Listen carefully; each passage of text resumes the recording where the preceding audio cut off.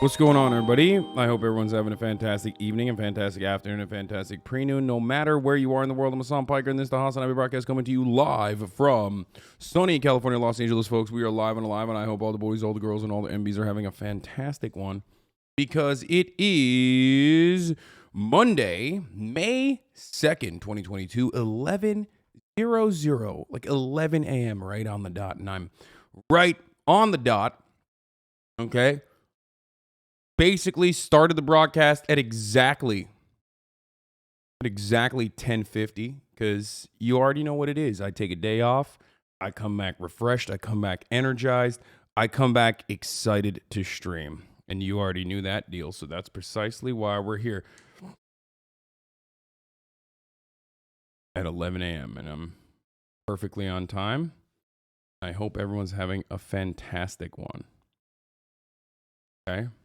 Everyone's having a great beginning to the week. I hope everyone's having fun. If they're not, I'm going to try to make sure that you do have fun. Okay. Are you caught up on Tokyo Vice? Yes, I finished Tokyo Vice. I finished Severance. I've been just the fucking, I am basically the Sammy Sosa of watching television shows. Is that a good reference? Is that a good sports reference? I don't know anything about Sammy Sosa, and I don't know anything about baseball, but I'm the LeBron James. I am the LeBron James of watching some freaking TV shows, okay? That's who I am. I started watching Barry. You do steroids and watch anime? Yeah. Severance was a lot of fun. The Phil Hellmuth of TV. Mike Trout, if you want to talk about great players. Actually, one of my really close friends in college was like literally, and it still is, best friends with Mike Trout, I think, if I'm not mistaken. Didn't Mike Trout grow up in like South Jersey?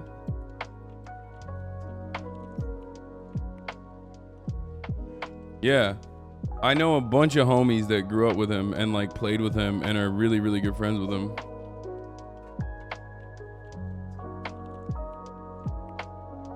Can it poke fun of socialists in this year's 1st of May of workers' celebration in Oslo? Can it make fun of workers in May Day? Yesterday was May Day, which is why I didn't stream. Just kidding. It's because it was a Sunday that I didn't stream. But also, yes, it was May 1st, the actual Labor Day, not the fake one that we created here in the United States of America. But the real Labor Day, there were, of course, protests all around the country. Or there were more so festivals around the country and protests in France, as is the case always with the French. They love to fucking protest. So shouts out to every worker all around the world. Hopefully you guys had a good May Day, And yes, there is a John Oliver video on environmental racism. So that's like something that we're going to watch. Thank you, Megaphonics. I know you're like very excited for me to watch this.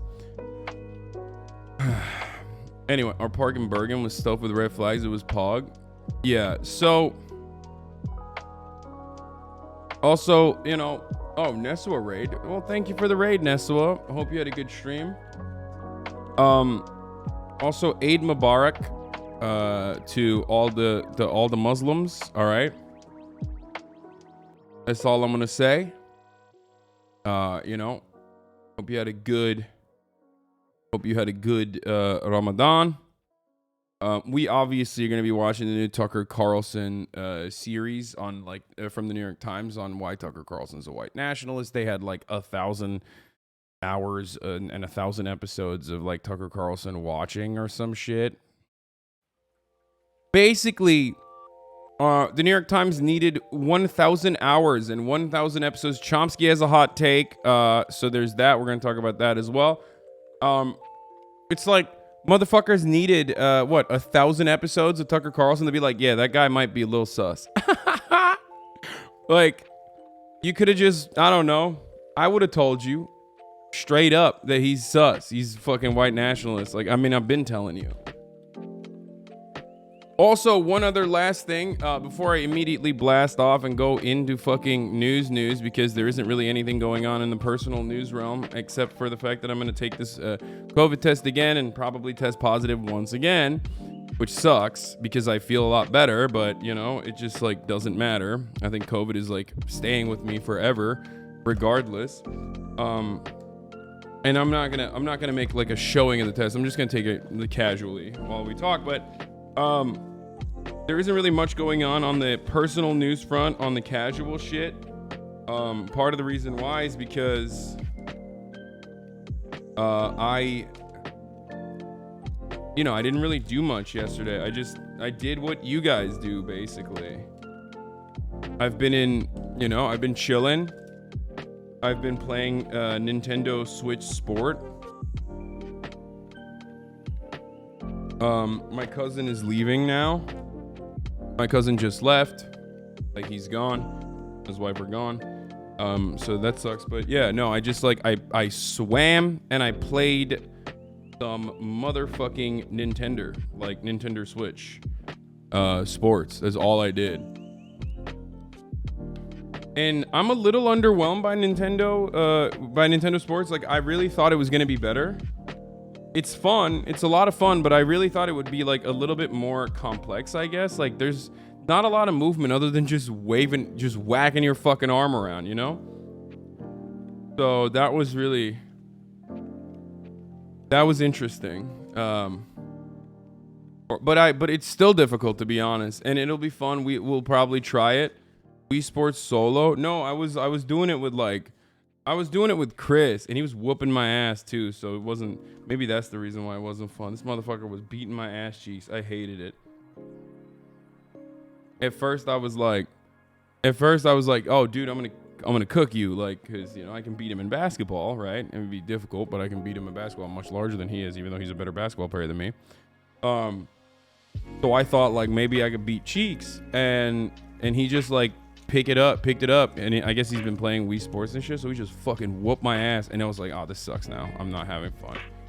I'm literally not having fun. Check Sykkuno Twitter. It's been a good run. Oh my god, what is going on? What is this? Sykkuno's wearing my favorite hoodie that I wear literally non-stop now. What the fuck's this about, huh? What's going on here? What's happening here, huh? What's happening? Let's take a look at what this is about, I think, maybe.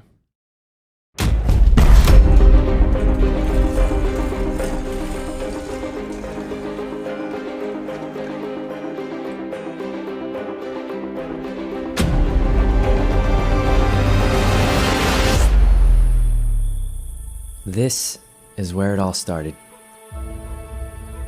In a tiny shed in my parents' backyard. I never planned on becoming a streamer. I just wanted to play some games. Bro, this shit is straight anime, dog. I'm sorry. And I don't want to say I love Sykkuno, but this is straight up this is straight anime. That's crazy. I did. My man literally lives like an anime protagonist. I started off playing League. Then Minecraft.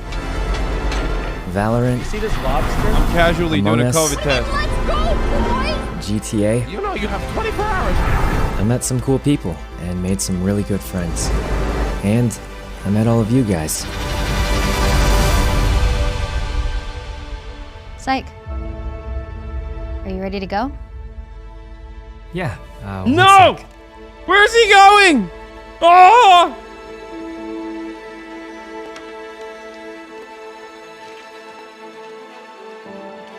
Oh God!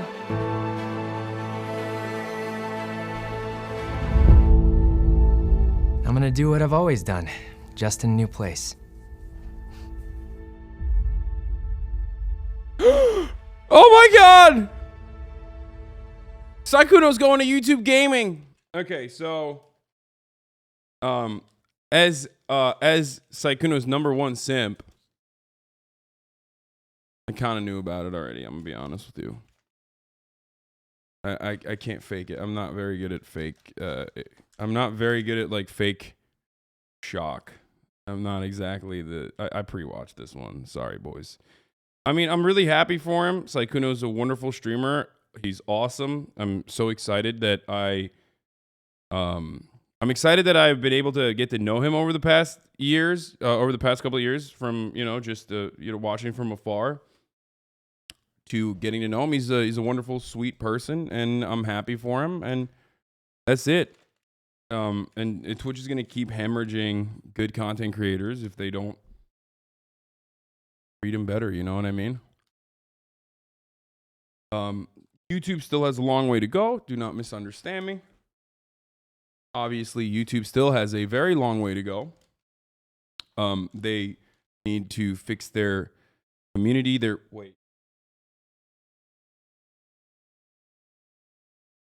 Chat.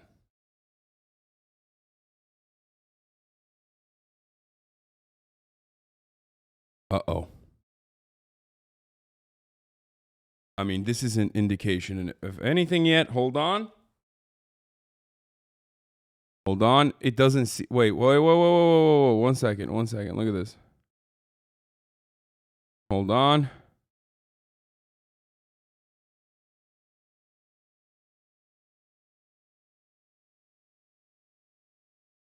Where is it? Why can't it? Why is it not showing? Show it, motherfucker. What the fuck? That's weird. Deactivate. And maybe it'll show now. Nope, still not showing. Okay, that was weird.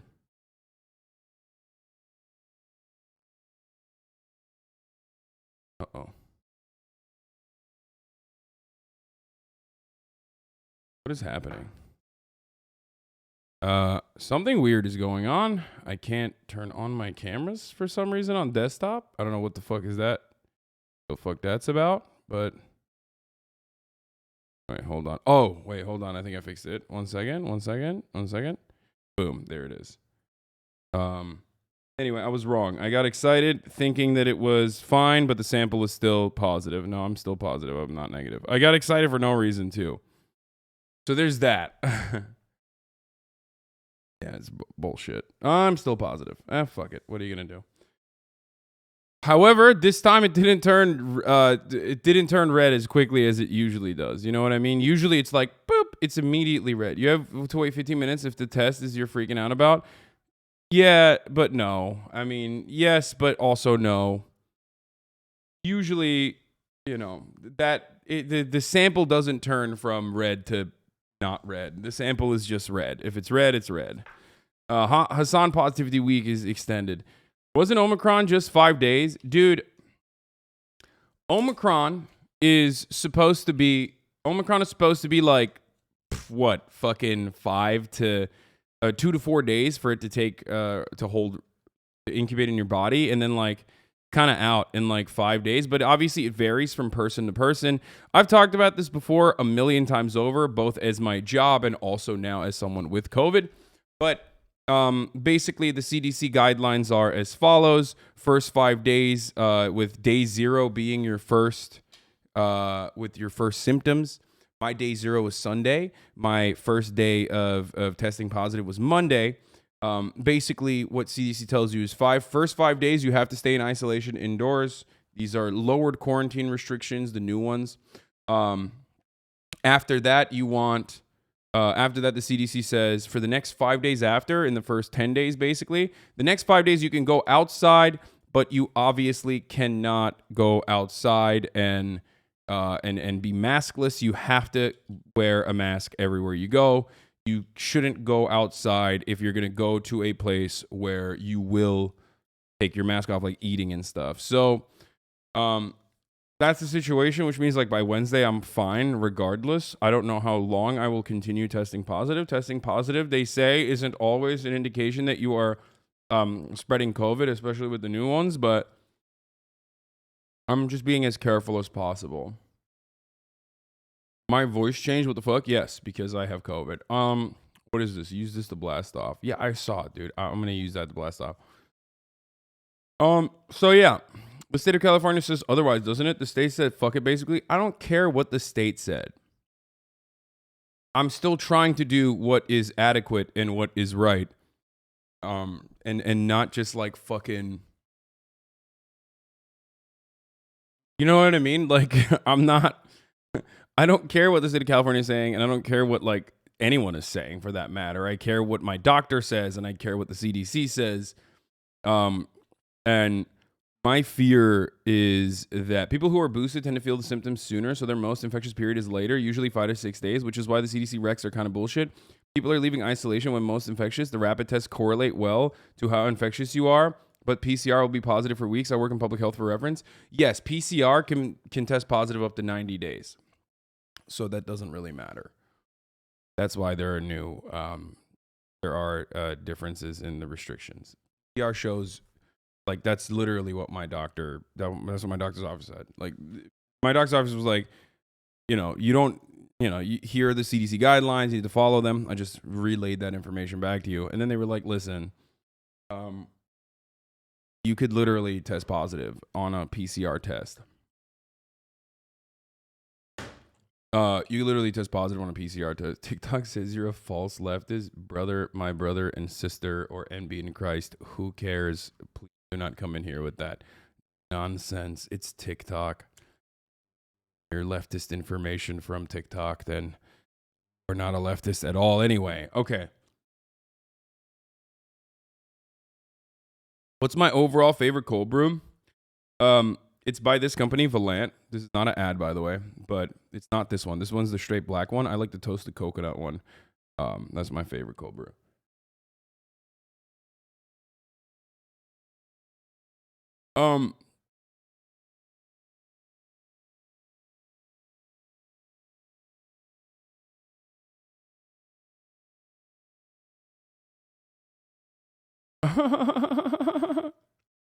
Fizz, why did you ban him? I think we should keep him. No, I'm gonna unban him. God, I hate the stream. What the fuck kind of projection is this? Just stay at home for a couple days, Jesus. Stop donating to tell a regular adult how to quarantine. Who the fuck is donating to tell a regular adult how to quarantine, you fucking weirdo? They're literally just writing in the chat for free, just like you are. He's a false leftist. He's an annoying sped. Skur, ban me, fuck's sake. Well, I unbanned him. I think we're trying some. Keep me. I love you. Okay, we're gonna try something new today. Okay, or not just necessarily something new today, but we're gonna try something healthy for everybody, which is we're gonna do all we can to just not be a psycho. I think that could be cool. I think, like, if we were to just, not be a psychopath. Anyway.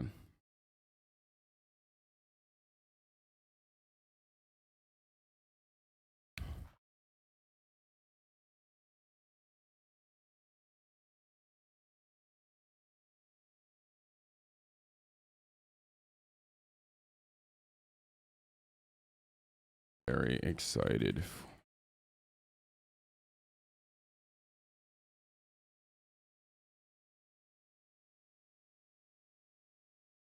I'm just writing some nice stuff on their Sykkuno's tweet.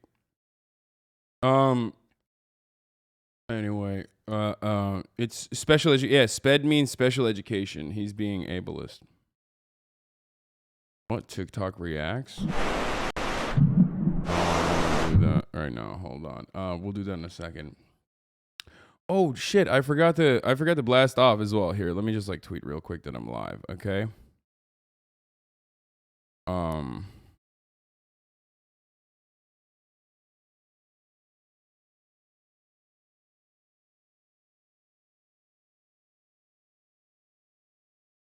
right, let's do it.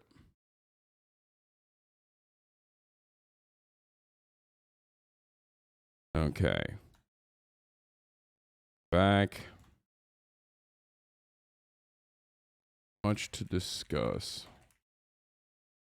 In XQC. Talk. Gamble.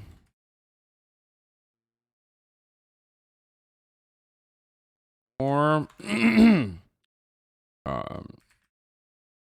Tucker Carlson is outed as a white nationalist by New York Times. Shocking, in parentheses.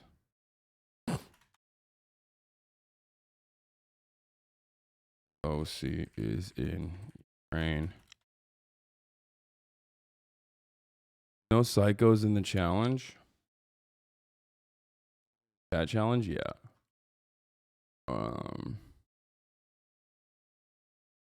Decision to invade Moldova has already been approved. Okay. Dude, we can't make Moldova and Mama Liga jokes anymore. You know what I mean? Top watch streamers in April 22. You took time off and you fell off. Dude, what leads you to fucking show, like, why would you come in here and post this? Like, I literally don't understand. Some of my fucking fans are just like the biggest psychos, dude. Like, what? You're like a fucking 30-month subscriber, and you'll come in here and you're just like, hey man, you didn't stream enough this month, and now you're not one of the top watch. Like, okay, what do you want? You want me to kill myself? Like, what the fuck's wrong with you, dude? Jesus Christ, brother. Are you okay? Yeah, I can't fucking stream as much. Fuck.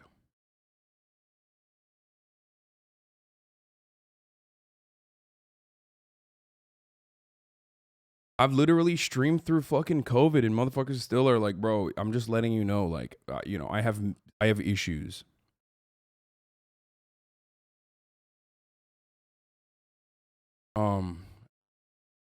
Like I would have never seen that. I would have never seen that list because I'm not tagged in it. You know what I mean? And Chatter was like, no, you got to see it. Like I want you to see this. I want you to see that, like, you're fucking up. Thanks, dude. Well, now I know. You know what I mean?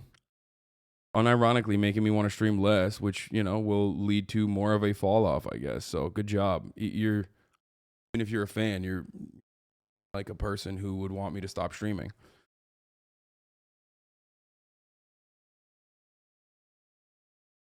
Okay. They want to be special. It's like the man wants to take days off. No, I think what it is we develop unhealthy parasocial relationships. Everyone wants to be on a winning team.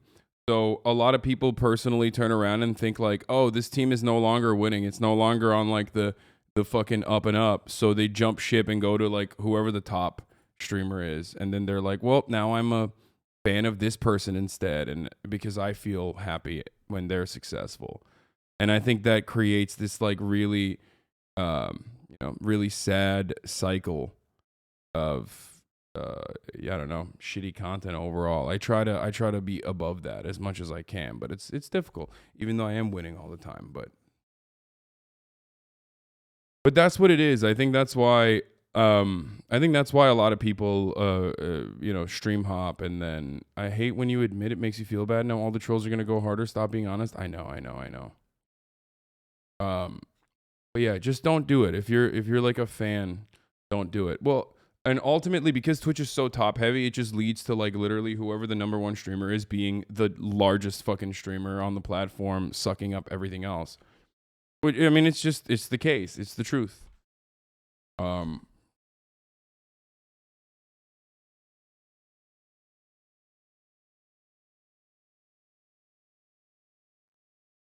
You got a lot going on. You should be proud of your accomplishments. Yeah.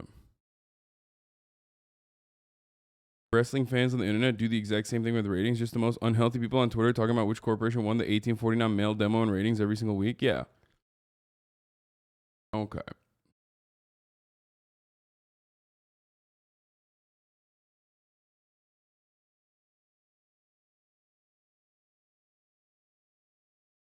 See, this guy literally confirmed what I was saying. I only tune into XQC when I see it as 100K plus viewers. You literally just confirmed exactly what I was saying. Yeah, and it's the same goes for me too. When I'm over like 100K, people tune in, and then I like maybe if I were to normally have 120K, I have 150K, right? That's just how it works on here.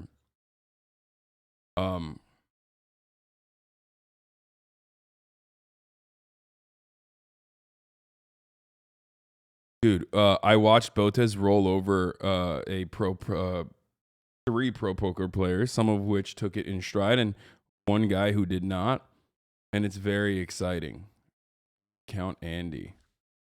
Exactly. I mean, everyone is, though. It's fucking whack, but... All right. It was crazy. Wait, people actually do shit like that? I thought y'all just watch people, you like them, not because of view count? No, because this platform is like for entertainment, but it's also for developing unhealthy parasocial relationships with the content creator and like being a part of like a winning team and a winning community. That's how it works. It's like FOMO too. Yeah, people don't want to like miss out on good content. And if someone has like 50K viewers, that means like they're doing good content. We got to go in there. The circle on my forehead is a pimple patch. I have like a really weird internal pimple, I think, or whatever the fuck it is. I don't know what it is, but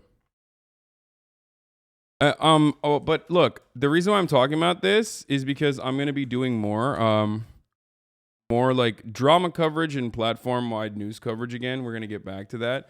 I'm trying to figure out a way of like not doing LSF, but still having like some kind of understanding of what the fuck's going on the platform, because that's what LSF is for the most part, other than just like brigading and sending negative clips. Stop saying no. I know what I'm doing. Please just calm down. I want to do it in a way that doesn't like harm my mental space or ruin the stream, obviously. And the no spammers are currently, ruining the stream harder than anyone ever else could. Stop thinking that you know what's best for me. The reason why I'm saying that is because like a lot happens on this platform. And when I took time off yesterday, and I was watching like in XQC do their podcast together, and then I was watching Ludwig in the poker tournament. Like I never fucking pay attention to any of that shit anymore, and I used to know what was going on, and it feels like I am on an island separate from the rest of Twitch.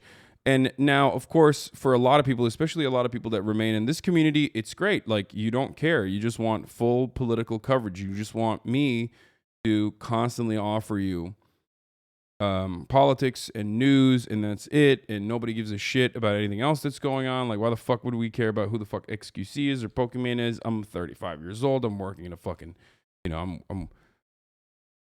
working, and I just want you to give me the news, man. That's true, and I will still, of course, continue doing that, but I think that, like, covering Twitch drama or internet drama or things that are going on Twitch specifically was also keeping me present on the platform. And now it's just like, I feel like the community has turned into just like exclusively want news.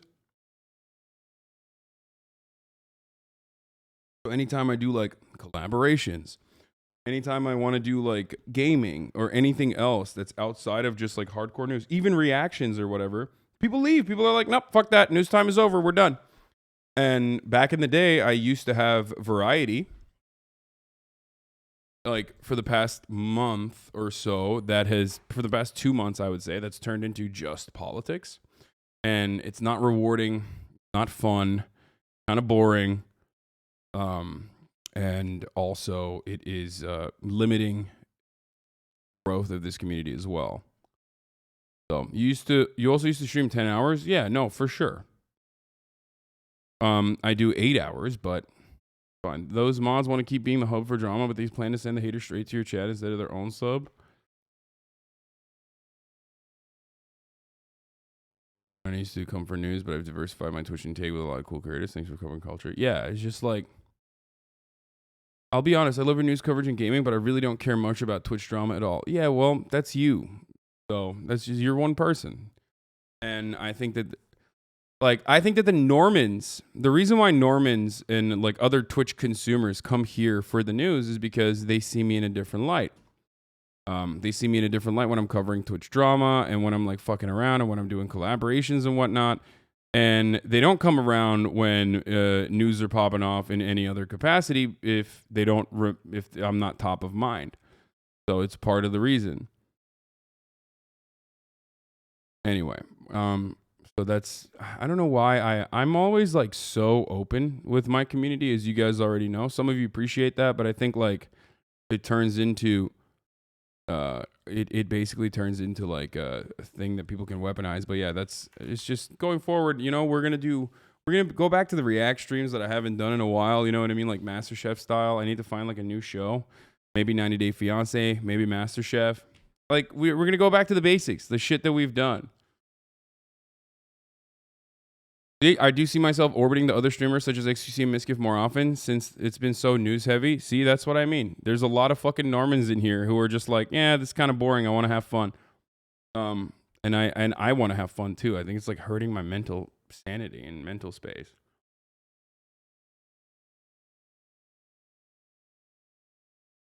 So you were going to be boring again? Thanks for warning us. What? Banky Edwards. Did the same thing like 2 weeks ago. No, I've been trying to like maneuver away, but it's just been so much. It's been so much fucking news and nonstop, and like people always react negatively when you're like, oh. I mean, I'm still gonna cover the news, but you know, I'm gonna move a little bit away from it, you know.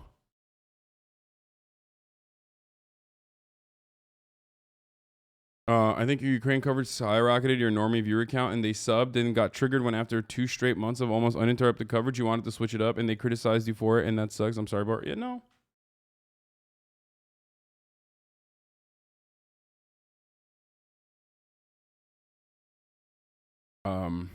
Yeah, no. Part of this community and part of what we do here is always have fun while also simultaneously covering the news and doing serious shit. So we're gonna do both. We're gonna do that. But I need to be a little bit more of a fucking little drama farmer, you know, and controversy, not controversy farmer, but like I need to be more content minded, you know, content domed than I used to be. Or I've like completely stopped that completely, where I just like don't give a fuck at all. And anyway, I just forgot to blast off, by the way. I just did. No more live coverage of Johnny trial. No, like that's actually a great example. The Johnny Depp shit, plus whenever you chill on the news for a bit, you basically pull your pop-off energy for some real wild news story. It's all part of the cycle and good content boss. Yeah, exactly. Here's some content that Deprogram Live talked about HasanAbi and how much they love him and would like to be on the broadcast. What? No, I'm not going to look at that right now. Hold on. What is this? This is another one of that. Dodging Hasan Piker. You don't even have to debate him. Just talk to him on Zoom, you fucking baby. Wait, which guy's Hasan Piker? Hasan is that the one who does like the bad takes, or is that another guy? I don't know. Hasan's the most popular political Twitch streamer. Oh no, this is a different guy. This is the handsome guy. Yeah. Okay. Yeah. He is handsome. Sure. He's handsome. No, he is. He's a handsome guy. That's how I remember him, because a lot of these guys aren't handsome. He's very handsome. I know. Some of the other ones are not handsome. I agree. Hasan's very handsome, but Tim Pool's has talked to other personalities from Twitch like Vosh and stuff, and then Hasan was like, "I'll talk to you," and Tim was like, "Only if you fly to me," which is an insane thing. Oh well, that's his rules for everyone, because Ryan Long has had to do that too. Yeah, which is stupid. It's like, dude, just fucking talk to him, you coward. All right. Well, I will say Bill Maher also made me fly to him, so maybe. Well, that does sound like something Bill Maher would do. I mean, yeah, Bill Maher is a TV set, though. For instance, this isn't content is really just not interesting. Hey, I'm gonna be honest with you. I know that like you're the number one thing that you get out of this platform is being able to fucking have a conversation with me directly, and even being able to impact the commentary, and that really is exciting, and you know, it makes you feel really cool when you get the streamer to notice you. But if you do dumb shit like this, I'm just gonna fucking ban you for a week. You know what I mean? I don't like that's kind of. This doesn't mean like it's you, chatter, like you individually. You're the one who gets to fucking dictate what's going on. You know what I mean? Shut the fuck up. Instead of taking a back seat, you could just take no seat, you know, for a week, and then maybe when you come back, you'll be doing all right.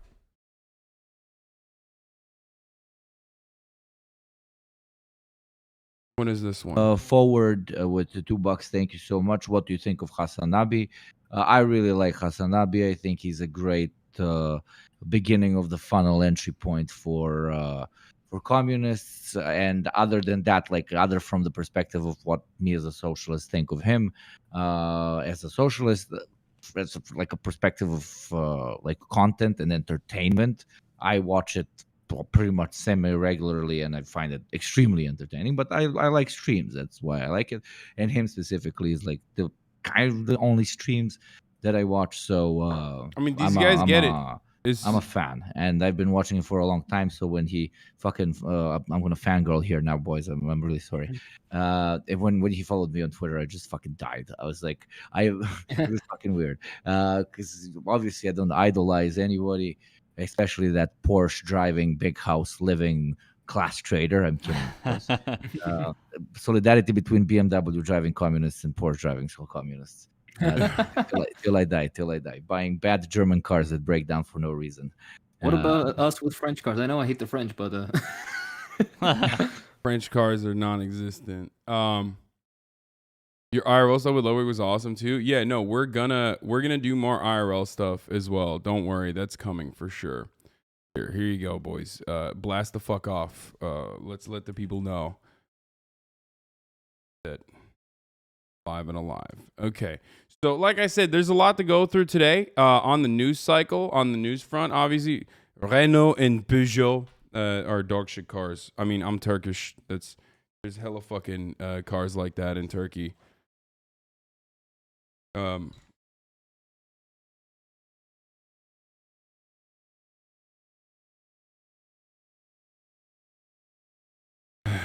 you talk about the XQC podcast? Not yet. I'm gonna do it in a second. Have you thought about bringing Azealia Banks on the stream? That would be fun. Oh, dude, I'm terrified.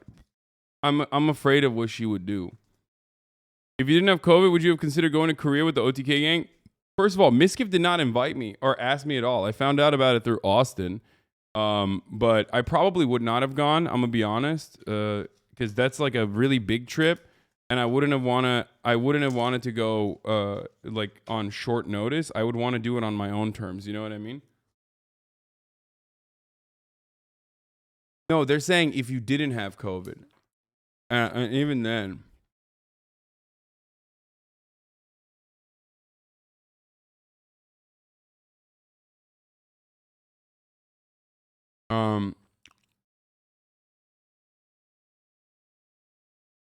You check this out. What is this? Okay, yes, Bruce Almighty. If you could be God for 1 week, what would you do? Hasan Almighty.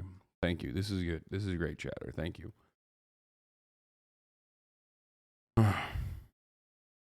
You don't want to be one of the cool kids? What do you mean?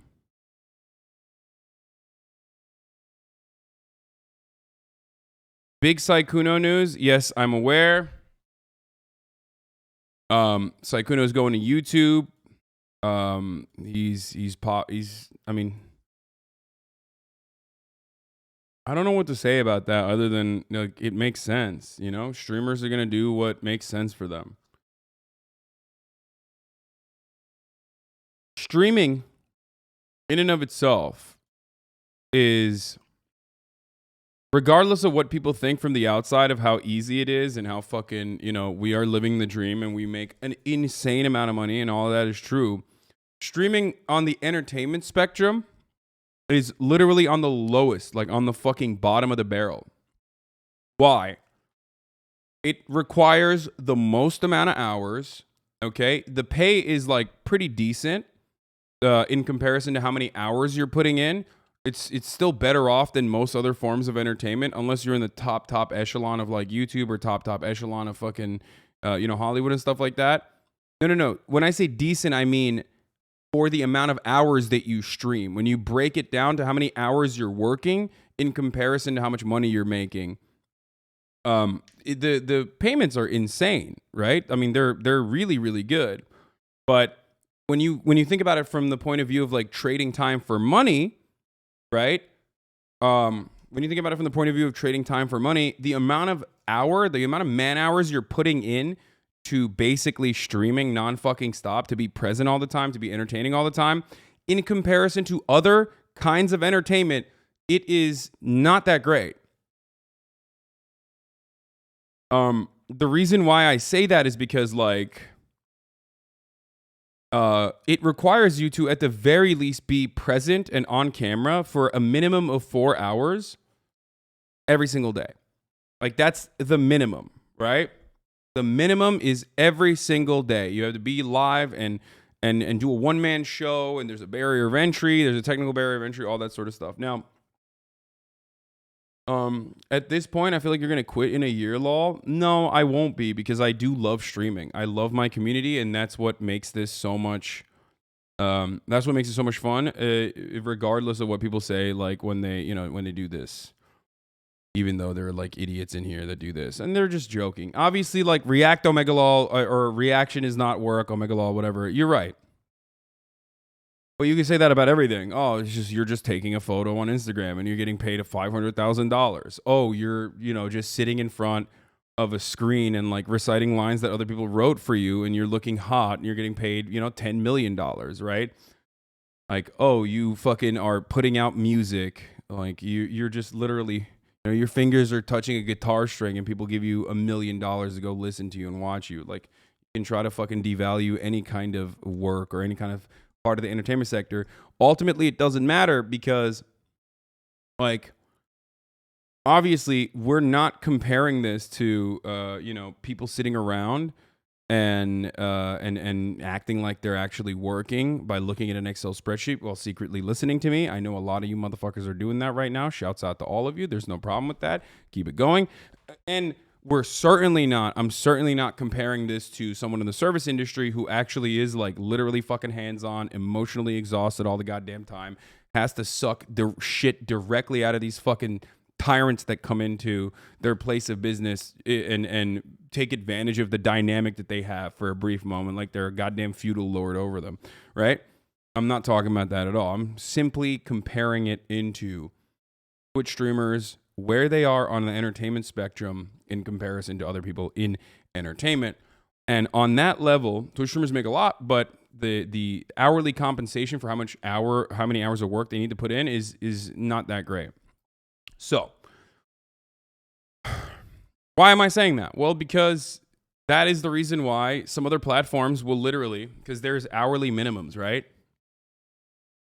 These platforms are giving you hourly minimums. They're saying like you need to stream this many hours a month, and we'll guarantee this level of money for you. And it's usually a loss leader, especially for these big streamers that are moving on to other platforms.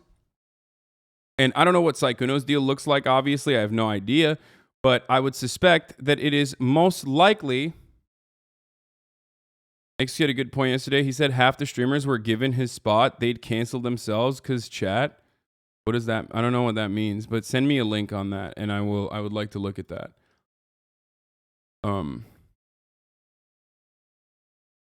Yeah, Soda was saying he had to do a 24-hour stream because he couldn't stream while banned to make his quota. Kind of fucked up. Yeah, exactly. There's also other weird things like that. I cut down trees all day listening to your stream instead of my chainsaw. You provide a valuable service, says Booty Cheek Brown. Thank you. Motherfuckers still use chainsaws? Dude, I've seen, oh my God. This was on TikTok the other day. I don't know why I see so much like lumber shit. Probably because that sexy lumberjack guy that we watched on stream. Now I see like a lot of lumber shit. And one of the fucking machines that they use to cut trees is insane, dude. It's like a massive claw, and it just grabs the fucking tree, cuts it from underneath, puts it sideways, and just jerks it off, basically. It is the coolest. Hold on, I gotta find that TikTok. Oh my God, my ADHD moment. I was in the middle of having a conversation about something completely unrelated to this, but I have to find that, dude. What is it called? Does anyone have this? Bro, people chainsaw themselves all the time. I bill for ambulances, trust me. Bro, it's a machine that jerks off trees, dude. It literally jerks them off. Wait, helicopters sawing the tree? I have seen this. If this is what they use for cleaning up electrical lines, isn't it? tube. Yeah, tube I have seen this. This is crazy. Basically, just as a conductor, depending on how he's. They use this to clean up the electrical lines because they don't have this. This is what you're looking for.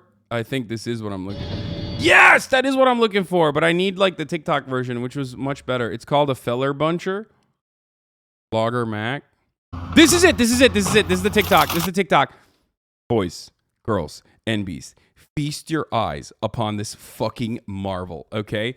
Chatter that uses a freaking chainsaw. I did not even know the technology had gotten to this point where you can do this to trees.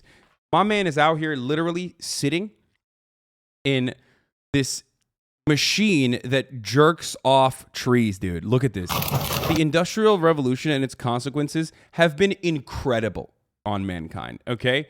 When I see stuff like this, I get hard. When I see things like this, I say to myself, you know what? Maybe the Industrial Revolution was poggers, okay? Sorry, Ted Kaczynski, you are wrong. Look at this.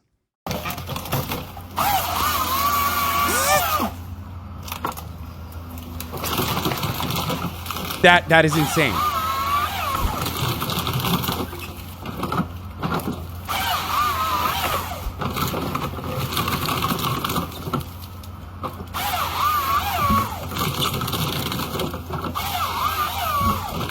How sick is that? How freaking sick is that, dude?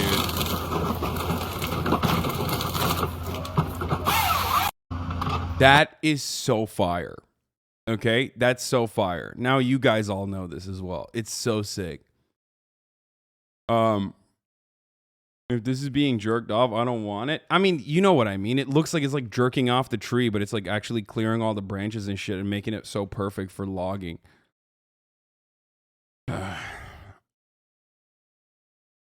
Cutting trees down so fire, man. Wait, what? Dude, since the beginning of time, we have had to cut trees down. If we're gonna do it, I might as well do it in the most efficient way possible. What the fuck? Also, isn't like logging almost like a fucking 1-to-1? For like every tree cut down, we're fucking planting enough trees on top of that. No, there are more trees on Earth right now than there ever were. Yeah, if there's one thing that people fucking get like mad at, it's not. Well, not the rainforest. No, not in Brazil. And it depends on where we're talking about, but I'm pretty sure we have like we're fucking constantly planting, like nonstop.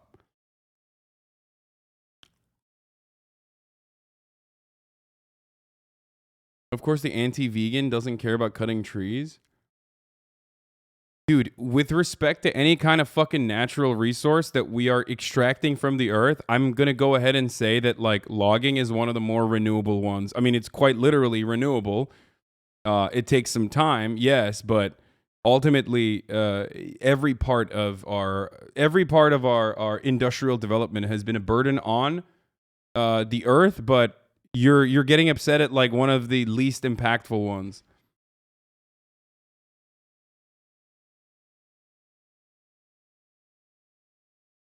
MHUD was wrong. Sorry. Half as many trees today as of the dawn of mankind. Earth, home to 3 trillion trees, half as many as when human civilization arose. God damn. Okay. Chatter owned you. Megaphonics is about to get banned. We have TikTok flower girls to carry us. Okay. We're not gonna have this conversation about trees right now. I just like this was a random aside, but as far as what I was saying, the reason why like some people go to other platforms is because like they literally give you lower hours. Like your burden is less and they give you more money. Like they give you more guaranteed money, even if it's a loss leader for them, because like for marketing and because they think you can move a percentage of your audience over there for live streaming.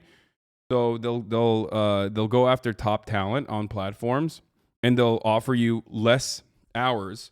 They have to work less, but for more money. So why the fuck wouldn't you take that deal? That makes a lot of sense.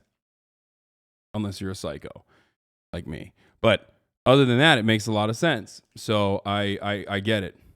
So I go so far as to even understand why people go to Facebook, because the money they give at Facebook is insane. Like actually insane. So it hurts your brand in the end. No, I don't think YouTube would hurt in that same in the same way that like going to Facebook would. But even then, I think this guy's toast is a great example of a Facebook move being perfect. Get the bag, still cut like a fuckload of YouTube content, and basically use your stream as just a way to not create a sense of community, but use your stream as a way to generate YouTube content, and you're fine. You know what I mean? We will watch the video after you're done talking because I want to watch with you, or at least alone. This video, I've already watched it.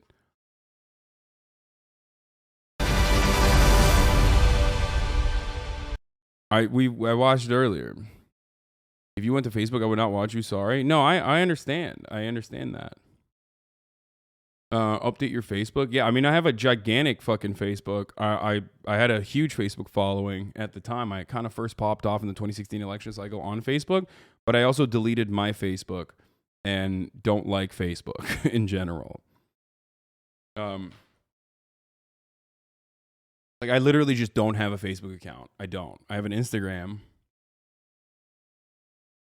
But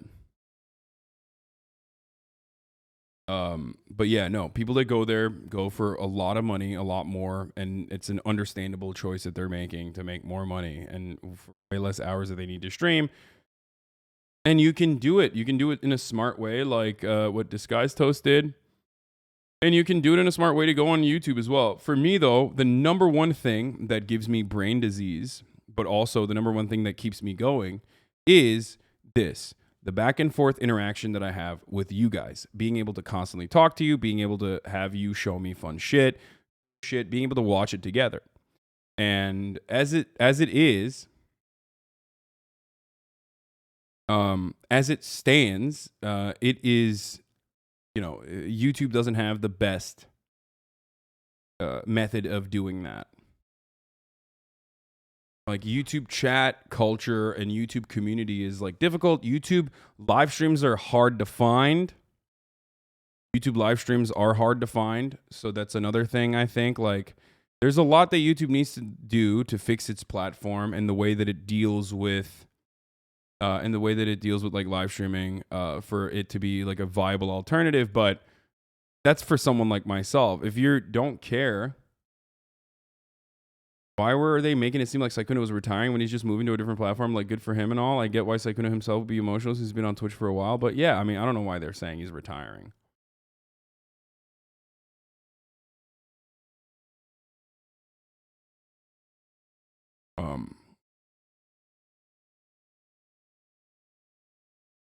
But if YouTube fixed chat and made it similar to... If YouTube was able to fix chat, made it similar to Twitch chat, and then also on top of that, fixed discoverability for streaming, and like, focused on live streaming initiatives to build a sense of community, and the user interface was a little bit better on YouTube, YouTube could be a severe competitor to Twitch. You know?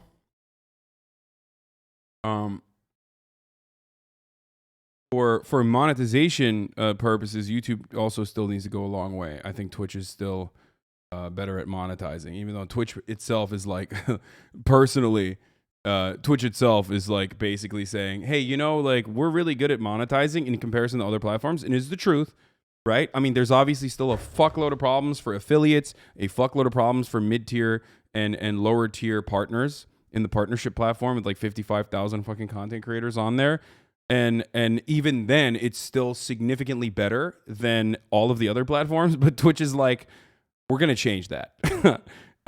It seems literally like Twitch is like, yeah, I know that like part of the reason why we have a lot of active content creators on this platform is because it monetizes better than all these other fucking avenues that you can use. But we're going to do our very best to change that, to make sure that it's not that way, so that you will, on your own volition, go to YouTube, even if they don't have a fucking... a good ecosystem yet.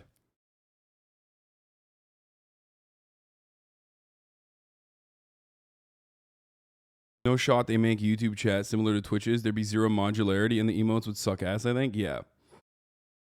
I mean, I've said all this before. Yes, YouTube seems to be too big to make these types of decisions quickly. Agreed. I've said this for a while. Seems there's too much red tape to get changes to YouTube live streaming to make it an actual competitor. Yes, I agree. Would you consider going to Mixer if it was still operational and it had a good offer? No.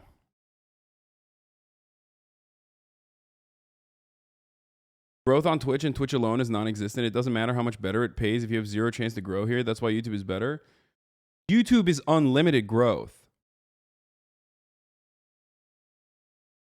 But Twitch monetization is better than YouTube monetization for live streaming, for exclusively live streaming. If YouTube were to just open up the fucking faucet, Ludwig streamed last night and Twitch would have been like 200K, no cap, more. That's exactly that's a great fucking take. Ludwig had a fat fucking stream yesterday. Like, he had Mr. Beast on his live stream. He had XQC on his live stream. He had top poker players from around the world, including Phil Hellmuth, I think the guy's name is. And he had so many fucking people. And I was watching it, and he had like 63K average. And it's crazy. It's crazy that stream only had 63K average. It was great. And that would have fucking gone crazy on Twitch. I think that stream would have been gigantic on Twitch. But I think that it's hard to do that. Like, Poki had 100K with XQC. Yeah, that's what I'm saying. Like, it's crazy that like Pokimane and XQC talking together had more of had a higher viewer count, a higher average than the Ludwig stream. And the Poki XQC stream was great too. It was like perfect for Twitch. And for the record, let me tell you something, okay? And we're gonna get into that right now. We're gonna talk about that for a second. Wait, what the fuck was I gonna say, dude? I think COVID's like fucking my brain up a little bit. If X ever moves to YouTube, then maybe we'll see 100K plus viewers. We'll see. I don't know, but what I was gonna say is like 100K viewers on Twitch means more actually on YouTube usually. Like, if you're like a 30K streamer, if you're a 30K streamer on this platform, depending on how much YouTube movement you have the opportunity to be a fucking 40K, 50K. Like, the way that that viewership monetizes on Twitch is different than YouTube.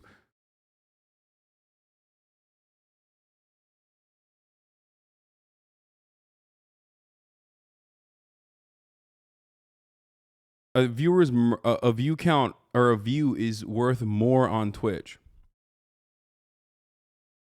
And that's why you actually have, and a lot of you don't know this, and that's really funny because it goes back to what I was originally saying, is that YouTube is not insular. Their live streaming space is not insulated. So therefore, it has an opportunity to get much, much larger, but there's no fucking sense of community like there is on Twitch. And therefore, you didn't even know. A lot of you are unaware that there's like people that average 150K, like Corpse was averaging like 150K every time he plays. I Show Speed, a streamer that many of you have never even heard of until the recent controversy, is averaging 70 to 80K every fucking stream while he's playing video games on YouTube, right? And you did not even know that. And the reason why you don't know it is because there is no fucking discoverability on YouTube. It's like weird. You can pop the fuck off because you're like blowing up on TikTok or you're blowing up on other platforms and then no one knows about it. It's weird. It's crazy. Like, does that make sense? Do you understand it? Look at the Spanish guys. Almost all the big ones come from YouTube, and every now and then they get in really big streams on Twitch. Yeah.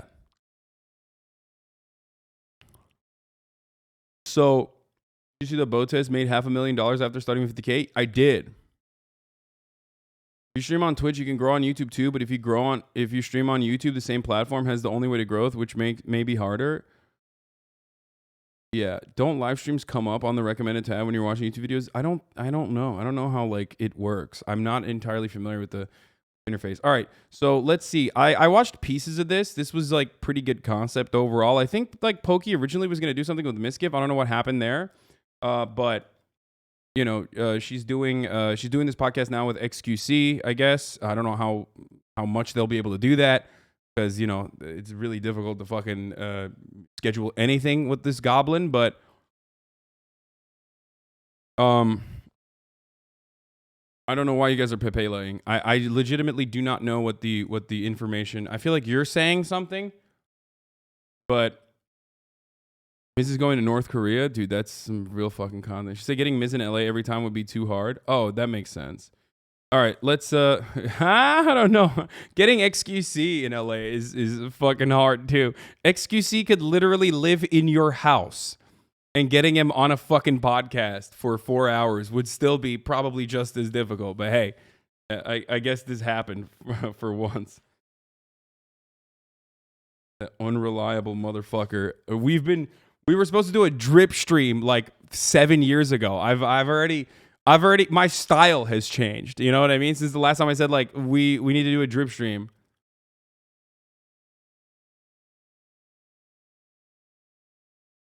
Keemstar, please tell that Pokimane bitch what? If she thinks her career is gonna last longer than mine's a fucking idiot. I will be here till the day you retire, bitch. What the fuck? Bro, you are literally 45 years old. Like, isn't Keemstar 45 years old? Like, goddamn, bro, what are you doing? You're calling like a 25-year-old Twitch streamer a bitch, dude. What is wrong with you? Have a daughter, homie. What the fuck? Okay, someone needs to tell Keemstar that when he's 45 and is like trying to fuck 18-year-olds, that doesn't mean he's like, that doesn't mean he can fucking speak that way. Aren't you 40? I mean, I'm gonna be, but you don't see me fucking talking this way, right? When I call someone a bitch, it's usually fucking Tucker Carlson or some shit, not like fucking Pokimane.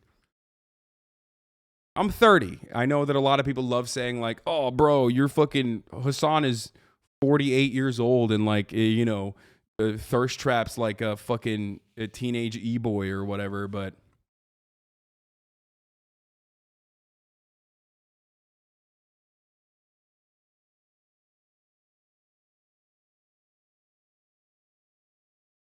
all right, let's see what this is. Like good example. I mean, I don't want to make too much drama on stream, but like call me Carson, right?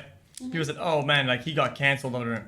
I mean, he didn't get canceled. He canceled himself. You literally just stopped posting. Yeah. Stop posting. You're not canceled. Well, I would say that's being canceled. Like when it's so bad that you like dip for a year or two.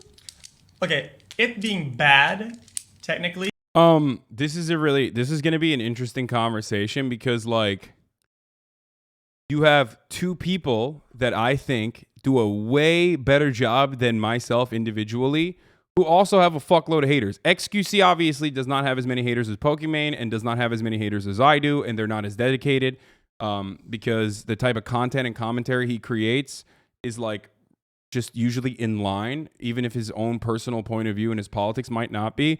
The type of content that he fucking creates and pumps out is like in line with those deranged fucking weirdos. Like he's accessible, right? He is definitely like very broadly accessible to a lot of people, even if they fucking hate Gamba streams and they hate him because he's doing a Gamba stream, right? But he also has a fuckload of like really vicious psychopathic stalkers, just like we all do. The reason why I'm saying that is because despite all of that, he does a really good job of dealing with it, okay? He does a really good job of dealing with it. I do the worst at dealing with it in comparison to Poki and XQC, but we all have our own like vicious brand of like sick freaks. Okay? Did someone broke into his old house? Dude, I know. Guys, he was literally living with me for like, a week.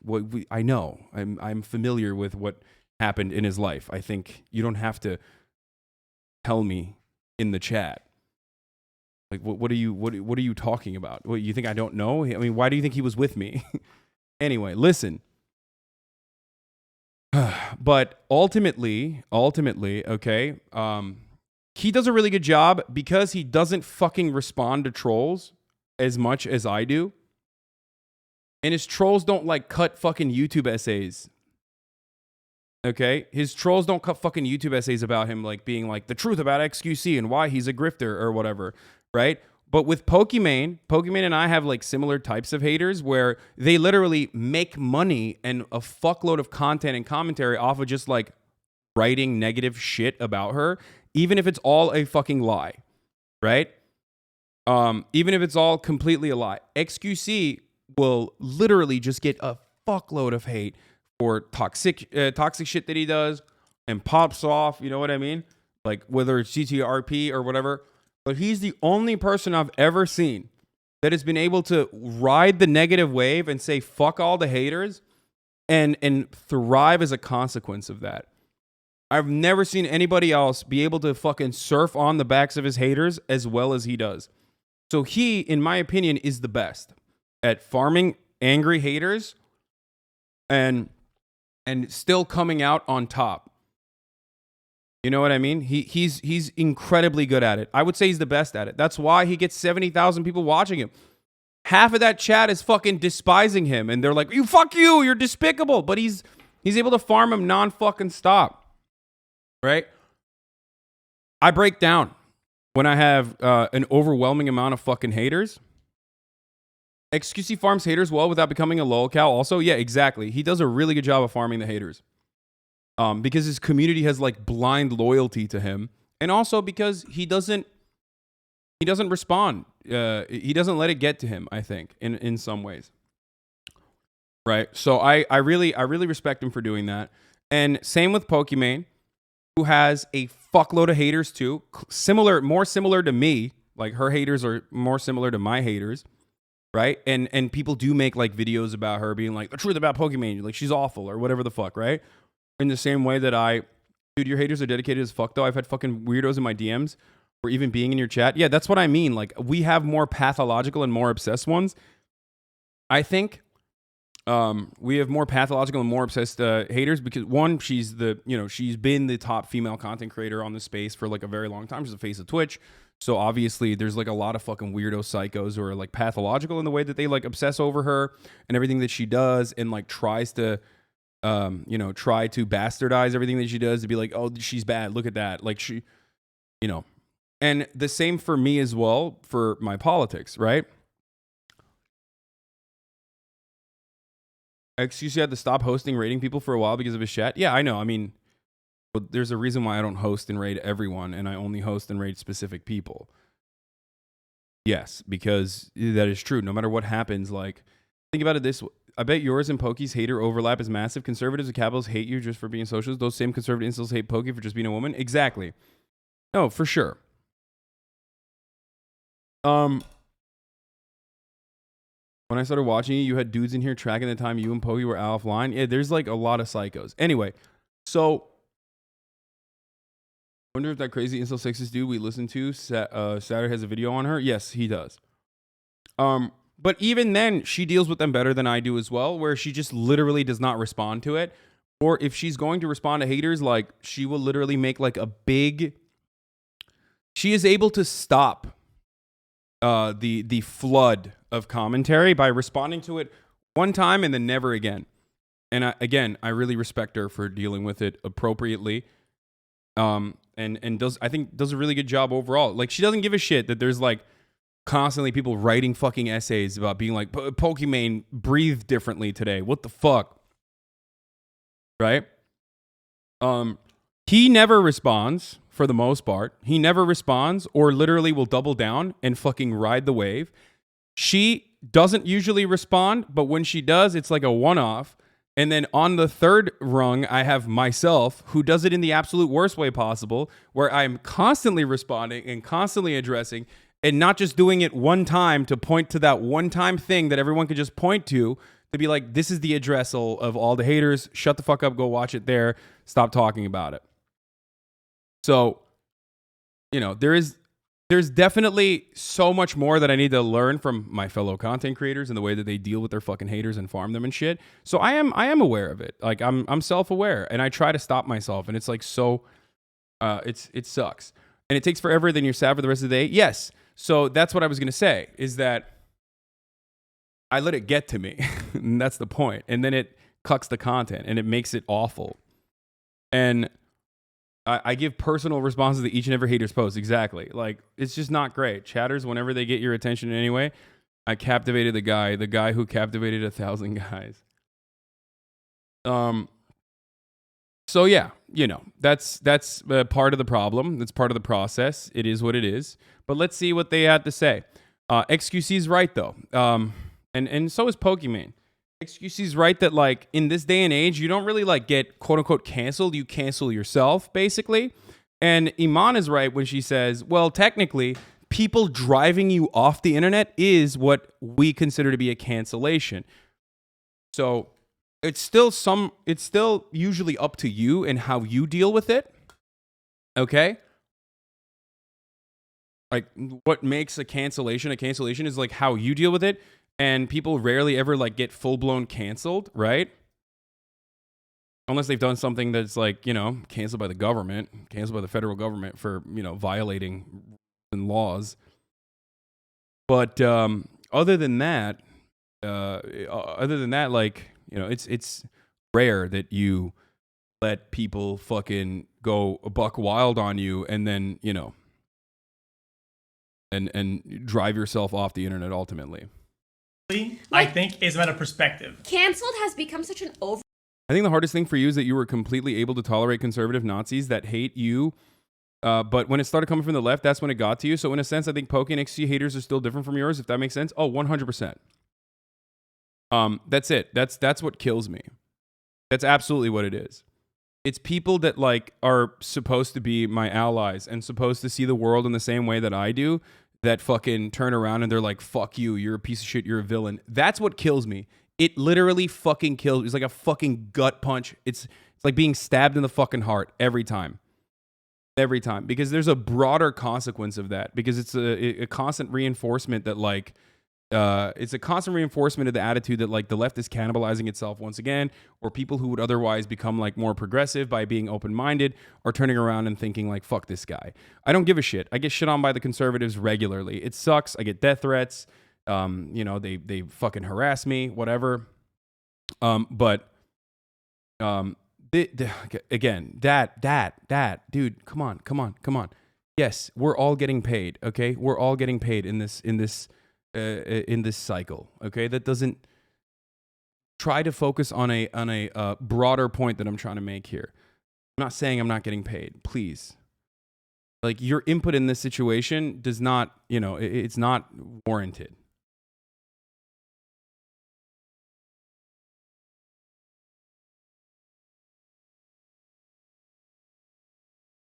I was watching another streamer the other day and one of their chatters said they hate you because no one should be rich when you're a socialist. Yeah, I mean, that too.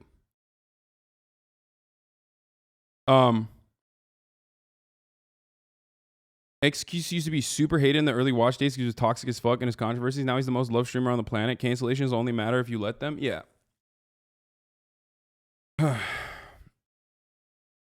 Feels like it's that the left falls in love thing. People find a thing that they feel so strongly about, even if they agree with you on most things, they go against them on one thing they're strangely passionate about. You're done. Yeah, it's annoying, but viewer reading chat. 90% of all viewer listeners only know of something when you specifically answer it. Only know of opposition or goofiness because you reference it, leading to more or less confident in your take. Evidence versus none. Yeah.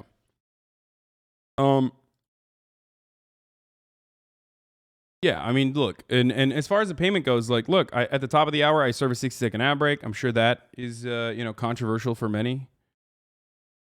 And if you no longer want to see those ads, well, then, you know, all you need to do is subscribe. You can do that for $5. You can do that for free with a Twitch Prime, you know. And that's the way to get an uninterrupted broadcasting experience. Or you can get gifted a sub if you're lucky. Here's the 1 minute ad break now, you know. Twitch Prime is free as long as you connect your Amazon Prime account to your Twitch account. Or Bill Vog, thank you for the 10 gifted. Or you get a gifted sub from Bill Vog. Here's the 1 minute ad break now. Okay.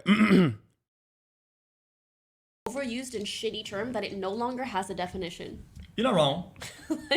What the fuck does it even mean? Yeah, you're right. I mean, I'm gonna be honest. With how much shit people get, I think if you put a good amount of creators in my position, when they start, if you make them go live now and they play a video game, right? They would probably say that, yeah, they'd stop streaming and they'd say, yeah, I got canceled because the chat is shitting on them. Like, if I play a game, okay, yeah, all I get in chat is so bad, so dog shit, garbage, and quit the game. I mean, he's right. That's it. He's right about that, by the way. I mean, totally. Like, the dynamic between streamers and their community usually is like, even if it's a loved one, it's still a negative one. You know what I mean? To the outsider, that's why Grimes, who is by no means a normal person, looked at the sea of chat and thought, you have a mental illness for doing this. And she's right. I don't think she's wrong about that. And, you know, that's fucking Grimes. Do you think about that? She's right. Because to the outside world, the dynamic between like me and my community looks like I'm just getting fucking relentlessly shit on, right? And even though like I understand the memes and I understand where they're coming from, and it's the same with XQC, like if you address the actual negative takes, then it just turns into like something so much worse. Especially when there are outside communities that take advantage of the sea of like supposedly negative commentary and turn it into like actual negative commentary. I get nothing but that in the chat, right? Because that's just what they say, you know? So in my perspective, it's like normalized, like it's just like a funny joke, but for somebody else, it'd be like, GG's. So I think it kind of depends. When you post shit or see stuff about yourself, do you ever see like random hate I have to pee. I'll be back. 1 or second. hate comments or like clusters of people disliking you or saying like, fuck, this is really that guy shit that time. used to say slurs and this and Oh that. no, that's funny. I think that's so funny. Really? Or like, do you ever see that? I kind of can't tell because I feel like you have such a big, dedicated community. I don't often see XQC haters, Well, but maybe I'm just like blind to them. I don't know. Okay, well, I think When I make a mistake and I correct it and move on, I know what I stand for, and I'm not afraid of going live and just talking for hours, right? Because I know that I'm not like, I don't have terrible ideas and none of them's gonna slip through the cracks. Oh my god, I'm gonna say this on stream, right? So I don't have to cover my tracks. I don't have to. Whenever people come up and it's like, oh, dude, I'm gonna pull up what he said last time and I'm gonna got him. I think it's so funny.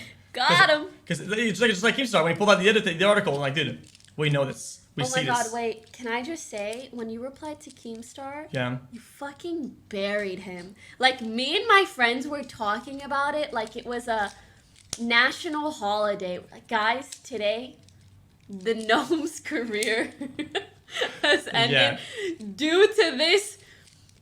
And then, the magnitude of the ratio, I cannot even mathematically calculate. It was just out of this freaking world. Yeah, you get kind of smoked, and then you know what's crazy though? And then they kept bringing more and more. I don't know if you just remember. No. He kept doing more tweets about me or whatever. Really? But then I didn't reply to any of them because the reality is that the main point is dispelled, right? So whatever he comes with next, I don't. It's the same mentality. Dude, he's right. He's 100% right, dude. That's it.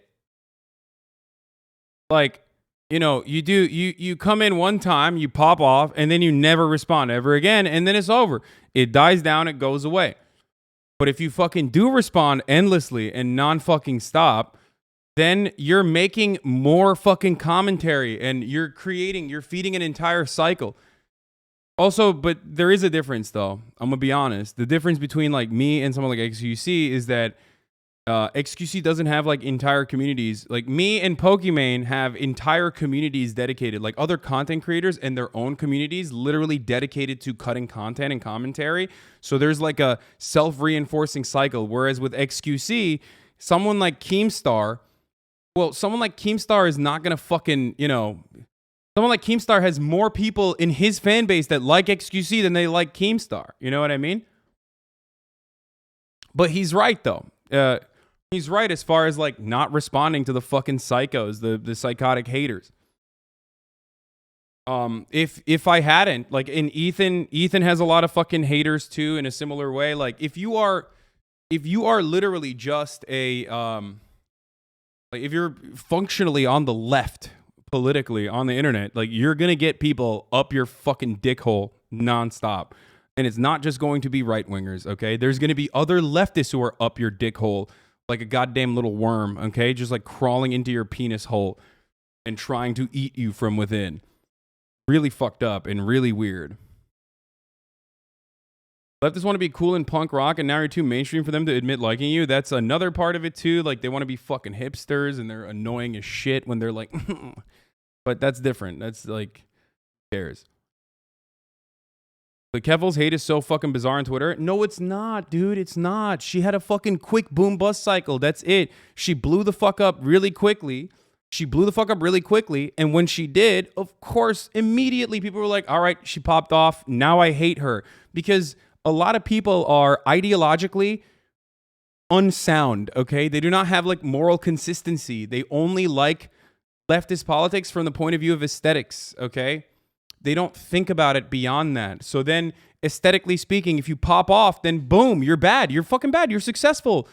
That is how deeply ingrained anti-socialist rhetoric is in this fucking country and on the planet, okay? Socialism lost. It took a fat fucking L. And ever since then, because of Red Scare propaganda and because of capitalist dogma so deeply fucking ingrained in every facet of our society, we literally have people who think they're fucking leftists unironically respond in the most reactionary ways possible to leftist leaders or leftists that actually fucking pop off. Okay? It's purely spite driven, and it's basically just using any kind of like criticism that has existed since day one, that they're just unwillingly and inadvertently bringing up. Okay? There was a point when I was kind of paying attention to socialist MMA and they went mask off on you and exposed their grift. Yeah.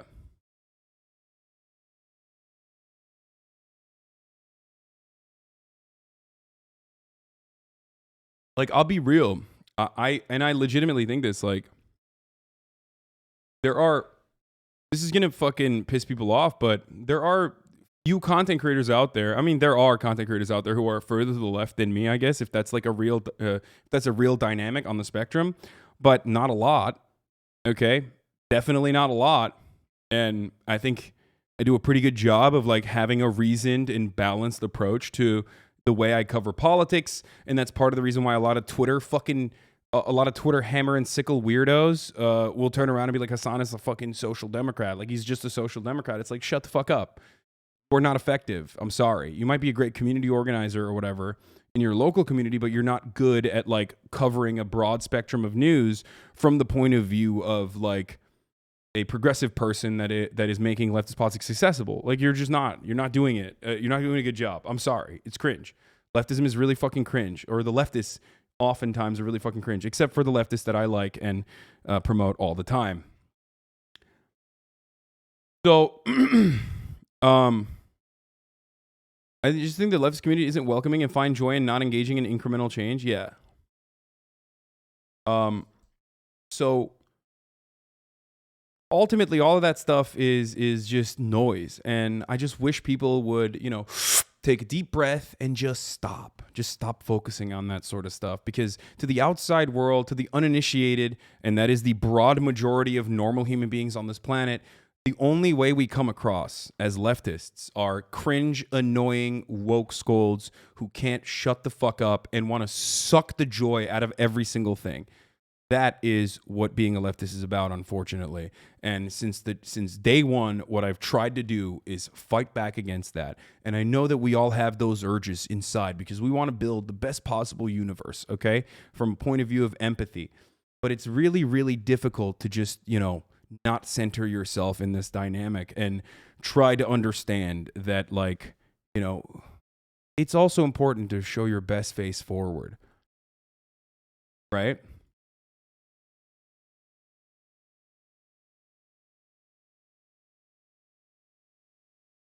There's also this too. Spite driven, I thought socialism took an L, like you just said. Socialism did take an L. Good take. You're only good at propaganda. You will never organize anything meaningful. True. You got clapped by CW, though. Like, this person is mentally unwell, right? 7-month subscriber, clearly has a lot of mental issues, okay? And it manifests itself. I hope you get better. I'm going to give you a day off, okay? Maybe take some time off, okay? Or if you're going to be here, just get better. It's not good for you. Like, the way you understand the world currently is just making you very angry, and you're lashing out on whatever you can. I mean, we all have mental issues, obviously. We're all managing it, though, right? But you're not managing it appropriately if you're doing that. So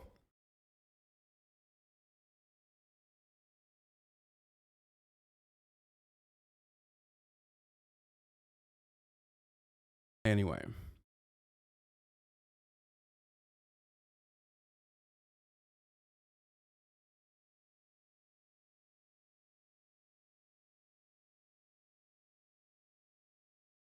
Imagine getting clapped by a garbage network like CW. No, that person is talking. That person probably watches a lot of like social democratic YouTube essayists and thinks that like Christian Walker made 0 good points, but thinks that like he owned me in debate or something. Anyway, it really doesn't matter. Anyone who got that takeaway is close to being unsalvageable, and is unfortunately too.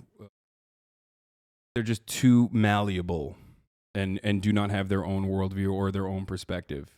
Malleable to like what other people say about content creators. And the only way, why are you faking a deep voice, lol? Neurodetergent. I have COVID. I don't know if you know this. That's why my voice is the way it is. I'm still testing positive for COVID. I don't know if you know that. I have COVID. All right, let's continue. People know about this. You're not going to get me. And he just looks like this like, you know when you watch a cartoon, right? Don't you low-key like respond to negative content, though? Or are you just trying to clarify narrative? No, I always have tried to use negative commentary as a launch-off point to show you where I stand. It's a back and forth, right? To give you my perspective on matters. But unfortunately, people take advantage of that, and that's the only way that they can get my attention, so they go crazy, and they just like literally will make fake negative content, and then that launches off into like actual communities of vaccines didn't work for, huh? No, vaccines worked really well, actually. Like, for example, here, I'll give you a great example of this. That person said vaccines didn't work well, huh? I was thinking about this a lot. Vaccines work incredibly well. I often think about what I would be like if I didn't have the vaccines. I'm a healthy person. I'm 30 years old. I work out all the time. I eat clean. And even then, COVID has been like a bit of a slow burn and has made me really fatigued. I feel like if I did not have the vaccines and the booster, holy fuck, it would have destroyed me. It would have pepperonied my ass. And honestly, for that, I'm incredibly and eternally thankful for medical science. It was awesome. Let's continue. Talking for hours, right? Because I know that I don't have terrible ideas and none of them's going to slip through the cracks. Oh my God, I'm going to say this on stream, right? So I don't have to cover my tracks. I don't have to. Whenever people come up and it's like, oh, I'm gonna pull up what he said last time. He doesn't get it. Got him. I think it's so funny. Got him. Because it's just like Keemstar when he pulled out the article. I'm like, dude, we know this. We see this. Oh my God! Wait, can I just say when you reply? He doesn't get it. He's wrong on. Okay. It doesn't matter because he is very lucky to be on the, I guess, right side originally, or still functionally and fundamentally have a community of like people that are right wing that watch him and like him. When you're on that side of the political spectrum, even if you personally, your political beliefs are not there, but people perceive you to be like kind of an edgy person on that side, it literally doesn't matter, because if someone tries to cancel you, no one gives a fuck on your end. Right wingers don't give a fuck about like someone being canceled. As a matter of fact, they'll reinforce their posture, and they'll literally reinforce you. They'll be like, fuck that guy. But also at the same time, even if they're using like your prior things that you've said to try to cancel you, you can clearly be like, look, I'm not this person anymore. I fucked up. We all have, but we're capable of changing, right? And then everyone on the liberal side, for the most part, that isn't like fucking completely brain dead, will see that and appreciate that, right? But because he doesn't have like annoying fucking smarmy leftists in his broadcast, in his audience, they don't turn around and fucking try to cancel him for prior things that he has said. He himself, XQC, is not right-wing at all, but he has a big right-wing audience. So they see him as a fellow traveler, like a like-minded, edgy gamer bro, even if he's not.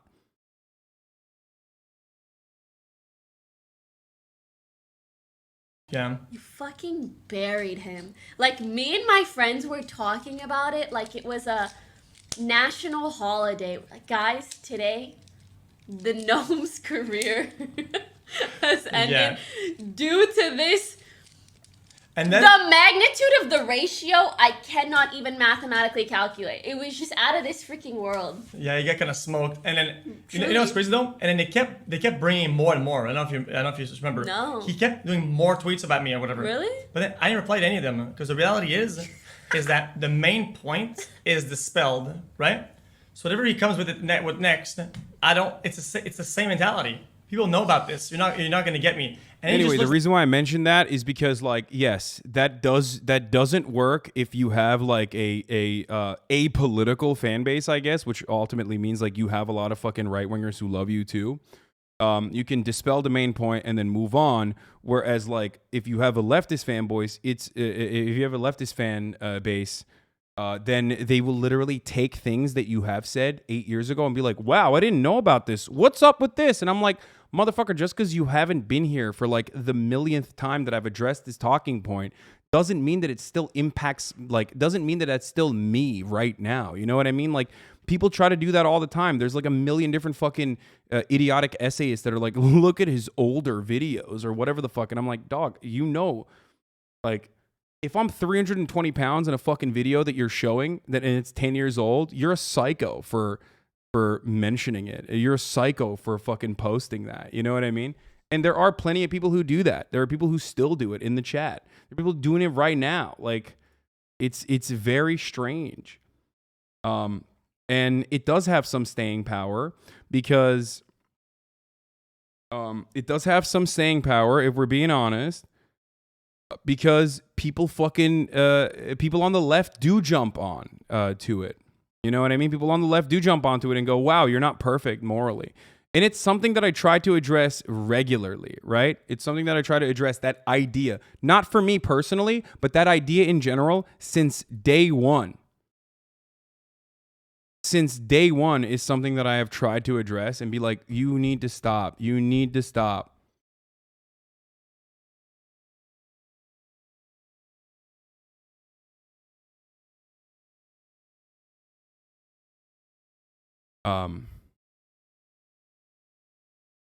When some random 100-follower lifestylist Andy makes some dumbass take from the left and then gets retweeted 5,000 times by neoliberals, you're not being attacked from the left?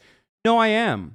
Because for a lot of people, there is no tangible left.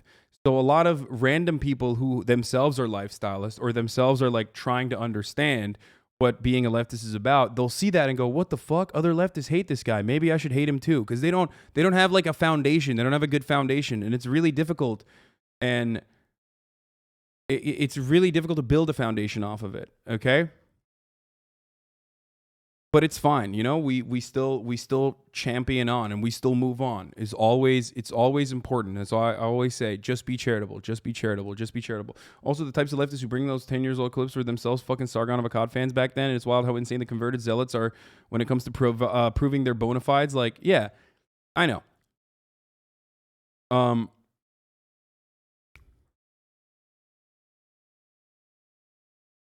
I think Swerves are the most dedicated hatred fan base, probably. Let's continue. It's like this like, you know when you watch a cartoon, right? And then there's like the big guy who's like holding the other guy like this, and the guy's like that, and he can't reach. It's kind of like that, right? Halt! Wait, No. Yeah. So he got halted once, right? Now if you try again, you're not gonna reach me. It doesn't matter. That's kind of how it is. So that's kind of how I saw it. So I'm like, I'm not gonna keep replying. And people say, you give them clout when you answer. No, you don't get it. You don't get it. Like, maybe if you answered every single fucking thing, it would be a bit much. If you answer every time, you're giving clout and everything. You're just being weird. But if you smoke them once, you're chilling. Agreed. So I don't know, but it's why the gnome, it was like a non-issue for me. Dude, okay. Maybe this is a little spicy to say, because in general, I used to try pretty hard to avoid talking about the gnome because he's just very intense. Like you say, he's not only intense though. He holds a grudge against you, and he's like, just starts spewing lies and doing whatever. But I think at this point, you know, I'm trying to take small steps to give less of a shit. Yeah. So this is gonna be my first step in saying I am so fucking glad that for someone who tried to cancel me so many fucking times over the last like 4 the gnome years. is Keemstar, and you know, we again. Pokimane and myself have same enemies on the internet, if not identical. It's a 1-to-1, like it's one big Venn diagram. It's 2 circles on top of one another with respect to people that are trying to cancel both of us, and they are relentless and they fucking do the exact same shit non fucking stop, and they're really annoying. And for the most part, I think And Ethan as well, Ethan Klein as well. For the most part, I think like the best situation there. How do I describe it? Like, just not responding is the best thing you can do. And those guys don't even have fucking fan bases themselves. They literally just are launching. They have to constantly spread negativity towards other people because they need anti-Pokimane people from other communities that hate Pokimane to come on and fight alongside Keemstar. That's it. He needs that to maintain his presence, right? And if there was one person who deserves to be canceled, like straight up, even though cancel culture is not fucking real, it's Keemstar. Holy fuck. I am happy that I lasted long enough to watch him kind of disappear into irrelevancy. Yeah, and now all he does is just like a misogynist factory. I'm not gonna say it. Truly. That is what I think, though. Factory. You know when you take a little factory, right, and it's like a chain belt at the back, and it takes a normal user and then makes a misogynist at the end. Yes. So what he does every day, and it's just so obvious. Oh my god. They're right. Straight up. He's radicalizing the poor little Twitter users. Yeah, it is what it is, though. Mm-hmm. And yeah, I think I fucking ratioed Keemstar so much he blocked me, dude. And then I started ratioing him with like you guys, with fans in the chat, and just unblock me, you fucking gnome piece of shit. I want to keep ratioing him into fucking oblivion. And once in a while, you know, when he's pointing fingers, just like a reminder. Just an L nerd. I ratioed him so hard he fucking got out of a relationship. Nerd. Yep, and now we're gonna be on the next show. He's already prepping his tweets and clips. Ironically, more clout for me. Easy. True. Oh yeah. Okay. Something I kind of want to talk about: family stuff. Like I feel like you don't really talk about. Okay, so they're done with the Keem shit. Keem has literally survived on hate his entire career. Yeah, I mean that's what his career is built on. Isn't it better to just block and ignore him every time his name is mentioned? I'm forced to think of him. Yeah, I mean it's kind of gross, but it's also like because he's so fucking washed. It's kind of funny to just like shit on him. It's fun. To every time he like tries to peek out of his little fucking hole and like try to throw hatred at someone, it's always fun to just push him back into that hole, you know. He is the cockroach of the internet. Yeah, I mean he will survive nuclear fallout for sure.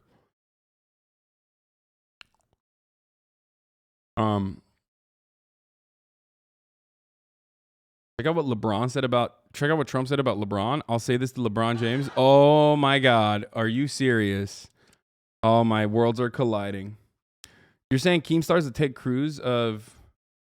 Oh yeah, remember this little gem, dude? When we fucking... I've ratioed this motherfucker so hard, he literally made a video on a tractor. Poorly explained Keemstar in this tweet, Keemstar calls out Hasan the hypocrite. Talking about politics because like literally people are like, okay, whose team are you on? Oh, you're on that team? Okay, I'm on this team. Like literally no one even uses their brain. There's no critical thinking happening anymore. But anyhow, there was a story that I was going to cover in Drummer today. I love when Keemstar's like, there's no critical thinking happening anymore. What the fuck? Brother, you have never thought critically, let alone thought.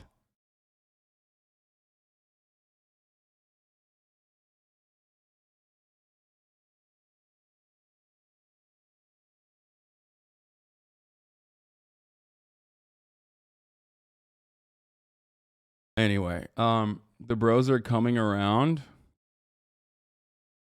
I'm in love with my gym bro. I male, fell in love with my gym bro. Problem being, I thought I was straight. This all started a few weeks ago. Dude, say no more, fam. I mean, I've said this already. Look, gym bros are, if you're a cishet man and you're going to the gym, like you're a little gay, okay? It's fine. Nothing wrong with it, but you're a little gay. Straight up. A Republican.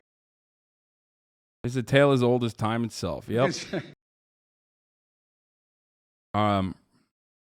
Says you. Yeah, it takes one to know one. I'm a fucking gym bro. I know. All else, dude, every time I see a man who has put a lot of effort into building his own body, okay? I respect that. I want to see more. I'm like, what's up? What's your vascularity? Do you have striations on your muscles? Like, what are we working with? I want to see it. I'm like, you're keeping it tight, and I like that. I respect that. Let's see the body. You know what I mean? Show off, King. You're popping off. Your calves look good. Seems like you're putting a lot of work at the gym. I respect it. Okay. You should check out Liver King then, dude. Are you kidding me? Check out Liver King. I am Liver King, dude.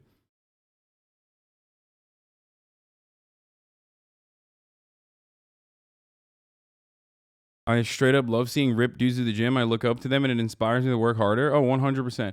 Was there more to that XQC Poki video? I think they also talked about Gamba. Does anyone have a time slot for when they started talking about Gamble streams? Because like that's what I actually watched. Pokimane and XQC talking about Gamba. And honestly, I think she did a really good job of like showing Felix once again that he's, not right about his attitude on Gamba, or I think she did a decent job of like explaining the position. I keep burping. About it at the time. Is this yeah, it? we did Gamba shit, Oh. but we were like thrown under the bus, if that makes sense. Like whenever she hit the fan and we were like against it, then they piled on. Everybody piled on. You don't have to be for it. You don't have to be neutral. You don't have to do anything. But I think piling on is something you do like by choice. And me and Train, like we're kind of like we're not vindictive, but we take notes, right? People are gonna be a bunch of hoes. We take notes. We're not gonna go against them. I like think crazy. the word you mean is petty. Yeah, we're not. Okay, we're not No, petty. y'all are a little petty. No, they're petty as fuck. They're petty white. They're Tom Petty, motherfucker. Look, here's all I'm gonna say is this. Okay, he fucking did the thing where he pointed to like people being wrong about their takes on Gamba instead of like the main overarching issue. For example, he is going to bring up in this situation, he's going to bring up the notion that like how can people trust you because like other Gamba streamers in the past have like gotten paid by the house and like they have fake odds or whatever, you know what I mean? And he hyper focuses on that, but it's not even that. That wasn't the main issue at all. I've never fucking made that argument. My argument always is that like what Pokimane does a really good job of describing here, which is you're making money off of like getting people addicted to gambling, right? And even then, I still think I get why it's I get why it is content. Like I get it. And he cares about content more than anything else, and it's content. Right? Okay.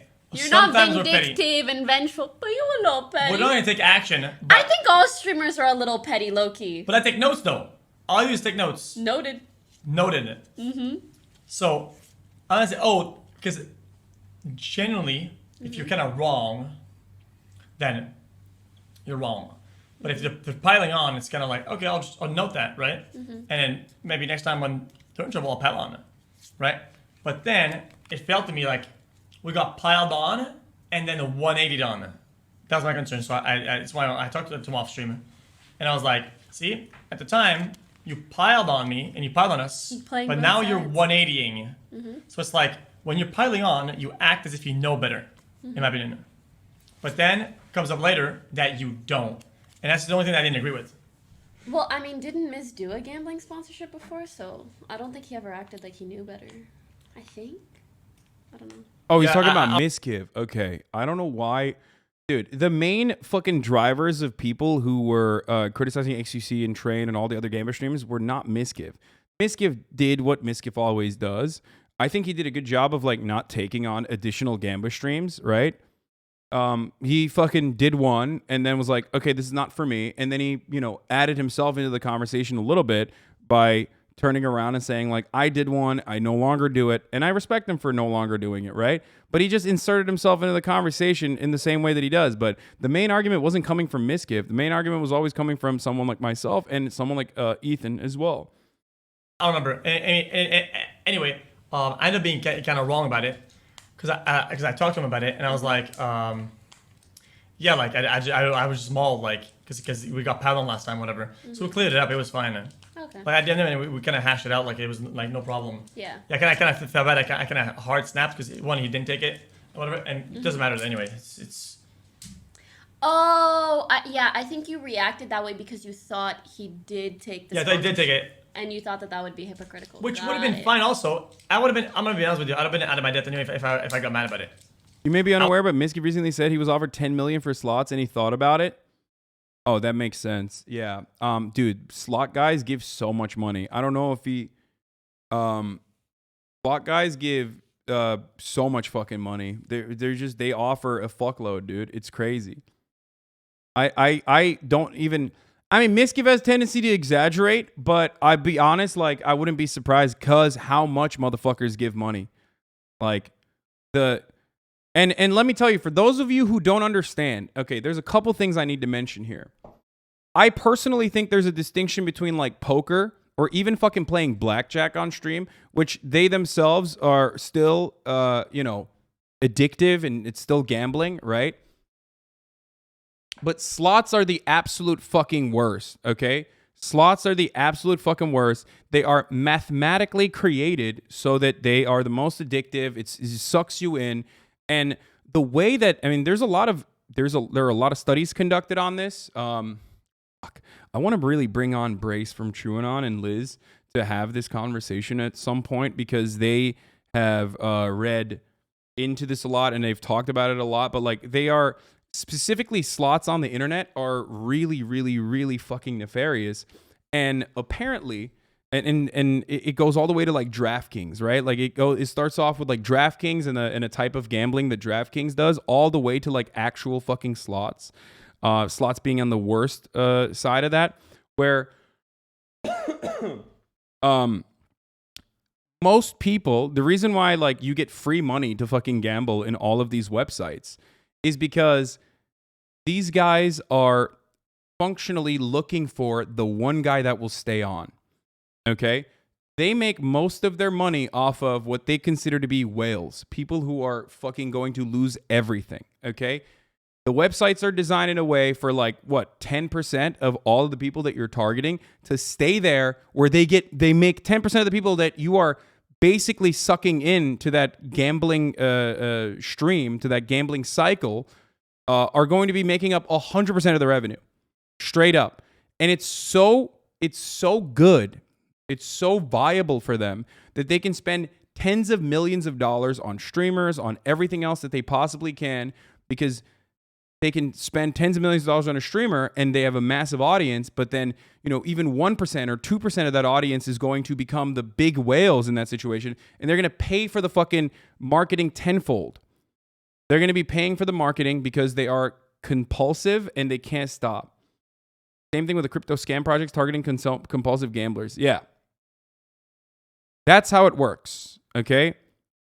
And some of the compensation strategy that these websites have on top of the millions of dollars that people are giving to streamers literally revolve around the streamer himself getting a percentage of how much money their fans are losing, which makes it doubly fucked up, okay?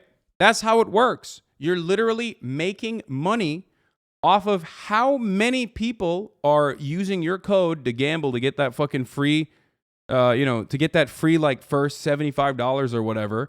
And then you lose so much money, and a percentage of your losses are literally the payment that the people are getting. Okay? It's that fucked up. Straight up. It's that fucked up. But because of how much money because of how much money gambling platforms have, and because of how viable it is to focus on gambling as a consumer product, that's why you see DraftKings sponsor everything. That's why you see gambling websites sponsor everything. That's why they're all over the place, and that's why they're normalized and legitimized. Okay?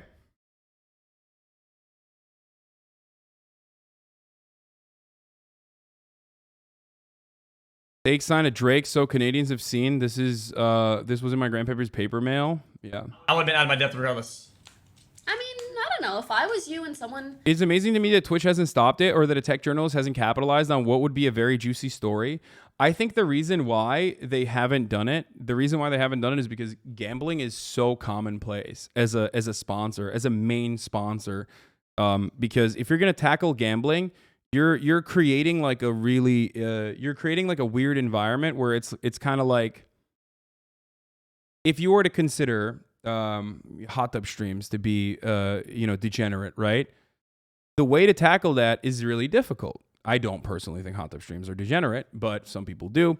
If you were to tackle hot tub streams, and you were to clamp down on it, you have to get to a point where you're literally regulating what women can and can't wear in a two-tier system, basically, right? And the same goes for Gamba, because what constitutes for Gamba and what doesn't constitute for Gamba is relatively arbitrary.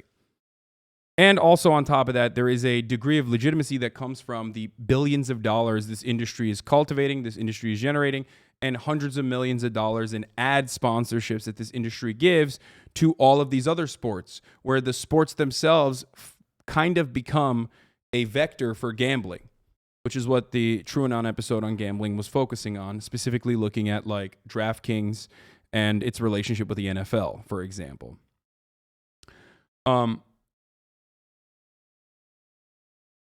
A lot of online gambling is turning into a metaverse type thing with now social aspects and more gamification. So they're making the environment way more aversive and addictive for gamblers. Yeah.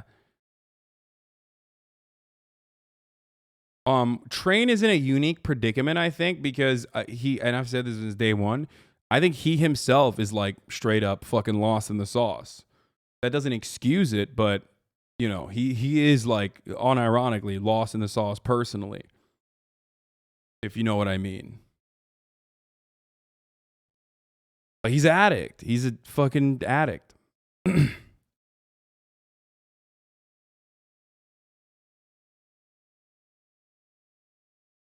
I think he recognizes that. And I think he feels conflicted about it. And maybe that's part of the reason why he's so giving all the fucking time nonstop. Because he like battling his own demons. But I said this from day one, that like gambling is so fucking, it's just not great. It's so bad that like it'll break you. And gives away all his money. I mean, at least he feels bad about it, lol. Yeah.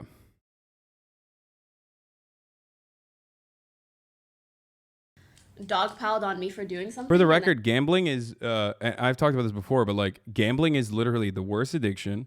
One of the worst addictions. It is the most suicidal addiction, for the record. For those of you who don't know, it's just, that is the truth. Okay.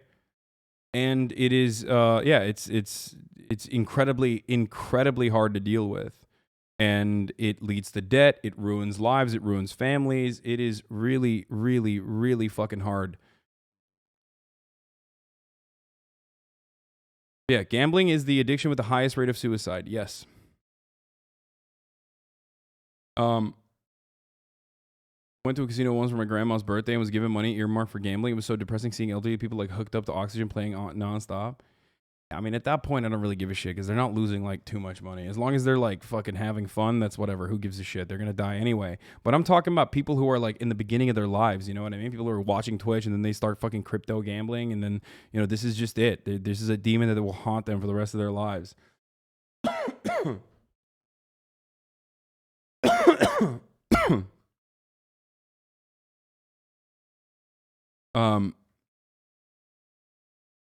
Dude, the old grandpa spin 20 cents a spin. Yeah, we're not talking about that. We're talking about 200K if fucking spin on cryptocurrency and shit. X is too. He just doesn't do it on stream, but he said it many times. He went to the bathroom for 5 minutes on the podcast that he even gambled in there. Yeah, it's just not great. I work at a casino. It's hella depressing. I feel conflicted about staying there morally. Yeah. And then 6 months later, they did the same shit. I would tell them, perhaps. It's just at the time, like with all the Gamba stuff. The problem is always the misinformation. That's my problem, because some things are wrong, but they're not like evil. And sometimes I feel like people know something is wrong, and it's easy to filibuster and just stack garbage. How do I say this? Let's say it's like a method of delivery. When everybody's against somebody, right? They're not gonna be as critical of information coming in if it's negative information, like stuff that's against. Why would a rich person gamble? Gambling, it should be a rich person hobby to begin with. At least they have money to lose, you know what I mean? And even then, it like will fuck their lives up, and they will lose all of their money straight up.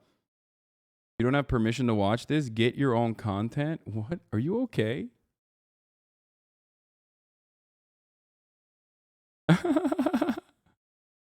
What do you mean I don't have permission to watch this? Or is that Iman on a fucking alt account? Like what? Get your own content.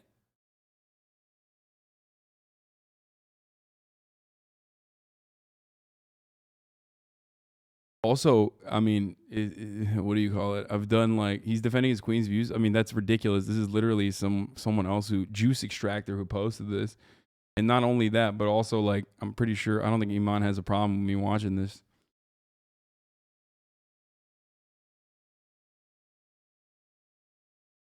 But it's a proportional rich person doing 5K spins, the same as a poor person doing 300 spins? Yeah. I'm not giving you permission to watch this.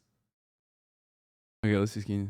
So let's say, oh, everybody hates this. Oh yeah, and he also did that. Nobody's gonna go back and check if that's true or not. They're just gonna say, yeah, true. Right? True. And the problem is that with the Gamma stuff, a lot of stuff was bad, but people were stacking garbage in the bad, making it look like it was complete. And then we were like, no one's fact checking. Yeah. And we were like, dude, why are you doing that? And then we go on H3H3 podcast or whatever, and he's doing even more garbage. And we're like, dude, you're not just wrong here, man. Like what? Like, what was he wrong about? Dude, you guys are manipulating the wins during the stream. Like, and we're like, dude. You don't. So I don't know if did Ethan say that? I don't even remember that personally, but like, I hate harping on that aspect of it because like there was no data on that. I don't even think Ethan said that.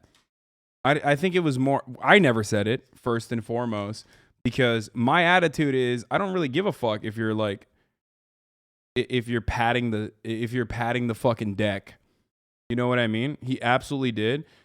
I don't even care. I don't even care if you're doing that or not. I don't know if you're doing that or not, but I don't care. That's not the part of it that is bad for me personally. I think the part of which that is bad is like, you know, they're giving you millions of dollars because there's going to be people that will literally fucking turn around. And I think that's what we hyper focused on overall. Is that people are giving millions and millions of dollars. He did and you backed him on it. Stop lying, lol, you piece of shit. Backtrack Andy yet again. I really do hope that you will get better, chatter. Really, really, really do hope. I believe in you. I believe you will get better, okay? I really hope you get better. I never said, I think I said, and not only that, but I also don't care. I have not cared. Okay. Is there a point you'd ever personally reach out to X about getting treatment while himself has been on podcast and very addiction? Blowing $2 million a month on gambling losses is a lot for him. I don't know how much he's not gonna fucking listen. Ethan's POV on Gambit was also informed by the experience with covering the CSGO Lotto stuff back in the day. There was a lot of data backing rigging. Yeah. I think focusing on the rigging aspect of it is not smart, especially if you don't have any evidence for it. I specifically remember you changing the topic when he started going down that road. Yeah, I mean, I know for a fact I said I don't care about that aspect. For me, it's more so the larger consequence of promoting gambling for and I never realized how much shit you get. What the fuck? People got to chill for real. Yes, people get better overall. My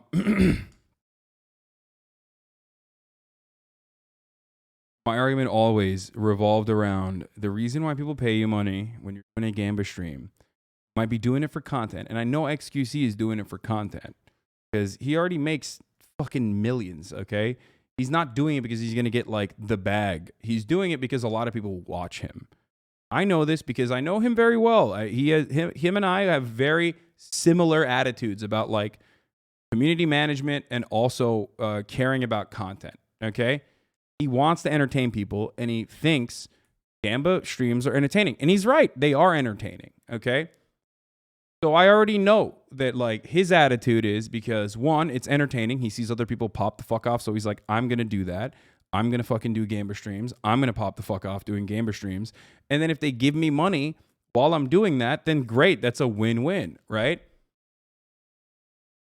That I think is his attitude and how he went down that fucking pipeline of doing, Gamba content. Most people start off that way too. Some people are just like, no, I want to make money. It's great. I need to make money and I want to make money. Still though, it doesn't matter because no matter what happens, you still got to think about the ethics of like what you are. Bro, he doesn't need popping off like you. Wait, what? Sure, but you still supported and piled that shit at the time. Look at that smooth skin though, bro. He doesn't need popping off like you. If you think that XQC also doesn't care or has never cared about content, I don't know what to tell you. You're wrong.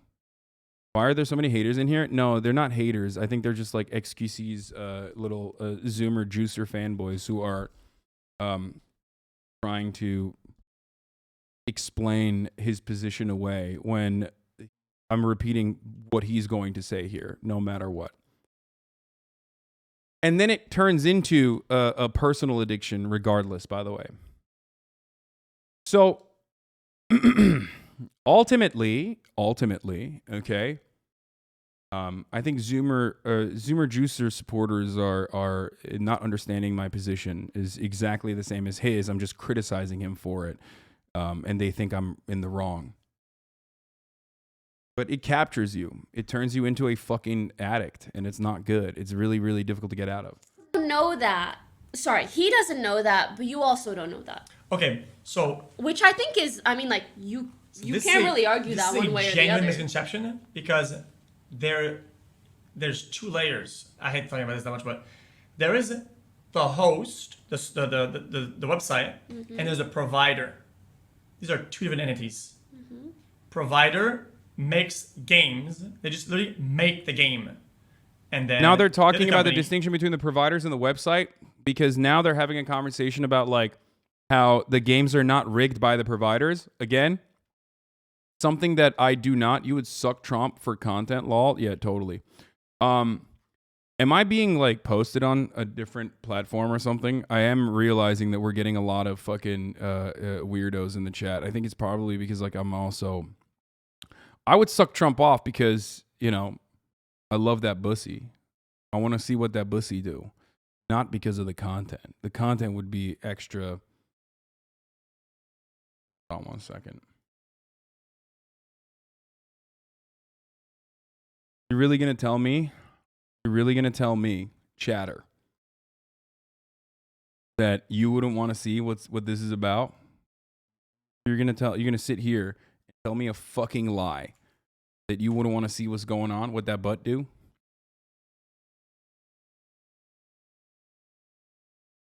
Look at that dumper. Look at that fucking dumpy, dude. That is a bakery and a half. When he comes down with his ass cheeks clapping, okay? Sound of his ass cheeks clapping can be heard from miles away. The shockwave itself sets off car alarms. Bakeries close up shop because they've thought, that's it. That's it. We're out of business. The new bakery is in town. His ass is literally the Jeff Bezos Amazon of bakeries. And you're going to sit here and be like, you'd suck Trump off too? Yeah. Maybe I would. Okay. Maybe I would.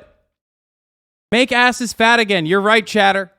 Not make America great again. Make asses fat again.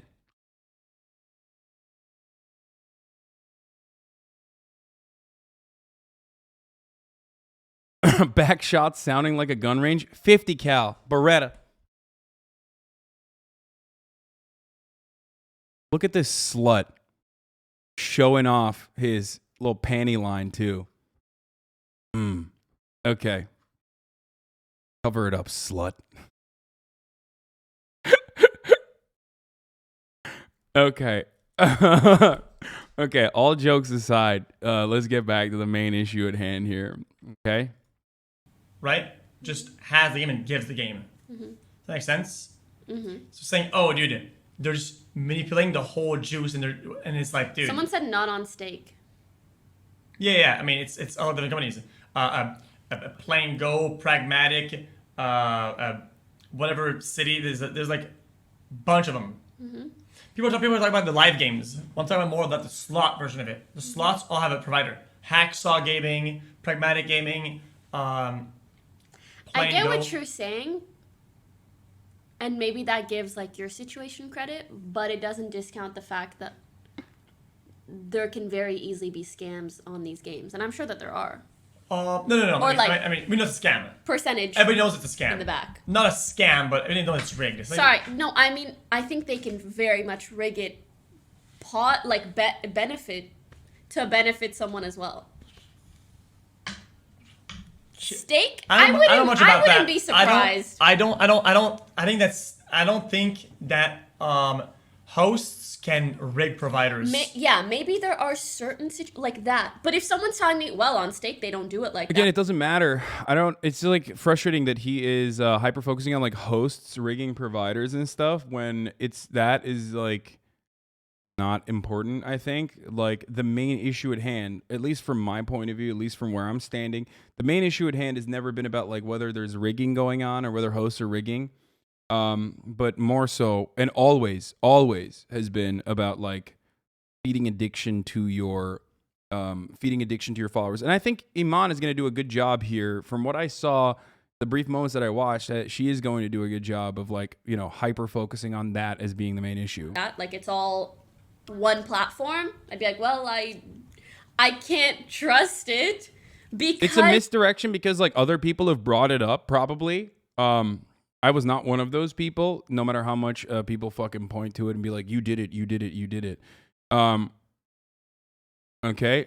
But ultimately it's more about the promotion of a vice that is like deeply, deeply addictive. Just like the vice I have, which is at the top of the hour, I serve you a 60-second ad break, right?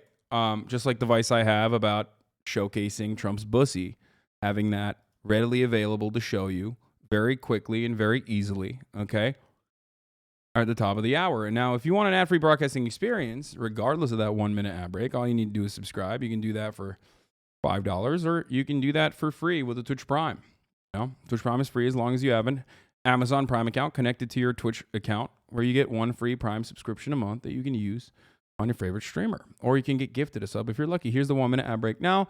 Dynamic Jab 13, thank you for gifting 5, allowing 5 people to no longer see the ads. Here's the ad.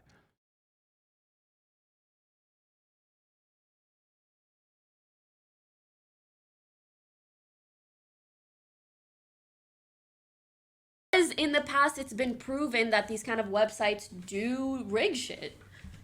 Yeah. So like, why would I trust it? I don't think they see. I think it's fine to say that you don't think they do, but you can't prove that. Yeah, but I think them saying that they do 100% and most of your wins are illegitimate. I think this is very disingenuous. Yeah, that's reaching, and like they have no way to prove that. Like he was saying, like, oh, dude, you got like multiple 400K wins, right? That can't be mathematically, and we're like, dude.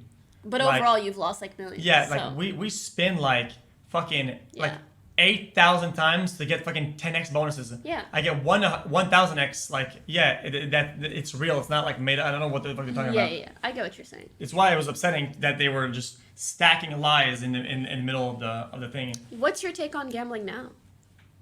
Or streaming gambling? It hasn't changed. I think gambling is content. I think it's fun. Is that it? I think gambling is fun. I'm okay. There's some topics that I'm okay being wrong about. That's what I've done. I think gambling is fun. I enjoy doing it, and I don't see that much of a problem. I just wish people were more responsible with their thing and were more in line with how things are. You're watching degenerate rich people deep print money, right? And you're telling it's being deep printed. Like, you don't have to go copy and do it. It's like saying that people are dying in skateboarding because of Jackass. Like, yeah, I get it. It's a problem also, but like, I'm just trying to make some content, have some fun, and spin some fucking machines. Like, I'm not trying to fucking reinvent the wheel. I don't know. Do you think it's bad to take gambling? Oh, wait, so I was right. He did say that. He did end up saying he started it off because of content, and he was like, I'm going to do it regardless because I want to do content, and if I get paid for it, that's how I felt. So all the fucking Zoomers who were like losing their shit, all the Zoomers that were fucking losing their shit earlier, all the juicers that were like, fuck you, why are you shitting on him? So his take was verbatim what I had said. That's interesting. If you have this kind of attitude where you're like, I think it's wrong when you say it, but it's okay when he says it, or your analysis here is incorrect because you're the one saying it, maybe just take a deep breath, think about it, and then, you know, try to figure out why you feel this way. Dude, this is the problem though. Content mindset is so shitty. The watering down of entertainer to content creators is a real thing. Changed my mind. No, I mean, I think like, look, I know he cares more about fucking entertainment. Always maximizing what he calls the juice, right? And it's the same for me as well. I care about entertainment. I want to make sure that like everyone is entertained. And if there are less people watching for a particular subject, that means like there are less people that are being entertained. Like that's just how you can offer basically a quantitative approach to something that is otherwise qualitative, right? And that's what this is. So I get why, like he, at the time he saw like other Gamba streams like popping off and he thought this is like fun content. I'm going to do it for myself. I'm going to do it myself as well. And then they were like, well, you're the largest streamer. We'll give you money. So he's like, sure, give me some money. I'm going to do it anyway. So that's why he did it. It still doesn't matter because like ultimately I think, you know, the ramifications of that or the consequences of that are not great for your audience. Sponsorships on Twitch. I don't think it's bad. I don't know. What I'll say though is that I think it's bad to take the ones that most of them are taking. So people will go. A gambling sponsorship is the equivalent of a vodka company giving big streamers a bunch of water, telling viewers it's vodka, and having them chug entire bottles on camera and acting like it's fine. If you're being paid to gamble, you're not gambling. Yeah, I agree with that. I think that's a decent analysis on the situation. I know that people will say like, well, what if I'm using my own money? Well, you're still getting paid to do it. When you get a sponsorship, you're getting paid to do it. Even if they are like, actually, that was kind of terrible. I don't think it's a terrible analogy at all.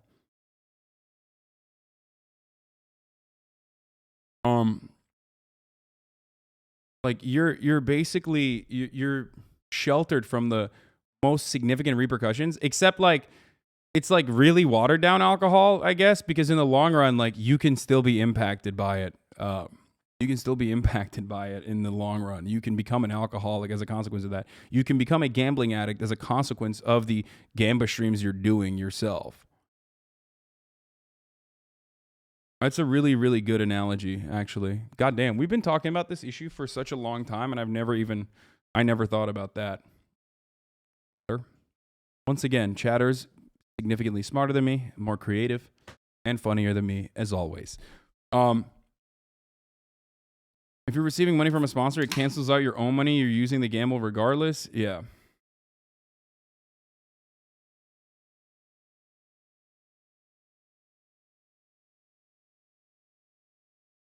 Against me for this, but things like train. Genuinely concerned about people's critical thinking, saying that's a good analogy. They get paid to do it, but they lose their own money too. Okay, it's like, yeah, that's why I said maybe there's a little bit of alcohol in there too, enough that like it can make you addicted as well, and then you become an alcoholic personally as well. But ultimately, I think it's a solid analogy because you're still sheltered from the worst repercussions that your audience is being subjected to. And it's and the thing I've always said, and I keep repeating this point over and over again, is that like if it didn't work, you wouldn't get 10 million got caught saying you're boring in 4K, you're gonna get clipped by the haters. Yeah, whatever. Who cares? Suck my dick. I say I'm a dumb himbo idiot all the time. Fuck. Dude. I swear to God, I am getting COVID brained. I fucking forgot what I was gonna say. God damn it. Hold on. Let me think real quick. Yeah, I forgot. Oh. The thing I repeat all the time is that, like, if it wasn't successful, if this method wasn't successful, streamers wouldn't be getting paid $10 million. You know what I mean? They would not want to give 10 mil or whoever the fuck, 20 mil, 10 mil, whatever, year-long contracts. That's how it works. Nobody's giving money to streamers out of the kindness of their fucking hearts. They're giving money to streamers because it works. It's an effective marketing strategy. All right? I know for a fact, because I at the time I knew, and I spoke with the guys over there, the deals aren't what you would think they are. It's not like affiliate code shilling dog shit. Some of these guys, like, I don't know if you'll see in the slot categories, you go down in the description, and they have an affiliate code for like 12 casinos, and every day they change website. They change website like 4 times a day sometimes, right? Weird. Because they have deals with all the companies, and they just shill the codes. And the codes, they come from the viewers. Yeah, he's describing what I've talked about, which is like affiliate code programs where the streamers themselves make money specifically off of, on top of like the regular, unconditional lump sum that they're getting. Affiliate codes are how the streamers make money off of your losses. And the way that those losses operate, they make like a percentage of the losses usually. Obviously, other people have like different deals. I don't know what everyone's deal looks like. But having said that, I mean, that's the worst of the worst, in my opinion. You're like directly milking your fan base in that system. And that's how casinos fucking make a shitload of money too, for the record, because you're literally relying on like, maybe 100 or 1,000 or whatever, 1% of your audience to become like deeply addicted to gambling. That's how casinos make money. For those of you who don't know, the reason why, for example, DraftKings is able to give 75 free fucking dollars to people, right? 75 free dollars to people to go and do DraftKings, or the reason why casinos give you money to go into the casino and gamble is because for every like 100 people that they can't actually suck in, that will just gamble one time and then go, all right, fuck it, this is not for me, I'm moving on. There's one guy that is going to literally pay for the 100 people and then some. That's how it works. Feel the codes, right? But that's that. I think that is weird. If your main juicer is the juice and the viewers, that's just disgusting. No, but that's my point. That's what gambling sponsorships are. You're juicing your viewers. Okay. Because how else do they make money if not off of your viewers? Brilliant take by Elon here. She's right. Off of your viewers' L's. That makes sense. It's kind of hard for me to rationalize it in a good thought. Okay. It does make sense, right? But if I'm going to gamble and do that for the exact same amount, sometimes it's kind of like, okay, well, I'm doing it anyway. Like, whatever I did, like, I gambled for like 4 days. Can they say about everything? For every 10 guys watching Twitch for free, there's one addict that will donate 25 subs. The addictive behavior in this situation is not a well-documented addiction or a vice. What you're talking about in that situation is not even functionally a part of Twitch's core revenue building strategy. It's just completely irrelevant to the conversation. What I'm describing to you is the 1% to 2% basically paying the way for casinos to fucking operate because they're dumping their entire earnings into it. That is completely different than, like, Twitch makes money and monetizes off of every single person that clicks on the platform and monetizes off of like everyone's ad dollars. It's super duper fucking I don't even know how to describe how much more different that is. Jolene Cujo, thank you for the 5 gifted. Blind69, thank you for the 5 gifted.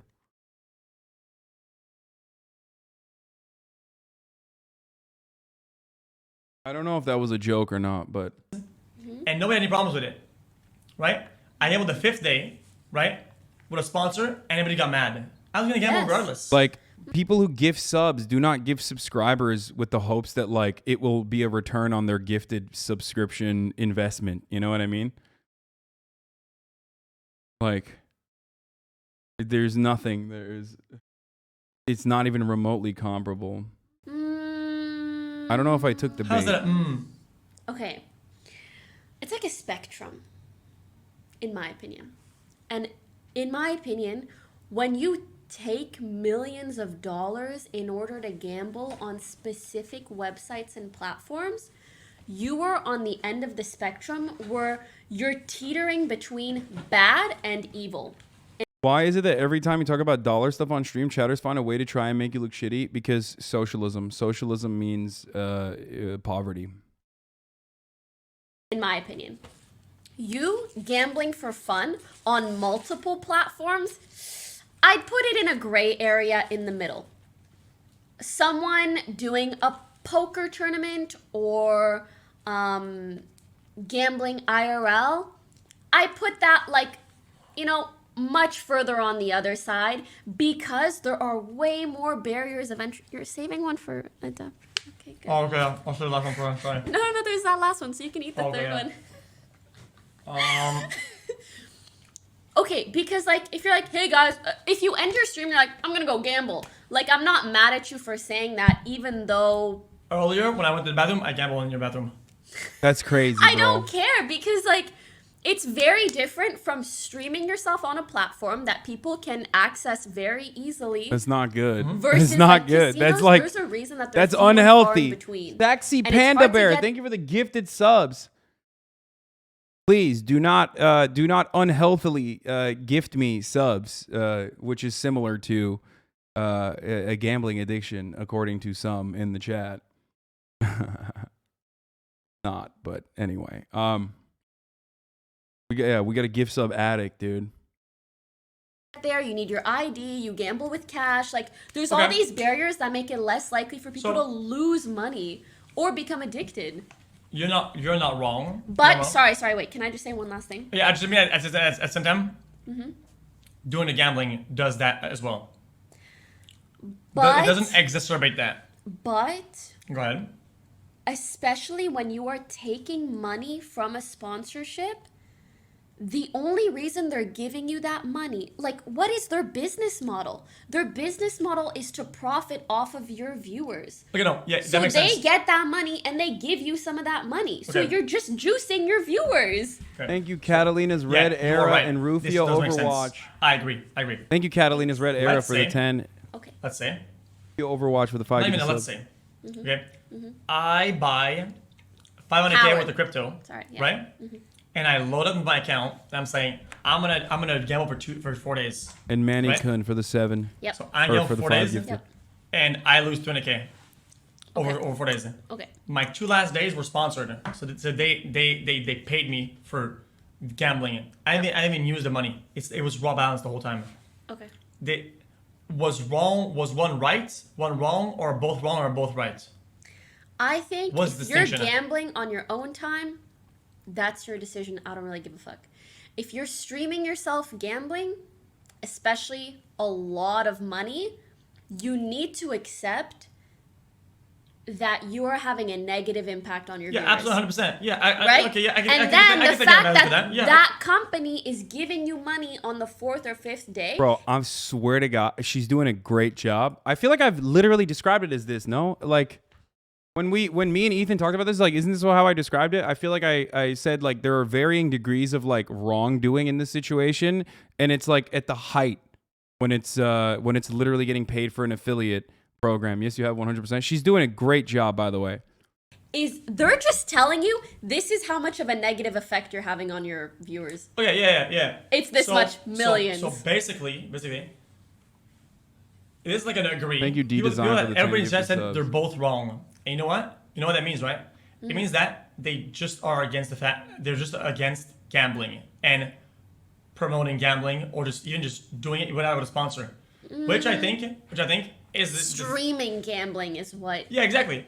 Paid or unpaid. People agree with your takes as long as it doesn't come out of your mouth. Yeah, I mean, I think people agree with my takes even when it comes out of my mouth too. They're just that's irrelevant though. Both are wrong. If they say both are wrong, then they're just against the streaming of gambling, which is fair. You can be against it. I'm personally not against it. I understand the right, the wrongs. It's just a matter of it. And I'm just gonna do it. I enjoy doing it. I'm like a gambler at heart, literally. I think it's like, I think you can say that you enjoy some. Okay. Also, yeah, Sean the Black is right. My gambling takes were pretty well received. I don't think people got mad at me for my gambling shit, for my gambling takes. The only people that got mad at me were like deranged haters. You know what I mean? That was oh God, why am I talking about this shit? It doesn't matter. All right, let's just stay on the subject. The only reason you say that you're not against it is because, one, you've done it, and two, you enjoy it. But you can have done something and think that it's fun and agree that it is a bad thing to do. It is a bad thing. Yeah. But I feel like sometimes you say, no, it's not a bad thing, I'm not against it. Okay. Makes sense. It's a bad thing, I'm not against it. It's a bad thing, but you should be against it. Okay, wait, what do you define as being against something? Okay, I think also you shouldn't be drinking excessively, and you shouldn't be taking sponsors for alcohol on stream. I think it's bad. I still do it. If you think it's bad, why do you do it? Because I want to. I actually think taking alcohol sponsorships is so far from casino stuff, actually, or gambling. I think drinking is a massive problem, if not as big as gambling, that destroys families across the nation. I think the difference between like drinking responsibly, and becoming like an alcoholic is different than gambling responsibly and becoming a gambling addict. I don't know how to describe it. And I don't know, like, I'm sure that there's empirical evidence backing this for sure. Even then,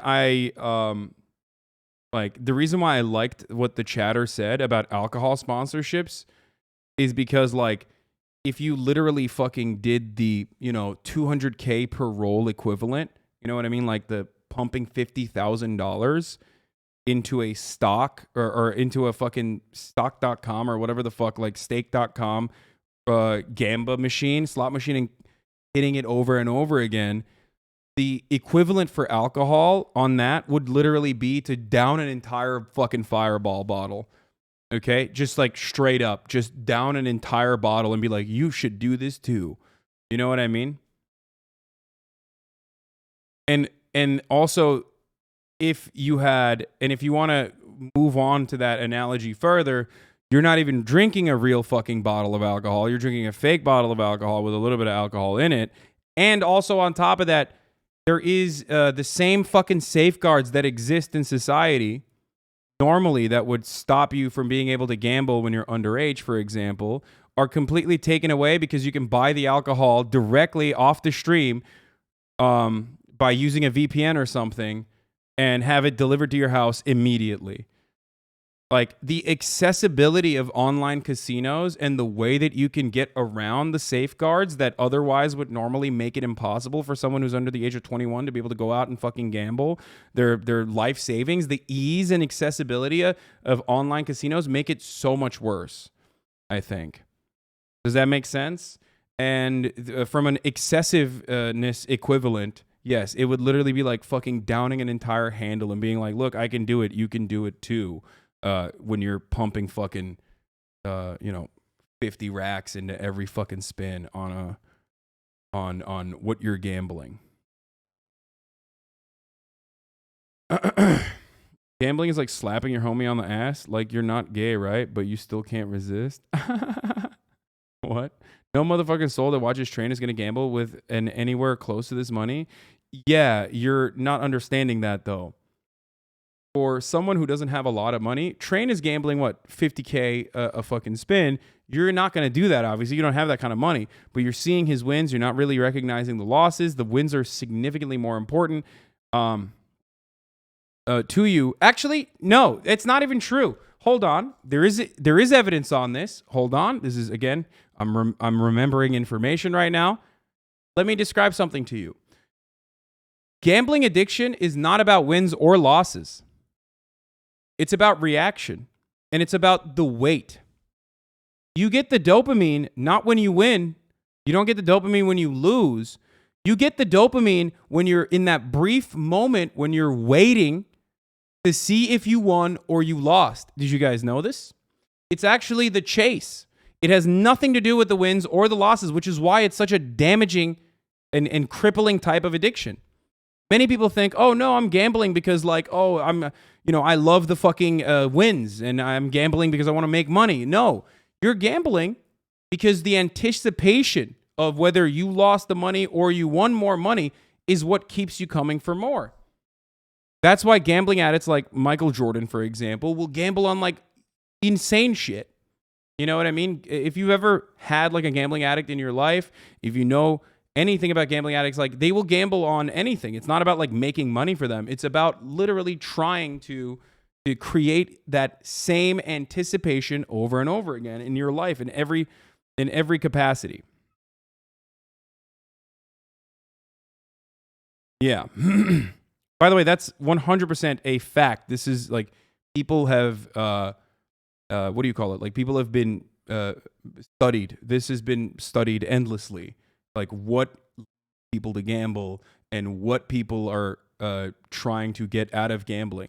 And you see their fucking brain activity spike in moments where they're anticipating more than when they win or when they lose.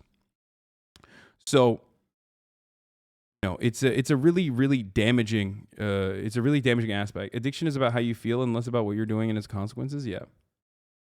And for the record, that's why I was saying, like, yeah, Train is dropping 50 racks, but you're dropping the 50 racks equivalent for your own personal life. Do you understand? You're dropping 50 racks in your own personal life, whatever the equivalent of 50 racks is. For you, it might be $300 that you don't have. You know what I mean? It's an insane problem and destroys literally youth, growth, childhoods. That's a big problem.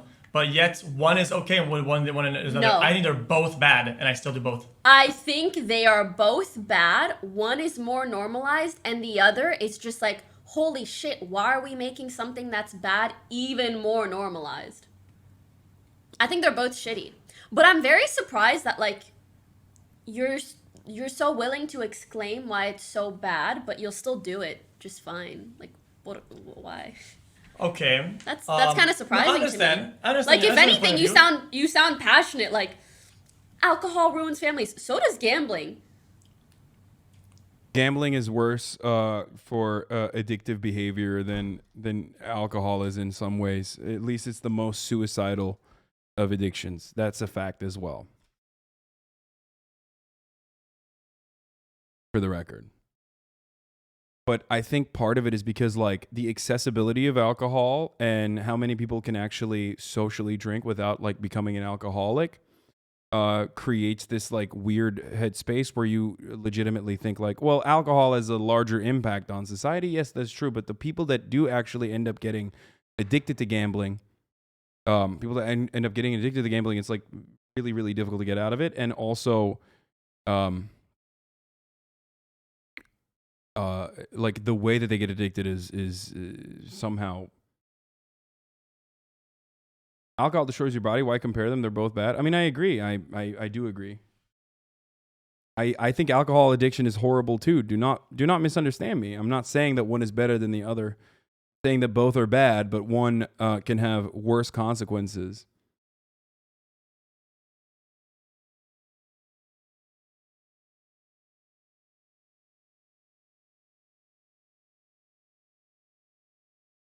Okay, yeah, but Pluto says they're not mutually exclusive. Yeah, I get it. The point is that I enjoy doing it. I think your subjective experience doing it is because it's fun. Because it's fun. It's Yes. fun, and I can afford it. I can afford doing it. just because it's fun doesn't mean it's like, okay. Would you have as much fun gambling if you were doing it off stream than on stream? Yeah, I gamble every day. I lost 2 mil this month. Really? I lost 1.85 mil this month. Guys, don't gamble. Okay. I think you can do something and say it's bad. Like, I think you should say that you're against it because you say that it's bad. Gambling addiction in the brain. Gambling, whether it be lottery, scratch cards, casino, bingo, slot machines, internet poker, or sports betting, is more acceptable and accessible than ever before. For most people, it's a recreational activity, but for a significant minority, it progresses to a serious problem. And that minority basically fucking runs that entire industry. And the marketing that revolves around gambling almost entirely revolves around trying to find that significant minority and trying to create a group of individuals that are more susceptible to being in that significant minority to literally fucking basically keep the whole thing afloat. Clearly, you have nothing worthwhile to do with so much money. No disrespect. Okay. Bro, if you lost that kind of money gambling, the internet would explode. Yeah, I mean, it doesn't matter. It's not... I have like crazy haters. XQC does not. You know, that's different. I mean, he also literally wore a Dolce & Gabbana fucking shirt to the casino stream.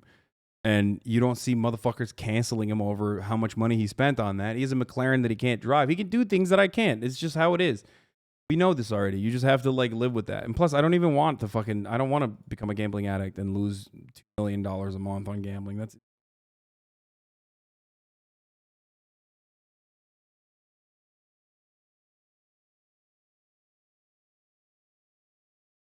not a person saying he likes socialism. That's the cost. Unfortunately, it's not a real cost. It's only a cost if you guys are fucking stupid. That's why I always say, don't play into the dumbass right-wing memes. Even if you do it, you get what I mean? I mean, I know some people would probably call you a hypocrite for it, but I don't really think so. No, I try not to be a hypocrite. It's not that. I understand it's kind of hard. It's like a spectrum of bad. It's like taking a sponsor for a game you know is complete ass crack, and you're saying, this game is fantastic and will make you have good grades and have women, right? It's not like, okay. That's bad, but you still do it though. It's the same narrative. Pause, champ. You know it's bad and you still do it. If someone buys Pirates in Space 3 because I told them that it was good and they end up having a shit time, that's not gonna ruin their lives or their families. Gambling is different. Yeah, no, she's absolutely correct on this, by the way. That's not a great argument at all. Like Raid Shadow Legends or whatever, or I don't even know how that fucking game operates, but like all matter of marketing is not the same. Obviously, marketing is still inherently about deception, right? If you want to consider it that. Even if you're literally fucking showcasing certain and highlighting certain good aspects of a game and not the bad ones, you're still marketing a game that's not going to be perfect. Some people are not going to like it. Some people are going to like it. It doesn't matter. But ultimately, it's not like you're fucking... It's not comparable in any meaningful capacity. Is Raid Shadow Legends gambling? People are saying it's gambling. I don't know. I've never... They've reached out many times. I've never actually fucking worked with them. I played it, so I don't... Well, regardless, it's not correct. Are they similar instances in a sense? Yes. Are they comparable directly? No. Apples to oranges, dude. Apples to oranges? I think it's why I don't think I'm a hypocrite about it, because inherently. Do you still do gambling sponsorships? Nope, I just gamble off stream. I'm on a then down streak. I don't think you're a hypocrite at all. Okay, but I still think that sponsors are still kind of fine. It depends. I think it's give and take. Why do you think they're kind of fine? Bro, you're watching a motherfucker who's addicted personally, okay? try to rationalize it and cope with his own personal addictions while simultaneously recognizing that it's not the greatest thing to do to your audience, which is why he stopped doing it. That's it. Why didn't you continue doing it? If you don't care, if you have no moral qualms with it. But, you know, it's just, yeah, he doesn't. That's it. That's the point. Like, that's probably part of the reason why he stopped.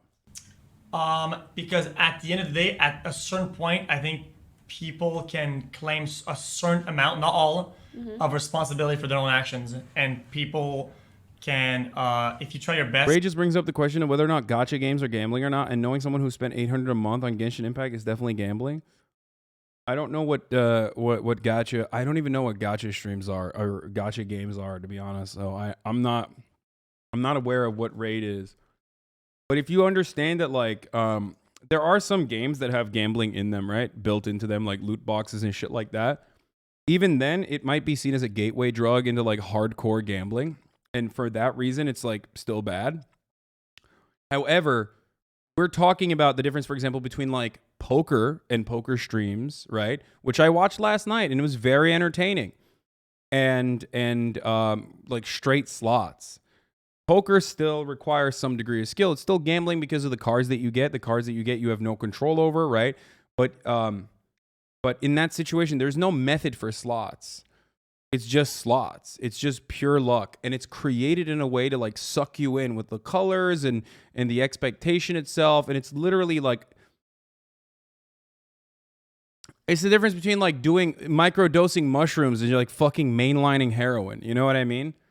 Like, sure, they're both drugs, but the way it fucks your brain up is entirely different, and the accessibility of it is entirely different. Like, how quickly it can fuck your brain up is entirely different.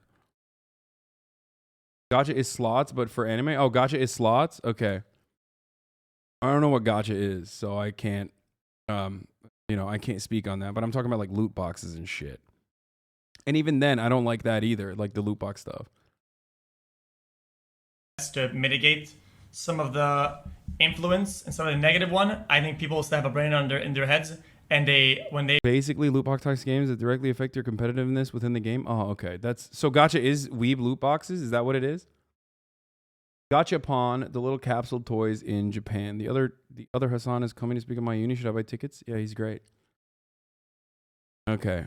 I'm learning so much right now about things I did not know. Gacha is like trading cards. Gacha games are games randomly generated benefits in a game that is usually free to play but implies a hard to win.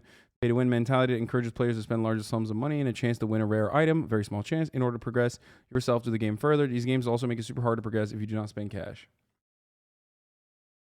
It is literally pay to play, not pay to win. Any game where you pull summons is a gacha game. So like Genshin, FFBE, Raid, FIFA, NBA 2K, Madden is short for Gachapon, which are capsule machines in Japan.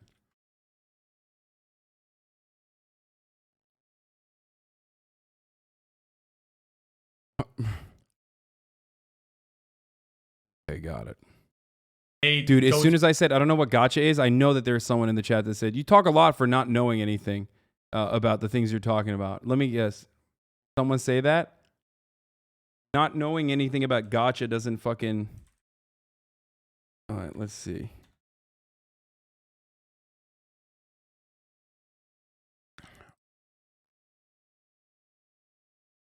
Did I snipe it? Oh, here it is. There it is. Yeah, you tend to not know a lot. Motherfucker, we're talking about gambling addiction, and I'm giving you empirical evidence as to how gambling fucking works in your brain and teaching you things that you had no fucking idea on how it works. Just because I don't know what fucking gacha games doesn't mean that I don't know what the fuck I'm talking about with respect to how addictive behavior works, with respect to dealing with addiction, both from all of the research that I've read, and not only that, but also my own personal experience as well. Suck my dick. Through the whole process of... And I'm fucking addicted to sniping idiots, so...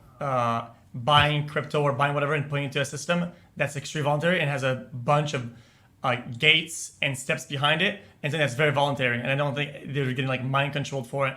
And I think I'm getting the good guidelines, like having a 18 plus thing, they will not to gamble. Some of these guys, they're like, dude, you should, if you want, I'm not kidding. Some of the conversations I had with some of these owners or whatever, they're like, go on your stream and you should show them how much you're losing when they say like, you can show deposits, show withdrawals, show how much money you're losing, and tell them not to gamble and not use the website, literally.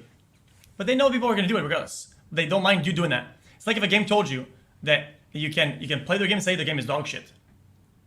That's why I don't mind playing a game sponsored when they tell me that there's no talking points. I can say whatever I want. And sometimes I'll take sponsorships and I'll say this game is dog shit. I had a huge sponsor last time for Modern Warfare. I was playing the game and said, yeah, this sometimes I'm dying and I'm dying. This game is ass crack. But they let me do it. To be completely honest, I'm trying to be genuine about it. I understand what you're saying, but I think all of those points are heavy justifications and copiums to make you feel better about what you're doing. Not just you, but people in general who do this. Fair enough. And it's like the gambling companies tell you to do that to try to convince you that it's an okay thing to do. Yeah. Also, you can't rationalize with an addict. Like, they're number one at fucking justifying their behavior, one to themselves and to everyone around them. They got a fuckload more experience on that. You know what I mean? Like, it's if you yourself have ever struggled with addiction, or if you know someone who's struggled with addiction, you already fucking know. Like, trying to logically and reasonably debate their addiction is an impossible venture. But this actual human behavior, this ends up relating more to like, how do you view human behavior in general? Your take is like, at the end of the day, it's that person's responsibility. If I wanted to study human behavior, I would have stayed in school. But I'm explaining that your point is that, oh, people can't really be influenced. It's their responsibility to make a decision. And like, yeah, sure, but you cannot deny the influence that occurs to people. If they hear something enough times, if something looks cool enough, they're gonna do it no matter how shitty it is. And sure, it is their responsibility. Like, you shouldn't be sued by them for the money that they lose. Okay, maybe not to that extent, but it's still your fault that you caused that influence. Yeah, that makes sense. I mean, I can agree with you to some degree. I still think that if you take the proper steps and proper guidelines, you can kind of mitigate the problem and still have the content. I said it last time. I think gambling is content. I think it's fun. I think so too. It is content. I mean, that's why, like, I'm not mad about like Rust gambling or even poker tournaments or other things like that. Yeah. Dude, and even slots itself is content, clearly. Like, hella people fucking watch Train do slots for hours and hours and hours. He's got like fucking 30K people sitting in his chat watching him, right?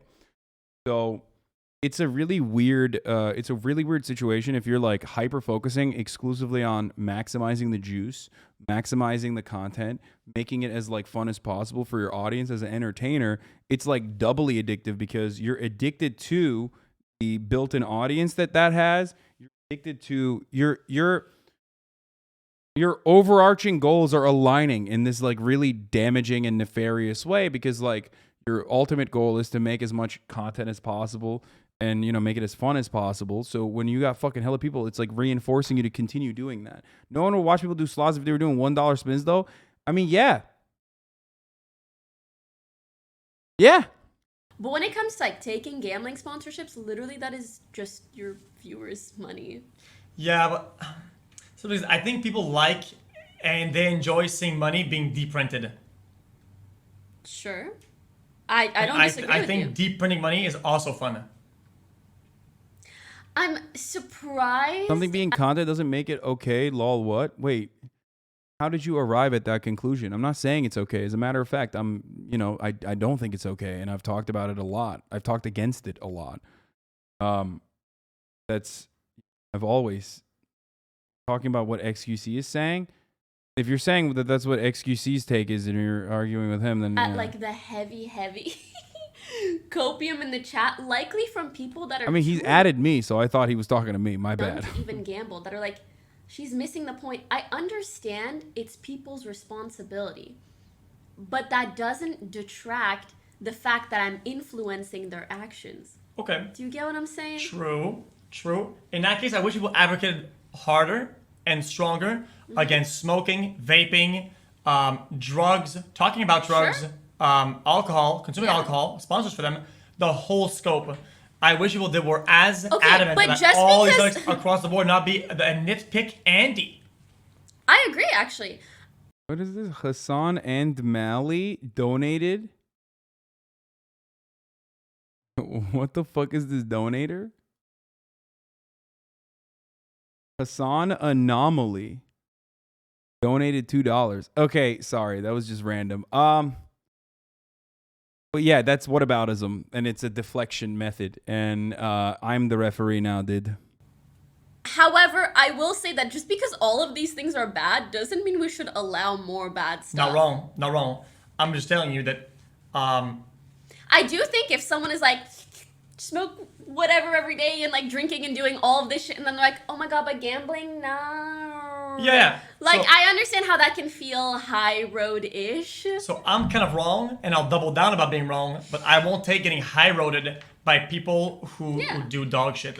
And that's not even whataboutism. It's not whataboutism.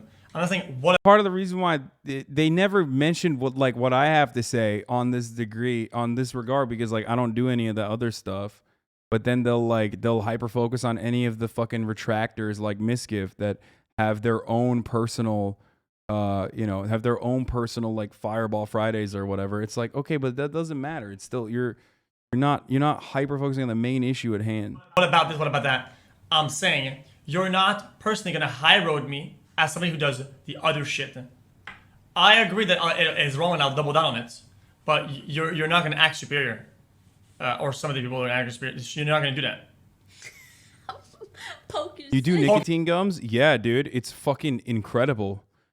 Are you kidding me? Not only do I chew nicotine gum, but I literally fucking tell people that it's an incredible way to stop smoking. There are probably people in this community that have been able to stop smoking because they started chewing nicotine gum.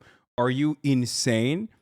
Did you literally just try to use that as a fucking counter? Not only do I not have like a nicotine gum sponsorship or anything like that, but I chew it myself personally. But nicotine gum helps you get off cigarettes, which is a significantly fucking more awful a vice that fucking kills you. What? That's how I stopped smoking cigarettes. You helped me quit vaping since you modded me. My girlfriend gives you many thanks.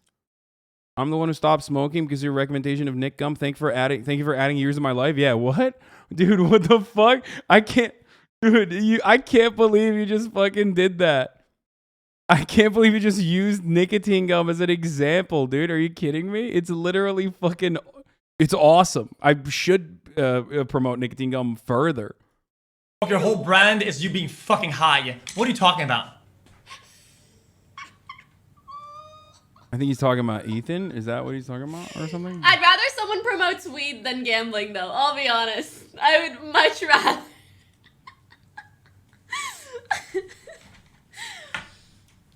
Oh, he's talking about Pokelaws? One of my friends that smoked some weed, some fake weed, and I was in the fucking asylum. Asylum? Oh my god, what? Oh no. Thanks, Poke. Now he's in the asylum. This is what Poke taught me. Now I'm just doing some copium whataboutism. We shouldn't do whataboutism, okay? I wish you understood this is a behavior I do a lot, okay? But it doesn't justify it. Like, should I laugh at this joke? Should I make this joke? Should I make fun of this guy? Should I insult this guy? I shouldn't. I still do it, right? Sorry.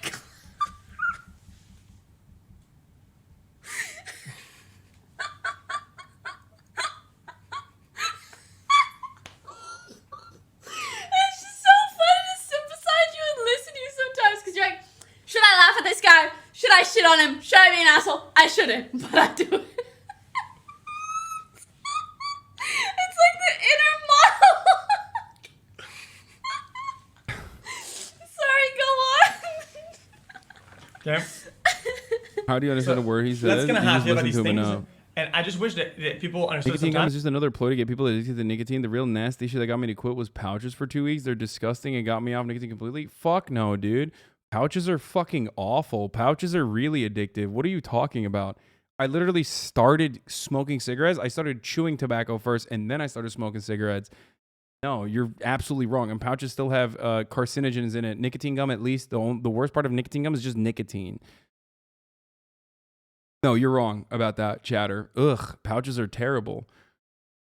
Homies don't know. I used to fucking literally do grizzly long cut wintergreen, okay? Straight up, horseshoe, double horseshoed up, spitting everywhere. I had my fucking little water ball that I'd spit into, you know what I mean? Yeah, dude, I was a grizzly boy. Okay, goddamn. I was dipping like a freak, dude. Whoo! Shit was fire. I mean, it's not. It's really bad. Don't do it, obviously. It's really, really horrible. And it'll fuck your life up. Cigarettes are really, really difficult to quit, dude. I will never go back.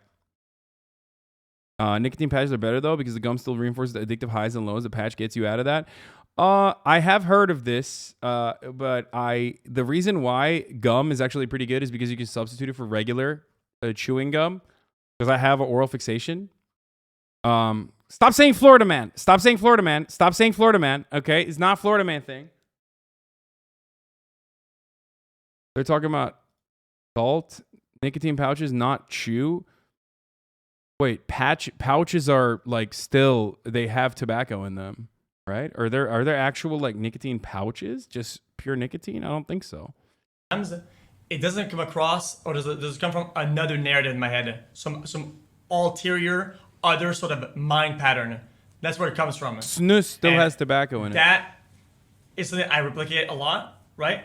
Yeah, maybe you're going to convince yourself to have another mindset or another thing, right? But the reality is I don't. I know it's bad. I still do it. I understand the points behind it. Maybe I need to have a shift of perspective. Maybe I need to go out there, look around. Snus. I don't know. I think if you ever saw a family that was like detrimentally impacted by gambling, you would understand why it's the kind of. I lost a family member to gambling. The fuck? He's like, I still don't give a shit. Yeah, like, I mean, yeah, the person is no longer with us. Really? Yeah, to gambling. Can you explain?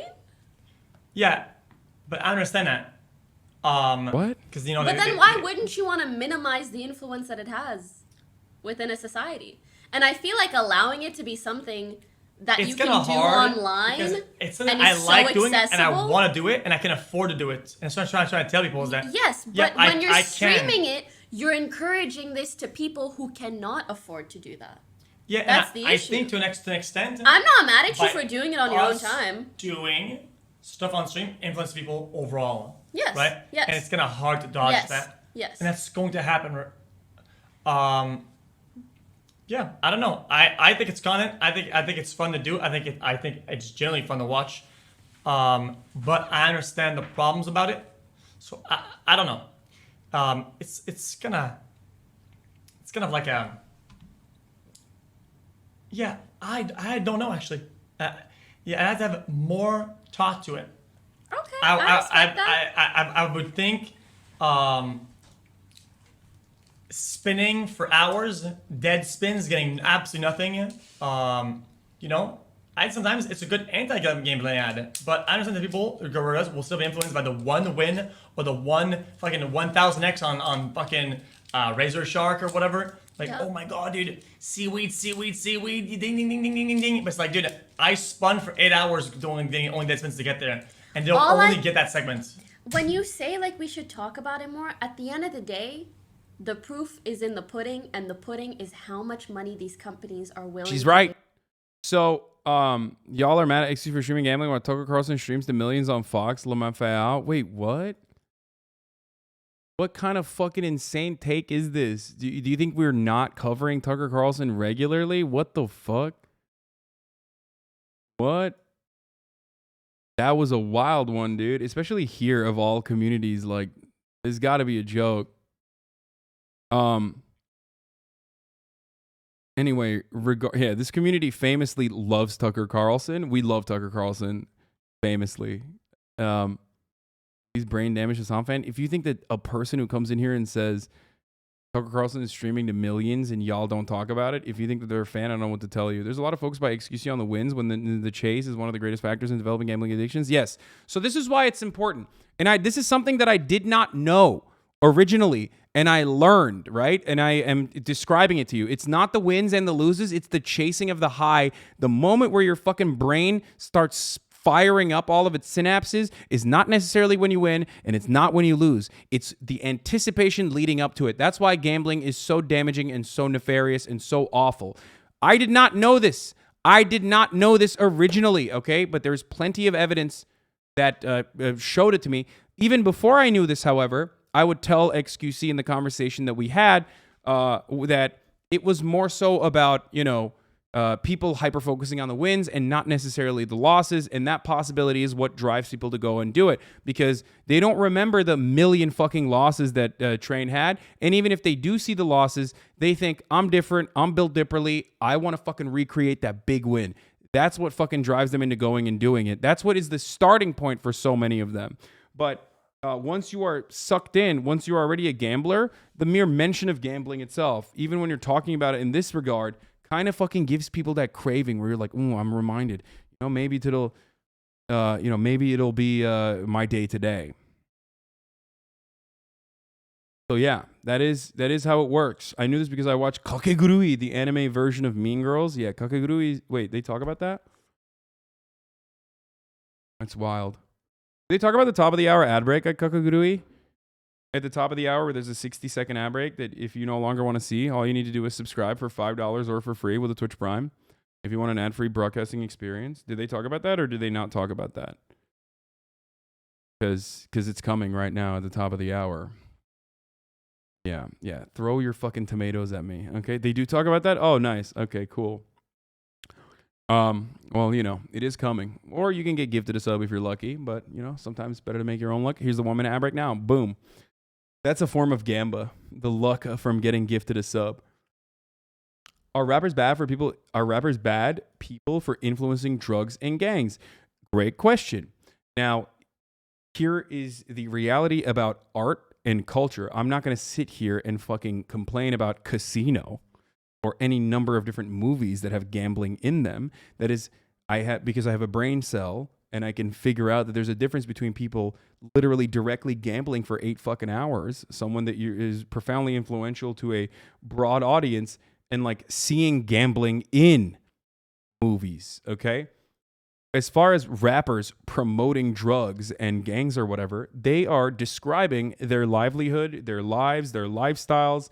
It is more so a reflection on what they do. It's also art. Okay? I am not an advocate to ban video games because I think like video games are causing violence. I'm not an advocate to you know, change culture in any capacity like that, because there's a difference between, you know, XQC raging, for example, or XQC making content by, you know, killing motherfuckers in a video game versus XQC playing XQC, you know, doing gamba nonstop. Okay? Taylor Swift didn't actually kill a guy, Lamau. Yeah. I once heard Future and now I'm addicted to perks.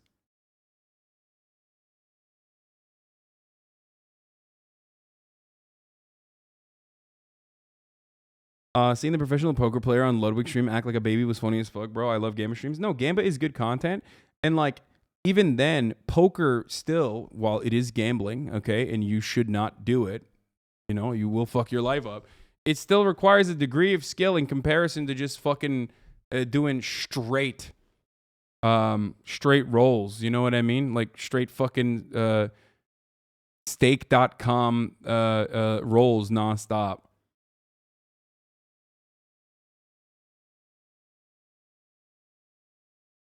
I've been dying for you to talk about this. There's a difference in art between something like Uncut Gems, which literally as a man destroys life by gambling, and something like Wolf of Wall Street, who's now glorified as a girl boss who's gotten millions of followers in business school looking for ways to be the next Belfort. But even then, like, poker is player per player. It's not player versus an automated machine.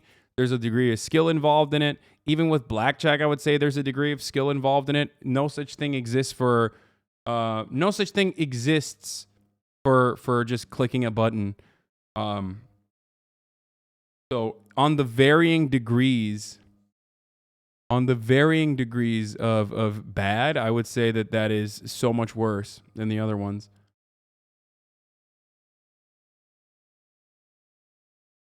give streamers. Whatever they're giving streamers, they're making back Vegas, not true, dude. Train is the slot whisperer.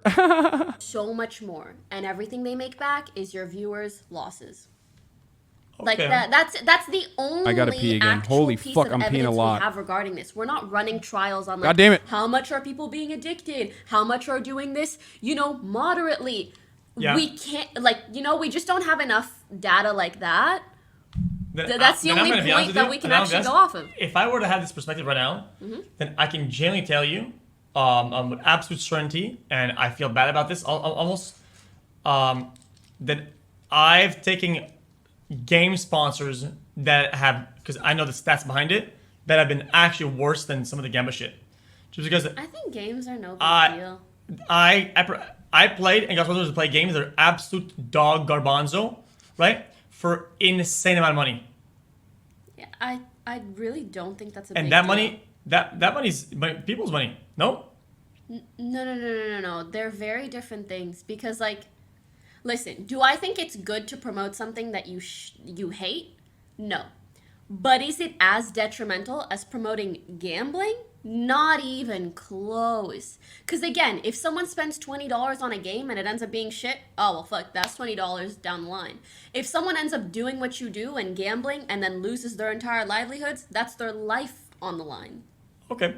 So, then are you against the concept that, let's say, I take a Genshin Impact sponsor, Okay.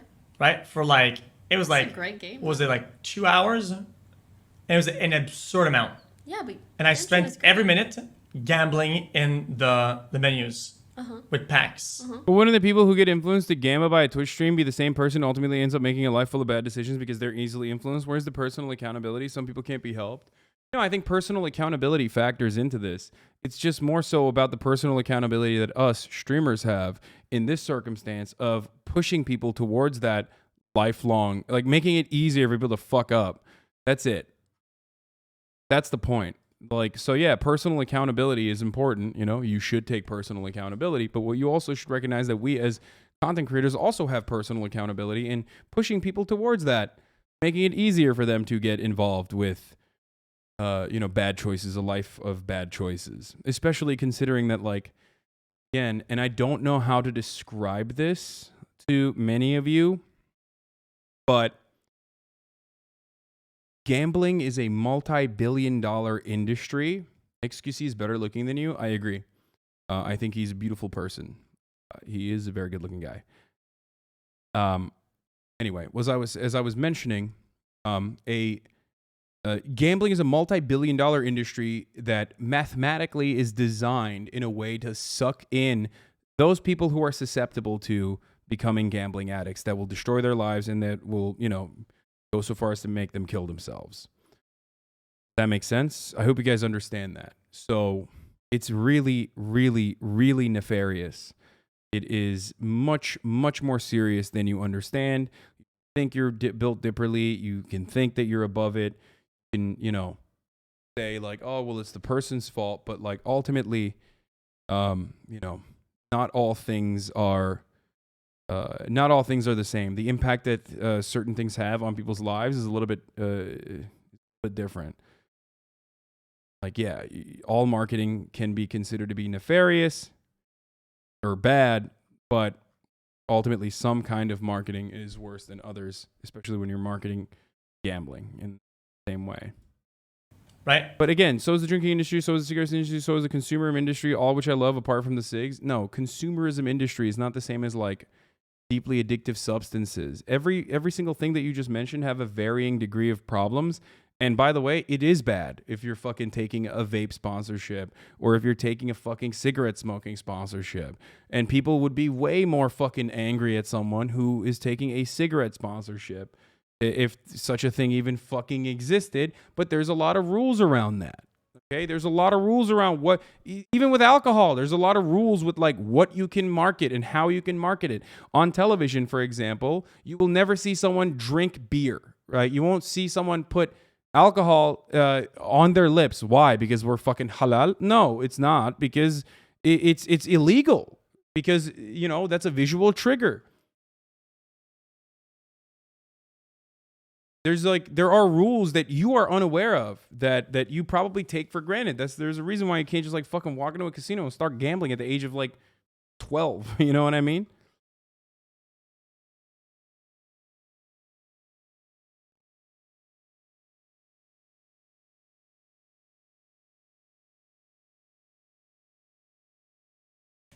So technically, I'm trying not to do the whataboutism here. I'm just trying to get a sort of a middle ground, right? We're like, that is literally... You're giving examples of things that, you know, maybe have similar traits in some regard, but at the end of the day, they're just not as bad on the spectrum of things that can be bad. Okay. And I don't even think that is something that is bad enough to run around and be like, that guy's doing something terrible. Like, it's not about being perfect when it comes to any like moral or ethical issues, but when something is very evidently bad, like, listen guys, if you want to come at me and try to... And for the record, once again, that's not as bad, does not change anything. Like, that's not, you're just pointing to other bad things does not change the conversation around the bad thing that we're talking about right now. Okay, it's called a deflect. That's called deflection, and that's what you are engaging in when you do that.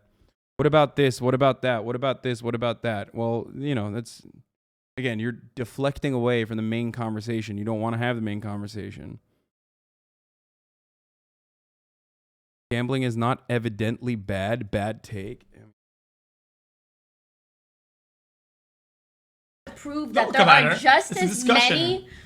That there are just as many people who lose their whole livelihoods to Genshin Impact as there are that do to like legitimate gambling. Like there are gambling, like people do lose a lot of money with mobile gamba. They really do. Yeah, should we get a tank and get killed in an Inferno Tower? Like yeah, people do lose a lot of money. Listen, and I'm not saying... Not deflecting, just want to bring up how this can be said about another massive industry that preys on potential addicts, but also conducts sex trafficking and grooming on the low in order to fuel it. What? Happening. Imagine a massive industry that preys on potential addicts, but also conducts sex trafficking and grooming on the low to fuel it. What are you talking? What are you trying to like make this into porn or something? Is that where we're going with this one? Like...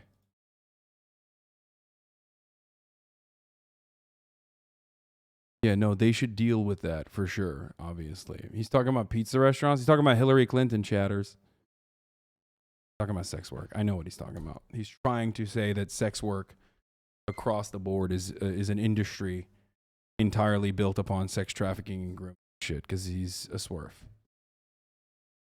All right, let's continue. Drugs or Genshin or all this. I'm so fucking mad at you for bringing all these things up because you have whataboutism into the whole topic. Guys, I'm not talking about all of those things. I'm talking about this one thing that is worse than all of those things. It's a spectrum. I get yes. It's a spectrum. One has more upside, downside, like in terms of like, oh, how much can you dump money? Can you wire your bank account and roll it in? If you did that in Genshin, it wouldn't be as bad because you probably hit a cap at one point where you only stuck to 1,000 instead of hundreds of thousands, right? Yeah. I get it. It's a spectrum. Mm-hmm. That's why I wish sometimes people discussed other things. Yeah, and I wish we could be open to a point where the influence would be the same impact as the actual gamba. If you were open enough about it and say, yo guys, this is gonna be only dead spin, only loss, only garbage for hours on end, and we're just gonna and it had this, but it's not. So I get it. It's haram, yeah. It's also very haram. It is haram. Every time I gamble, on that point. Chat says, So someone said, Astaghfirullah. Oh, yes. Oh my God. Good. Very good context. Oh, Habibi X Gamba. Why is an alcohol and tobacco sponsorship different, though? I mean, if you say gambling sponsored streams encourages viewers to gamble, then alcohol and smoking sponsored streams encourage drinking. Again, now they're like entertaining the deflections, and it's just like always a silly convo to have. It's just that's not the point, and you shouldn't talk about that in this situation. Okay? Who cares? That's bad too. Move on. Okay? Because when you try to get to the weed, when you try to like differentiate between that, the main argument is completely changed now. Now you're having a conversation about like what's less bad. You know what I mean? And then you're parsing through like what the varying degrees of bad is. You've moved on. You've successfully moved on from the main conversation, which is gambling streams, right? And even though Poki mentions it, it's a really common thing that happens regularly, right? It's just it's hard. It's hard not to take that bait.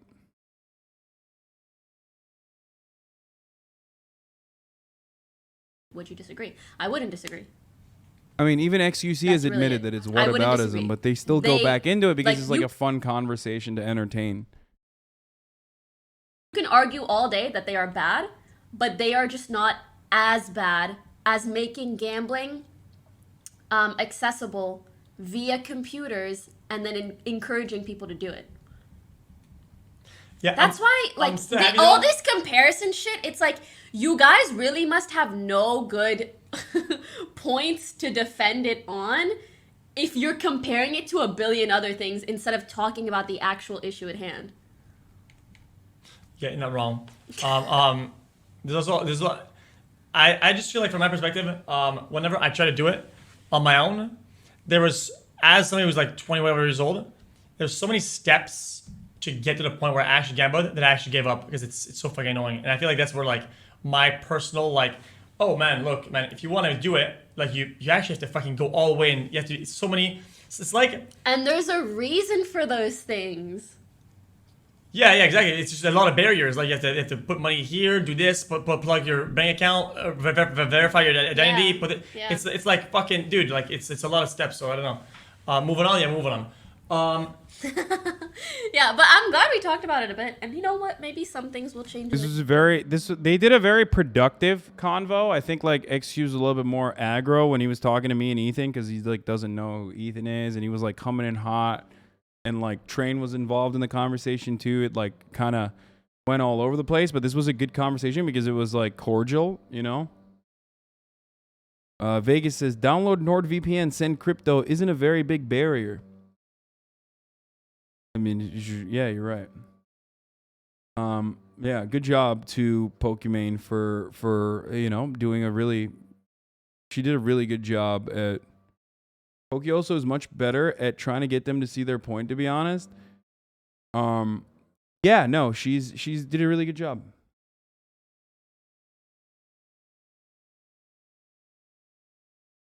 I don't know why you're like turning around to be like, no, she was like literally better than you. She was literally so much better than you. But you know, if that's how you feel, yeah, I think she was. I think she did a really, really good job. She did a much better job than me. Is that no? Very, very strange thing to harp on, but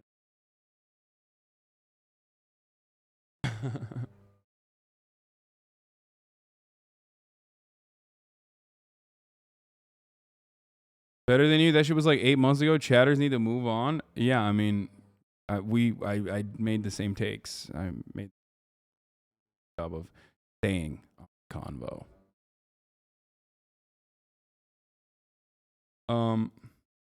Motherfuckers take a shot every chance to take a shot at you. Yes. But it's yet another instance where like I think it's yet another instance where like it's the confrontational nature of a debate format makes it less productive. You know, if it's contentious, it's confrontational, it's like less productive as a conversation. Whereas if it's two friends having a conversation with one another about like, and both are being patient in that situation, it's a little bit different. You know?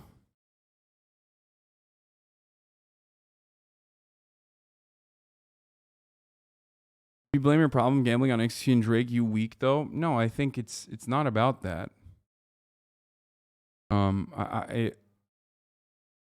I don't know why you think that that's the case. It's more so about like us as content creators and you know our obligation, our recognition of like what we are doing. You know what I mean? Our audience.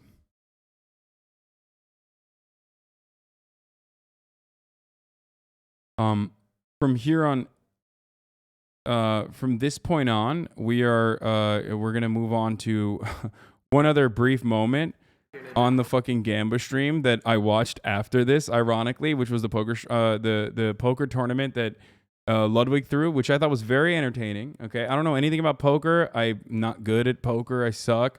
Poker is still gambling, by the way, but it's a little bit different than straight slot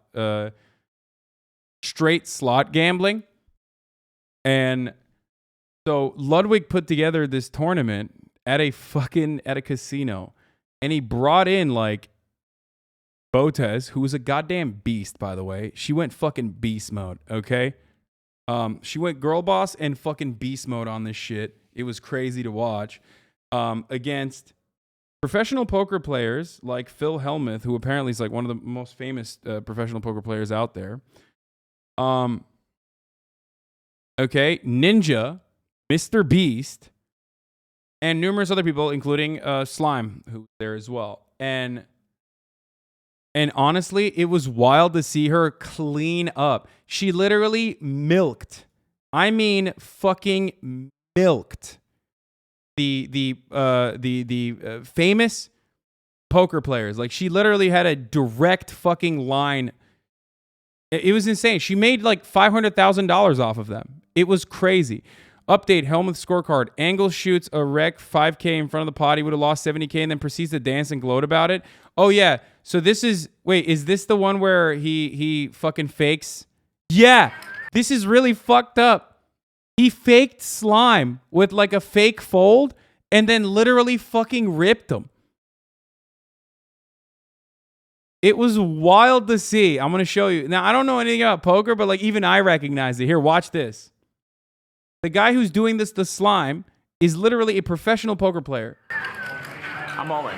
Slime moved all in. Is there like a live commentators or like annotation on the screen? Yeah. I remember seeing a meme with Forsen. It says, Forsen lost 14 hands in a row, and it's just a picture of him with his glasses on. It's so funny. Yeah, that's right now.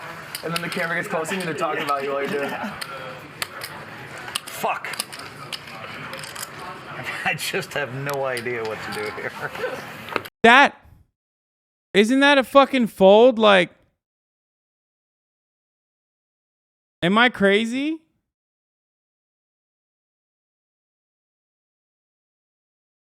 Or is that just like a... I don't know. Not a fake fold. Actually kind of common thing in cash game, but not really Slime's fault. It's a weird etiquette thing.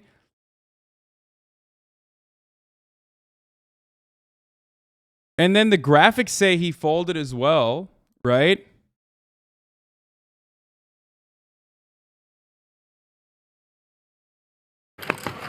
Show the table. And Hellmuth just folded the best hands. Yeah, it's just you down a show? I have ace-9, yeah. Oh my god, what'd you do? You folded. Excellent. I didn't.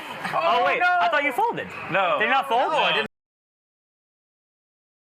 So Slime at that point has gone all in anyway, so it doesn't really matter, I guess. But like, people thought that he literally fucking folded. Fold? I'm thinking. Did you see his hand? He showed like ace-7 or something. Or ace-6. No, dude. I thought you folded. No, he said show your hand and then he flipped it over. God. You showed me the worst hand. Phil, maybe Angle shoot, that's the poker term for it. In poker, using unethical means to take advantage of inexperienced opponents. For example, angle shooting, making a string bet in a home game, rearranging your chips in a way that it makes it look like you're gonna bet, getting ready to bet before it's your turn to stop action, berating opponents to manipulate them. Or I guess fake folding. I thought you folded. Come up with a deal. Yeah, let's have a deal. You shouldn't be punished for that. I don't think you should be punished for folding your hand. All right, so what kind of deal? I don't know.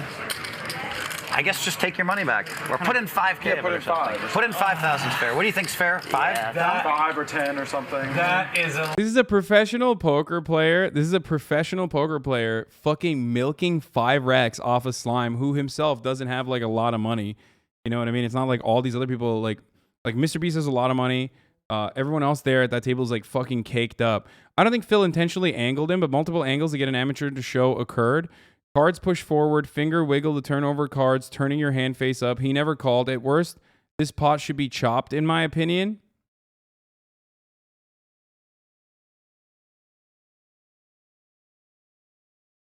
Who cares, Lamau? Get fucked. I mean, dude, that's wild. What? Known as a baby in the poker community. Yeah, everyone was saying like that's his attitude, that's his style, that he like fucking yells a lot. Well, by the way, it doesn't even matter because after this, so this made him the villain at the table, okay? And everyone got mad at him for this. I thought it was like kind of fucked up.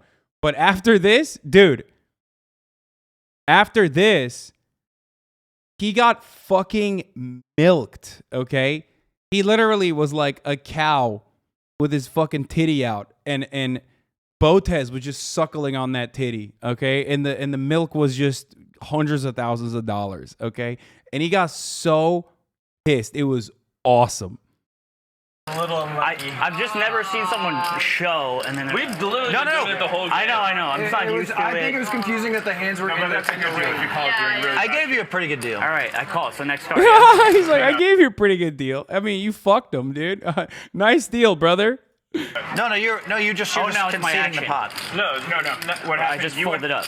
Yeah, because he's already seen it, man. Oh, thank you. Yeah. We're only charging you $5K. I think that's generous. I don't know, whatever. I don't care. That's a good deal. It's all good. It's a good deal for you. Interesting. So Phil did not fold.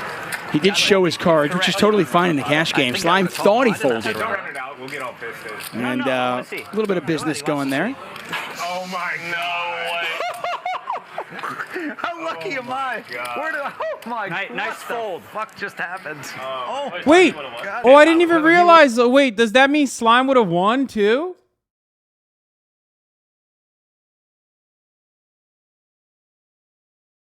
I didn't even see this part. I only saw the fucking fold. That's, oh my God. Oh my God, that's so bad. Yes, he folded. Slime would have had that hand. He had the worst hand with only 3 outs. 5K was a good deal because of what he had up was a lot more. Unfortunately, Slime would have won the hand. I didn't even realize, like, that makes it even worse. There's tons of YouTube compilations of the guy raging and being such a bitch in general. I think that's his content. Like, that's how he does it, though, right? Isn't that his thing? He created the implication that he folded and then let the other players say he folded while he stayed silent. Would have won. He made aces and sixes. I mean, he had to hit a 6 on the next. I didn't see that. 2 cards. It's all right. And then he forfeited his hand. Wait, what was your guess on what you saw? You said ace what? Ace 7? Ace 7. I thought it might have been ace 6 or ace 7. I knew it was not. I knew I had the best hand. Anyway, it doesn't even fucking matter because ultimately he got literally dicked on, okay? Botez absolutely straight fucking cumstered and dumpstered my man. It was awesome. She literally straight milked every poker pro at that table, including one of the dudes who actually was simping super hard for her, who literally was just like, he kept buying in over and over again, I think. I think there's a chance here, Ninja. I think there's a chance for him. Can Ninja hit the 7? One time. But I am sleeping outside tonight if I don't hit a 7, so. Oh no! Unless queen. That's pretty good flop. Queen. Queen 10? 7s could come out technically. Oh, chop. A 10. I'll suck a dick for it. It's a 9-hour stream. Phil mauled it for a total of 3 minutes of that stream, and everyone's crying about it. They all seem to be having fun with him. I just thought that it was. I personally thought it was like really weird that a guy who's like a professional poker player was behaving that way, like an adult behaving that way at a table full of like younger content creators who are like clearly inexperienced in comparison to him. I thought it was like really odd. It's like if you fucking play basketball with LeBron and then you fire off a 3, like luckily off of him, and he just starts mauling at you. It is like going crazy. You know what I mean? He's like, whoa, what the fuck? Like that. We got to do something about that. He starts taking charges on you and shit. You know what I mean?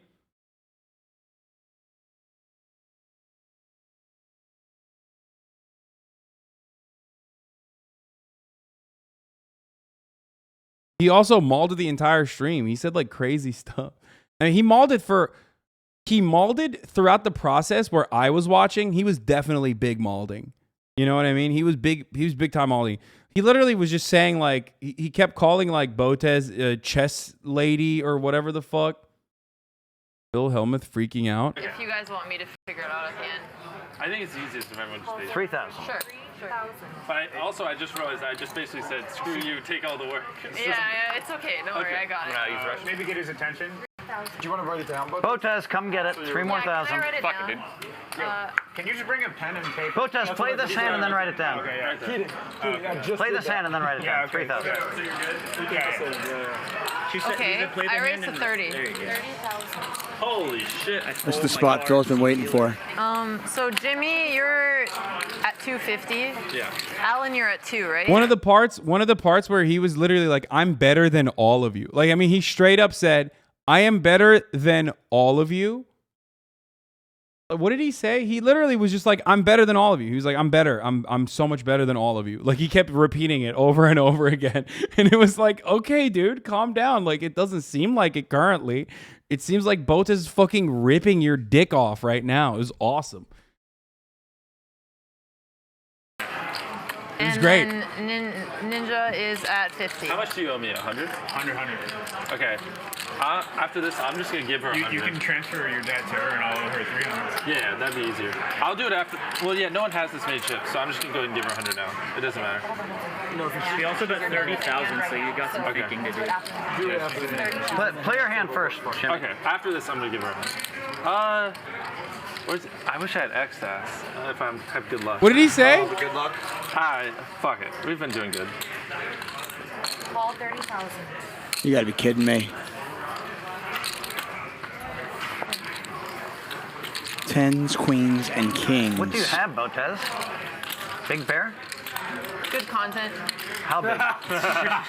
Yo, say. Well, that was kind of against it. Yeah, I like it. That was a pretty. How do you think she's up 800,000 fucking? Oh, by the way, I think she's against it, but still. the way he mauled it also made all the other poker players look so much nicer in comparison because they were such like the other dude with the short hair was like very clearly not having a good time at like multiple instances. But he was just still Tom Dwan, yeah. He looked like he was not having a good time. Like he was just getting fucking straight milked.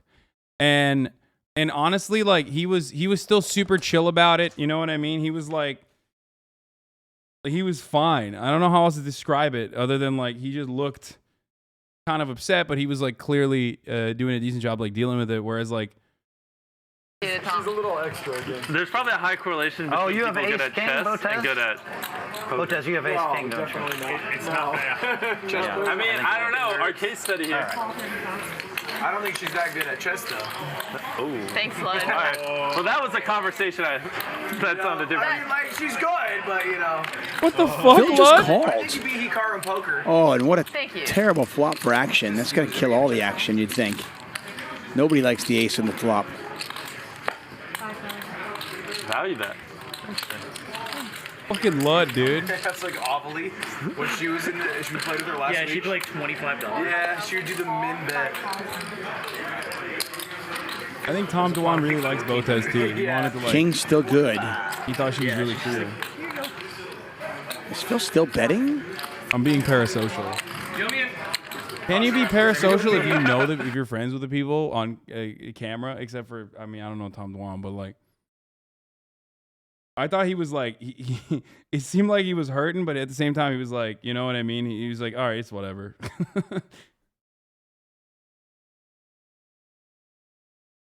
Tom Dwan knew her before. Dwan doesn't pay his debts. Lol, he owes the guy 7 figures for the past 20 years. I'm like trying to remember what I had. Pot is now 124,000. Mr. Beast gonna win this 91%. That's just stalking, my guy. Wait, is stalking when I know the people? Of the time. 9 of hearts doesn't change that. Anyway, look. Pros make their decisions based on odds and what they think their opponent is doing. Everyone else is just doing crazy things, so it's hard to play their normal way against people who don't know if they're playing smart or not. Dude. Who the fuck cares? What do you mean? You think they don't know that? You think they don't know that they're playing against fucking, like... He knew he was playing against inexperienced people when he fucking did that fake fold. Get the fuck out of here. Yeah. You knew you had the best hand? And more importantly, he's not even, he's just like going crazy. After he showed his hand, Smart play, he had the best hand. I was going to call. No, you're good. I mean, he did. You're fine. You're fine. You're fine. You're fine. I'm good. I'm good. Yeah. I'm gonna hear shuffling poker. Oh, by the way, let me explain one thing for the view. I don't mind at all. This is top 10 most controversial rules in poker. I'm in the highlights right now. Are you allowed to show your hand? It's totally fine. Let me just explain this to the table, and Alex, to you too. So normally I wouldn't show my hand, but Tom looked, and then Alex said, "Flip your hand up and show us all." Because we've done it before already. Precedent's been set. He said, It's all good. Alan said, "Flip up your hand," and so then I showed it at his suggestion, just because I was thinking about what to do. So nothing really happened there. He assumed you went You got a good deal, except you ended up in the end getting fucked. Which I shouldn't have known. I shouldn't have known about the.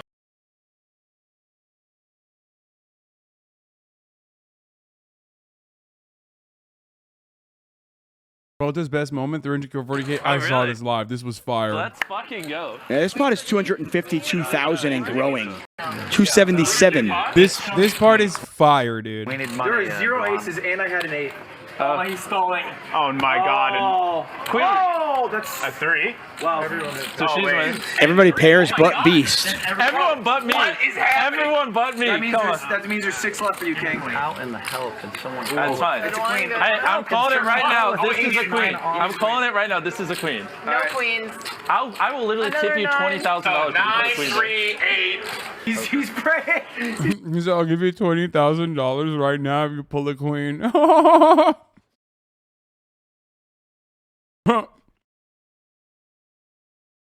It's like, "I'll give you the dealer." 20 grand. Even Magic can't do that. And Botez again. Are you kidding me? What, like 600,000 now? Now, dude, he goes. This was the biggest winning of the night, right? I think this was the biggest, right?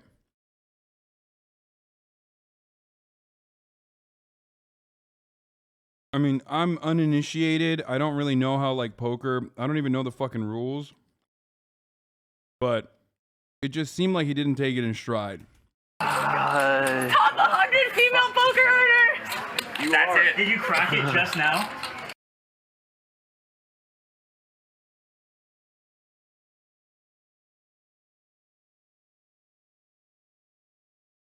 I think that was the biggest win a female poker player ever made in one night. Wait, really?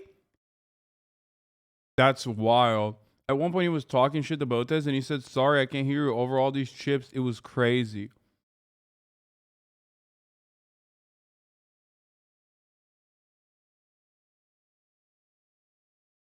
I recommended. Yeah, the moment I fucking click on...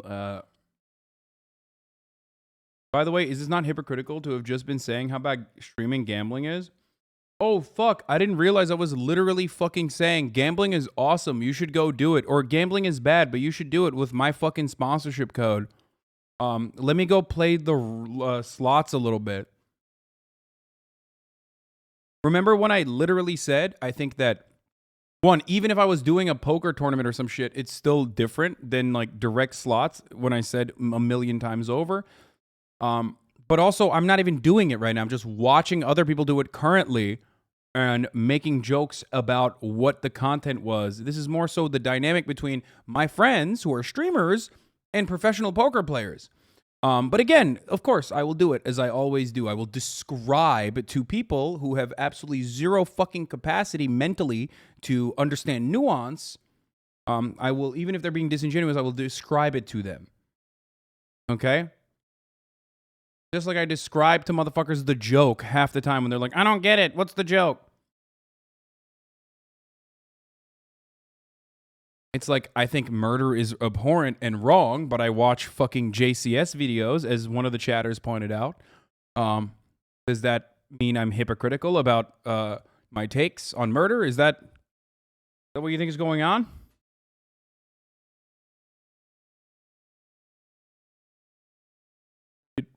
Weirdos, dude. Anyway, where was this? Oh, this. For 10. Magic, why you keep looking at me whenever I make those types of remarks, man? Hey, Magic, if you want a good night. Oh! I'm in this bitch! I'm not fucking leaving! Hey, call the other dealer, Magic. You guys go back there. Blur the screen, Feldman. No, you get the extra. Hey, Phil. Did you want that money? Yo, Magic, you're gonna have a great night. Here's $100 for that. You had no influence over. Oh, I want that face. That face right at Phil Hellmuth. Yeah. The runner blowjob. Yeah, you can see a runner. Ninja had some cringe moments, but this was not one of them.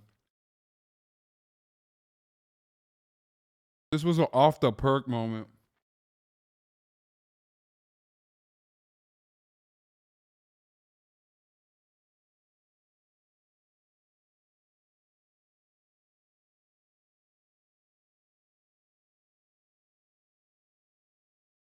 Man, Phil Hellmuth.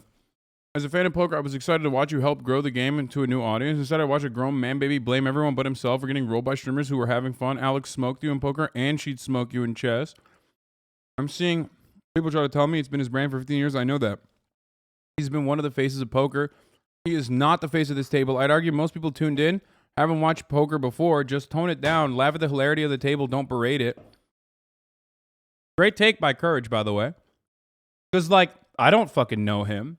And I don't even know anything about poker. And when I watched last night's stream, the only thing I could think of was, one, my friends are fucking killing it, which is great. Okay. Shouts out to the Twitch streamers.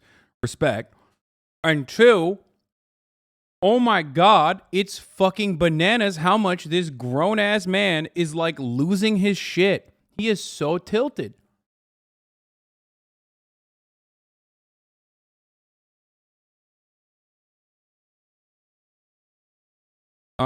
And my final thought before I head to bed, that this was embarrassing to watch. Literally all signs that he folded the hand and then tries to play the high road like he helped out Slime. Don't think I know what I'm talking about. Check the tweet below from poker legend Daniel Negreanu.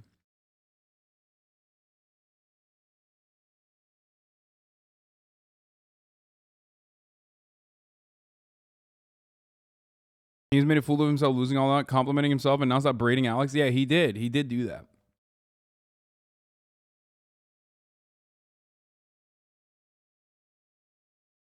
That's his shtick. He gets angry, talks smack. I mean, I know, but have you met Mr. Beast IRL? Yes.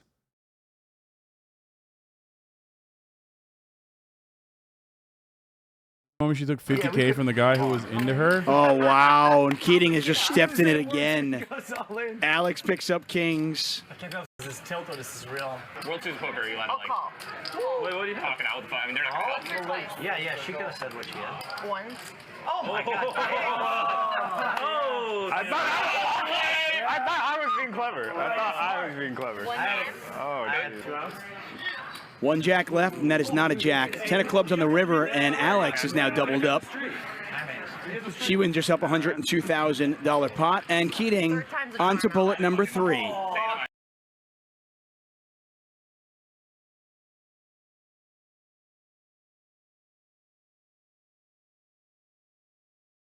Why does Yellow get mad at WWE wrestlers for playing heel? Does the same thing for getting mad at Phil for what he does at the table for years? Dude, how are you going to say it's the fucking same? Wrestlers aren't actually fighting each other physically. They're doing a dance together. They work off one another. You're comparing like real competition. Wrestling is theater. This is real competition. They're like actually playing poker with one another. They're not like she's beating him.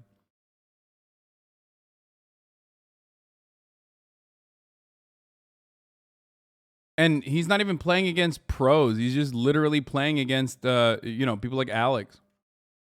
This was funny. Stake Kings Hustler Casino, the Beast game giveaway, 10K in value. This was ridiculous. They were literally fucking running ads on Mr. Beast's likeness without like asking. That was wild.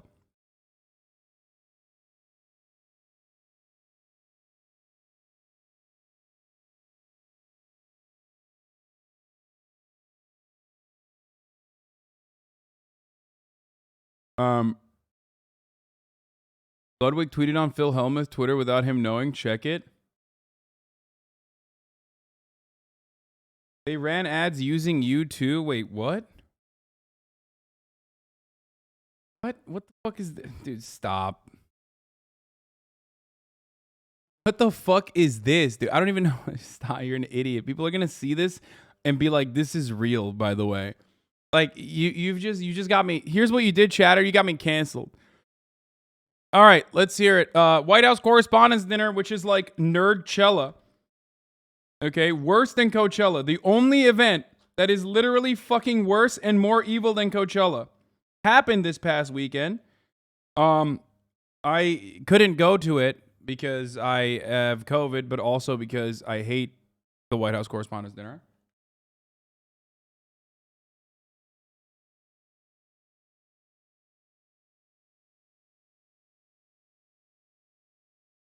I was, of course, not invited to the dinner itself. I will never be invited to the dinner itself. I was invited to some events, including a personalized trip to the White House, apparently. I was invited to some shit like, I think Funny or Die did something. Anyway, it doesn't matter. It's just, I despise it. I've been before. It's awful.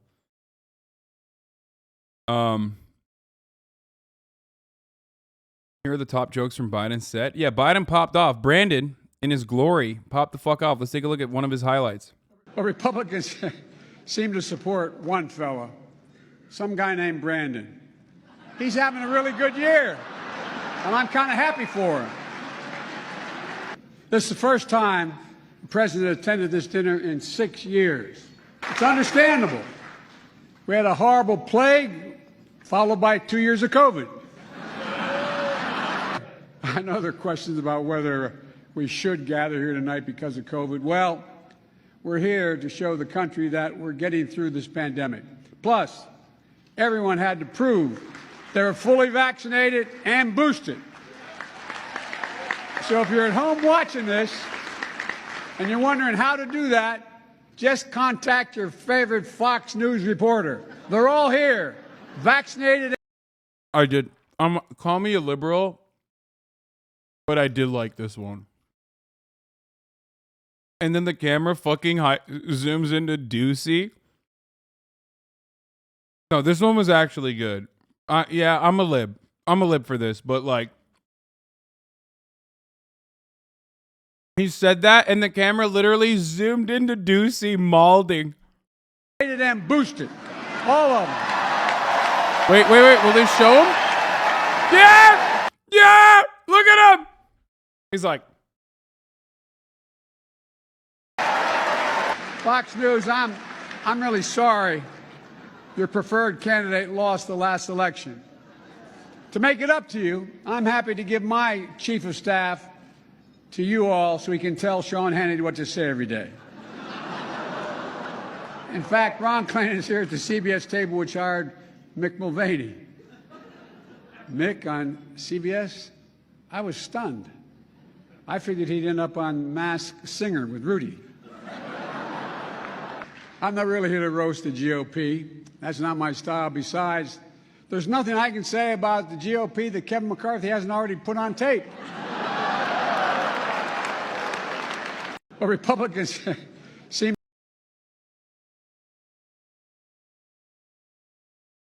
Oh, man's got zingers, dude. You know he's hopped up on adrenochrome. Okay? You know. Homie is fucking... Homie's got adrenochrome coming out the fucking gills on this one. All right? Straight popping off.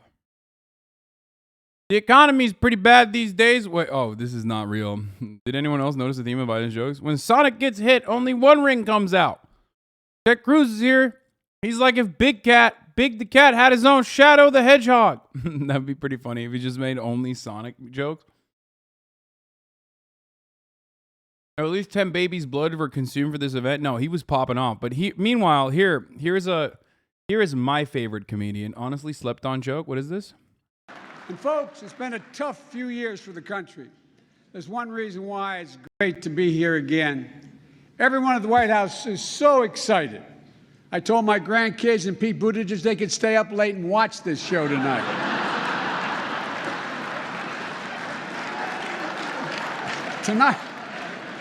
Tonight, we come here to answer a very important question in everybody's mind. Did you say Pete Buttigieg's grandkids?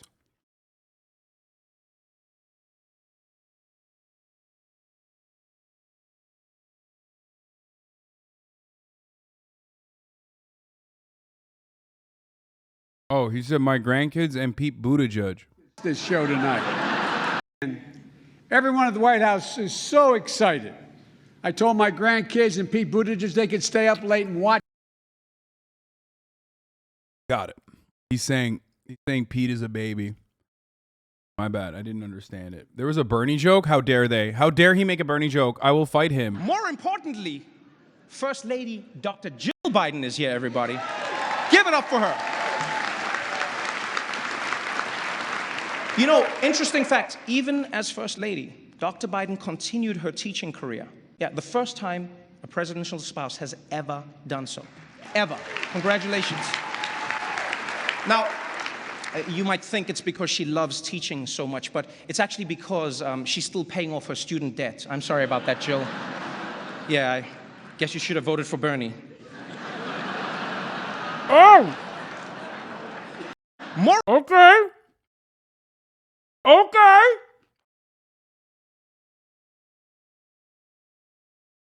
Wait a minute. Where the fuck did that come from, dude? What? Okay, is there more? Or give me more. Give me more. What the fuck? Oh my god, we're living up. We're living up. That's Trevor Noah off the perk.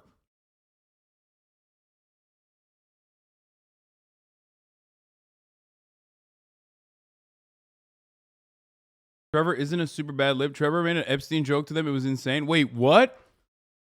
Okay, give me the link. Give me the link. Link me. The linky, boys. The linky. Also, here's the real comedian. Okay, hold on one second. A real American and real comedian. Let's hear what he has to say. I'll say to LeBron James, who I don't like very much, I'll say, LeBron, did you ever have thoughts of going woman? Because if you did, I'd like to have you on my basketball team. It's true. Wait, what? What? Bro, this man's gonna be the next president. What is he saying right now? What?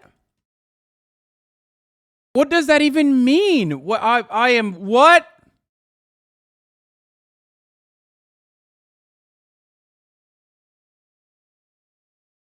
If you ever thought about going woman, he said. I love that. By the way, for the record, I know, I mean, he's being transphobic, but like, that's the funniest way to be transphobic. You ever thought about going woman? Oh, no. Have you ever thought about going woman?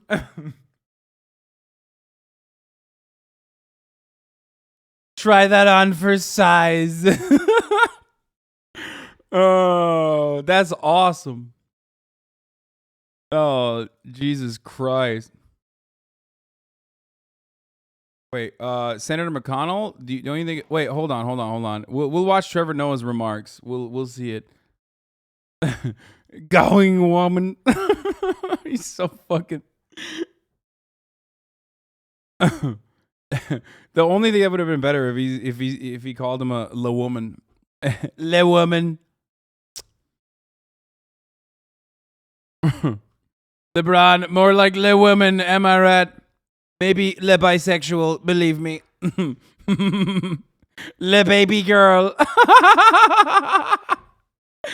Oh, no. Oh, that's my favorite, dude. I don't know. It's just so incredibly fucking stupid when someone says le China or whatever. But le bisexual is like the dumbest one. I don't know. I'm sorry. Let's just... Le baby girl.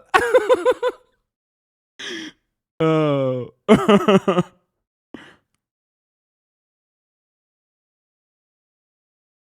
Hellmuth slime incident made it on the USA Today. Phil Hellmuth ignites poker world with controversial move that he said wasn't a fold. Oh my god, dude! I was DMing Slime this morning. I was like, bro, I can't believe he did that to you. That's fucked up. It's bald on bald violence. They never talk about that. He goes, dude, he's not bald. And I actually thought Phil Hellmuth was bald. I was like, I'm sorry. Presents as bald. Am I wrong? Doesn't he present as a bald man? Am I alone on this?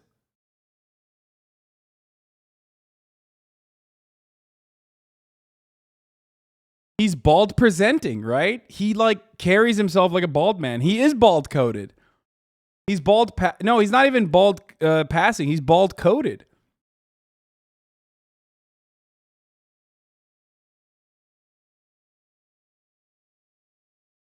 Assigned bald at birth, ABAB.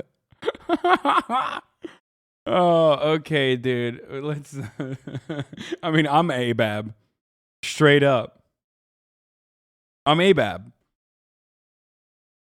I'm literally ABAB, actually, when you think about that. Bill Hellmuth. Okay. Closeted bald. Ludwig just explained it live, and he's right. It wasn't a fold. It just looked that way by how it was filmed. Okay. Italians weren't considered bald until the late 1980s. Italians weren't even considered people until the late 1980s, and it was the worst thing that we ever did, okay? All right, let's watch the Trevor Noah jokes. That was pretty fantastic. One more time for President Biden, please. That was really great. I got a promise I will not be going to jail. I'll switch things up now. Let's see how we do this. How's everybody doing tonight? You guys good? Everyone good? First of all, thank you so much, Okay, Steve. stop calling me a bald chaser, okay? I'm literally fucking ABAB. Good evening, Mr. President. Not only am I ABAB, but I do take gender confirmation hormones. So, think about that. Think about that before you speak, Sweaty. I'm straight up ABAB. And I literally take fucking steroid blockers or testosterone blockers, DHT blockers to maintain my hair. Bald baiting? Okay, I'll unfollow you. This bald hate is the final straw for me. No, that's not. Follicle confirmation hormones. The three genders, man, woman, bald. See, you can see this is an example of making jokes about trans people without being transphobic. Look at that. It's possible. It can be done. It's crazy. Even if it's a cis dude who's making the joke. That's wild. It's almost like if you understand, things about the trans experience a little bit better, you can at least even from afar make analysis that doesn't immediately revolve around your fucking helicopter.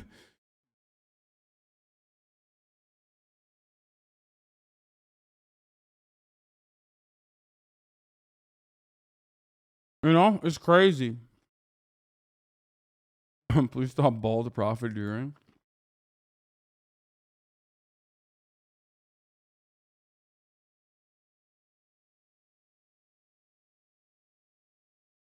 Wait, I literally have trans friends that have used Impossible Pussy coming soon on Tinder and stuff. Oh no, Impossible. I admitted that was his best joke. Uh-oh. Minor F. We're good. F for a second. I don't know why. But yeah, no, I literally said that the only good trans joke that Dave Chappelle made was sandwiched between transphobia. So it went unnoticed, but the Impossible Pussy was that was actually funny. That was funny. But you can't be funny about trans people if you're literally sandwiching it between transphobia and not even jokes, just basically saying I'm transphobic, by the way, over and over again.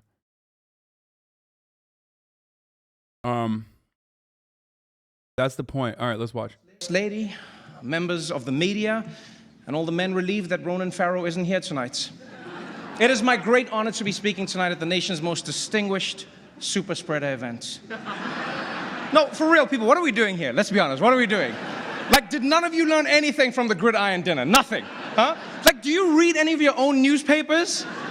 I mean, I expect this from Sean Hannity, but the rest... Oh my God, the fucking audio is blowing up. Of you, what are you doing here? You guys spent the last 2 years telling everyone the importance of wearing masks and avoiding large indoor gatherings. Then the second someone offers you a free dinner, you all turn into Joe Rogan. Huh? I mean, Dr. Fauci dropped out. That should have been a pretty big sign.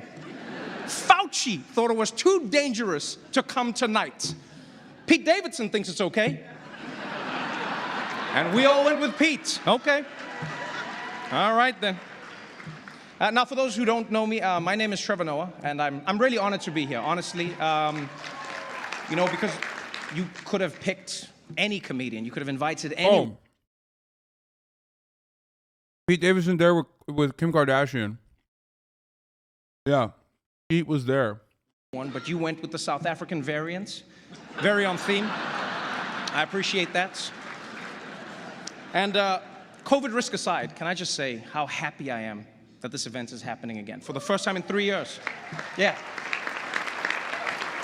And the truth is, I want us all to have a good time tonight. So please, everyone relax.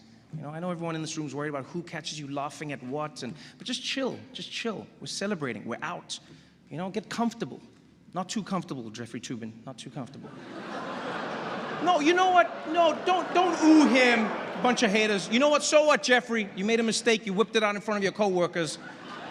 That's the first step to winning a Grammy for Comedy Album of the Year. Wait! Oh! You halfway there, my friend. You don't let the haters stop you. We all come back from... Wait, why is Jeffrey Toobin there, bro? That's crazy. Yo, there is really no cancel culture, I swear to God. I mean, he doubled down on that. Louis C.K. won Grammy Comedy Album of the Year.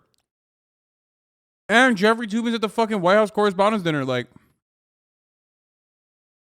There you go, dude. There's no cancellation in that situation. I mean, to be fair, like in a weird way, like, I don't think Toobin was doing... I mean, he didn't do it on purpose, right? Like, it was awkward and shit. But goddamn, he came back from it. That's crazy. Mistakes. Now, you might have noticed I'm going to be telling some jokes tonight. But I want you to understand, I am not here to tear anybody down, okay? Yeah, I might roast you gently, you know, like a pair of testicles on a Tucker Carlson special, but I'm not doing this just for the attention, all right? I'm a comedian, not Kirsten Sinema, all right? And by the way, give it up for Kirsten Sinema. Whoever thought we'd see the day in American politics when a senator could be openly bisexual but closeted Republican, huh? That's progress. That's progress. Not bad. And yes, I know a lot of you are worried, and yes, it is pretty good. Risky making jokes these days, you know? I mean, we all saw what happened at the Oscars. I've actually been a little bit worried about tonight. I won't lie, you know? I was like, what if I make like a really mean joke, you know, about like Kellyanne Conway, and then her husband rushes up on the stage and thanks me? I just hope we all stay calm. Because it is exciting to be here, even though some people don't think this dinner should even exist, as you said, Mr. President, you know? Because some people think this shows that the media is too cozy with politicians. But what those people don't understand is that you guys have integrity. You would never allow personal connections to affect your ability to be good journalists. Isn't that right, Chris Cuomo? Where is Chris, by the way? Is he here? Couldn't make it? Oh, by the way, people are... Dude. That's what people are not appreciating it. God damn, dude. Wait, before we really get going, a few quick announcements. Anyone here who is a Democrat in a swing district, I've been asked to remind you not to hand your resume to the cable news execs at your table until after the event, please. Thank you very much. Also, a quick note before people order their Ubers home tonight. Governor Greg Abbott is generously providing free buses for the Telemundo table. Very classy, very classy. But man, what a room this is, huh? Look at this room. Everyone is here tonight. We've got politicians, huh? We've got the media, we've got celebrities, basically anyone who's been to Jeffrey Epstein's island. This is an exclusive event. In fact, coming in. What? Wait, what?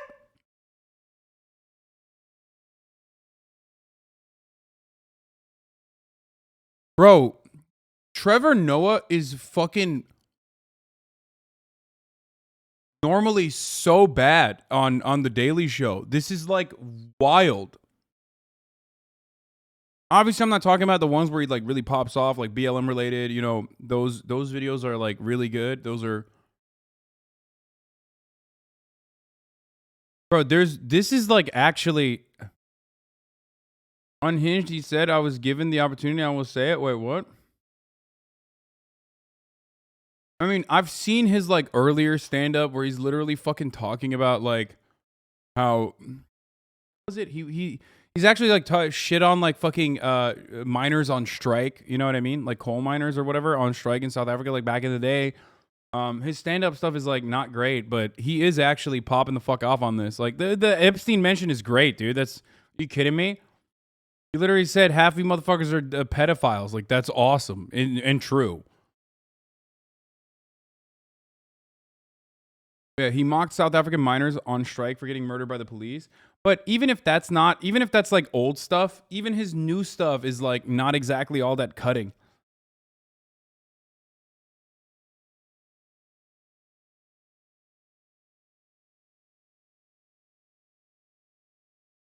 I heard Meghan McCain telling the bouncer, "Do you know who my father was?" And they were like, "You have a ticket, you can just come in." But she insisted on telling them who her father was anyway. And I'll tell you, as somebody coming from Africa, I mean, I've just got to say, this is so exciting, you know, to be at this swanky party full of Washington's most powerful people. You know, it's not as exciting as Madison Cawthorn made it sound, but still very sexy. Very, very sexy. There's many big names here tonight. Yeah, one of my favorites, Ron DeSantis, is here. Yeah. Oh, man, I'm actually surprised that he found the time. You know, he's been so busy trying to outmaneuver Trump for 2024. I see you, Ron. I see you, Flair. Oh! Yeah, I've seen what you've been doing. Blaming Trump for the lockdowns, distancing yourself from the vaccines that Trump created with his own two hands. Nobody knew how to make vaccines until I made them. Beautiful, beautiful vaccines. Nobody knew how. Not even Fauci. But Ron is playing it coy, man. He won't even tell people if he got the booster. Yeah. Or as they say in Florida, don't ask, don't tell. Am I right? I see you, Ron. You see, what I like about Ron DeSantis is like if Trump was the original Terminator, DeSantis is like the T-1000. You know, you're smarter than him. You're slicker than him. You can walk down ramps. Yeah. Because you see, no, Trump said he won the election, but everyone was just able to look Why at aren't they showing him, dude? It's so fucking annoying. I want to see how DeSantis is taking these jokes. To see if he's going to run in 2024 or not. Fucking whack. Was that him? Did they show him? Was the original Terminator. DeSantis... Oh, he's not there? Oh, he wasn't actually there? That would have been very surprising if he was. T-1000. You know, you're smarter than him. You're slicker than him. You can walk down ramps. Yeah. Because Ron claimed he wasn't there. I mean, he probably wasn't, chat. What the fuck? Ron, I did not watch it. I don't care what they do. It just shows you that the cabal of people in D.C. and New York are so reviled by so many Americans. Governor, any response to Trevor Noah's jabs at Florida and yourself and the sort of debate over whether or not you were supposed to attend the Correspondents Dinner last night? So I never was. I hate this motherfucker, but he's right, dude. It is a cabal. Oh my God. Like, I hate it, but he's right, okay? In this one instance, this hairless version of a fucking porcupine of a human being is literally fucking right. I would never attend that. I have no interest in that.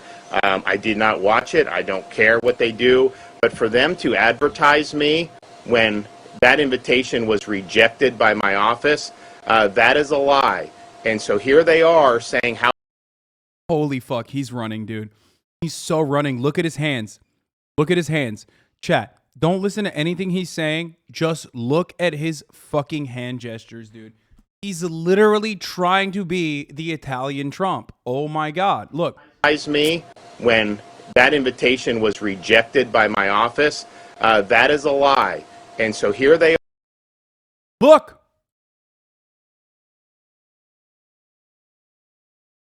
Oh, dude, he's doing it. He's literally doing it. Bro, how do you know what a hairless porcupine looks like? Why would you go for that example? I don't fucking know. I just wanted to say that. Shut up. You have a problem with that? About something that is readily verifiable. And so Doesn't cabal imply it's run by Jews, though?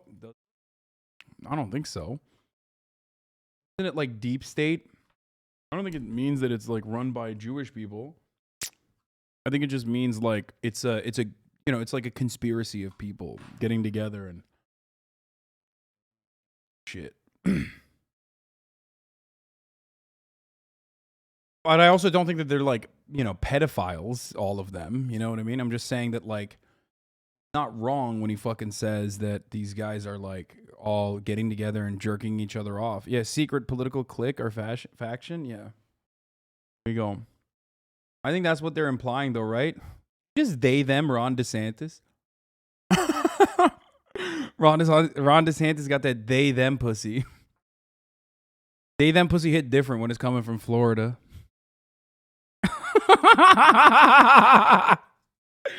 Oh, Jesus Christ. Okay. Sorry. Ron They Santis. Okay. Look.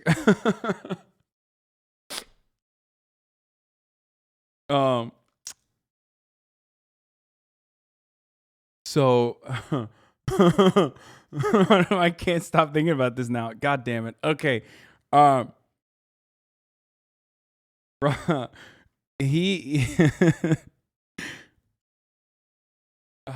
done. I can't. I got no. So the idea I got nothing else for that. Okay. I was I'm there sorry. is false. The idea that I would have ever gone is false. And why they would want to try to perpetuate a lie about that, I don't know. But I think it just shows you why that cabal of people in D.C., New York, are so reviled by. Cabal derives from Hebrew, so it has some Jewish connotations. I did not know that. And I love conspiracy theories. It comes from Kabbalah, which is secret teachings of Jewish mysticism. It's not even remotely surprising that it's inherently anti-Semitic, because literally every conspiracy throughout history, in perpetuity, almost always, what do I always say? Almost always revolves around somehow the Jews, okay? You could literally be like, flat earth conspiracies. When I found out that flat earthers are anti-Semitic, when you like go far enough into a conspiracy, they become anti-Semitic. That's when I was like, it's over. This shit's over. Every single one inherently revolves around Jewish people somehow. Like they always fucking find a way to bring it back to Jewish people. Always. So it's not shocking to me that like cabal, which is now colloquially used so frequently for, like secret society, political cliques or whatever, originated with like anti-Semitic intentions. Bro, it's crazy, dude. It's actually fucking nuts. I mean, remember the clip, guys. Remember the fucking clip. Remember when we were watching the fucking Vice clip and I was like, when are they going to say some anti-Semitic shit? There has to always be some anti-Semitic shit. So many Americans. I think it's a reputation that's been well deserved. Governor, any response to Trevor Noah's jabs at Florida and yourself and sort of? I'm wrong. Totally comes from Hebrew. Did you see this yet, Ajan? I did. Is it Ben? Yeah, we're gonna make Ron DeSantis a one-term governor. We were talking about, right?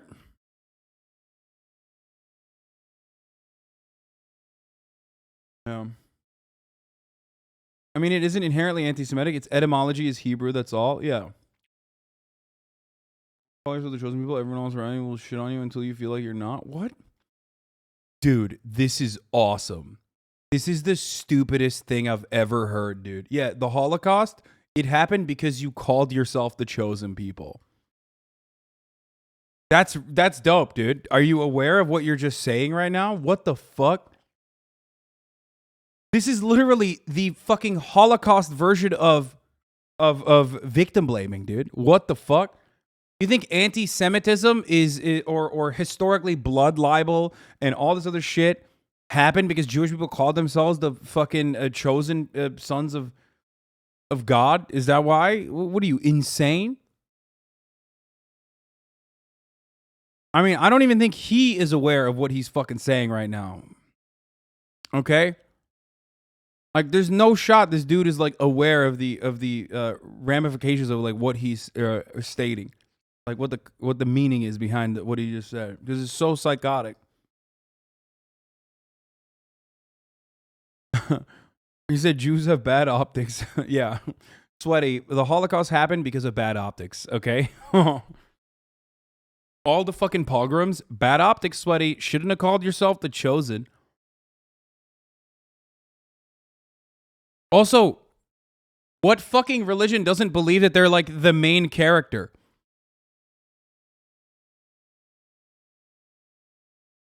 Like they all do. What do you mean? Anyway.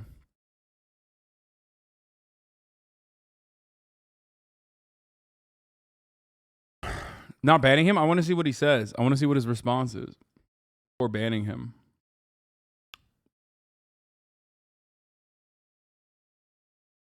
Oh, yeah. Here, Ben Shapiro. We're going to make Ron DeSantis a one-term governor, says Nikki Fried, Florida Agricultural Commissioner. Ben points to the weed thing to say she's wrong. And then Cody posts, poll, for 75% of Floridians support of legalized pot. You know. The Jews couldn't defeat the Nazis in the marketplace of IDs? Of course, dude.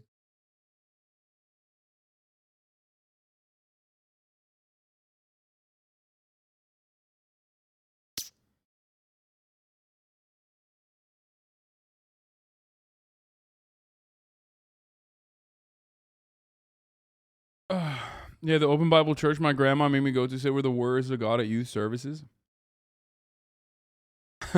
Ben Shapiro was wrong about something. Keck, wait. Oh, yeah, it's... Wow, this is unique. That never happens. All right, let's get back to Trevor Noah. You see, no, Trump said he won the election, but everyone was just able to look at the numbers and see that he was wrong. That's why Ron DeSantis is one step ahead. First, you ban the math textbooks. Then, nobody knows how to count the votes. Boom! My man! Ha ha ha! Is that NS content? What the fuck? What the fuck is NS content freedom doing at the fucking White House Correspondents' Center? Oh my God, dude. Oh, Jesus Christ. Turk spotted immediately. How could I miss that dome? CIA Andy over here. Jesus Christ. Boom! Wait, that's where the... Oh, it was from the White House Correspondents' Dinner? The fucking CIA selfie that he took? Are you kidding me? The great chef Jose Andres is joining us here tonight. Give it up for him, people. My good friend in the room. Whenever there's a disaster anywhere in the world. Dude, conservatives are so victimized that, like, even if they're literally the fucking worst, like such a dog shit NBA big man, okay, they'll still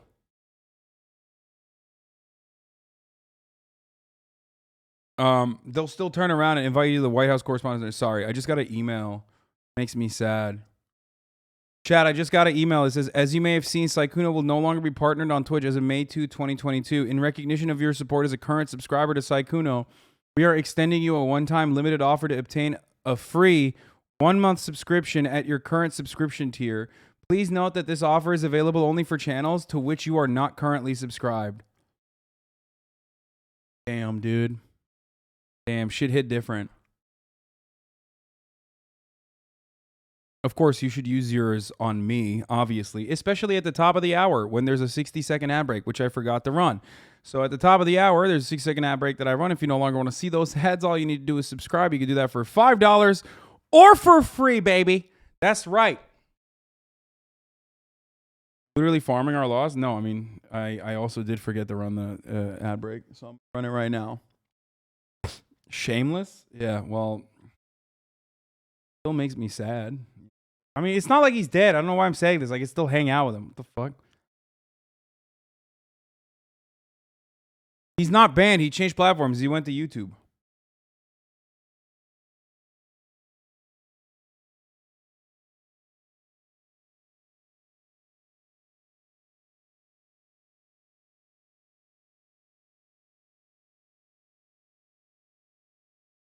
I'm hurting and you just turned that pain into a commodity. How dare you? I mean, I was fucking joking, you weirdo. You don't have to subscribe to me with that.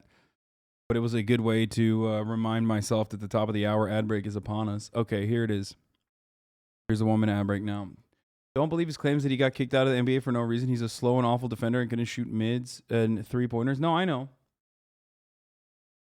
Chef Jose is there, which I guess is why he's sitting at the CNN table tonight. Now, of course, the real reason that it's such an honor to be here tonight is that we all get to be in the same room as the most powerful man in the United States. So let's give it up for Joe Manchin, everybody. Where is he? Is he there? Good to see you, sir. Good to see you. No, for real, Mr. President. How's music? Thank you for the 10 Thank you subs. for being here. Thank you for having me And here. it's not there's about as good at basketball as you are. Thank you. You know, I was a little confused about why me, but then I was told that you get your highest approval ratings when a biracial African guy is standing next to you, so, Oh, shit. So let me just say, Joe, I'm glad that I could... Dumbass. He got banned for criticizing China. Bro, how are you in this community for as long as you've been? Come the fuck on, dude. Can't actually believe this. No shot. Do you actually believe that Enes Kanter got banned for criticizing China? You are out of your fucking mind, dude. Do my part, and hopefully this will work. I'm not actually him. I just did the voice. More importantly, First Lady Dr. Jill Biden is here, everybody. Give it up for her. You know, interesting fact, even as First Lady, Dr. Biden continued her teaching career. Yeah, the first time a presidential spouse has ever done so. We heard ever. this already. Congratulations. Now, you might think it's because she loves teaching so much, but it's actually because she's still paying off her student debt. I'm sorry about that, Jill. Yeah, I guess you should have voted for Bernie.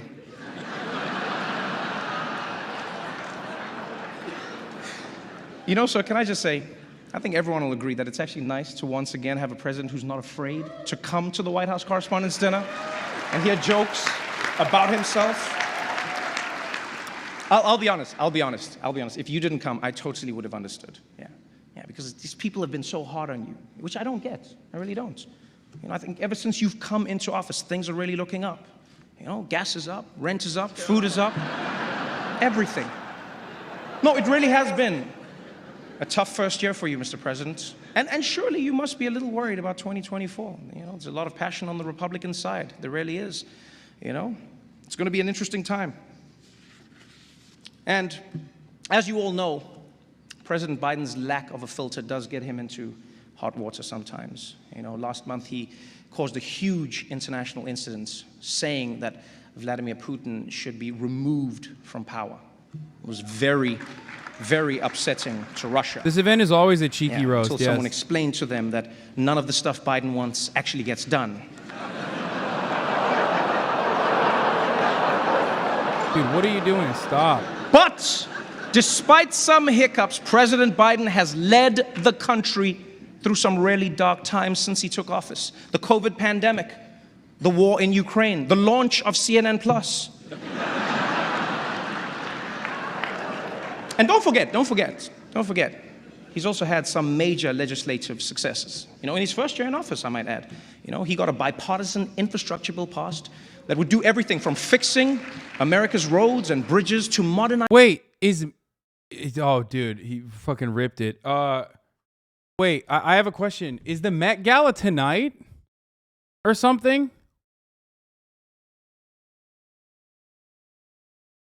The Met Gala is already happening?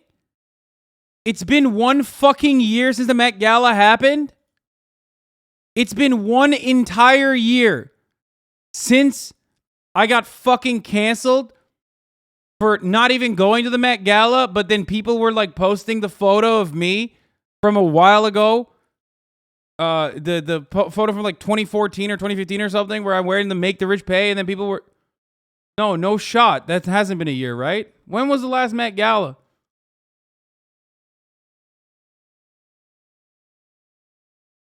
No, it was in September. Oh, thank God. Thank God. Oh my God. Dude, it literally you broke my brain for a second. I tell time, which by the way, that's really fucked up, but I tell time off of like what I got canceled for. Like literally, for me it's like, oh, August 2019. Oh, that's 8/21. You know what I mean? Like that's my 9/11 take cancellation, my house cancellation. Like that's how I tell time now. Which is why it broke me for a second. This shit's live, and they're gonna do a red carpet live stream. Oh, I will look at this. Wait, what? Did I just accidentally click on this, and it's starting right now? What is going on? How does this happen?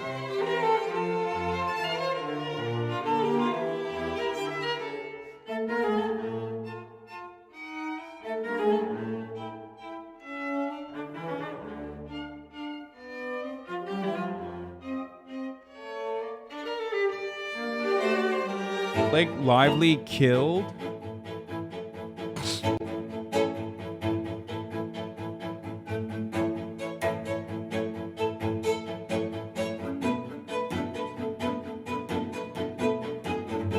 Lala, Anthony, Vanessa Hudgens, Hamish Bowies.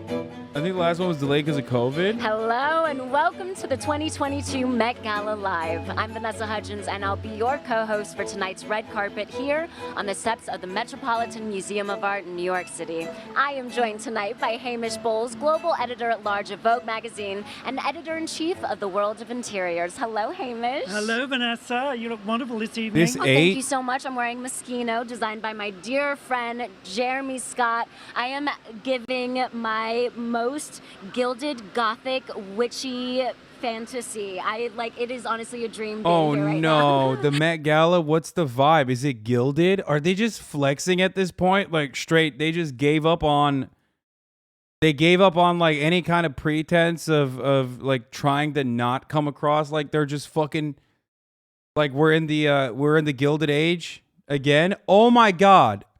Oh my God! They literally are just doing it. It was made for a ball at Buckingham Palace in 1957. The Met Gala is celebrating the Gilded Age. During that time, child labor was legal and people of color faced brutal working conditions. It looks so good. Now, is it me or did the Met Gala just happen a few months ago? It's not you. Okay. Traditionally, the Met Gala is held on the first Monday of May, which of course this is. But last year's gala was postponed due to COVID-19, and the Costume Institute's exhibition, exploring the history of American fashion, was broken up into two parts. The first part opened in September, following last year's gala, and the second part will open just 5 days from now. So exciting. So safe to say we're back on track. We're right back on track. Okay. My voice is not on track, by the way. But joining us tonight for our co-hosting duties is actor, producer, and author Lala Anthony. Hey, Lala. Hey, Vanessa. Hey, Hamish. So I have to admit, I'm a little jealous you two get to spend the evening together while I'm up here all by myself. Psh, I would be too. No, I'm just kidding. You look so incredible, by the way. Thank you so much, Laquan Smith. Really delivered for me tonight. So, Hamish, what do you think? Well, I think he's giving you total new age Gibson girl. It's fabulous. You've certainly got the silhouette. Oh, thank you so much. Nothing like that Vogue seal of approval. Amen. Now, I love tonight's theme so much, but for everyone who doesn't know, what exactly does gilded glamour white tie mean, Hamish? Well, white tie is similar to black tie, but it's more formal, of course. Traditionally, that means black suits with tails for men. Think of me from Bro, this is literally the you know what this is? This is straight up the equivalent of like, yeah, next year it's gonna be baby eating, okay? Like, hey, next year's Met Gala is gonna be adrenochrome, actually. It's giving adrenochrome sweaty. What the fuck? They just straight up mask off, I guess. Because I do love a good bustle. So do I, believe me, and I've worn several. Okay, that's pretty fire, though. Bring in a knife, if we're that's lucky, sick. We might even get to see some genuine Gilded Age garments brought out of storage for tonight's red carpet. I hope curator Andrew Bolton is Next year we do antebellum party, Met Gala. I mean, yeah. Choose to interpret those references is really anyone's guess. And that's what makes tonight so fun. and what makes fashion, particularly American fashion, so interesting and worthy of celebration. Yeah, and that is exactly what we are here to do tonight. Yeah, they went Celebrate full. American They went fashion. full Marie Antoinette Absolutely, on and this this one, year's even Met though Gala Marie is Antoinette co-chaired by technically Blake never Lively, said that, right? Ryan It was a Reynolds, Lin-Manuel Miranda, misappropriation. and Regina King, with honorary co-chairs Tom Ford, Anna Wintour, and Instagram's Adam Mosseri. We've also got the biggest stars in film, television, sports, politics, music, social media, and of course fashion, joining us on tonight's red carpet. So stay here for first looks and exclusive interviews all evening long. Also, make sure to join the By the way, conversation I on can't wait the social media motherfuckers by who will literally turn around and like defend the Met Gala because I criticized it. Because you know that shit's gonna happen and be like, oh wow, you're one to talk. Remember when you fucking bought a remember when you bought a fucking shirt or some shit? I can't wait for that. Oh, dude, yeah. I mean, you fucking idiots have started doing it already. My own chat. Why do you do this? When will you learn? When will you fucking learn that it's literally like when you do this, other people get galvanized into doing this. They think that everyone's shitting on me, but you don't care. You're so fucking stupid. You got to get it out. Conference with You get the it out. First You got to Lady get it out. In place. Every and time. It's just so wonderful to see. Every months and months fucking of time. You got to Andrew's get it out amazing before the hard work haters. come Oh, to I got life, that and, I sweet think it's interaction. Really one of the most My own fucking exquisite, stands, dude. Exhibitions that he has worked on over the years. I've been saying the Hasan tweet does a better job of manufacturing outrage in your haters. Yes, Yeah, I'm literally. wearing They an see it, and then my American haters come in and tiara fucking and pounce. a Chanel dress. Wonderful. Gorgeous. Thank you. Absolutely stunning. Thank you so much. Well, you look incredible, both of you. Thank you Have so fun much. tonight. Thank you. You too. See you in there. Why don't you just do it in the fucking Discord like normal Discord people do? All right, Why do you so have to I am fucking take here the Discord with memes the and put it cast on and there? Musicians from the Elvis movie that everyone is so excited about. You both look amazing and wonderful. Tell me what gilded glamour means to you. Honestly, it can mean 7,000 things, right? Like, but gilded, I think of studded, obviously. So Prada like really hooked us up with that. Absolutely. So tell us a little bit about this Elvis movie. What can we expect? I want to know all the tea. Tell me what's going on. It's definitely going to be a lot of glamour, a lot of soul, a lot of expression, and evidence. Yes. Yes. I am so excited. Motherfuckers So who tell are me saying Austin Ox has caused 3 cancellations, this is your problem, not the other shit. Bro, you are literally doing the same thing. It's called whataboutism and it's deflection, okay?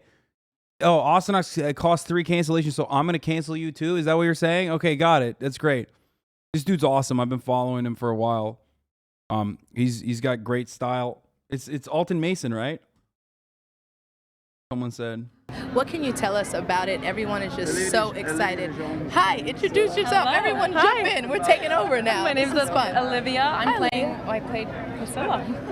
Your so blame is iconic, misplaced. so amazing. Thank so you. tell us, how do you prepare for such an iconic role? A lot of reading and a lot of listening and yeah, a lot of that. Absolutely. And Priscilla, how do you feel about everything?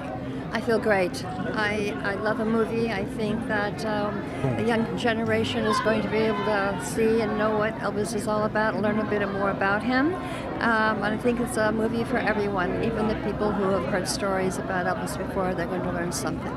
Well, we are definitely super excited about it. Tell us in your words, what can we expect? We are so hyped for this movie. You know, well, I literally finished it yesterday. I was going to an event before this, and I looked at the end credits and went, it is done. And I'm surrounded here by a portion of the cast, and also those that have lived the life and those that have toiled so passionately and deeply to just tell not just a life, but I think about America Bro, in the 50s. Dude, why do these dudes look straight evil? Like, I can't understand it. I don't know who these people are, okay? And I'm no disrespect if they're like fucking awesome designers or whatever, but like, I can't get over the fact that they actually look like villains in the story. Like, they just woke up and they were like, I'm gonna look villainous today. Movie. Priscilla and I got to see the film together. I worked with Elvis and we kind of grew up at Graceland and we're blown away. I mean, it's history, it's the real story, and It's gilded glamour, it's naturally evil. I mean, dude, it's gross, dude. At least like we are, hey, Austin, I was looking for you. How I guess are they you? can't- How's everything? I guess they so can't excited hit like. to see you here. Why am I keep This burping? is just I guess they can't hit like every era without saying it's cultural appropriation, right?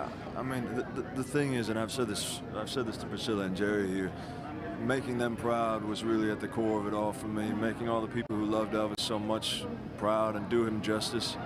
And so I just set out to find his humanity as much as I could and bring Dude, that out he's got Hollywood speak. He speaks like a Hollywood guy. We are super excited about it. Thank People you that all. have like Can't wait for grown the up movie. in Everyone- the Hollywood spaces kind of have a way of talking like this. Vaulted. Hey, how Is are that you? Elvis? Welcome. Is You that look supposed to be the Elvis amazing. guy? Yeah, so what can we expect from you in the film? Well, I get to play the legendary B.B. King, and then it's such a beautiful thing to be able to tap in with this guy and show the brother. That's right. It's great. Very nice. You know, the rhythm and blues, baby. Rhythm and blues, baby. We are so excited about it. Casey, who's behind? Yes, we talked. Come on. Those are the Yes, tell us Hawthorns, a about your song. hemorrhage-based family of bosses that were cut out of the final version of It's Elder. one of the most iconic songs of all time. It will stand the test of time. I can't help falling in love with you. It's a song that I deeply cherish. It'll never get old, and it was such an honor to do a rendition of my own for the movie.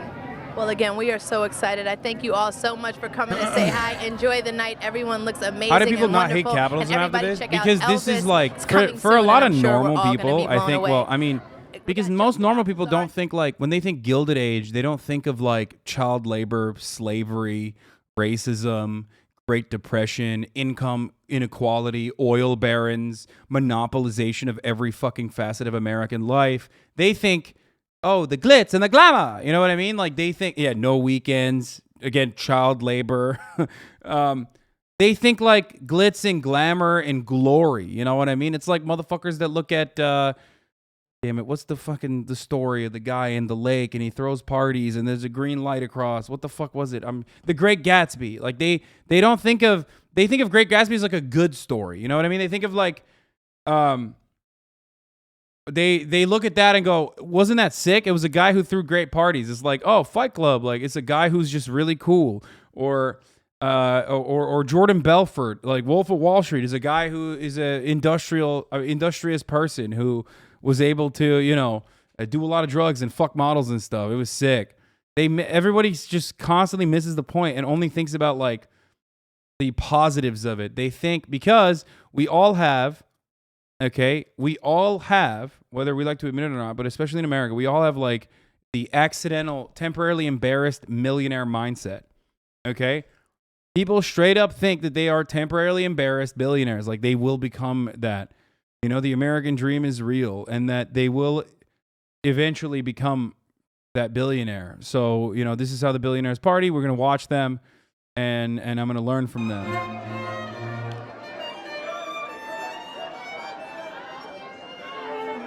American Psycho is another good example.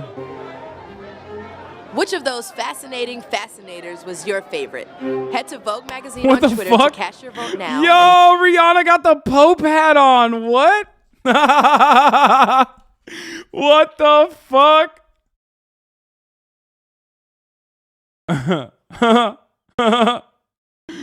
Dude, what? That's an old one? 2018 Met Gala. Damn, y'all are so gay. Oh my God. Immediately, there was like 8 people. I was like, that's old. That's old. That's from 2018. This is 2018 Met Gala. Like, there's no... This community is insane, dude. Straight up. How did you immediately know that? +5 Faith. Des and Alex from Emmy, you guys are here representing Gilded Glamour all the way. How are we feeling tonight? I'm feeling like I'm arriving at my debutante into New York society. Thank you. Gorgeous and gorgeous. How was it coming up those steps? It was actually... Always get a reverse hairline. This is my second Met, and I feel like the first one I was definitely way more nervous, and this year feels a little bit more at ease.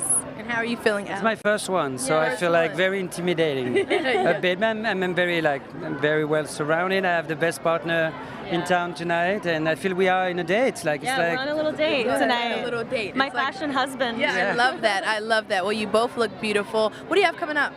Well, I'm currently shooting the 6th season of Riverdale. Amazing. And then I will be producing my first project in June for Amazon called Musica, All right. which I'm really excited about. Well, thank you guys so much. Have the best night tonight. You look stunning, and thank you for stopping by. Absolutely. It's tricky too because high fashion has always been tied to the wealthy elite of any era, so borrowing from anyone is going to be pretty bleh. I mean, yeah, I guess it's like, dude, I don't know. It's just like when I think Gilded Era, I think of wealth and income disparity. You know what I mean? I think of when I think of Gilded Era, I think of this actually. Look at the photo. Look at the imagery of like the regular ass 9-to-5ers like walking past, going to fucking work while these guys are this person's wearing whatever the fuck this is. You know what I mean? It's an easy theme though. They have in a mid-off right now. I mean, that's kind of sick though. What the fuck? Okay, that's sick. I would wear that. Not the dress part, but the fucking what? Bro, that she got Bose speakers on, dude. The Godskin Noble drop. Who is such a talent, and you look absolutely phenomenal. Okay, phase Talk 2 to me was about sick. this Phase look. 2 of that dress was Gucci sick. from head to toe. Yes, it is. It's giving very East London, actually. And, I feel great. I used to shop at Burlington Coat Factory. I don't know if you heard of that, but now I'm Gucci from head to toe, and this is great to be here. Why is Anderson Amazing. .Paak It's so doing iconic. this? I have been dying to get out to see you and Bruno Mars perform together. How has that been for you? It's the greatest show. You gotta come. Residency, at my age, it's unheard of. I thought I'd be at least, 50, 60. Bruno, he's an old guy, so I understand. Me, this is what dreams are made of. I love it. It's so iconic. Will you genuinely do it all? What are Why you is he looking dressed forward to like most that? about Is he a tonight? Beatle? Is that what he's There's food doing? here, and just mingling. Just try to live in the moment. I don't know. Anderson if .Paak we're is ever dope, this by good the again, way. so, Chatters who don't know. I mean, he's awesome. I have He's a feeling brilliant. you would He's super definitely talented. We'll And see he's you in cool there. as Thank you fuck. so much. Take care. Everyone who says his accent's better than yours is a fucking liar, though. Let's be real.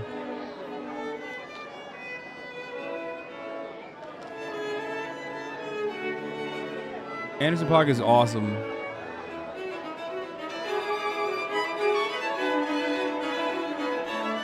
Is this real? It looks so dystopian. I mean, this is how it is every year. It is dystopian every year. His fit was kind of mid, you're right.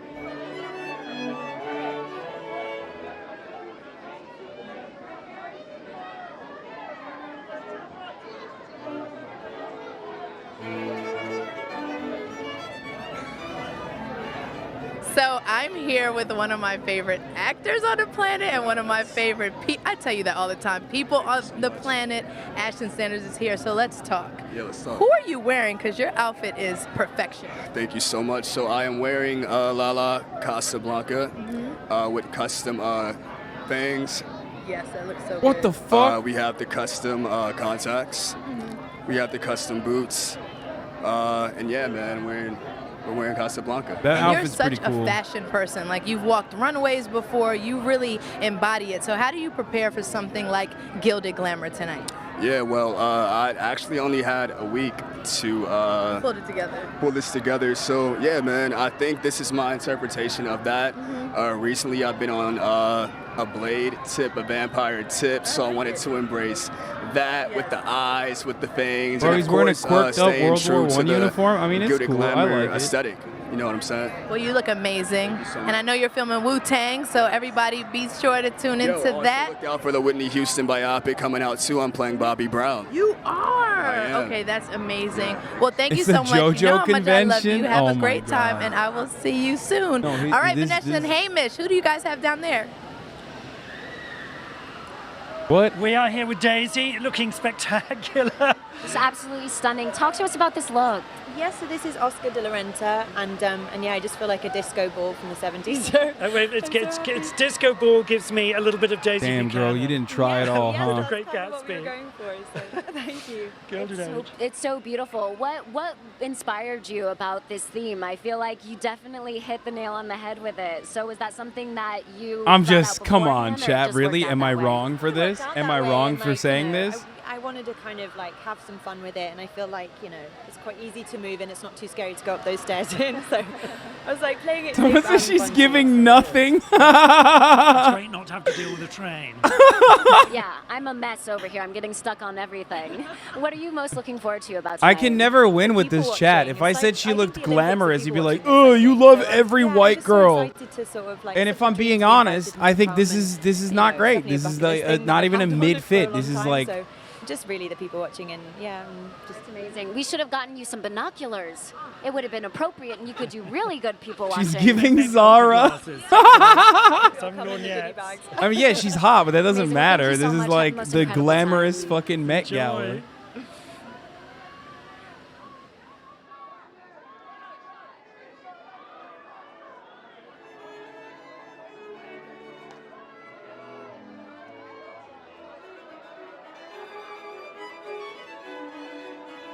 H&M glam.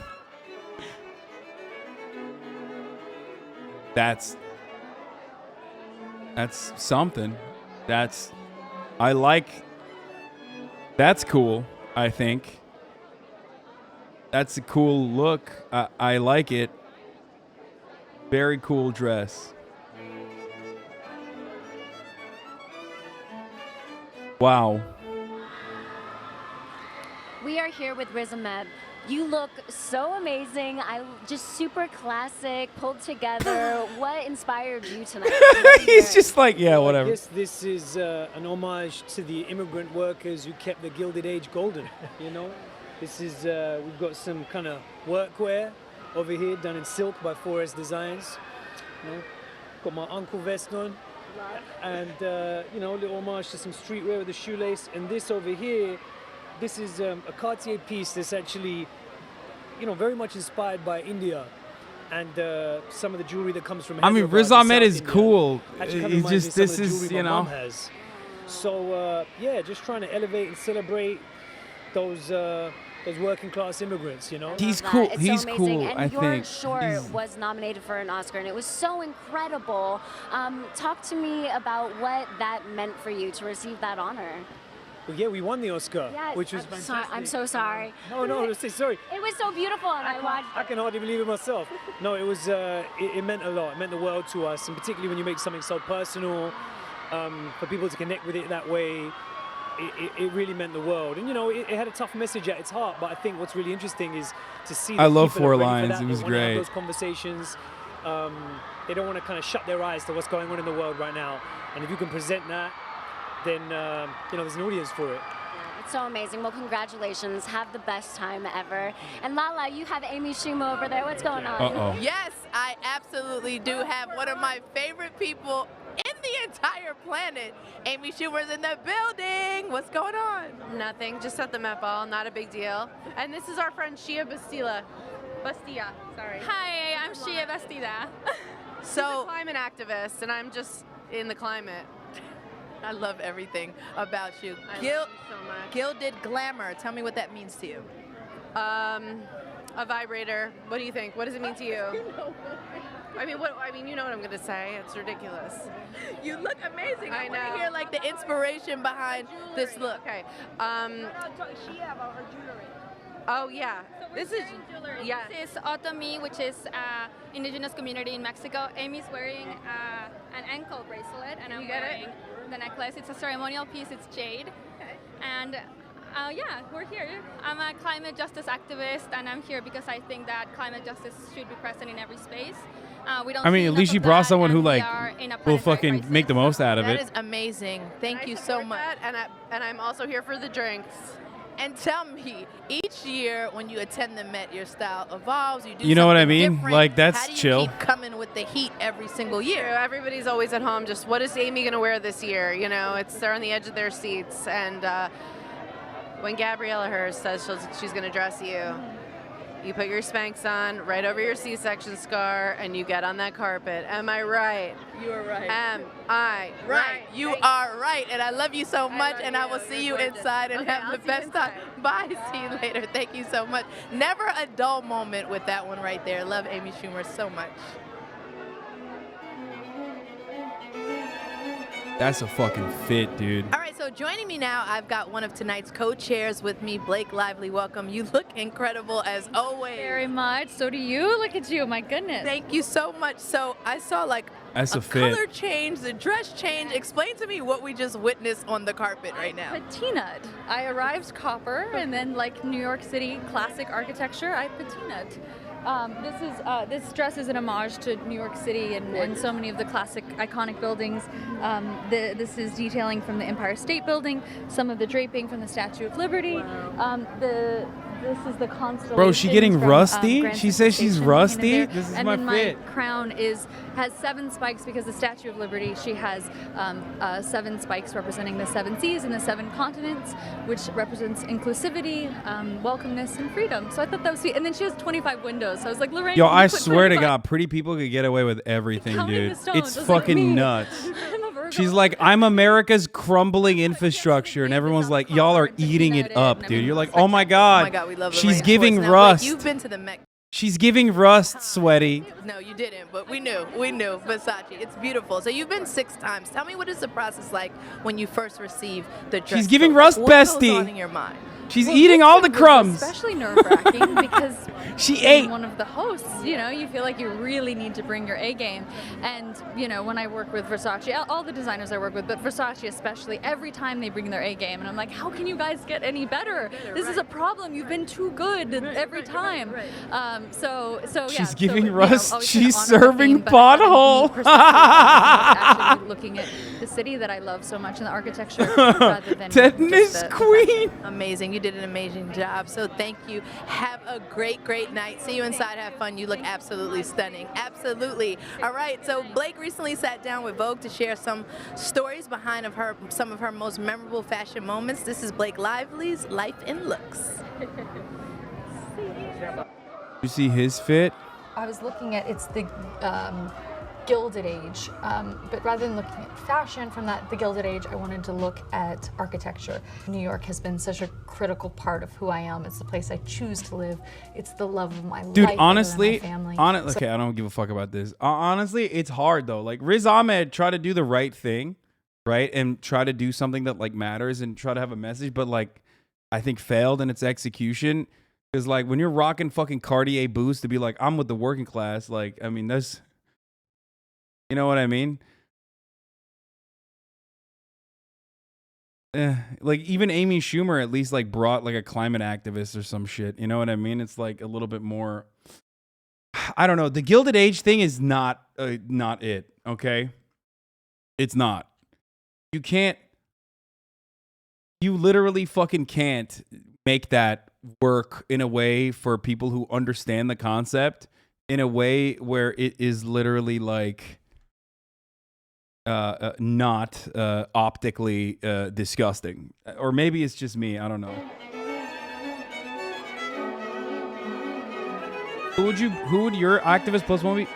Bro, in their eyes, I would be the activist. What the fuck are you talking about? Like, these are Hollywood celebrities.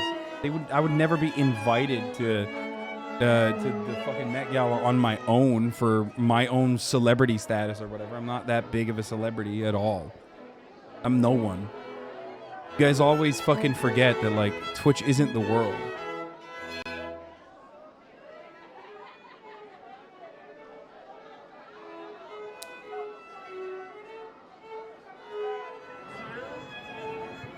You know what I mean? Another You should one wear of the my most bougie thing faves and has say, come yeah, through we to know we're say throwing hi. pussies at an Venus Williams is here. V, stunning from head to toe. Tell me about this entire look. Well, Nikki Nelms did my hair, as we talked about, and Law styled me, and Law Roach, and I'm wearing Chloe today. So Gabriella really hooked it up. Me, I don't know if you saw Amy, and we're all, and Amy put us in the glasses. It's like, yeah, we're. If I got invited, would I go? whatever. Yes, I've said this last year with the AOC thing. Amazing. When it was So popping you're off. Why the coming fuck off wouldn't I? There's like the cool ass King people Richard there. Movie just was in just the so sea of like spectacular weirdo and amazing, pedophile and billionaires, I still there's get gonna be chills like talking cool ass about it. artists there. I would like What to did fucking that hang out whole with thing them. just feel like? Watching a movie about your life like that has to be just incredible. Yeah, you know, it's about, it's a family film, and it's about family with a little tennis, you know? So it's like, you expect tennis, but it's not really about that, and I think... It hasn't been an you know, it's a entire part of my year, by life the that's way. so cool It with hasn't been shares. an It's entire from 10 year. to 14. And I think it's inspirational for all families to like stick together and do your thing together. A family that I love so very much. I miss Serena. She's not here. I was like, where's Serena at? But we're gonna hold it down for her for sure. Well, thank you so much. I hope you have the best time. You look amazing. You have more notoriety and a larger platform than most Thank you everyone so at the much. gala. See you Don't kid inside. yourself. Just All own right. it. Use a celeb. Yeah, but we're internet celebrities. It's entirely different. It doesn't mean anything for these people. These people get to go to the Met Gala because the system that creates the Met Gala is the system that made those people worldly famous. And that itself is that's a never-ending cycle. That's literally like a self-reinforcing cycle here with that rapper internet We're here celebrities with rapper only Jack get Harlow. invited Jack, to you're looking very when they sharp. feel like their God bless ratings you. are bad. So they want to get more they want to get more fucking notoriety around it. That's the only looks reason why they amazing. ever You look invite fantastic. influencers to Now, shit like your this. new album drops May 6th. What is different about creating this album compared to your first? I think I just put a lot more, care and effort into this album. I think people will. Yo, I able to feel like my as dedication. much as I like Jack Harlow, I think been in people the are going to public eye start for a turning little bit sour now. on him.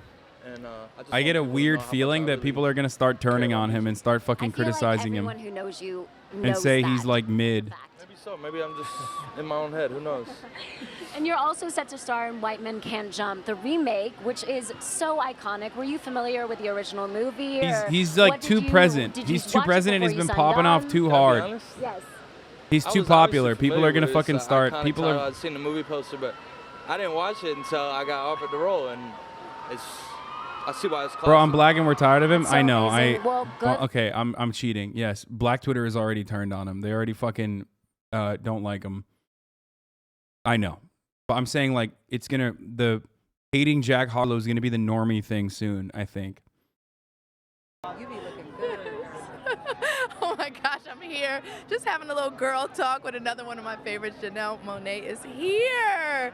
Stunning. Okay, please, I want to hear all about this right here. So this is a collaboration with Ralph Lauren. God, Janelle Monáe is so I awesome. love them and such a special team and family, and Gilded Glamour was the So theme. was it and we Jack did Harlow as Gilded White Glamour Post from the Malone? future. You look stunning, amazing, every piece of it. So how Thank do you you. prepare for a night like tonight?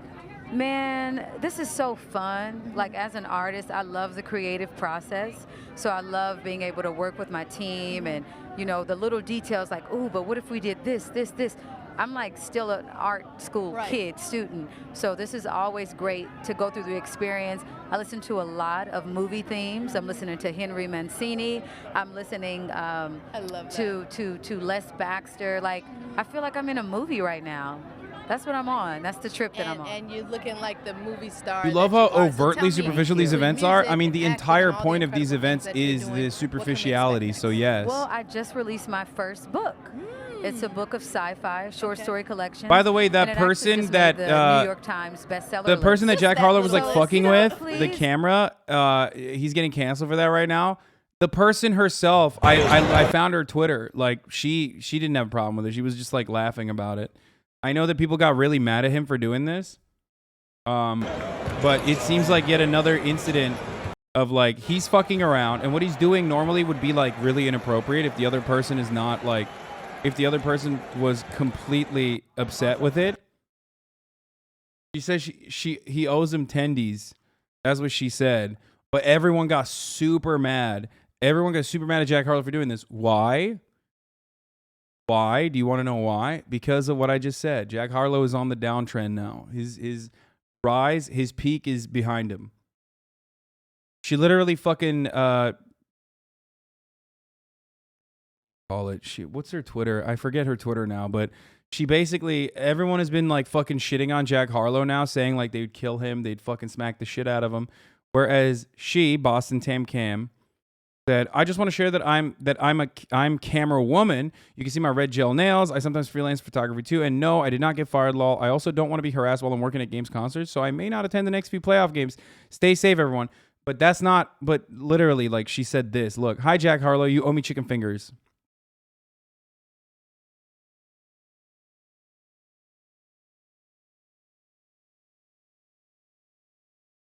But yeah.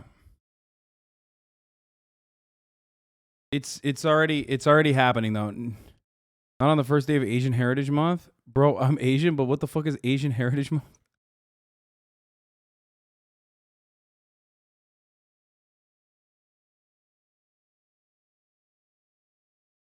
This is quite annoying, but ultimately the switchy flip wouldn't affect the camera in a detrimental way to the operator. This is my job, smile. No, I mean, it could have been really fucking annoying, ultimately. He doesn't know what the fuck he's touching. And he shouldn't do that. And he obviously shouldn't do that, but like, it's a little fucking joke, and a famous person will be able to get away with it. However, having said that, again, the reason why people are like really fucking mad at him is partially because what he's doing is fucked up, certainly, but also because he's on the tail end of his clout. What the fuck is this Willy Wonka? What in the Willy Wonka fuck is going on right now? What is this? Speaking to us. We'll see you in there. See you. Thank you. Thank you. What the fuck was that?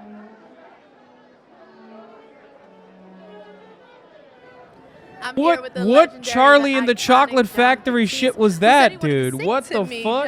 Let me hear XQC off the perk?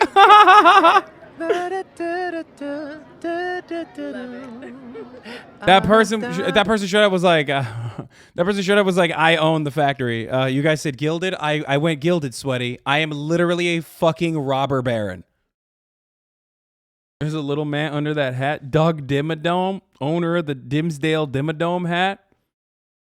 Our people sacrifice so much so we can shine right now. And we are shining for sure. Thank you so much. So tell me, what are you most excited about tonight?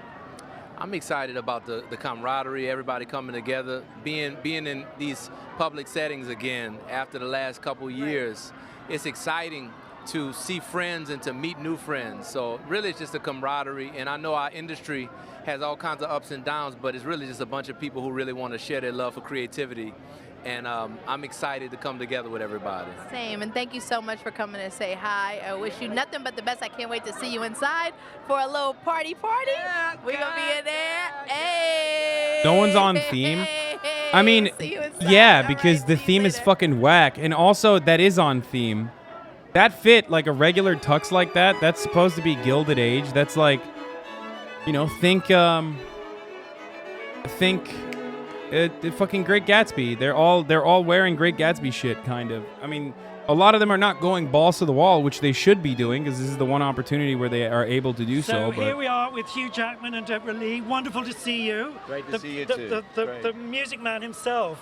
Yes, on my night up. And here you are. What a pleasure it is to have you here. How excited are you for tonight? You guys look so incredible. What are you wearing? I want all the deets. Tom Ford. I'm on stage 6 nights a week. Gatsby's not gilded. It's Art Deco. I have to say. And look at my beautiful date. We get to dress up like this every Monday night. Are you having fun on stage? I'm having the time of my life. Yeah. It is so much fun, and the cast is amazing. It's such a joyous show. The audience seem to really sort of love that, so it's really lovely. Yeah, it's such a feel-good thing. I came out so euphoric. I thought it was the same shit. Broadway is back. It really is, and you're absolutely. I mean, doesn't it slide in the Great Depression? Am I wrong? I mean, I don't know. I don't. Goodness, I have to say, we did know you were in because. Yeah, I thought it's like an overlap. I think you guys are being like. 49 people. Are you being nitpicky or are you being serious? Because I don't know. I thought it was like.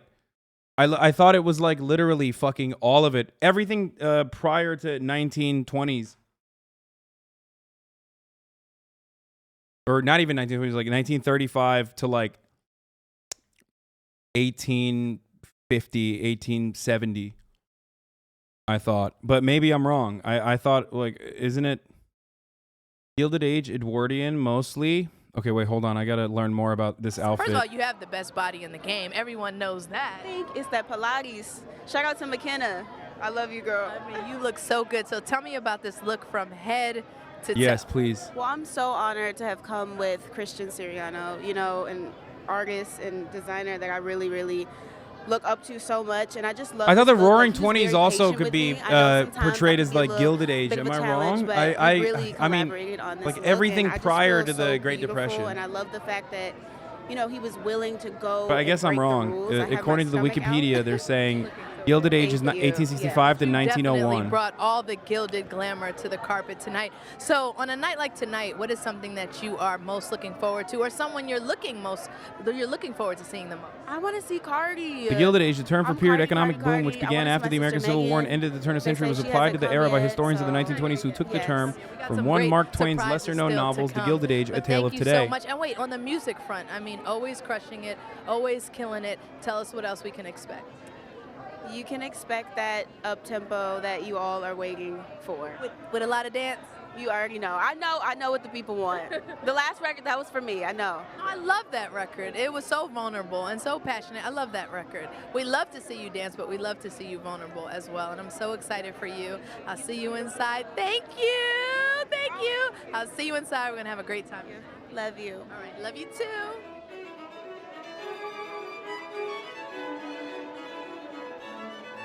Art Deco was when New York City building structure was popping. Alphonse Mucha was on Vogue. That. So we're here with Max and Nina Holine. Is that- So we've met Anna Winter, the woman who makes this night tick. This is the man who makes it all tick, the director of the Met.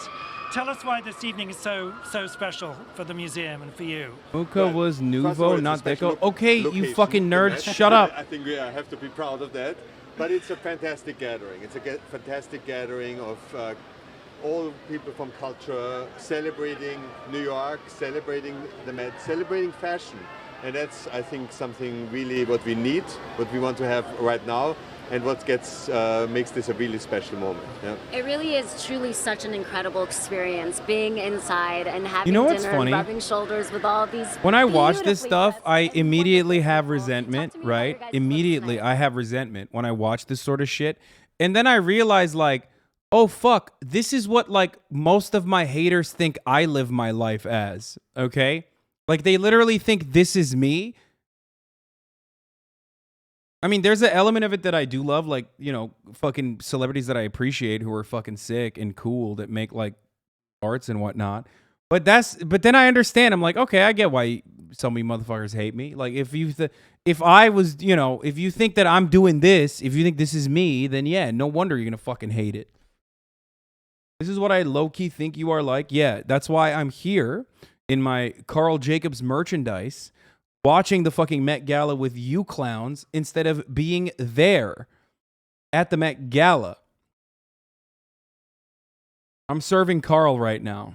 Waiting for the next couple of months. It's a major, major achievement. Wonderful. Well, congratulations. Thank you. It's going to be a blockbuster, Yeah. and it's so exciting. We're very happy Seeing with those that. You're rooms closer come to life them like than that, we it's are just a to you. magical Come thing. on, man. Thank you. Thank you. So Great. lovely. You're closer to them than we are to you. Dude, the distinction is meaningless in that situation. What? You think I'm closer to like fucking billionaires and shit? No, motherfucker. You and I have a better shot at getting invited to something like this on accident than you do, but I'm not closer to them than I am to you. What the fuck kind of dumb take is that? Also, that is like entirely arbitrary fucking, that's an entirely arbitrary fucking distinction.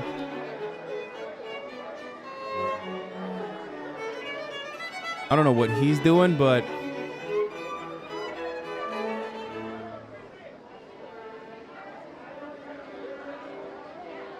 HasanAbi is the only streamer I know who has no branding. What are these chatters on? Close to this, my ass? Yeah, I don't fucking...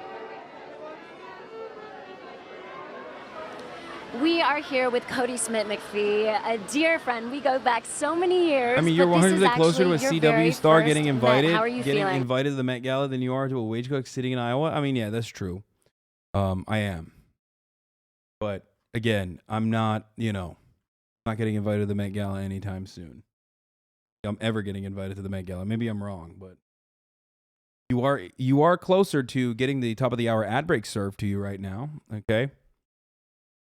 I need to eat way more baby spinal fluid to be able to get invited to this shit than I currently am. The amount of baby spinal fluid that I'm currently consuming is 0 liters of baby spinal fluid. So yeah, chat, help me reach more baby spinal fluid by subscribing at the top of the hour for $5 or for free. go if you were invited? Yeah, fuck yeah, I would. What a fucking silly question. I've already said this. Who the fuck wouldn't? There's like cool ass fucking people that get to go there. It's not appropriate, you know what I mean? It is definitely a gross example of fucking wealth disparity, especially the fucking the Gilded Era shit, and it's you know, it's incredibly fucking gosh. And fuck yes, I would do it. 1,000,000%, and I would get canceled, and I'd be like, fuck off, whatever. I don't give a shit. I got to hang out with Frank Ocean. That's fire. That's cool. If I pop off as a designer, I'll invite you as my date. All right, cool. Let's make the chatter pop off.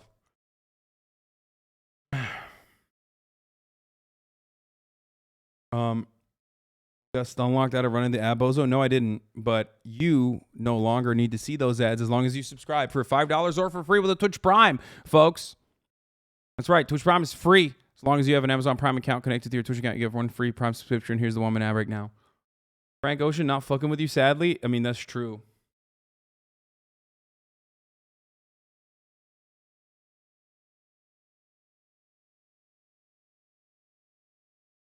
He unfriended you on Twitter? No, he unfollowed me on Instagram, and that's it. Who are these people? Well, it's Prabal. He's the one that made this whole look. I know, He is they're so wonderful, aren't they? iconic and amazing. How do you feel tonight? Gilded Glamour is the theme. How do you prepare for a theme like Gilded Glamour? Well, when you come with Prabal and Philip Lim, they just prepare you. You don't have to do... come on. Philip's here. I am so excited to have you guys here. This is such an amazing night. Gilded Glamour all the way. Thank you. What do you think about when you hear the words Gilded Glamour? Bro, I do want a fucking video game sometimes, though. I was right. I talked about the fucking Gilded Age Met Gala shit, and Hammer and Sickle Twitter is literally fucking defending Met Gala now. Straight up. And saying that I'm worse than the Gilded Glamour Met Gala. This is I called it. Hasan owns the mansion, has flown private jets. I'm gonna steal something out of your fucking house. You're such a fucking tool. This brother talking too. Damn, rich people flexing at events, celebrating themselves. Crazy shit in the world, man. Y'all keep that third eye open. Okay, dude. That's Limo. Is he memeing? He can't seriously be saying this after the Coachella debacle. Baby, we just got back from Coachella and you caught COVID there. Let's sit this one out. Dude, again, I have to mention this, okay? Anyone who does this, you don't have any fucking critical thinking or no way of assessing. You literally are just a reactionary. You do not have a fucking worldview that is consistent. You do not have anything going on in your fucking life. You literally just hate me, and that's your politics now. Please, get out of this toxic cycle. If you're in here, get out of this fucking toxic cycle. Holy shit, dude. It's so bad. I own you. I occupy too much space in your mind. That's not good for you, man. I swear. I will never remember you. You are a blip on my fucking radar. A brief moment where I feel like, oh, Jesus Christ, these guys are annoying. Like a festering cockroach in the corner of the fucking room. But it seems like I hurt you. Every single thing I do, it hurts your fucking soul. That's crazy. I want, and I make pretty simple, classic, chic evening clothes, and hopefully I called it. Motherfuckers will dress literally defend the Met Gala to be like, Hasan sucks. Quite good friends. I can't wait to see that. Now, I'm always so curious. How important is it for you to stay on theme? You know, I don't really do themes. These fucking idiots are comparing Coachella to the Met Gala in an effort to make an argument. Coachella is like accessible to infinitely more fucking people than the Met Gala, you dumb bitch. I almost wore a tiara, but, you know. Well, I'm glad I got there first. Also, very importantly, you designed a room in this year's exhibition celebrating the Battle of Versailles. Could you give us a little background on the Battle of Versailles? Yes, that was so much fun. It's in the Vanderlyn Room, which is a room that was painted in 1815, 1816. So if you stand in the middle, you feel as though you're in the gardens of Versailles. And there was an event that happened at Versailles in the theater. It was actually a fundraiser between the Americans and the French a fashion show in 1973. And it was a bit the battle of French couture and American ready-to-wear.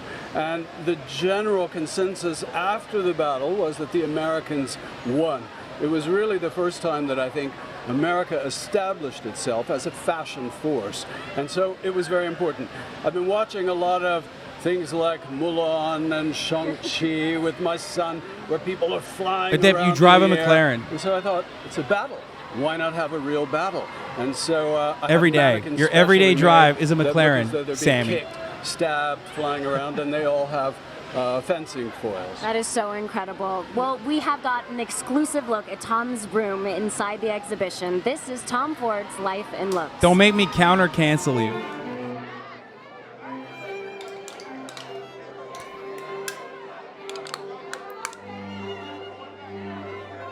The last picture is a shot of me taken by Annie Leibovitz just this year in a room that I was doing for the Met. The Met had asked film Can't kill directors somebody no one to knows? do a No, room everybody for the knows. reopening Everybody in of the here American knows. Wing. And I am doing the Battle of Versailles, which was not really a real battle. It was called that. It was in 1973, and it actually took place in Versailles. And it was a battle between the French designers and the American designers of that time. The general consensus is that the American designers won.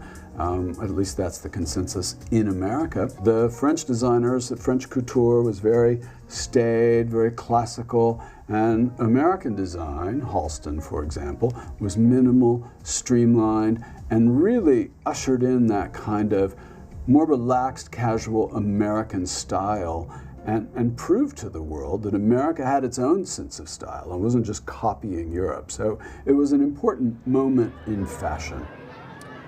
For more from Tom and to watch the full video, visit Vogue.com. And while you're there, make sure to check out behind-the-scenes video with Jack Harlow, Kourtney Kardashian and Travis Barker, and Camila Cabello, who is with me right now. We was just chit-chatting. We're both a little hungry, but we're happy to be here, and we're having a great time. Yep, we're ready for a little champagne. I'm like, ooh, I look cute. You look fire. So tell me all about this look. You got to show everyone the nails, too. Where do I, right here. So good. Okay, right here. Tell me about the look. He gave me one instruction. He said, if you show your nails, do this camera, and I missed that.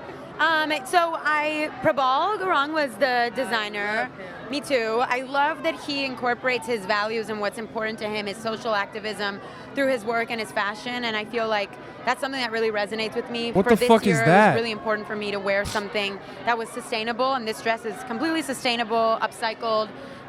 What I the love fuck when I is- heard what about is the that? theme of the Gilded Age and that it represented a time of industrialization and economic growth and these values of materialism. I just thought of like how ironic it is, like all of those things have gotten us to this point where we are now, where it's the climate crisis, and using that innovation and ingenuity that was present during that time to move forward. And to me, like, fashion is a big part of that, and it can be a big part of that. So I love that, you know, this dress represents that.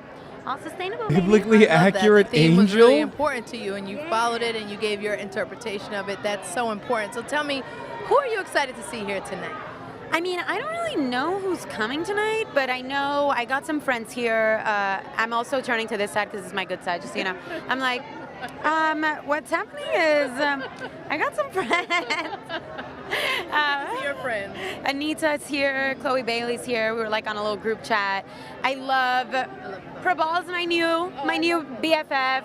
We're getting married today. I love him. I love him. Yeah, we're getting married today along with the rest of our table. We He have knows such a how much great. I love him. Hello. Look how stunning you thank you look. very Now I heard all about this. Yes, I heard all about the inspiration. It's our wedding, everyone. It's your wedding. Behind this amazing dress. Now, just tell me what Gilded Glamour means to you. To me, Gilded Glamour is this era where, you know, innovation, new ideas were there, you know, somehow defiant, age of innocence, but also showing up in the much, I would say, you know, the world that was, you know, curated by the old guard, showing up as yourself unapologetically and trying to shift the way people think and look at people. Well, you both look amazing, and I love your interpretation of the You theme. look incredible. Thank you both so much. I'll see you inside. All right, we got somebody very exciting in fashion down there with Vanessa and Hamish. What's going on, guys? Morbius sweep. Hello. Well, what very the fuck? excitingly, we It's have Hillary President Clinton! here. It's so Oh! wonderful to see you. It's been a while since you've been at a Met Gala. It's been 20 years. I told Anna that I would come every 20 years, and I'm Okay. thrilled to be here this year. Tell me why this evening is so significant for you. Well, I think we're all happy to be back together, supporting the museum and the Costume Institute, and also celebrating America. Not just fashion of America, but really the spirit of America. And so when I was thinking about my dress, I talked with Joseph Altaruza, who is a wonderful young designer, as you know, and he suggested some embroidery of meaningful words. And I said, well, what about American women in the past who have inspired me? So I would have filled the entire dress. We decided to stick with women who were no longer with us because that would have really made it impossible to have even one dress if I had everyone on it that I admire. So this, we have everyone from Abigail Adams and Sacagawea to Harriet Tubman to Eleanor Roosevelt to Shirley Chisholm to Madeleine Albright, who we just lost. And I thought it would be historic to wear a dress like that and really in keeping with the evening. It's so beautiful, and they're embroidered She said around your she's feet. there to around honor the hair, Madeleine I see. Albright. Yes, Nice, they are. dude. I know. And it also Me too. I love reflected honoring Madeleine Albright at the Met Joseph's Gala. interest in what were called friendship From one quilts girl that boss to women the used next. to You know what I'm saying? Embroider sayings or phrases. Not going to run to Hillary Clinton at Coachella. Oh, thank you. Exactly, motherfucker. Exactly. I can't wait to see Yeah, it. that's fantastic. And your crown is amazing. It's stupendous. And you too. I just am happy to be here. Thank Well, you. we're very, very happy to have you here. Yeah, Hillary also gave Vogue a very special behind-the-scenes look at the making of her Met Gala dress. Let's have a peek.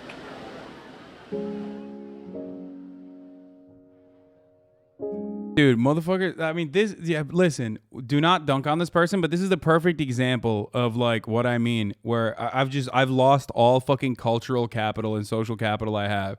You're right, but I wish someone else was saying this. Like, what does that mean? What have I done that is like even remotely resembling the fucking Met Gala?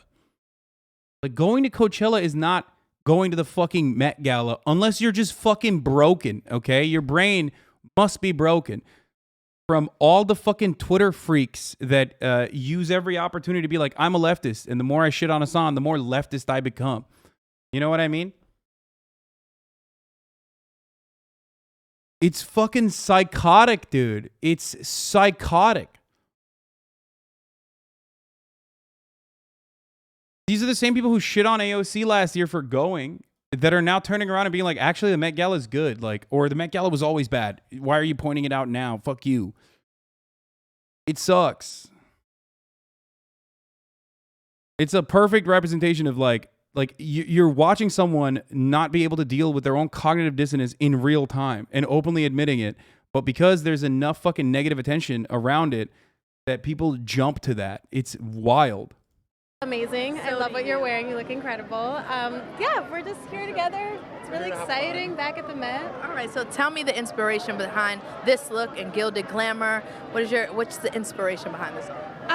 I really wanted to focus on the silhouettes of that time. I was really excited to do the whole, bodice and a big full skirt. It's a silhouette that I've never worn to the Met before. So Victor and I just kind of collaborated along with H&M and kind of brought together some ideas to make it happen. I just love that. Victor, how are you feeling tonight? I get so happy when I see you. So happy to see you, Lala. I'm so happy to be here with Laura. It's amazing to be at the Met, to pay tribute to Andre Leon Talley, who used to be right here, this area. I'm thrilled. I can't wait. Absolutely. Well, I'm wishing you guys a fun night. You look stunning, gorgeous. I will see you inside. And thank you for coming to say hi. Of course. See you guys.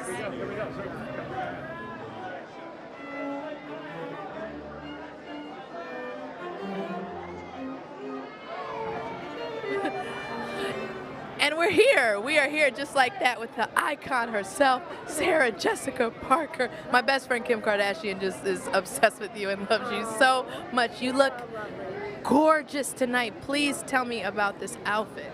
Well, this is Christopher John Rogers, who I'm very fond of, and I'd actually found a dress by a seamstress, an extraordinary woman who had been close friend and confidant of Mary Todd Lincoln. Her name was Elizabeth Hobbs Keckley, and she designed all of Mrs. Lincoln's clothes. She'd been born into slavery and bought her way out of slavery and had an enormously accomplished and inspiring and extraordinary life. And so this dress I thought was really exquisite and pretty much fit the period of time at which Andrew Bolton had focused this exhibit.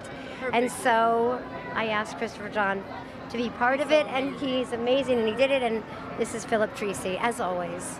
I just love you. I love you so much. All right, so we have a question from somebody in our audience. Okay, so they said, Vogue magazine and Sarah Jessica Parker, what role has the evolution of American fashion played in your perception of style over the years? That's a good question. Okay, let's bring it back. Bro, one stop more trying time. to moralize the Can we bring Met. it They're back, celebrating guys? a Okay. slave age. So Yeah, what that's what role I'm has saying. Like, at least like prior fucking incidents or prior eras is like not so overtly about celebration of fucking just straight up inequality. Gosh, I think Obviously, no matter which historical era you go to, there's always going to be some fucking there's always going to be undertones of that, because that's how our history is. Our history is riddled with this stuff.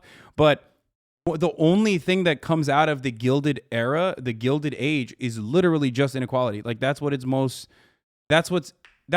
famous about it. It's like, yeah, antebellum South. Like it's pretty much doing it's pretty much saying like we're gonna do an antebellum South themed. We're gonna do an antebellum South themed fucking gala this year. You know what I mean? Like the one thing that comes to mind in that situation is not like the fits or anything. It's just straight up. It's slavery. You know, in short, Gilded Age, it was a period where greedy, corrupt industrialists, bankers, and politicians enjoyed extraordinary wealth and opulence at the expense of the working class. Yes. So that is that is what I'm like surprised by. You know what I mean? It's just it's an industry most recognized by robber barons.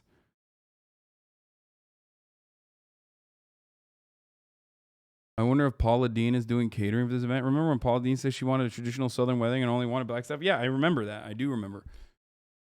So it's kind of like that is what is like additionally mask off about this, even though obviously every single fucking Met Gala is a depiction of like income and wealth inequality in this in every capacity. Clearly, it's like all of the most famous and richest people getting together in a glitzy, glamorous fucking party where they try out their craziest fits, okay, and they sit together in a room and they eat.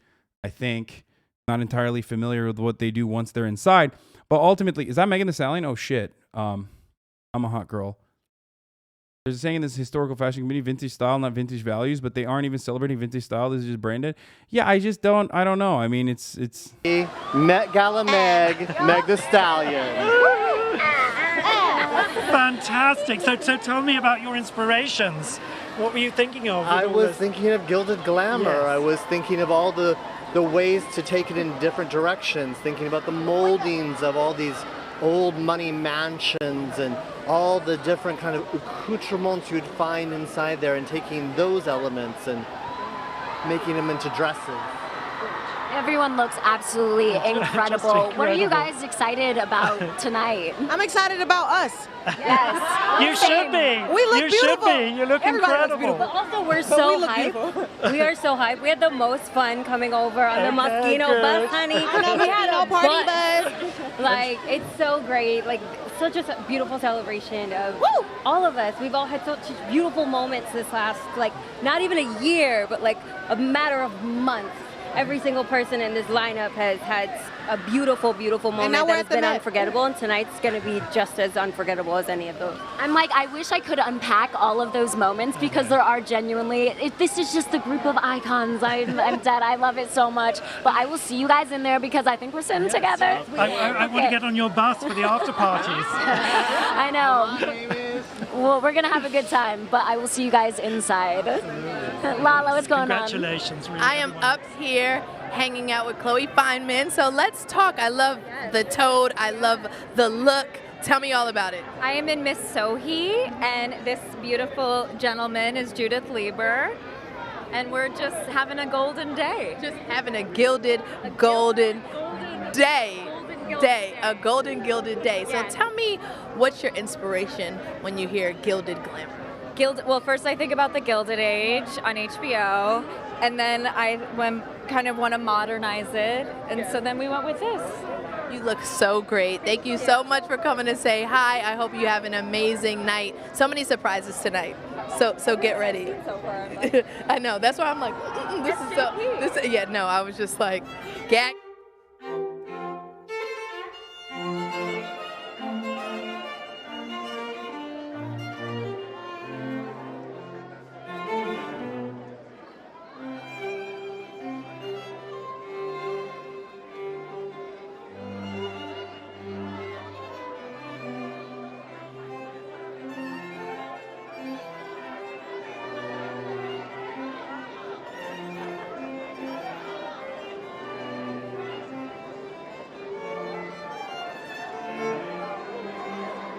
No, I'm not scrolling Twitter. I just tweeted underneath. I said, obviously, every single Met Gala is about rich people wearing wild fits, but the Gilded Age is simply an era defined by robber barons melting the poor for profit. It's the most Marie Antoinette theme yet, in my opinion. Then again, I hadn't really paid attention to prior themes.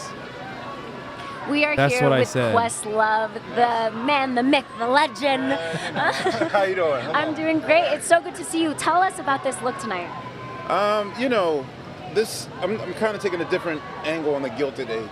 I'm kind of representing African American people who were living in the construction period. So I had G-Bins, these women from Alabama do me a special quilt. That's kind of to cool. represent That's cool as Africans fuck, actually. and African Americans post-slavery, and also they collaborated with Greg Lauren.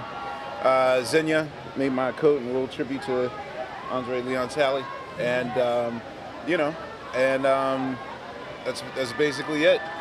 It's amazing. Enjoy myself. What the fuck? It's beautiful that you've layered so many references. That's fantastic. Well, it's kind of the 1900s is a little bit different for the African American experience. So I felt that I should. I love represent, actors. The way they think is so awesome. My Levi's 501s are a Black tribute to women all who, those who died before they allowed women to gave wear much to this pants. country, so. And talking about representation, your Riz Ahmed documentary, is at the Summer Met of Gala in Soul, an is undone so silk shirt and fantastic. undershirt. This is an Congratulations on homage your to the win, immigrant by the workers who kept the way. Gilded Age going. What inspired you to start that journey and of that road? I think I'm a natural storyteller, and for me, the world did not know that there was another festival that was sort of equal to Woodstock that happened in Harlem. Wait, is that Huma Abedin? And I wanted to tell that story. And Wait. now I'm pretty much lined up. I'm doing the Sly and the Family Are Stone story my right eyes now and about deceiving me 5 other currently? films.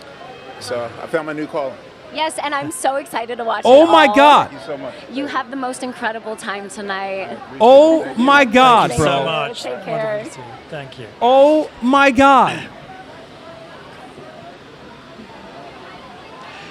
This year's exhibition features rooms designed by great American film directors, from Martin Scorsese to Sofia Coppola.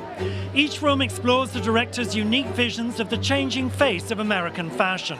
The exhibition does not open to public until Saturday, but we have an exclusive sneak peek inside. And it's really extraordinary. This is Autumn de Wilde's homage to Mrs. Bonaparte, who scandalized early 19th century America with her low-cut dresses. Nothing's new. Martin Scorsese took over the Frank Lloyd Wright room with a staged wake, a mid-century wake, with all the lady protagonists dressed in amazing Charles James ball gowns. So powerful. It looks so incredible. Yeah, it's room after room And the American period rooms really come to life with these different directors' visions in this exciting way. For more behind-the-scenes footage, visit Vogue.com, where you can also catch exclusive videos with Bad Bunny, Lizzo, Ariana DeBose, and many more.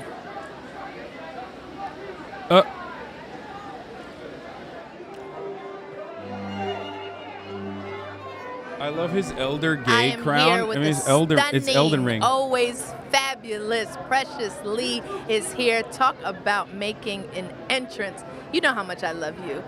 Tell me everything about this look. I mean, this is iconic. I mean, we're giving galactic ascending mermaids. You know, I was really excited to work with a designer that was super collaborative on like bringing this like gilded idea together and not just going for an obvious gilded and just really embracing the theme. I love that. We're in the Metropolitan Museum of Art. You know what I mean? Like it's something that brings out like the fantasy in me that I really feel like this look Eric really Adams is embodies. not So at the I love Met it. Gala. You Shut the said fuck you up. love gold. You put all these amazing gold my accessories God. with this. And your eyebrows. Is everybody seeing that? That's stunning. We're giving a gilded brow. Yes. Gilded hand. Of course he's at the Met Gala. The first one with He's the the most gilded memeable bleached brow. person, dude. Listen, it's just I really really embrace the theme. I love it, and I just feel like I don't want to be so like it's so fun. Yes. I'm having Bro, fun. if you want to see, Yes. peak mental illness, literally look through my QRTs. It's just my quote retweets are peak mental illness, dude. Straight up. I mean, dude, look at this, dude. This $1,000 shirt, $200,000 car, $2.7 million house, right? But you're right. It does seem like this year's theme is flexing. Bold of you to admit it. Shut your ass up. You literally travel around in private jets. Please shut the fuck up. You're not the one to be talking. Your fashion style is truly disgusting. Dude, you have a hammer and sickle in your fucking... you have a hammer and sickle on your Twitter description. And you're fucking defending the fashion fits of the Met Gala. You bought $1 million mansion. These motherfuckers think I'm Jeff Bezos, dude. I'm gonna snap. I'm gonna fucking snap, dude. I'm gonna fucking snap. I'm going Joker mode. I am literally. It's over. I'm going full Joker mode. It's done. I'm gonna fuck it, dude. I am the villain that you think I am. I swear to God, I am literally the villain you motherfuckers think I am. I'm gonna make fucking Milton Friedman look like a libertarian socialist, dude. Holy shit.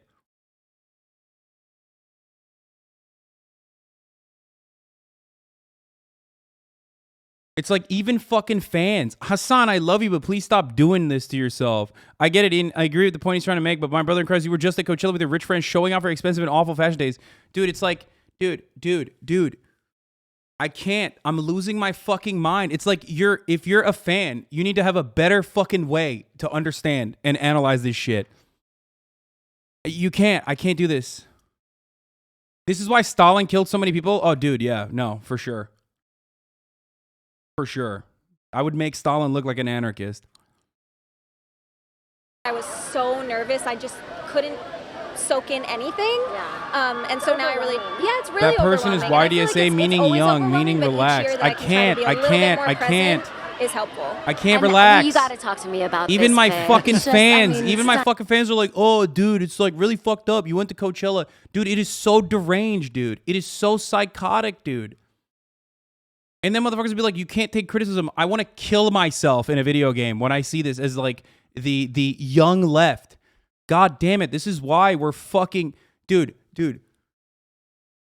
We will never, ever win anything, okay? We will never win anything. We will never make any fucking changes. We will never make any meaningful change in society.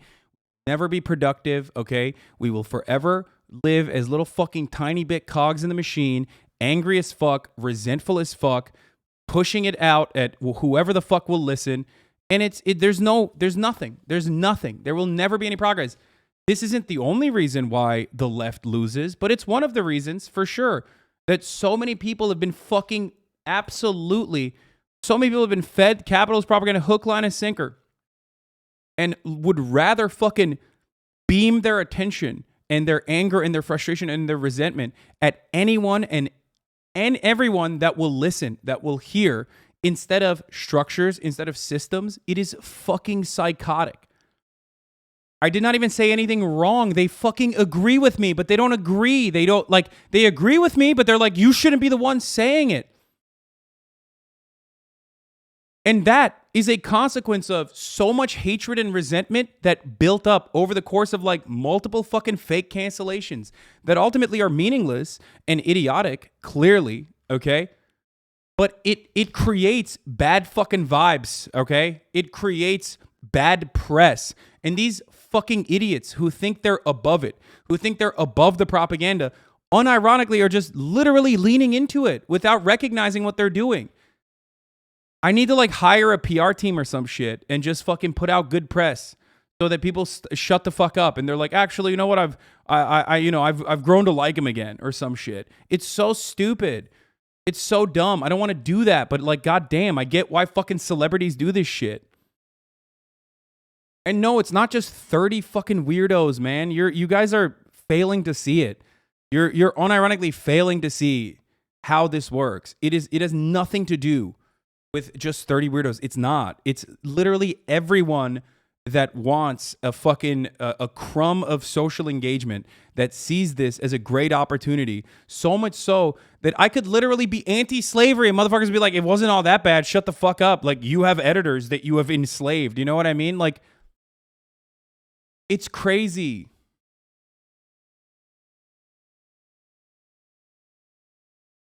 It's not just 10 guys.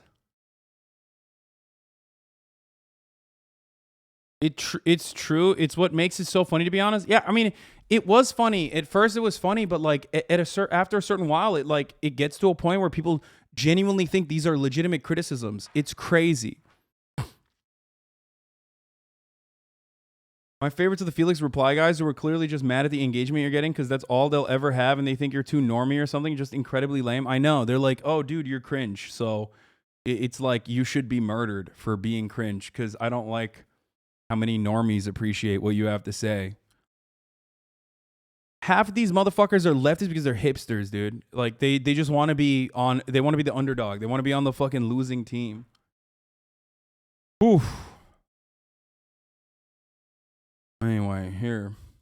Back in swing. I feel like tonight, I think it just appropriate bathroom breaks, you know, and maybe not too much, like, yeah. So I gotta ask, who are you most excited to like rub shoulders with as you're like washing your hands in the bathroom? Oh man, I mean, I just saw Haley Bieber leave. That was pretty cool.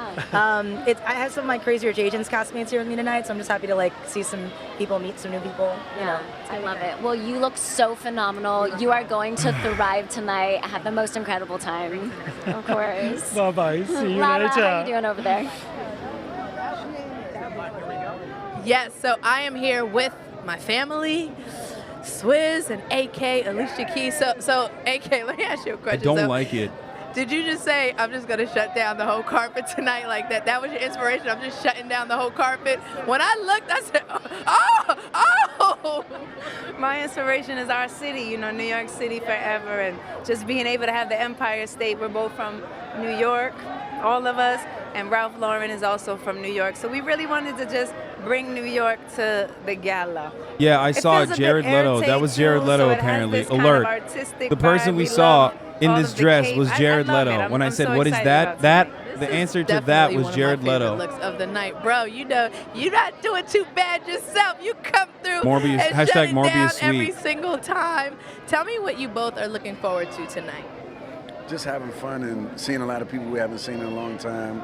You know, this is a night of art, supporting the Met as artists and collectors ourselves, and we just want to have fun and just have that New York state of mind. Of course, you have so many big New York records and just embodying the Wasn't city. Morbius and like a you flop? said, to How put dare that you? It was on a your clothes sweep. tonight It is was just not a flop. so amazing and just so Wrong. iconic. I love it. That's Morbius exactly sweet. right. My newest song, City of Gods, is another New York anthem.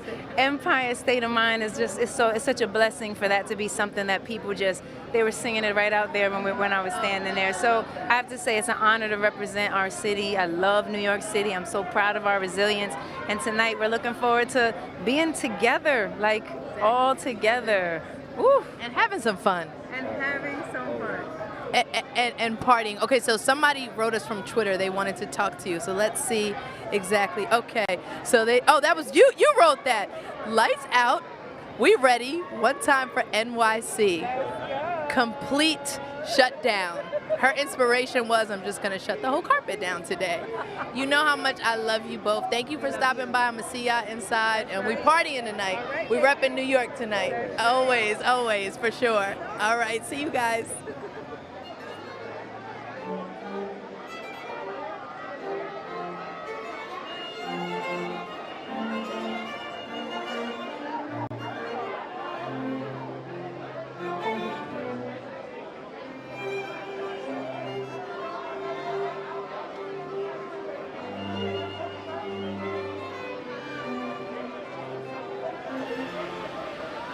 Hello, I'm here with Canan Grey. Tell me what you're wearing. I'm wearing Valentino by Pier Paolo. It's a cake above all is what I really wanted. And yeah, it's a beautiful chiffon. I have giant platform boots on. Okay, great. That I hopefully won't fall in. How are you managing so far? So far, so good. I Okay, just played good. Coachella in these exact platforms. Oh, you did? And I was jumping, so Okay, I feel like good. I'll survive today. That sounds like great practice. Yeah. So this is very, very gilded glamour. Yes. Tell me what you were drawn to in the theme. I think mostly I really wanted to be on theme. And I think the Gilded Age is very decadent, and a lot of crystals is what we wanted. We put some crystals. I love the crystals in the hair. Those are so magical. Thank you very much. The whole thing is very kind of Midsummer Night's Dream. Yes, that's what ethereal. we're going for. Something a little ethereal, a little theatrical in a way. I feel like that's the whole point of the night. Well, it's magical. Thank you. Have fun. Thank you so Good much. luck So on the- Poki's good fit luck on the from stairs. Coachella? Thank you very Oh, much. I'll try God. my best. Thank you. So lovely to see Thank you. you. Nice to meet you. Bro, what is this fit, dude? What is that? Who is the best Who is dressed that? couple to walk tonight's red carpet so far? Follow Vogue Magazine on Twitter to cast your vote now, and we'll reveal the results later in the show.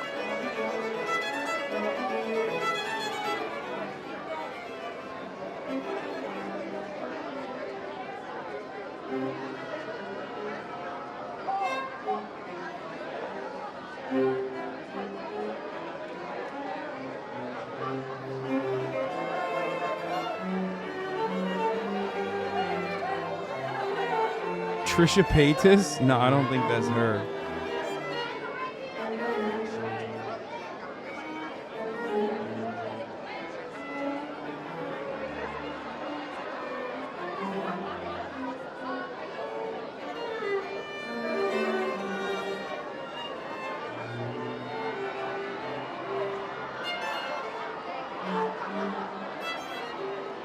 Giving, she's off of Bridgerton? Someone said it's giving pincushion? Stop.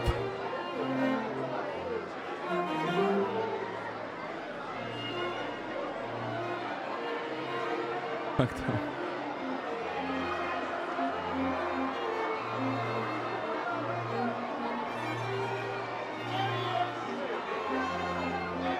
A Grant says she leaves quietly with Pete Davidson On out January the back. 28th, I hope. 2022, the fashion world lost one of its greatest champions and most beloved storytellers. Author, journalist, creative director, and editor-at-large of Vogue magazine, Andre Leon Talley. This past Friday, the fashion world gathered to celebrate Andre's legacy at the Abyssinian Baptist Church Is this in the dude you Harlem. guys were talking about who was It dope? was an extraordinarily moving ceremony led by the Reverend Calvin O. Butts III. Someone in the and chat it was talking about his featured legacy. He's actually he's tributes like a from cool Anna cool person, Wintour, right? He was Beth Ann like Hardison, revolutionary Marc for Jacobs, black cultural Diane von critique. Furstenberg, Naomi Campbell, among others, was really a powerful and stirring day with the most celestial music from the church's choir. Yeah. Andre, of course, worked at the Costume Institute for years alongside Diana Vreeland and was always a great lover and supporter of the Institute. In acknowledgement of his profound contributions to American fashion, one of his iconic robes has been added to this year's exhibition. The ivory and black silk satin Duchesse robe was designed by Ralph Rucci for his Spring-Summer 2010 collection and worn by Andre to the Met Gala in 2010 and the SCAD Savannah Film Festival in 2018. Thank you for everything, Andre. You're very much missed.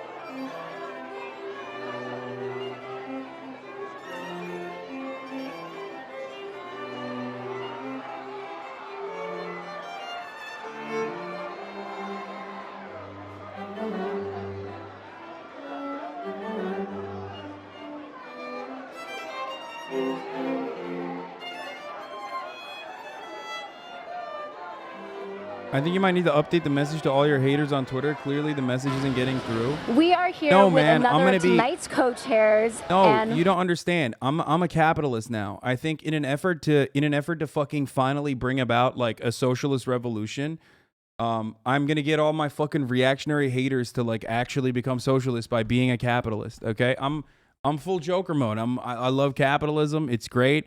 You guys should hate it.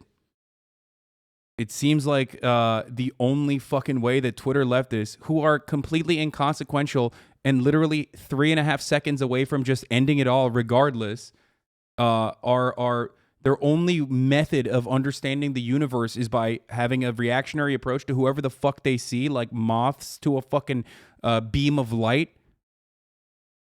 That like the only way they can like have a cohesive worldview is by being whatever I'm not in their minds. So yeah, I fucking love capitalism. It's awesome. It's just like there's a reason why so many of these fucking celebrities think these people are ants, okay? There's a reason. They stay far the fuck away from the common person because they don't want to deal with the fucking resentment and the anger that they're getting, okay? They don't want to deal with it. That's where it comes from, okay? That's literally what it is. And you are a fucking ant. Here's the reality. You are an ant. You get mad at me for caring about you and for trying to fucking say the right things and trying to do the right things, and you get mad at me, okay? You get mad at me instead of getting mad at the fucking system. I tell you it's broken. You get mad at me instead for telling you that the system is fucking broken, okay? And you resent me, and then you fucking simp these people. These people don't care that you exist, and they don't care that if you're thrown into a goddamn volcano, okay? But you still simp for them. And the reason for why you simp for them is literally because, and I'm not talking to the people in my chat, obviously. People in my chat are, they get it. You get it. You're here. You get it. You understand it. But like, those motherfuckers will literally be like, Hasan, fucking kill yourself for saying what you said about the Met Gala, and then literally simp for Hillary Clinton. There's one, I was looking at the QRTs, like, there's one person who unironically was like, fuck yourself, kill yourself, you fucking piece of shit. And then straight up was like, Hillary Clinton's kind of serving. She's kind of serving cunt. Hillary Clinton would serve you as like a meal, okay? She'd serve you as a meal if you were young enough to her fucking psychotic friends. And you're over here like, I don't know what to say. Like it's so frustrating. And it's just the more I can't stop myself, the more I fucking respond, the more I get angry. And I don't get angry because people are saying like, fuck you, die or whatever. That's fine. I get angry because it just hurts my soul to see so many people who will like otherwise consider themselves to be leftists, to be like, I'm a leftist, but I fucking think you're worse than the Met Gala and the institutions that have created this kind of wealth inequality and celebrate it.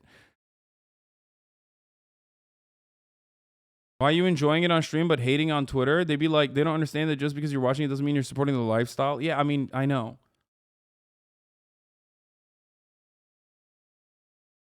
It just hurts my soul, man. I don't know what to do. You know how much I love you. We said Iris is like, as a designer, is like a work of art. So tell me about this. She creates masterpieces when it comes to all of her looks, down to the headpiece, everything, the detail. Yeah, this is my second year coming with her, and it's just an honor every time. So what does gilded glamour mean to you? I mean, dipped in glamour, making sure that everything is up It's a major to the disappointment T, to see and so I many feel like people that's what who Met like is in general. So many people literally have So these what are you kind of looking forward fucking to idiotic tonight? takes and then have other people support those idiotic Every year takes. I'm looking forward to the performance. I wish it I'm was looking just forward to the like, performance, but also seeing everyone. I want to God, see what leftist Twitter everyone's is so wearing. fucking Like, your stupid. headpiece You is guys giving all me life. suck, dude.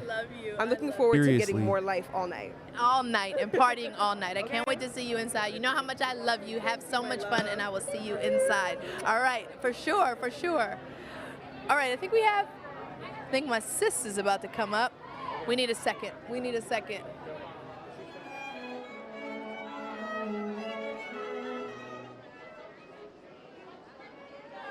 thank you. Oh. Hey, oh my goodness gracious. Tell me everything. Well, this is Gucci, and it is all existing materials. So we didn't, have to waste a bunch of stuff. This is all already existed. And Anyway, sorry just for wanted to, fucking like, bringing bring it up kind of here. As, I don't know, as possible, I guess, with Billy, you look hot. You look amazing. I mean, you got it down. You look amazing. Down for sure. It is down. For sure. So tell me and up. Tell me what you're looking forward to tonight. Oh, I don't know. I'm in a good place. I feel very excited to see some friends and feel less kind of nervous than I was last time, and just feel I just want to have fun and like just talk and socialize and just kind of just have a good time. I'm sorry for venting, guys. I know it's unrelated, and I know it's not good entertainment or good content. It's just like what you got coming up. Tour. It just sucks because like it just sucks because like everything I do can so easily be undermined. You know what I mean? So, you know, by people because like there's a lot of negative you are one of my there's a lot of favorites. cloud You associated with look like just gorgeous, and I'm fucking so hunting glad you came for over to say negative hi. I hope you have engagement the best night. in my All right, I'll mentions, see you and inside. it doesn't Okay, even matter. Thank you so much. Stunning. All right, Vanessa Hamish, what's going on down there? Well, we have Maisie Williams and Christine Baranski. Welcome and happy birthday, Christine. Thank you very Like much. I can't do any kind of cultural That's commentary without fucking a bunch of weirdos with Patreon links and like begging for their own fucking looking for subscriptions and subscribers. You know what I mean? Like I can't get away with them. I can't get away with any sort of cultural commentary without people who like want their own Patreon subscriptions to pop off from just fucking losing their shit. And it's so deeply frustrating at a certain point. You know what I mean? I can't like, this is my job. My job is to, at a certain degree, criticize things that I'm seeing, make jokes, whatever, be entertaining. And like, they're literally fucking, I don't even know. I don't know what to say. It's fucking insane. And it, like I said, the more frustrating element here is that like, these are supposed to be leftists. You know what I mean? These are supposed to be people who like are better than that. These are supposed to be our allies. Okay. I don't give a fuck if right wingers say this shit, and they say it all the time, but I hate it when like a bunch of hammer and sickle idiots unironically act like they're fucking Reaganite Republicans. It kills me. It fucking murders me. Okay.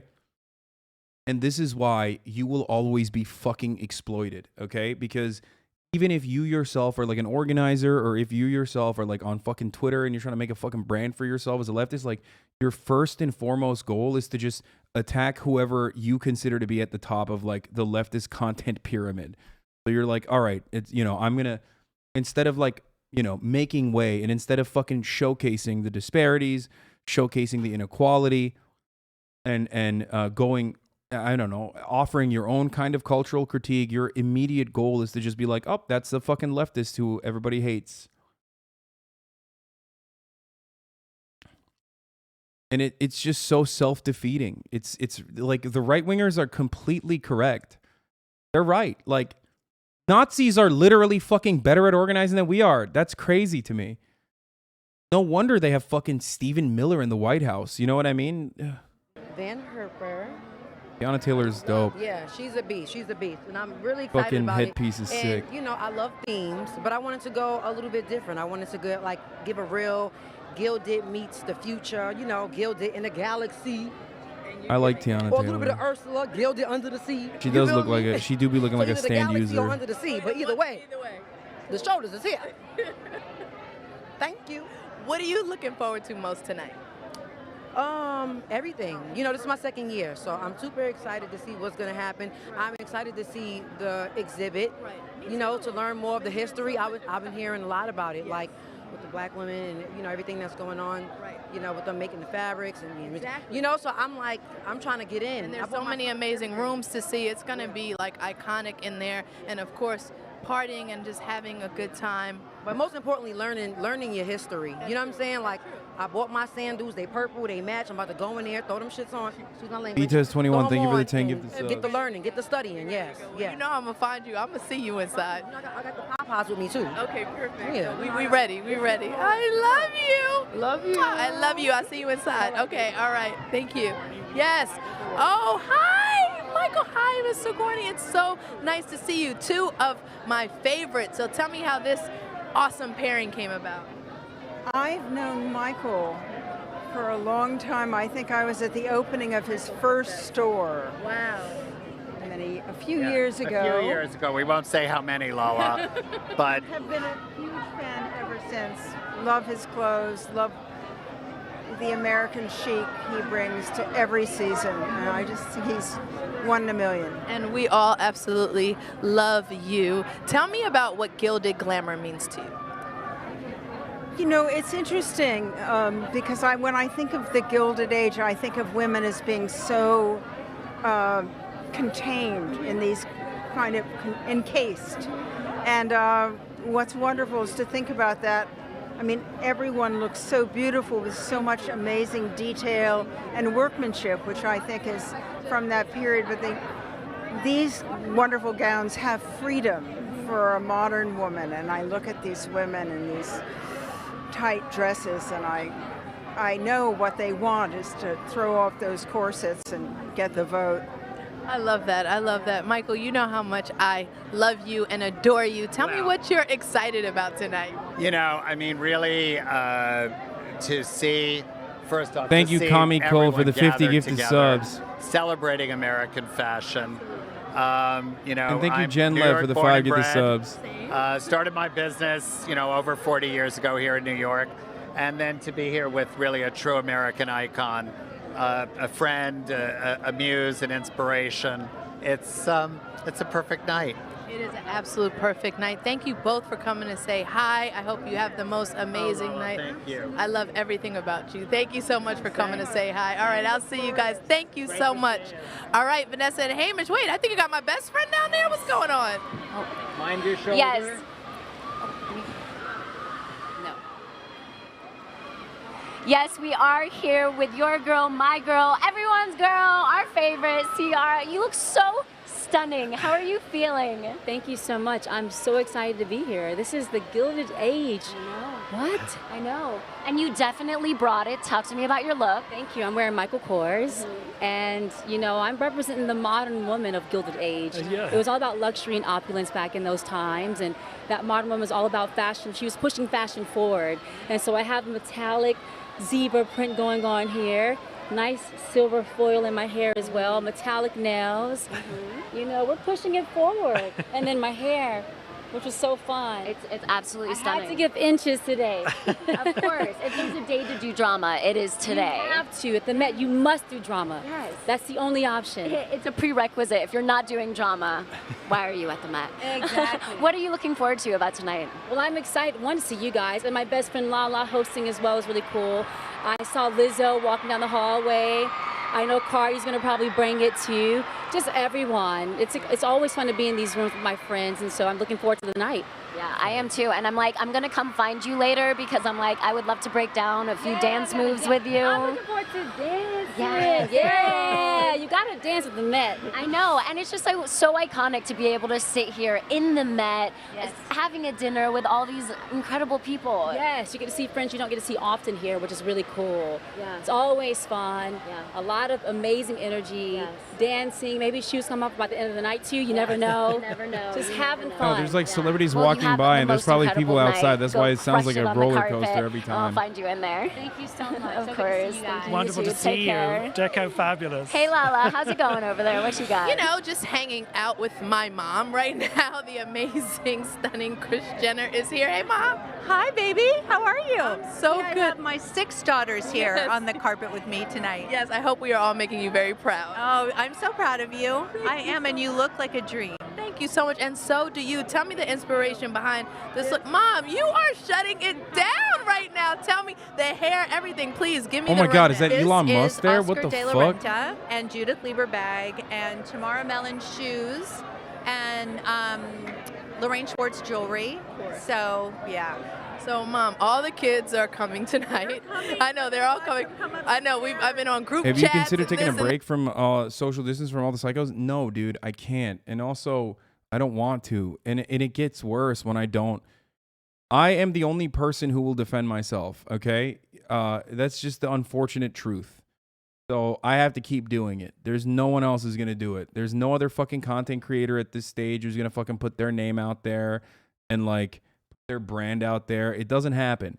Matter of fact, a lot of my friends themselves are like memeing and shit, and they're making jokes, and then people take that fucking seriously. Okay? So I need to do it. I need to do it myself. Like, I am a fucking island at this point. It sucks.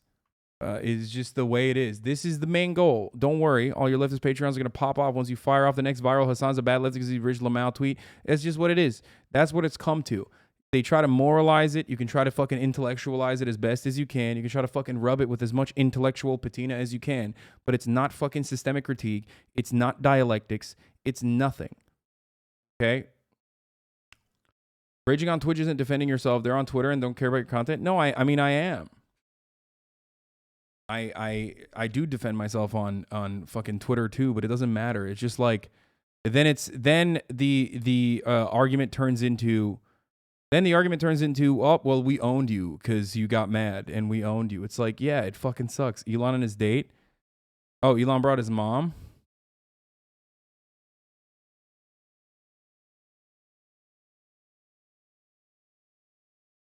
It's just disappointing. It is disappointing. And then I see all my fucking friends, you know, no one is topping him. Oh, damn. Then I see my friends and all of the and how they can just be normal and have fun and not have like a bunch of fucking psychopaths up their asshole every single time they do something. You know, and I get envious. I wish that I could have that too. I wish that I could just have like positive interactions without a bunch of fucking pathological psychos who obsess over every little thing I do up my ass at every given moment.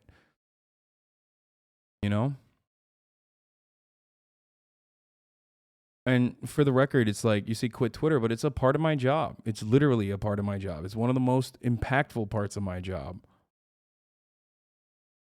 And I don't know. I don't know how to get, I don't know how to deal with it. You know what I mean? I don't know what to do about it. I don't know how to stop it. And it's really, I know it's easy to just say like, hey, you know, just don't pay attention to it. But I mean, at a certain point, you have to realize like, at a certain point, you have to realize like what these people are doing isn't just like talking shit or whatever, but they're like regularly obstructing me from getting my message across. Even if it's like a joking message, you know what I mean? There'll be motherfuckers in here who just like, I'll make a joke. I'll talk about like the Nintendo Switch being the worst invention of all time. The Joy-Cons being the worst invention of all time. And someone in the replies will literally say like, well, slavery is the worst invention of all time. You're a bad leftist. And at first I think that's crazy. That's a meme, right? And then I click on the profile. They're like, no, they literally meant that. Like they weren't even joking. They were like seriously saying, Hasan, you're so fucking out of touch. Slavery is actually worse than Joy-Cons. How dare you fucking bring up Joy-Cons like this? What am I supposed to do with that? Like, what am I going to tell a PR team? If I literally fucking hire a PR team, what am I going to tell them? Hey, you have to deal with like deranged, mentally ill people every day.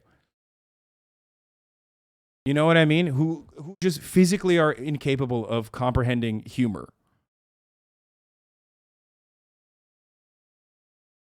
Probably block like a fucking million people. Stop being a leftist. It doesn't matter. It doesn't matter.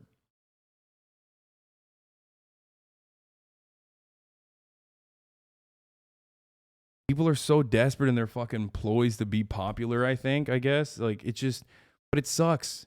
There's never, I think it wouldn't be, I get shit on nonstop by the right, okay? That's why I'm telling you, it's not about criticism. Not. I get criticized all the fucking time. Who cares? It's not the criticism that kills me. It's who the criticism is coming from that kills me. You understand? Anyway, I don't know what happened in the fucking gala. Is it over?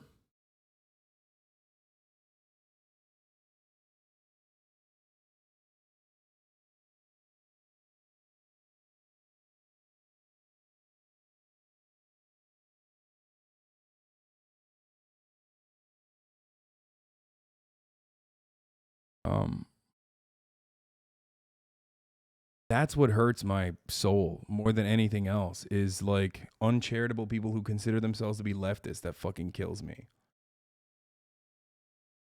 Like, look, it's just like, look at this misinjury doll. At least none of these celebs are pretending to be funny or pretending to be socialist like you. Oh, you fucking got me, dude.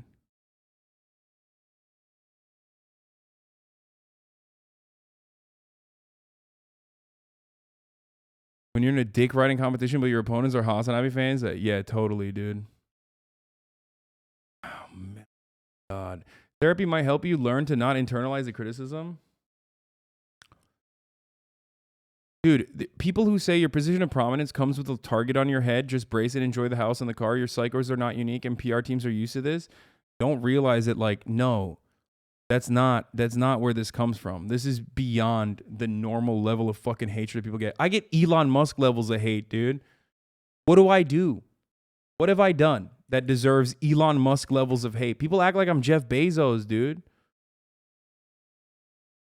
People act like I'm literally just as bad as Jeff Bezos. Like, that's the fucking crazy thing. Like, if I was doing something bad, like, then it's fine. It's understandable. My life is fucking shit all the time. Like, it sucks. I can't have a fucking moment of, like, I can't take a breather. I truly think you can discount almost everyone who's anonymous on Twitter. They're fully hiding behind that and screeching nonsense. I know, but, like, still.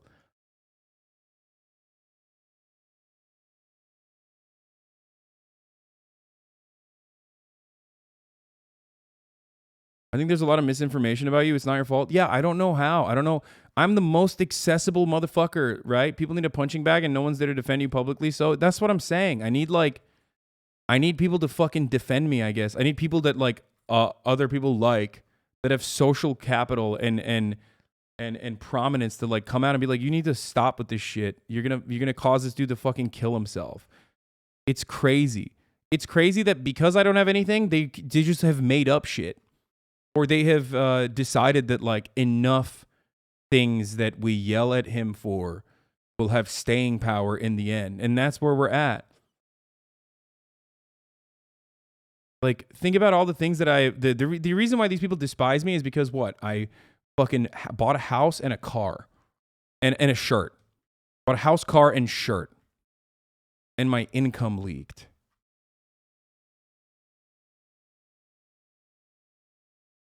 Like, that's crazy. Go to therapy, Hasan. You're internalizing these things and they should be addressed professionally. No, it doesn't matter. You're failing to comprehend this.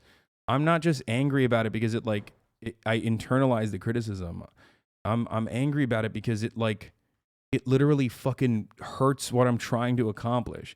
If my job is to be as palatable and as approachable and as appealing to as many people as possible and try to promote a leftist socialist worldview and try to get people to understand that the capitalist dogma is a part of their everyday existence, and I'm cutting agitative propaganda specifically against that, these people are actively, from the left, unironically undermining that goal, and that's what's frustrating about it. Everything I do is for that goal, okay?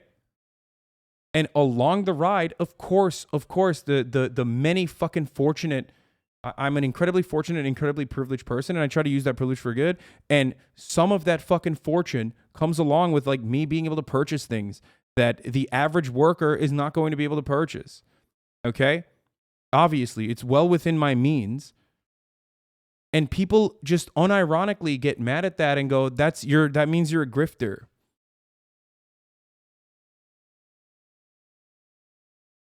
And the problem is, there was a time and place when like I used to reach out to a broader audience. Just mention how much you're spiraling. It's even affecting your favorite thing, which is the stream. So I think either take a break or speaking to someone professionally will help. It doesn't matter. I took a day off yesterday. There used to be a time and place when like I would take a day off and I would feel a lot better when I came back. You know what I mean?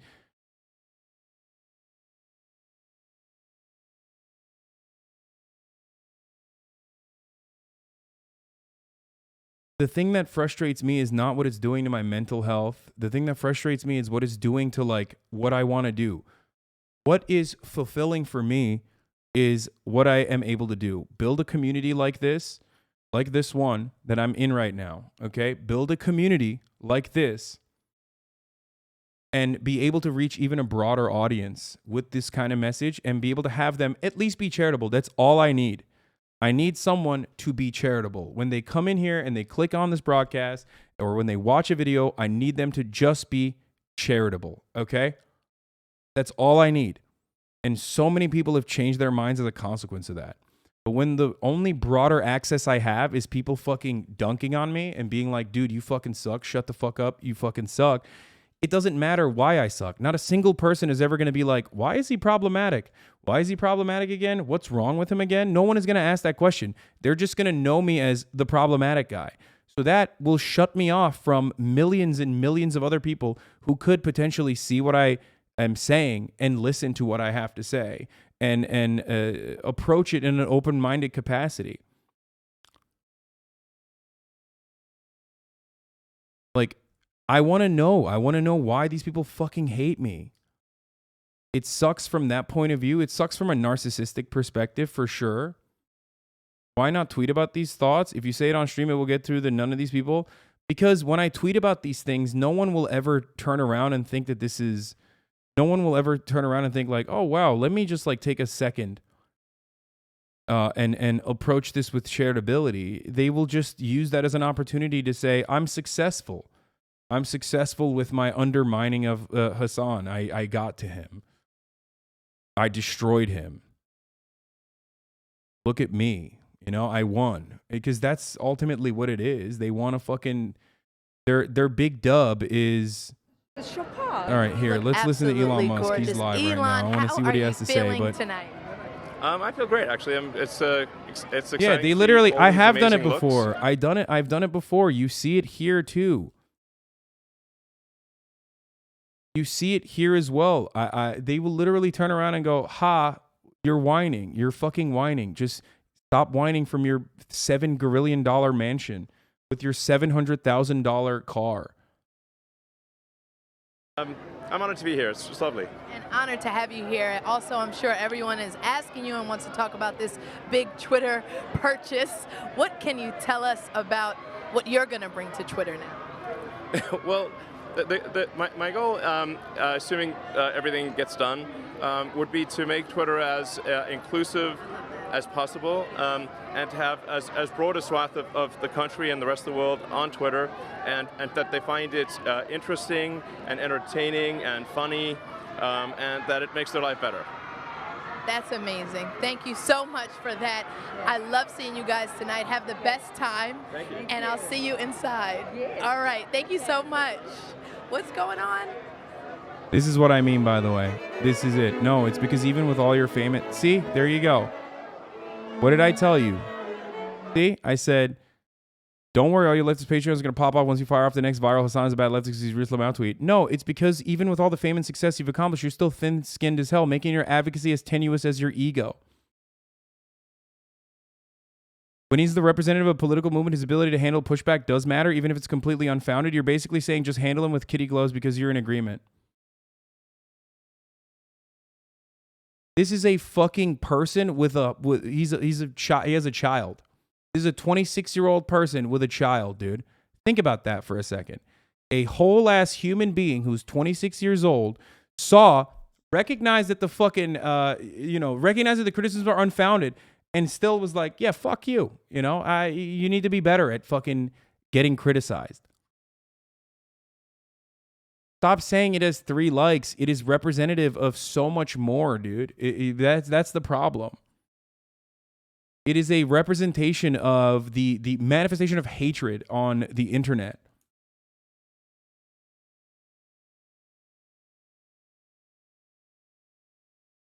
So when are you going to admit that on some level you want these people to keep hitting on you? I don't. I think there's something wrong with my brain.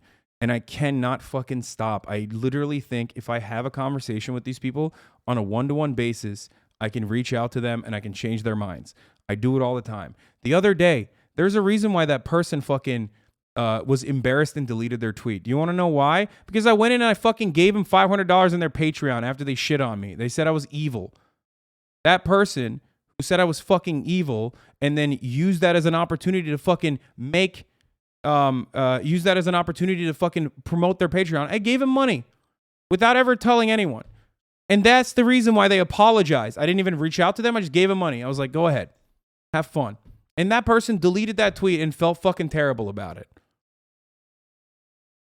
Is that what I need to do? I need to fucking pay my haters now? Like, what the fuck is this? But I didn't give them money because I wanted an expectation for the record. I gave them money because I thought that they were genuinely suffering, okay? No one is going to fucking farm tweets to be like, I need to pay rent. Please give me money.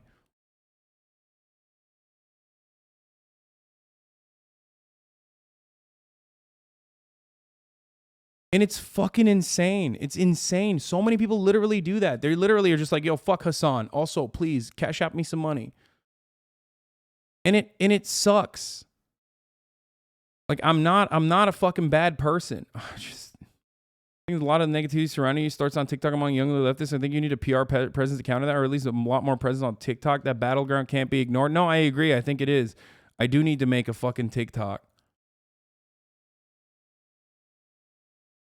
I mean, you've noticed it's a cycle. You've had these lows probably 10 times now. You can't seriously believe that you can convince people to stop. It's the same thing that will repeat forever until you change because others won't. I know. I need to.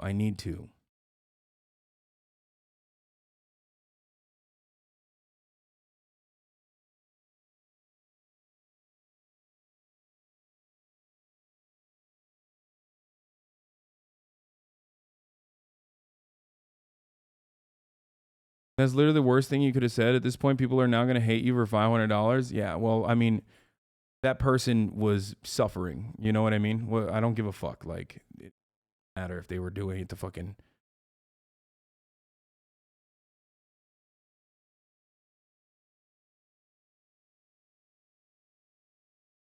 Even if you fix people by talking to them one-on-one, there's thousands of them and only one of you. No, I know.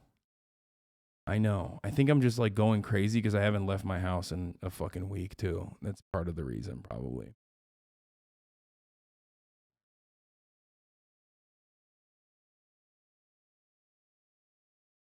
But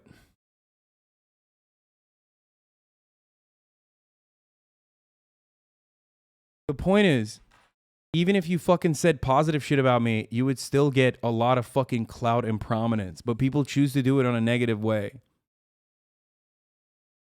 And it sucks. Or don't pay attention to me at all. If you fucking hate me, just don't pay attention to me. Okay? If you fucking hate me, pay attention to other people who are significantly worse on the right that are actually responsible for your life being miserable. Because it's not me. I only want what's best for you. Fucking sucks. And I don't know how to fix it, and I can't stop. I try to not focus on it. This is why they hate you, because they want you to respond. I know, but like, I respond to fucking positive chatters too, and positive tweets. I try. Mentioned that it hurt the leftists are making these comments. Seems like you're very attached to that goal, which is obviously very invested in. But this also means that when shit like this happens, it hurts you personally, not a doc. But trying to detach from that time to time could be good. This is what therapy's for.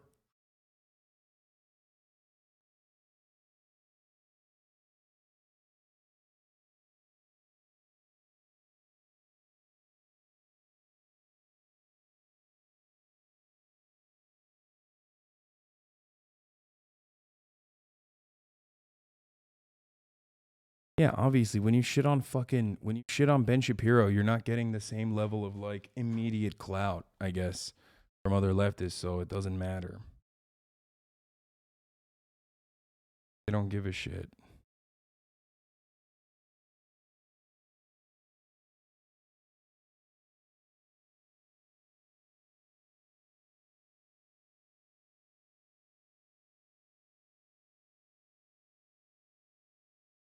Rejection sensitivity is a big part of ADHD. Understanding that can help you deal with it. I mean,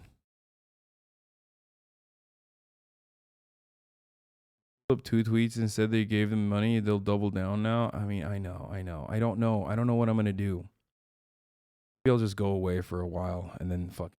About it. How do you know about my album? Girl, I know everything. Oh my God. It's coming. I mean, it's going to be the greatest album of all time. I hope everybody likes it. It's the greatest album of my time because I made it. Hope you like it. Download it. We all love you. It's a collective love. Now, since we're here, might as well take a look at the behind the scenes and the making of Lizzo's incredible look.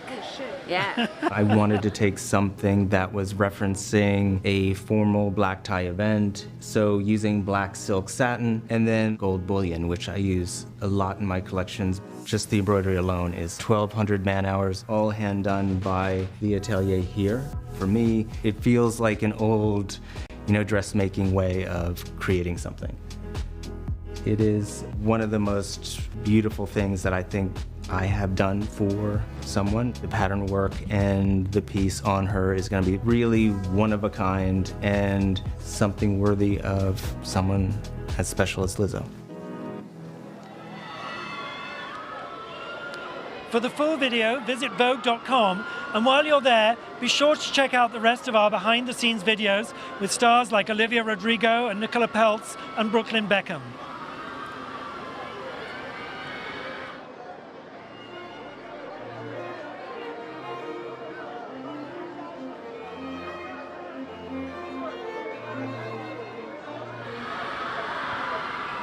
Now, tonight doesn't just come together all on its own. It takes the work of skilled artists and craftspeople led by event designer Raul Avilla, who's been overseeing the Met Gala's design decor since 2007.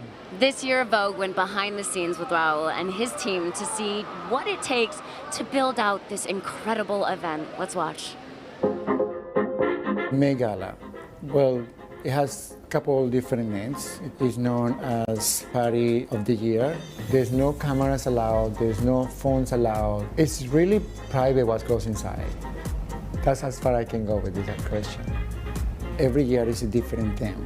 Our goal really is to do it better than last year. For that, we got to do a lot of work. To get there, I have a meeting with my team. Every single detail is really done to perfection. And we start going through my archives, my books. We do mood boards for fabrics, we do mood boards for bases, florals.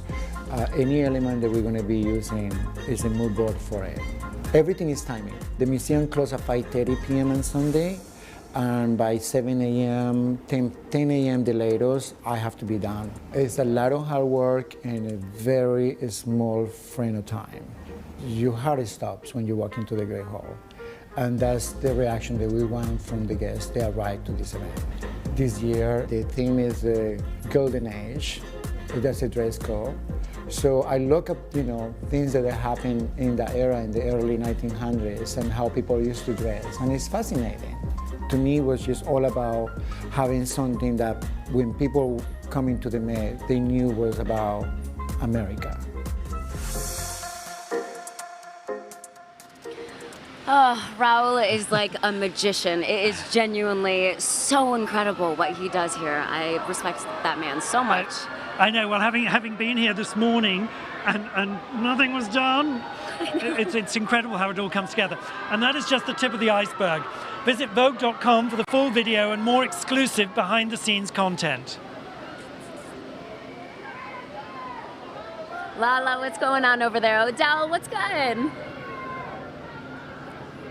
So my friend is here, someone I'm super excited about, someone my son would probably be even more excited about. This is Odell Robin Beckham Hood. Jr.'s in the building. This look, this is you. It's fire though. it. I like This it. is me, Cactus playing Fleet Market. Last minute decision just kind of came together. It's always an honor and a blessing to be here. So much life going on for me, and it's just an incredible moment. So very excited. You look so amazing. So when you heard Gilded Glamour as the theme, what did you think of?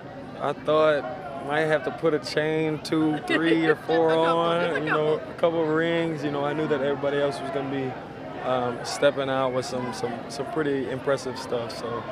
Again, always an honor to be invited, always an honor to be here. Well, you stepped it up, and you right here with everybody else, looking real good. I love your outfit. I love the inspiration. Can't wait to see you inside. We're going to have a fun night. We always have fun at this. Always. Next year, I'm going to have a Super Bowl ring on, though. I'm going to have to add to the little jewelry. You know you are. I can't wait for that. I'll see you inside. Yes, ma'am. All Love right, to see you. see you. All right.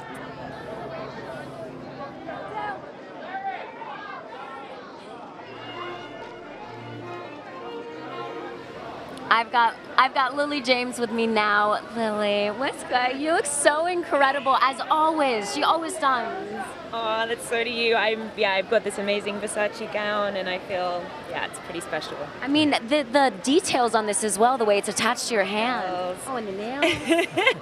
Yeah, it's something else. I'm just feel so lucky to wear it. You look incredible, and you are also incredible. And Pam and Tommy, as I have told you before, what was it that attracted you to that part?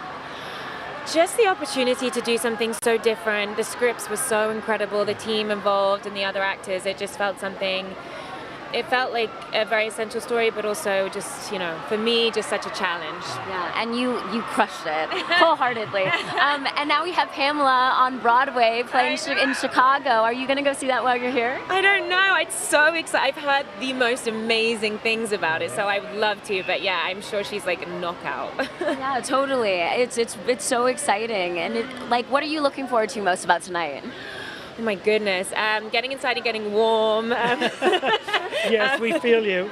No, you know what, this is just it's like so exciting to be here and just soak up all of this, be inside the Met, look around the exhibition, be with Donatello, who I just love so much, and just have a good night. Yes, well, you are stunning as always. We'll see you inside. Have the best time.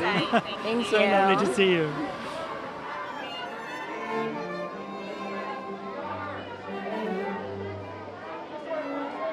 I'm not tweeting anything bad. I'm just tweeting my fucking thoughts. Not that it'll help or anything, but you guys wanted me to fucking say what I feel on Twitter, so I'm saying it. You know what I mean? That as someone who's been getting death threats from the right for the past 10 years, nothing kills me more than aesthetic leftists jumping down my throat. Every time I do anything, we agree on 99% of y'all choose to rip me for some quick engagement. It's so sad. I know everyone will now claim I'm just whining for my $30 billion mansion or whatever, but there's a reason why we're being, oh fuck, I fucked that up. Seen as unapproachable. Angrily fucking tweeting and I didn't realize I fucked that up.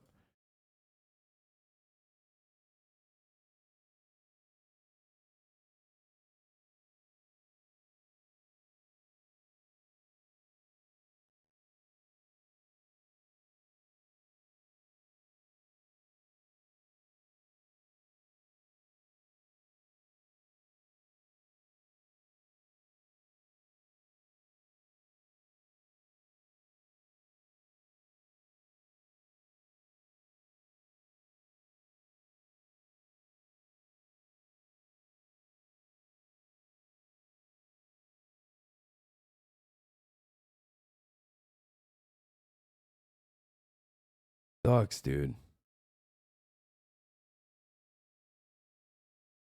You are my favorite streamer, and I think you've done so much good from my very limited perspective. You seem to be alone on the left. There are good content creators all over, but it feels like they don't work together at all. A more unified community may help quelling the hate from within the left. I just don't. You know, it just sucks to see this and think you deserve better. I do. I feel so fucking lonely. I do. I think it's important to remember these people choose you because you're accessible, to be honest. Not saying anything about you responding to it, but in their minds, they know people will see it. If it wasn't you, it'd be someone else. Doesn't make it less shitty, so I get it. No, I know.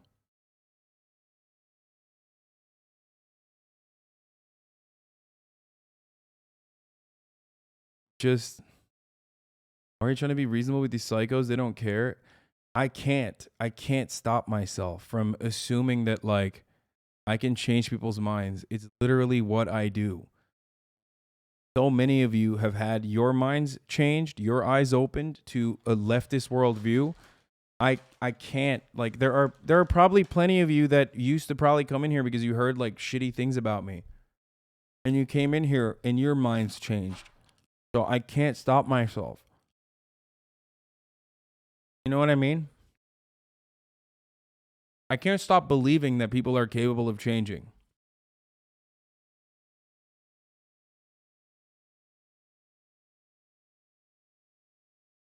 You have a meltdown once a month, you need therapy? Dude, there's just no other comparison. And I feel very lonely on that front too. You can't stop because you know you've changed a few cycles for the better. I get it. Yeah.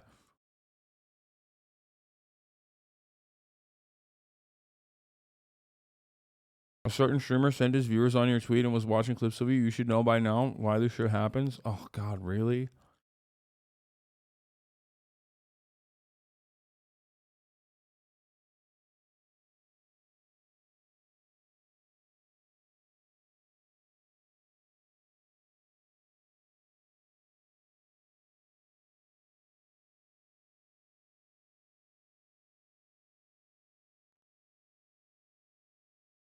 And it doesn't help that I have like an actually very active community that just thrives only when they're fucking shitting on me.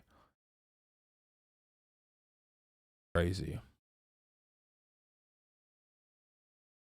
But it's like, but what I don't see and what I don't understand is how it turns into like fucking hammer and sickle weirdos. You know what I mean?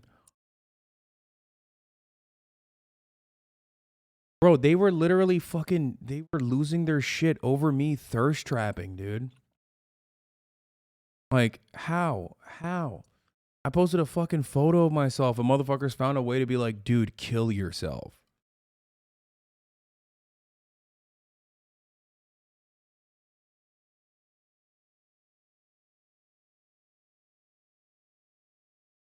Like, people will see, I can fucking save orphan dogs from a fire. Motherfuckers will be like, dude, dogs are gonna grow to kill babies. Like, fuck you.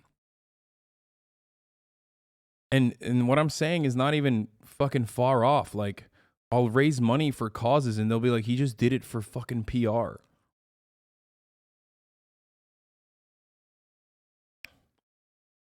People still, for the most part, people in the online space, like in adjacent, like liberal communities, all think I'm like pro-Russia. And anytime you say, well, he raised like $200,000 for fucking Ukrainian charities, they'll turn around and be like, shut the fuck up. They'll downvote it into oblivion. You know what I mean? It's like, what the fuck?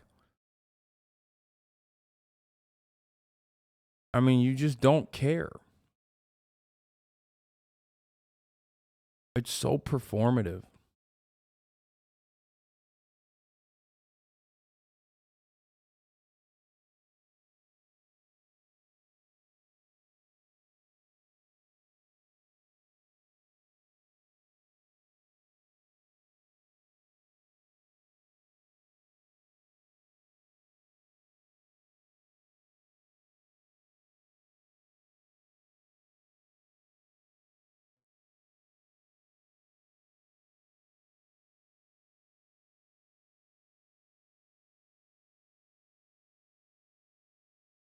Someone in your quote tweet said that you're in the top 0.1% of earners. When I consider the crypto I own, they make up their own realities and I have no idea how to combat that. Yeah, that's the other thing. Like, half the shit people are mad at me is either completely inconsequential and they would never get mad at anyone else over, or just made up. Like, swerves literally are just like, Hasan has done sex trafficking. You know what I mean? I don't know what to say to that. I'm like, oh, you're fucking insane.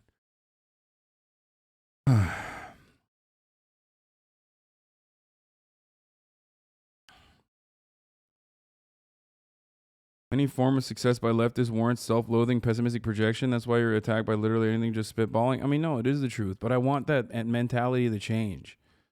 I want it to change desperately. It's self-defeating and it makes us look fucking horrible to everybody else.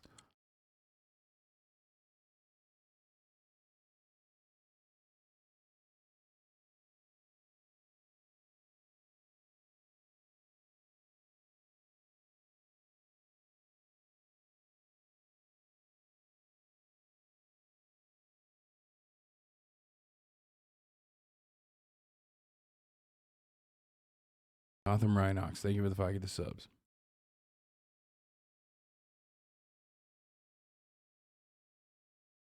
Because you don't have a company and a group of people behind you like literally every other streamer pundit does. I really think you just got to be big before it stops being, got to get big before it stops being easy for haters to hate with no clapbacks.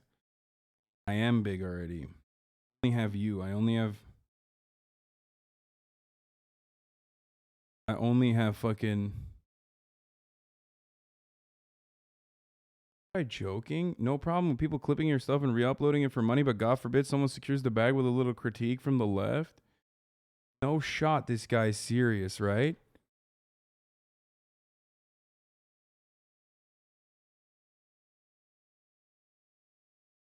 No fucking shot is this guy being serious.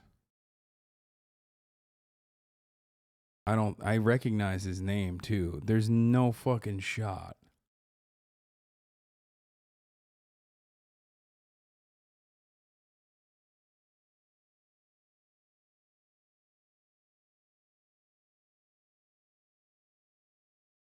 No problem with people clipping your stuff and re-uploading it for money, but God forbid someone secures the bag with a little critique from the left.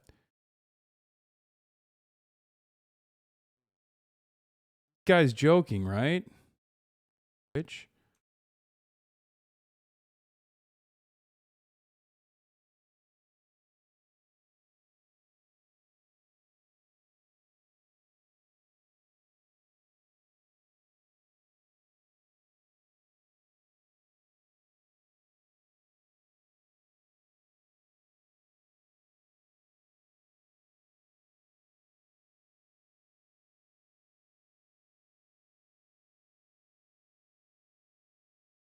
Dude, end the stream. This is embarrassing. Get therapy. I mean, I do need to end the stream for sure.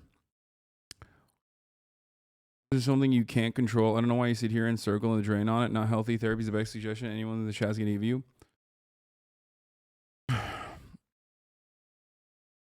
Honestly, this isn't a dig at you, but watching the way some internet communities react to you is literally pushing me away from the left. I still believe in the politics, but I hate being associated with it in the same way I hate being associated with gamers after Gamergate. It's mega cringe. I know. It is incredibly fucking cringe. Here, let's just watch this shit. School buses, which Matt Gaetz' girlfriend is very excited about. Don't boo love. Not to mention, no president in my memory has given I had a call more. with my girlfriend about you, and I refuted all her points against you, and at the end she just said, I just don't like him. Seems like you'll have to ignore this kind of rhetoric. Yeah, that's what I'm saying.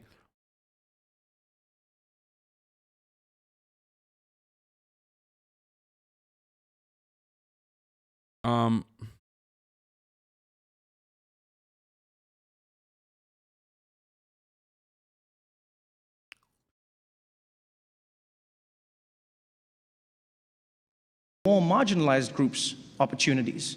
You know, I'm talking about women, the LGBTQ community, the Taliban, the list goes on and on. And I know, Mr. President, that the left is super upset at you, you know, but I think that they should be happy to know that you just recently announced that you're proposing a new 20% minimum tax on the super wealthy. And I will say, President Biden, that you were a big man here, a really big man. You could have targeted Donald Trump, but instead you chose to only raise taxes on billionaires. That was big of you. Really nice. Prove me wrong, show me the taxes. So, personally, I think that President Biden could do a better job at taking credit for— Bro, you've actively removed people from your life that are critical of you. You're surrounded by yes men. When the rest of the world can't stand you, you are out of touch.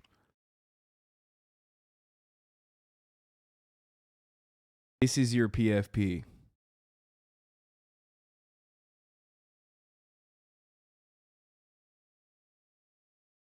You are the most irresponsible person on Twitch right now. Shut the fuck up. Diversity hiring bad. Nice take, buddy. 3. Why won't they care about socialism more?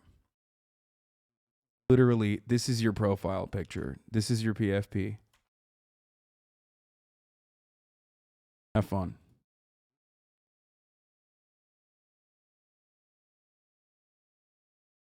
This is the problem.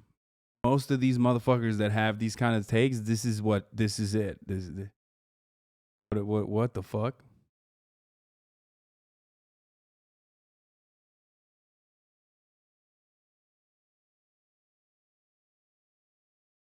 Yikes, bro. Things that are going right, you know. I mean, unemployment is currently at 3.6%. Think about that, people. 3.6%, 2% if you don't count the Cuomo family. And I will say, President Biden came into office and he's done well and he's done badly. And in this room, I know there's a lot of mixed reviews. You know, there was a lot of talk about how the president really respects the press. But what has he really done for you guys, huh? Think of all the journalists whose careers have been hurt by the Biden presidency. People like Daniel Dale. He used to be CNN's star fact checker on TV every day. But now, there's barely anything to check. Same for Glenn Kessler of the Washington Post. On the way here, I saw him on the street offering 4 Pinocchios for $1. Mr. President, that's on you.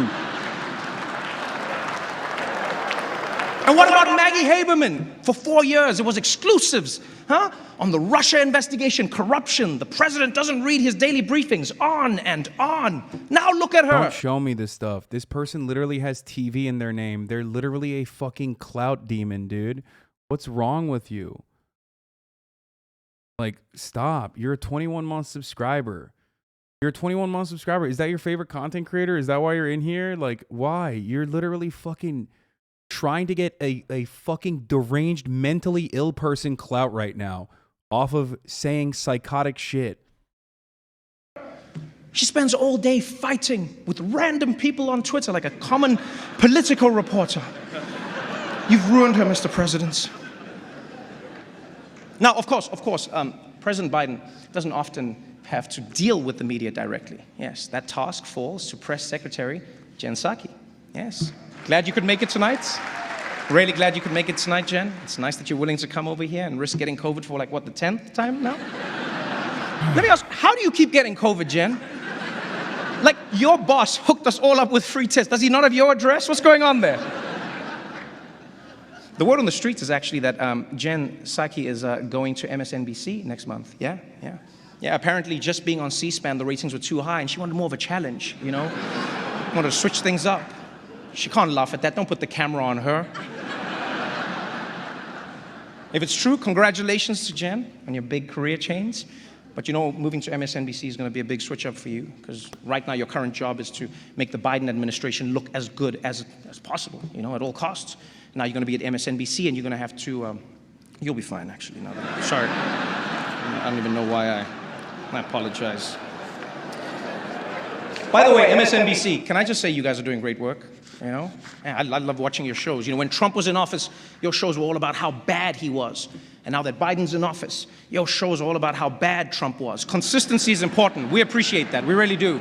Also, shout out to Joe and Mika. Yeah, I love you guys. The most adorable HR violation in town. I love it.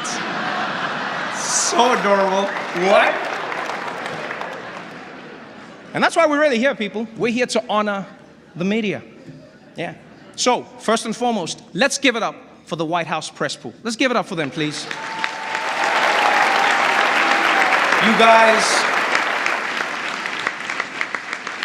You guys are relentless. Every day you show up, and every day you demand answers on the pressing issues of the day. And then Fox News asks about Hunter Biden. And I'll be honest though, I actually think that's a good thing. I really do. I think people need to be held accountable if they're using their dad's name to get ahead in life. And I can't think of anyone better to ask about that than Peter Doocy. Yeah. Wherever he is, Chris Wallace laughed at that joke. But you see, the real purpose of tonight is to honor some of the country's best political journalists, people like Abby Phillip, Yamiche Alcindor, right? And Mick Mulvaney. I'm living, dude. I mean, he's not bad. I actually get why CBS hired Mick Mulvaney. I get it. You know, he's more than just the guy who assured everyone that Donald Trump would concede gracefully. No, he can also get you access to other people who assured you that Donald Trump would concede very gracefully. It's very important. So shout out to CBS, my corporate cousin. You can actually find us on Paramount Plus. Yes, right between SpongeBob SquarePants and a bunch of movies that even Delta's in-flight entertainment system turned down. But I don't want to dwell on that. I want to dwell on Mick Mulvaney when we have so many other great journalists here tonight. We got Anderson Cooper in the house, man. We got Rachel Maddow. We got Don Lemon. We got Shepard Smith, and so many other huge talents who can no longer be mentioned in Florida public schools. I see you, Ron DeSantis. What's going on, baby? Oh, man. A lot of big media names in the room tonight. Chuck Todd is here. Chuck, you here? Yeah? How you doing? I'll ask a follow-up, but I know you don't know what those are. Don't boo him, he's trying. Man, these people are mean, Chuck. The Axios team is also in the house. I didn't know this, but Axios is actually Greek for political playbook without the birthdays. Yeah. And you know, Axios got a lot of flack a few years ago for releasing a staff photo that had fewer black people in it than CPAC, but kudos to Axios. They fixed that problem by not releasing any more staff photos. And Jonathan Swan, my man, I'm a fan, personal fan. You've been crushing it with those interviews. Congrats on the award. People are always asking, how does Jonathan Swan get these politicians to open up to him? I'll tell you how. It's the Australian accent. Yeah, American journalists sound too aggressive. What did you do with the money? An interview with Jonathan Swan is like being interrogated by a koala bear. But Senator McConnell, don't you think it's strange that you and the devil have never been seen in the same place at the same time? Holy fuck. No shot. For the first time in my lifetime, news of a Supreme Court ruling is leaked. They're overturning Roe v. Wade. Supreme Court has voted to overturn abortion rights. Draft opinion shows. Behold that Roe and Casey must be overruled. Justice Alito writes in an initial majority draft circulated inside the court. What the fuck is going on?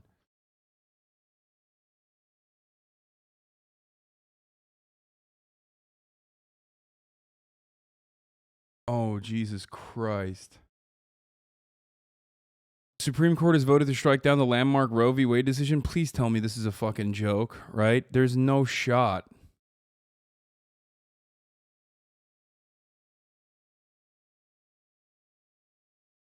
Initial draft majority opinion written by Justice Samuel Alito circulated inside the court and obtained by Politico. The draft opinion is a full-throated, unflinching repudiation of the 1973 decision, which guaranteed federal constitutional protections of abortion rights, and a subsequent 1992 decision, Planned Parenthood versus Casey, that that largely maintained the right. Roe was egregiously wrong from the start, Alito writes. Behold that Roe and Casey must be overruled, he writes in the document labeled as the opinion of the court. It is time to heed the Constitution and return the issue of abortion of the people's elected representatives.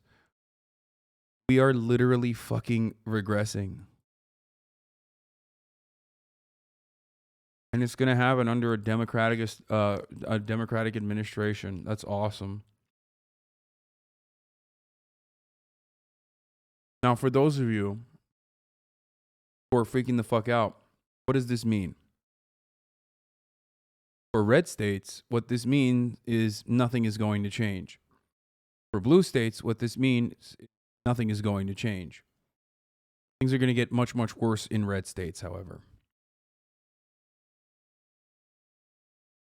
Red states have already started their effort to undermine Roe v. Wade and have been doing so even under Roe v. Wade. Other methods. The only way to actively fight back against this is by legislating or codifying some kind of federal abortion protections, which of course is not going to happen anytime soon. Not with this Congress.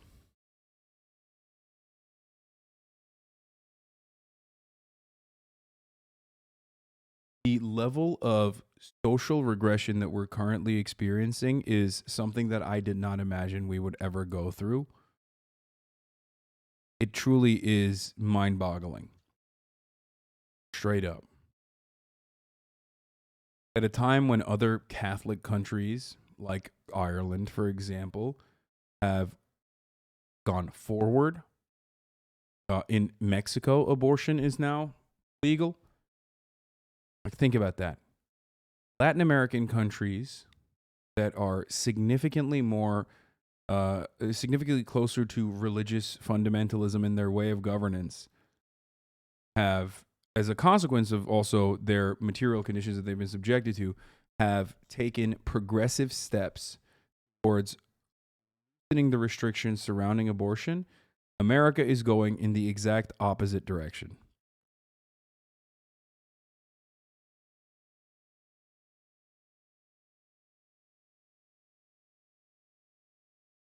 A really great interactive map of if Roe is overruled.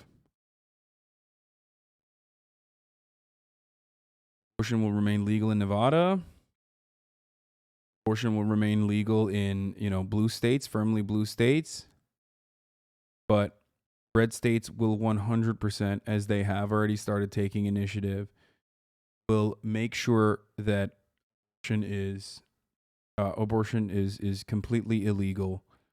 And not only that, but they will continue. They will add additional measures like, for example, Connecticut yesterday, or today, I guess, passed or is slated to vote for a bill that will make it so that a Connecticut resident can countersue someone in Texas if they are ever subjected to additional legal scrutiny for getting an abortion elsewhere.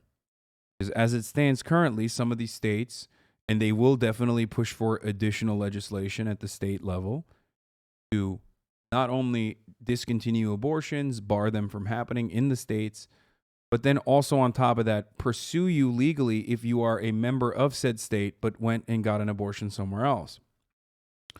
In an effort to combat that,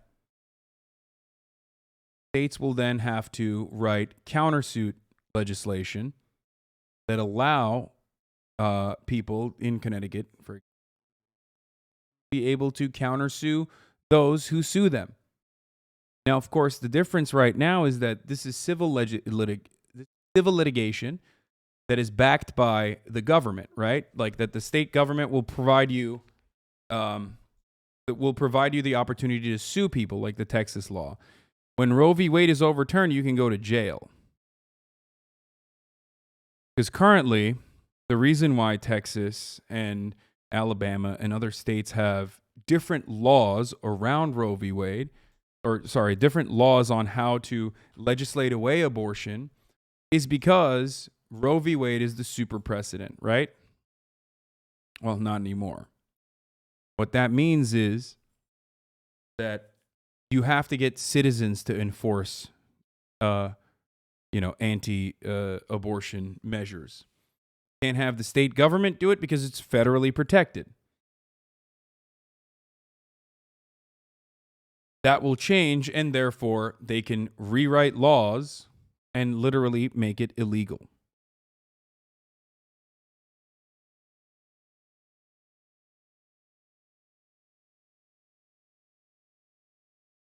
Also, as this chatter is pointing out, you are correct. Then they will go after contraceptives.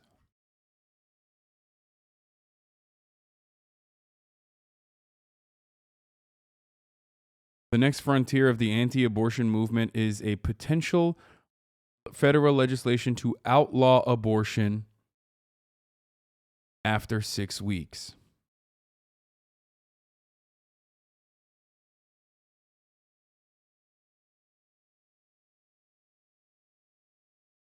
Yes, Connecticut is passing a bill to protect them. That's what I'm saying.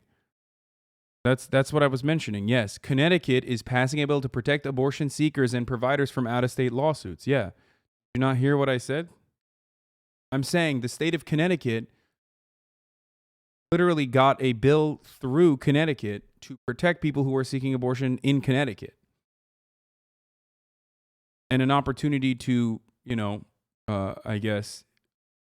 countersue if there are out-of-state lawsuits that target them. You get it?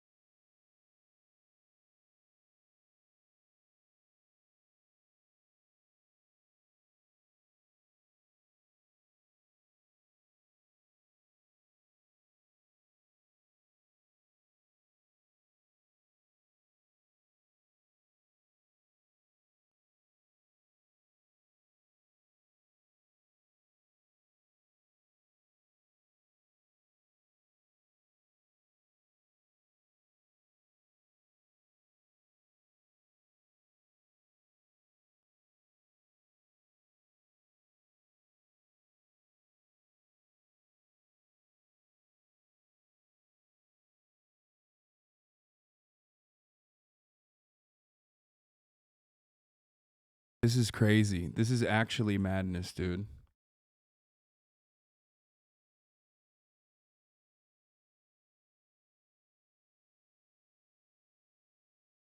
Republicans are going buck wild, and if anything, this proves once again that simply voting hard is not working.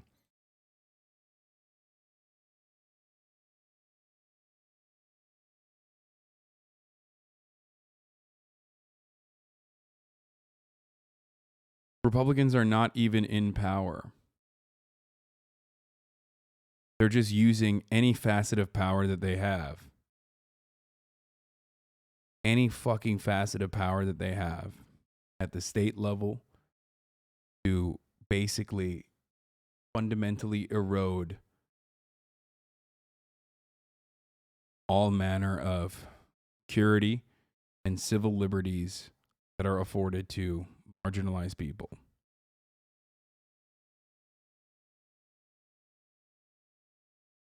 Just remember that this conversation around abortion oftentimes goes to very weird places about baby murder or women being sluts or whatever, and simply about forcing women, okay, forcing people to carry pregnancies to term as though they are simply baby incubators. It's about ridding them of their bodily autonomy. That's it. And there is a million different studies that have been conducted on the matter. That time and time again, it's proven that abortions illegal does not stop abortions from happening. The fetus cannot live without the carrier, which is why making abortions illegal simply turns them into back alley abortions, which is very unsafe for the carrier. Then again, it's about punishing women anyway. So that is to be expected. While I'm in the process of having a conversation about abortion laws, why the fuck are you showing me Misgiv and saying Misgiv is copying your thirst post, chatter? Come on, brother. I mean, not the time and place, okay?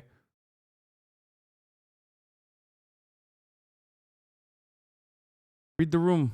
What's going on right now? Read the room.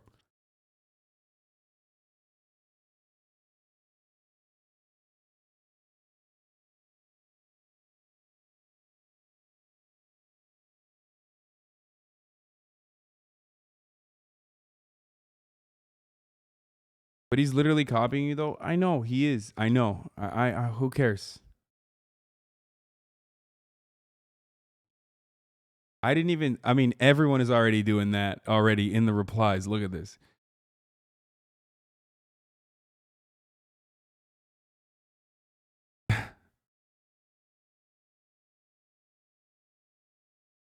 Last straw. Time to get the old ovaries ripped out. Could overturning Roe v. Wade cause an upturn of Dems at the midterms? Dude, who gives a fuck? My friend, who cares if there's an upturn in the midterms for Democrats? What?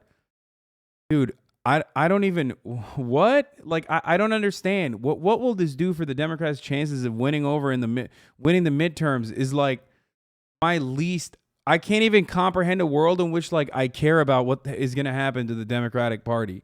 When the Democratic Party itself has shown time and time again that they are not defenders of your fucking rights.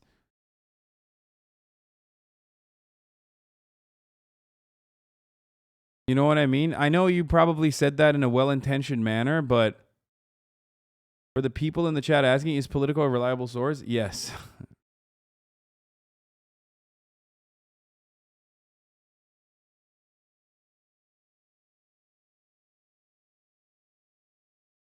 Neil Katyal, who is a Supreme Court lawyer and a law professor and an extremist centrist, is... God, he scanned through it. My thoughts on the political story saying the court voted to say Roe v. Wade is fully overruled. I've quickly scanned the draft opinion and it appears it's fully legitimate. This means there was a preliminary vote to fully overrule Roe v. Wade and then the majority of the court agreed. There are lots of signals that the opinion is legit. The length and depth of analysis would be very hard to fake. It says it is written by Alito and definitely sounds like him. It's 60 plus pages long. If this is a deep fake, it would require a state actor or someone like that. I can't imagine that. It's possible the court could pull back from this position, but this looks like they voted that way after the oral argument. The opinion says states can criminalize abortion with no rape or incest exception. It is exactly the hardline position I've been saying the court is going to impose for the last 3 years. It will set women back in profound ways. Congress must act ASAP. This is the equivalent of the Pentagon Papers leak, but at the Supreme Court. I'm pretty sure there has never been such a leak, and certainly not in the years I've been following the Supreme Court. I've never heard of a Supreme Court. I've literally never heard a Supreme Court fucking leak a decision ahead of time. Okay, that's not a thing.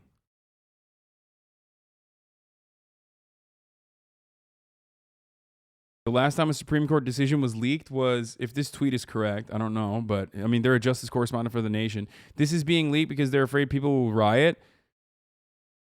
Wait, what tweet says that last time that a Supreme Court decision was legal was in 1986? People should riot. I mean, this is fucking crazy. Of course, I'm not saying that. Legally speaking, please do not riot. I would never say that. Rioting is bad and wrong, but like unavoidable in this circumstance. That's fucking insane.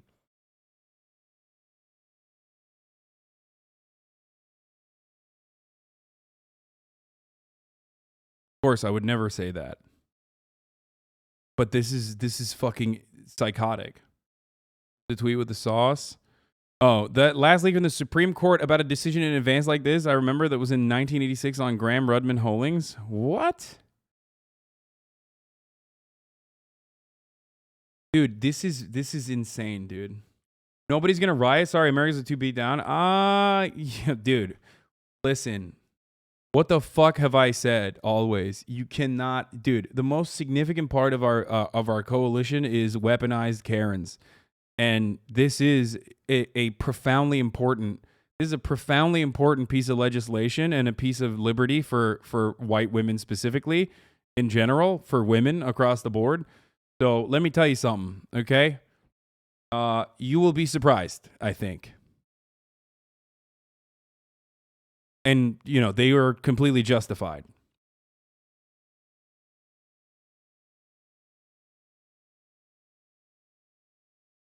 There's no, you know, you don't understand, I think. Like, there is nothing that fucking riles up. There's nothing that riles up women, like, you know, telling them that the government is going to control what they can do with their own bodies. Understandably, I think. A pretty normal fucking reaction to the government being like, hey, by the way, like, you literally can't do something that you can do to your own body, if you will, with a safe medical procedure. So, yeah, women do be wanting bodily autonomy. Am I right, fellas? You know, women be shopping and wanting bodily autonomy. They will, you know, they will fucking rise up for this.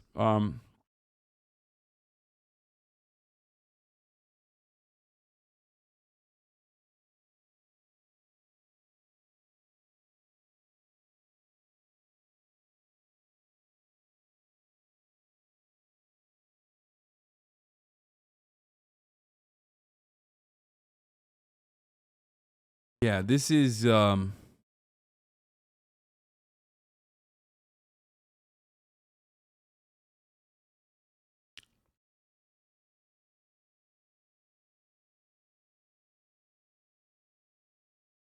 to his blog. This document linked to Politico is almost certainly an authentic draft opinion by Alito that reflects what he believes at least 5 members of the court have voted to support overruling Roe, but as Alito's draft, it does not reflect the comments or reaction of other justices. I mean, who gives a fuck?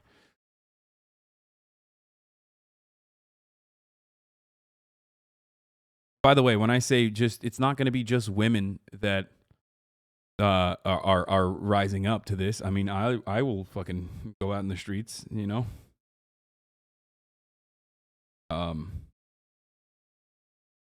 Yeah, this is bananas. This is completely fucking bananas. This is in tandem with DeSantis' "Don't Say Gay" shit is making me very doomer pill for the future. I mean, the "Don't Say Gay" and anti-trans bills, what is it, 250 anti-trans bills that have fucking been pushed by Republican majority legislatures all around the country. Like, they are, once again, ideologically aligned to fucking burn shit down. And they're motivated to do so. And that's what happens when you truly have a vision and motivation to do so. You actually get it done, right? We on the left, especially if you are a Democrat voter, do not understand what that's like, because outside of like Bernie Sanders and a few others, like maybe like Ed Markey on certain issues, you know what I mean? Outside of like a few fucking Democrats, when have you ever seen Democrats advocate for something and try to pass it by any means necessary, Democratic politicians by any means necessary, when it's not, I don't know, bipartisan support for a military bill, or I don't know, fucking defending big pharma if it's important, if it's an important industry in your fucking in your state, or I don't know, tax credits for middle-class suburbanites. That's it. Those are the only things that they fucking actively... The perverse attempt to create public pressure against the court by leaking this opinion should be prosecutable. It is absolutely unprecedented.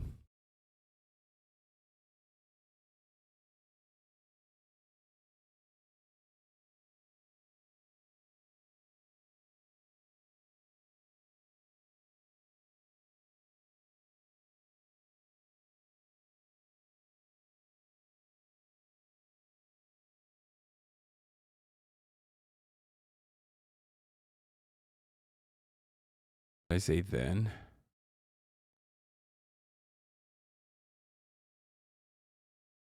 Got it.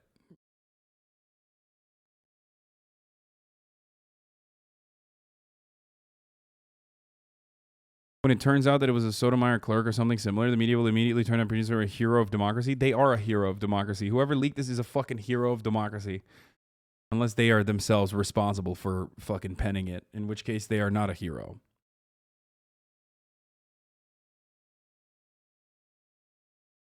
Bro, this is crazy. I mean, this is like I don't know what to say. I actually don't know what to say about it other than holy fuck. That's what I have right now in. This is abhorrent.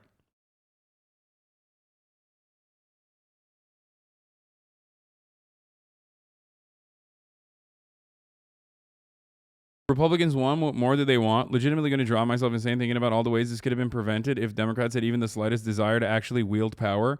No, literally. I mean, it's true. That's another issue here that is impossible to fucking address. But like, there is one side who is intellectually and ideologically aligned, and they have the motivation to do this. They have an agenda that they've set forward to do. Do they actually care if poor people can't get abortions? They don't give a fuck one way or the other. There is no real reason why the Republicans are doing this. They're not legitimately like, oh, we are stopping women from getting abortions because we think it's fucking murder. No, they don't give a fuck. It's poor people that won't be able to get abortions. They're fucking rich. They're rich girlfriends, okay, that they cheat on their fucking horrible ass cunty fucking wives with are going to be able to get abortions regardless. Their daughters are going to be able to get abortions regardless. It's the fucking poor people that are not going to be able to get abortions. So they don't give a shit, okay? There is no real moral reason as to why they're doing this. It's not because they legitimately think it's like baby murder or some shit, okay? It's because this will win them votes, okay? That's it. This will win them votes in a tiny fucking sliver of 30% of white evangelical Christians who are completely psychopathic, okay? They are off the fucking, they're off their rockers, they're completely insane, and they get more deranged year after fucking year as the Republican Party keeps welcoming them into their fucking ranks and saying, no, you're right, and we will do everything for you because you go out and you fucking vote. Meanwhile, the Democrats keep pushing away their fucking working class voters over and over again by over-promising, or not even fucking over-promising, under-promising, and then even then somehow under-delivering because they don't care. At least Republicans want to win. Democrats just want to fucking make money off of how horrible Republicans are. That's it. The only way that the Democratic Party wins elections in this country is by showing you how fucking horrible Republicans are. We are in a never-ending reactionary spiral, and of course these kinds of consequences are going to come out. Of course. Think about it this way. Biden teased possibly fucking removing or eliminating student loan debt, and Republicans immediately started chirping about how horrible of an idea that would be. Why? Because the Democratic Party, for once, gave the Republicans something to react to. Okay? We need to push for legislation, progressive legislation, even as a defensive measure, so that Republicans don't get comfortable and start killing gay people and trans people and women in general. Okay? But we can't even do that. Democratic Party won't even fucking put forward fake bills so that the Republicans have something to fucking yell about. So that there is like some kind of ideological distinction between either party. Perhaps there is no greater example of said devastating reality than what you're seeing right now. Joe Brandon won, right? Let's go, Brandon. He won. We own the fucking House of Representatives. We own the Senate. Why can't the Democrats do anything? They can't get anything done. Meanwhile, the Republicans are like, yep, YOLO, we're going to use the state legislature in majorities everywhere around the fucking country. We are going to use wherever we have a fraction of power to do whatever kind of cruelty that we want to do.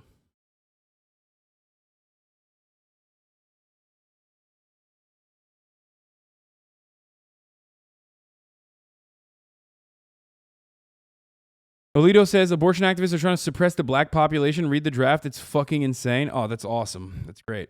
Wonderful.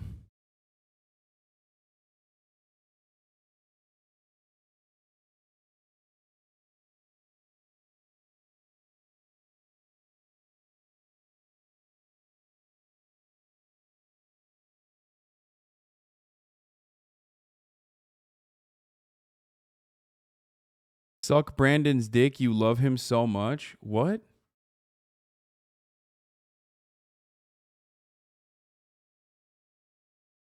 They will most likely come after gay marriage too. And gay marriage is symbolic. Like, gay marriage itself isn't the fucking main issue. Obviously, there's a lot of financial components that and you know, moral components that are associated with it. But like, gay marriage is symbolic. It just meant that you couldn't shit on gay people anymore. Like, it was supposed to be normalized. But people never left that resentment. You know what I mean? So many people were never done with that resentment of like allowing gay people to exist comfortably in society and be out. And it's obvious. So that's coming next. But like I said, gay marriage, the abolition of gay marriage or whatever the fuck, and like turning marriage back into a state-by-state basis. Who knows what is next after this?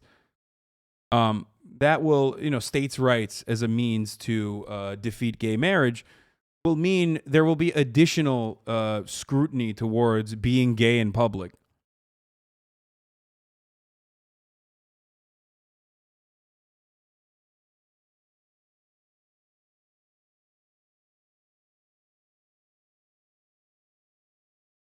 The entire argument is that abortions aren't in the Constitution and not protected constitutionally, and the ground Roe touched on it to make it a constitutional issue is shaky, and they want the political process of states making their own rules. Yeah, it doesn't matter. What have I always said, dude? There is no fucking legitimate reading on the Supreme Court justice. Motherfuckers just sit around. They just, listen, dude, there is no real intellectual reason, okay? There is no constitutional interpretation. It's bullshit. It's just literally putting intellectual patina over reactionary ideology, okay? That's it. They're reactionaries. They're psychos. They're just trying to moralize it. That's it. Please, for the love of Christ, never give a fraction of notice and an ounce of legitimacy to motherfuckers who try to turn around and say, well, you know, we got to think about the constitutionality of this. Like, no, it's fucking bullshit.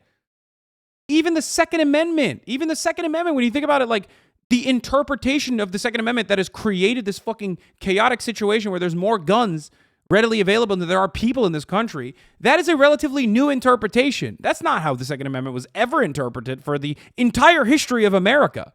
Okay? But now it's the fucking rule of the law. Holy shit. Like, that's how we always thought about it, actually. It was never the case.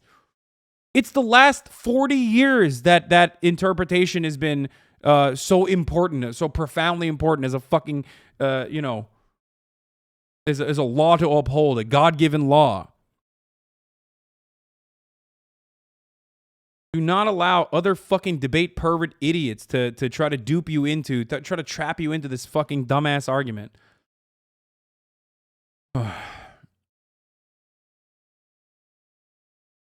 Dude, I hope this fucking crashes and burns the Supreme Court as an institution, by the way. Part of the reason why they didn't want to do this in the past was because they thought that this would severely undermine the intellectual, you know, the institution of the Supreme Court. Like, that was a big reason for why prior reactionary Supreme Court justices said that they would not do this.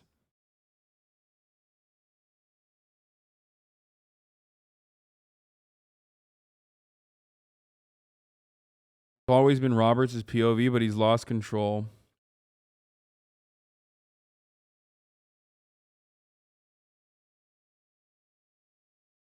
I mean, yeah.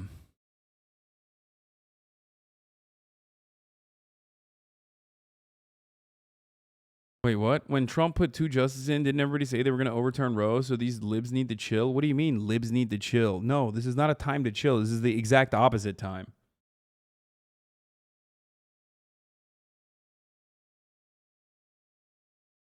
This is exact opposite of chilling time, okay? This is time to not be chill.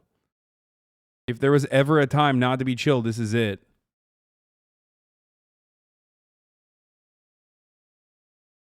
Totally undermines whatever legitimacy the court claims to have. They could just flip-flop on their own decisions and they want precedent to cease to matter. Wait, what? No, that's never been the case anyway. It doesn't matter. That's never been the case.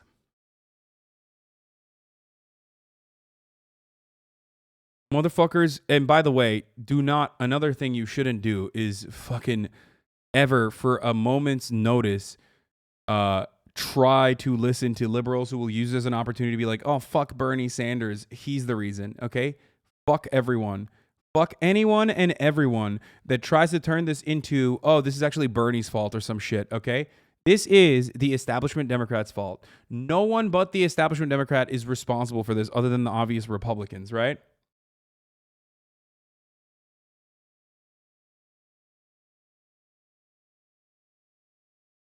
Do not allow that to be a fucking part of mainstay discourse.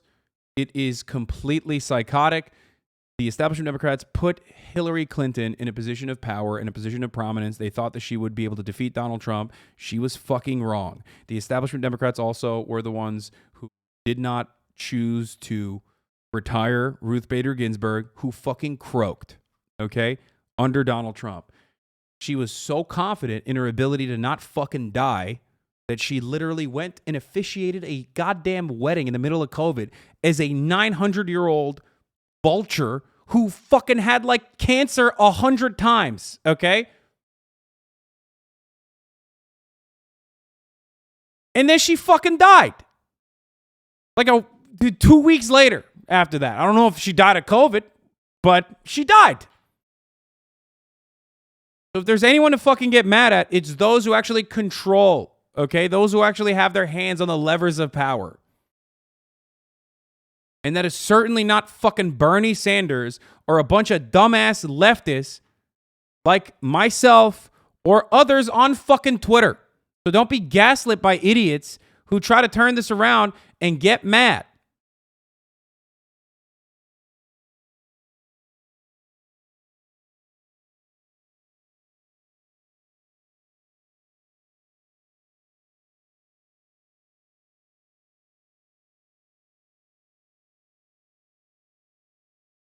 Ain't you Muslim? As a Muslim, you shouldn't be saying that shit, bro. For real? What the fuck? Suck my dick.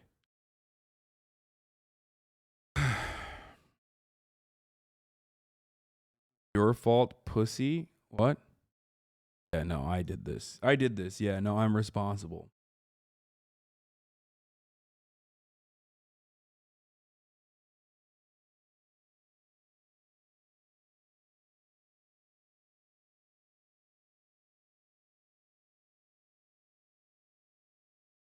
Roe v. Wade has been overturned. Yes, I know. Stay in my lane. Well, I'd love to be posting about the Met Gala, but this is the only attendee I care about. President Hillary Clinton would never let Roe be overturned.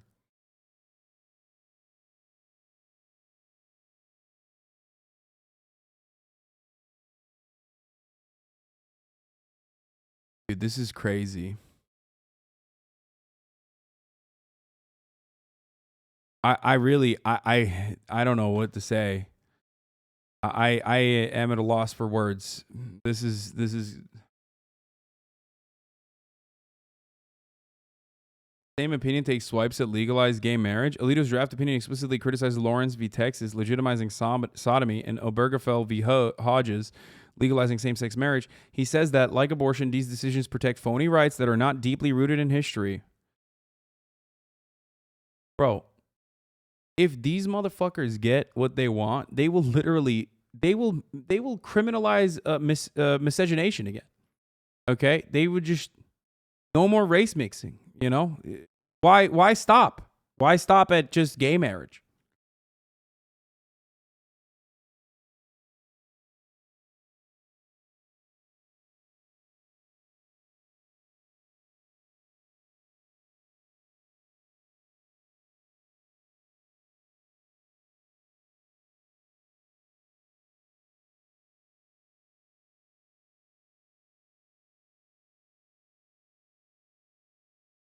I don't know. I don't know what to do. I can't.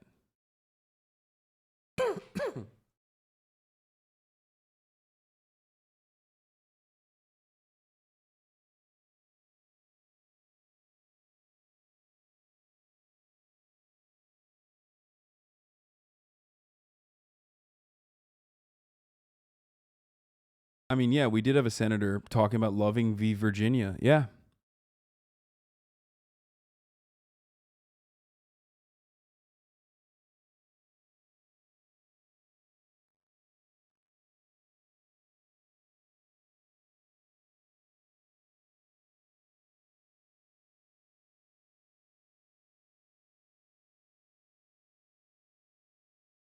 I don't know. Alito's draft opinion gives a shout out to Amy Coney Barrett's theory that safe haven laws diminish the need for abortion by allowing new parents to relinquish their child lawfully. Alito's draft overturning Roe v. Wade, Roe and Casey approvingly cites Clarence Thomas's debunked claim that abortion is a tool of eugenics against black people. Alito's draft opinion explicitly criticizes Lawrence v. Texas and Obergefell. Alito's draft opinion gives a shout out to Amy Coney Barrett's theory that safe haven laws diminish the need for abortion by allowing new parents to relinquish their child lawfully. I love how it seems that they're trying to do this at night while the Met Gala happens. I mean, I don't think they give a fuck about the Met Gala one way or the other, my friend. I think this is something that they've been working towards for a while. I legitimately did not think that they were going to do this. I thought that this would be too much of a fucking... Like, it's too much of an awesome way for Republicans to cause division.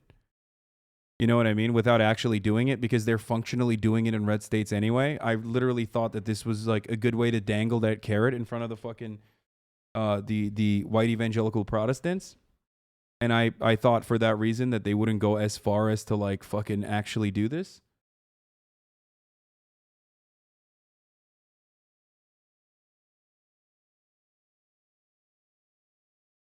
But yeah, it's wild. And for the record, yes, American support for overturning Roe v. Wade has never dipped under 50%. Like,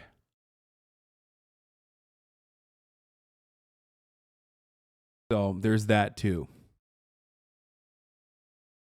There's that to consider as well.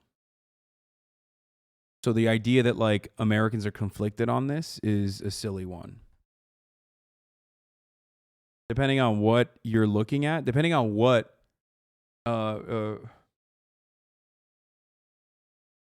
holy shit, the Supreme Court is putting up barricades. Barricades are around the Supreme Court building just minutes after reports from Politico were leaked indicating SCOTUS has voted to overturn Roe v. Wade.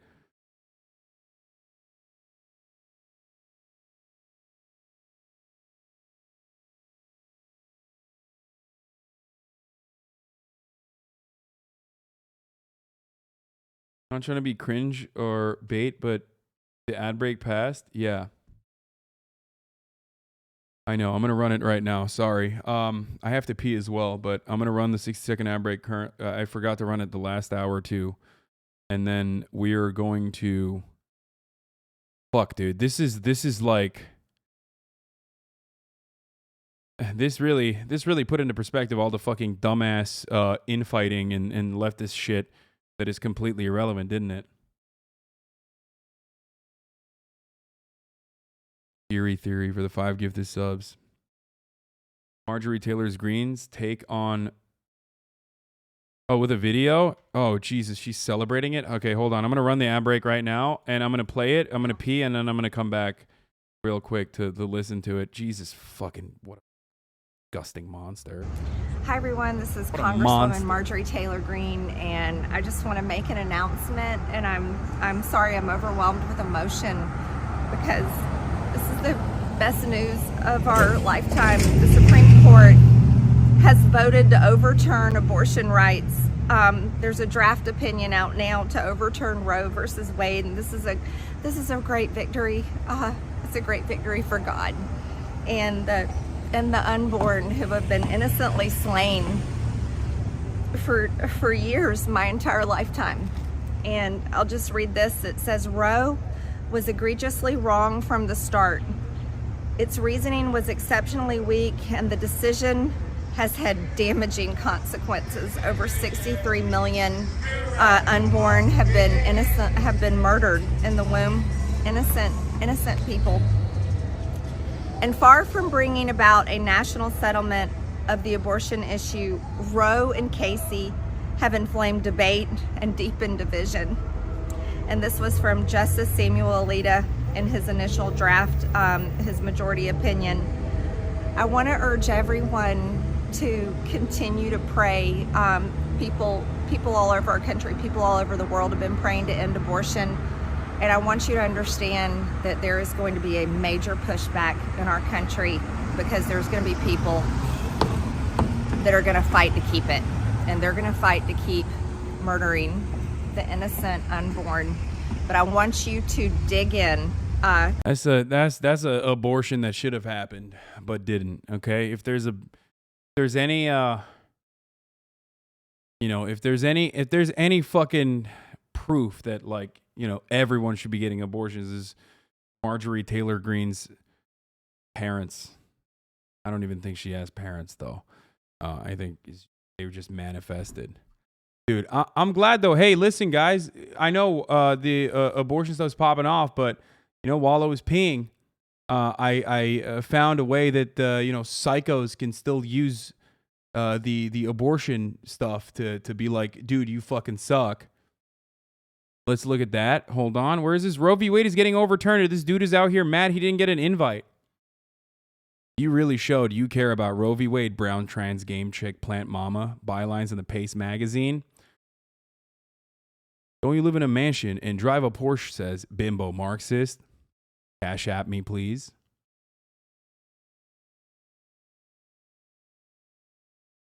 Thanks, guys. To be fair, if anyone knows wealth inequality better than a guy who spent equivalent of 10 full years of my disability benefits on a Porsche. Collagen machine broke. They, them, y'all. Young, photogenic, internet savvy, heartbreaking, Esquire will do disability justice. You know me, I fucking hate disability rights, so. It's awesome. Cool. No, it really shows everybody's interests and efforts, and what they truly care about is a way to make it seem like I'm the one who's still talking about it. Overwhelmed with emotion because this is the best news of our lifetime. The Supreme Court has voted to overturn abortion rights. There's a draft opinion out now to overturn Roe versus Wade, and this is a great victory. It's a Bro, she can't even fucking fake cry. What a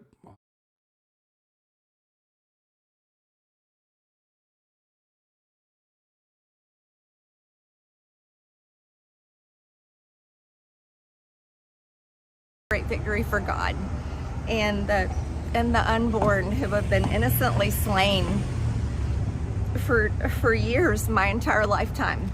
And I'll just read this. It says, Roe was egregiously wrong from the start. Its reasoning was exceptionally weak, and the decision has had damaging consequences. Over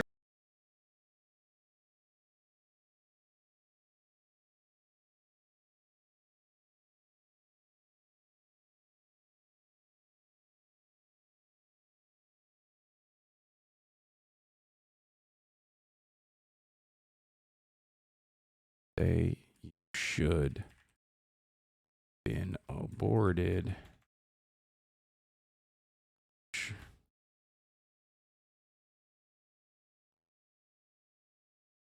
Aren't.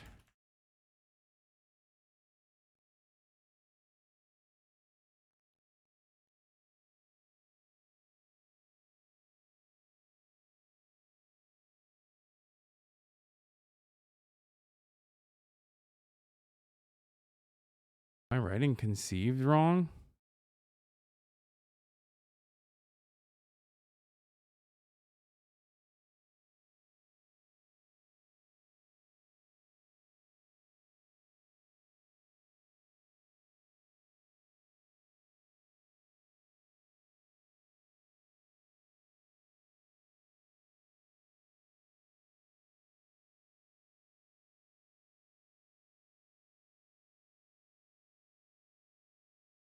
Oh, I'm putting the I before the E.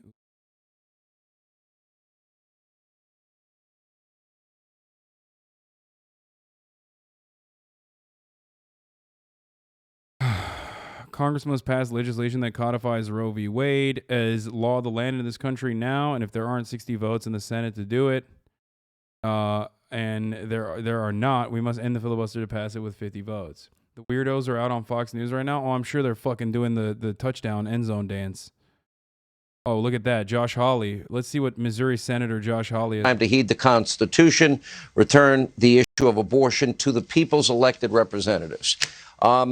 There's been I have a lot of skepticism, although I do find Professor Dershowitz's theory very fascinating. Professor interesting, Dershowitz? plausible, all the above. So I really don't know what. That's sick. Having notorious, allegedly pedophile, but definitely notorious best friend of fucking Jeffrey Epstein, Alan Sean Dershowitz reads on. a lot like Justice Alito. The I've Dersh, worked at that court. I've litigated at that court. I'm reading this leaked opinion tonight, and I think it's legitimate. This to me, and there are details in this that would be very hard to know. Details in the reporting about when the justices voted, about how they voted at conference. It's pretty hard to make that up out of whole cloth. About and Marjorie there are all Taylor Greene. kinds I don't of give a fuck. indicators here that it sounds like somebody who really does know. And I can tell you, there's a small universe of people who would know the details that are in that report. Basically, we're talking about a justice or clerks or maybe an employee, someone who works in one of the justices' offices. But it's not very big, Sean. And I have to tell you, it sounds real to me, and I think this is plainly an attempt by the left to try and change the outcome in this case and corrupt the process. And the court must not allow that to happen. Senator, this has never happened in the history of the court, certainly not in my lifetime. Professor Dershowitz can't remember a single instance. What does that mean if somebody would leak what is only a draft, it's not a completed document, to potentially alter the outcome of a Supreme Court case? Well, I've got to imagine laws might apply there for the person responsible, no? Well, certainly the ethics rules for lawyers. If this was a lawyer who did this, a clerk, or anyone who practices law, who is They're talking about the bar, leaker. They're more focused on the leaker. That's what they care about. Imagine, I can't believe the devastation this brings upon the Supreme Court. I mean, it's so inappropriate that they're leaking. It's crazy. It's like, who gives a fuck, dude? Who gives a fuck, jackass? Are you fucking stupid? Fuck the sanctity fuck the sanctity of the Supreme Court. It's an assault on the court, Sean, and it's got to be taken seriously. And the Chief Justice is now going to be the one who has to do this inside the court. Let's ask you, Senator, one last question. As conservatives, as constitutionalists, we believe and I've argued for years that this is bad law, an enumerated right not in the Constitution. And according to part of the draft, it addresses that question by saying the Constitution does not prohibit the citizens of each state from regulating or prohibiting abortion. Roe and Casey arrogated that authority. We now overrule those decisions, return that authority to the people and their elected representatives. Isn't that the argument conservatives have made for a long time? Because I would anticipate if this were the final decision, that this would be an issue that would be demagogued to death, and we'd hear things like back alley abortions and coat hangers, things, for example, that the late Senator Ted Kennedy tried to say about Justice Bork, which were not true about him at the time. Yeah, what this draft opinion says is that this is an issue for the voters, and that's exactly right, Sean. The Constitution is silent on this issue. That means that it is up to the people to decide in the 50 states. And it's really an issue that should be debated in the democratic process in the states. And that's where this opinion, if indeed this becomes the majority opinion, that's where it would leave it. And that is exactly right under the Constitution. The people should get to decide, not 9 justices wearing robes who aren't accountable to anybody. All right. We really appreciate it. Senator Josh Hawley, thank you for joining us last minute. Thank you. We appreciate it. All right. Here with more, author of the big new book, Suppression, Deception, Snobbery, and Bias, Why the Press Gets So Much Wrong and Just Doesn't Care. Ari Fleischer is with us, along with former Arkansas Governor Mike Huckabee and Fox News contributor Joe Concha. Well, I know we got a lot going on with this story breaking here, and you guys are free to talk about it. One of the things that America is dealing with, especially with what we call the Ministry of Truth issue, which seems to be a big part of the topic of your book, Ari Fleischer, your new book that's coming out soon. People can get a first edition copy at Amazon or Hannity.com. But the fact is, the media gets it wrong constantly. They get it wrong on purpose. They get it wrong because they have an agenda. They get it wrong. The very things they accuse talk show hosts, members of the press, that do straight news investigative reporting and say they give opinion, they do themselves, don't they? Yeah, they did, and particularly during the Trump era when they made... Bro, why they got 4 fucking dudes that look like botched abortions on here talking about this shit, dude? Straight up. Like, this is medical malpractice in display. You know what I mean? You just... These are abortions that didn't take. They should have tried twice. Fucking abortion survivor the ruling Andy's itself, over here. I accept and respect that ruling. But the leaker... Oh, Make the no leaker. mistake, Oh, Sean, God, this the is an leaker. insurrection against the Supreme Court. I've already seen people on the left celebrating this leaker, calling him brave, trying to throw a Hail Mary to stop the Sometimes you ruling got to from double being tap issued. on the abortion, Who straight at the up. Supreme Court will trust each other now if they know that their drafts are going to be leaked, just like everything else in Washington. The Supreme Court seemed to be the last institution standing that had internal integrity. This is an insurrection against the court, and it needs to be found who did it, and whatever legal means can be wild. taken. It is wild that they're more mad. They're not even. They are literally so good at deflecting. They're not even fucking doing the touchdown dance. You know what I mean? They're not even fucking celebrating it because they're like, we know that people are going to get mad, so let's get mad at something first. Let's get mad at who leaked this really important thing, undermining the integrity of the Supreme Court. Dude, fuck the Supreme Court, okay? I don't give a fuck. I don't give a fuck. I'm sorry. I don't care. Fuck the Supreme Court. Fuck every single Supreme Court justice.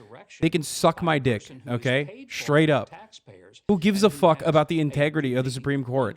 They are literally undermining the overwhelming majority of American people's opinion on what they themselves consider to be a fucking super precedent. Like, all these fucking fake reactionary judges literally were like, well, man, Roe v. Wade is a super precedent. It's a super precedent. What happened?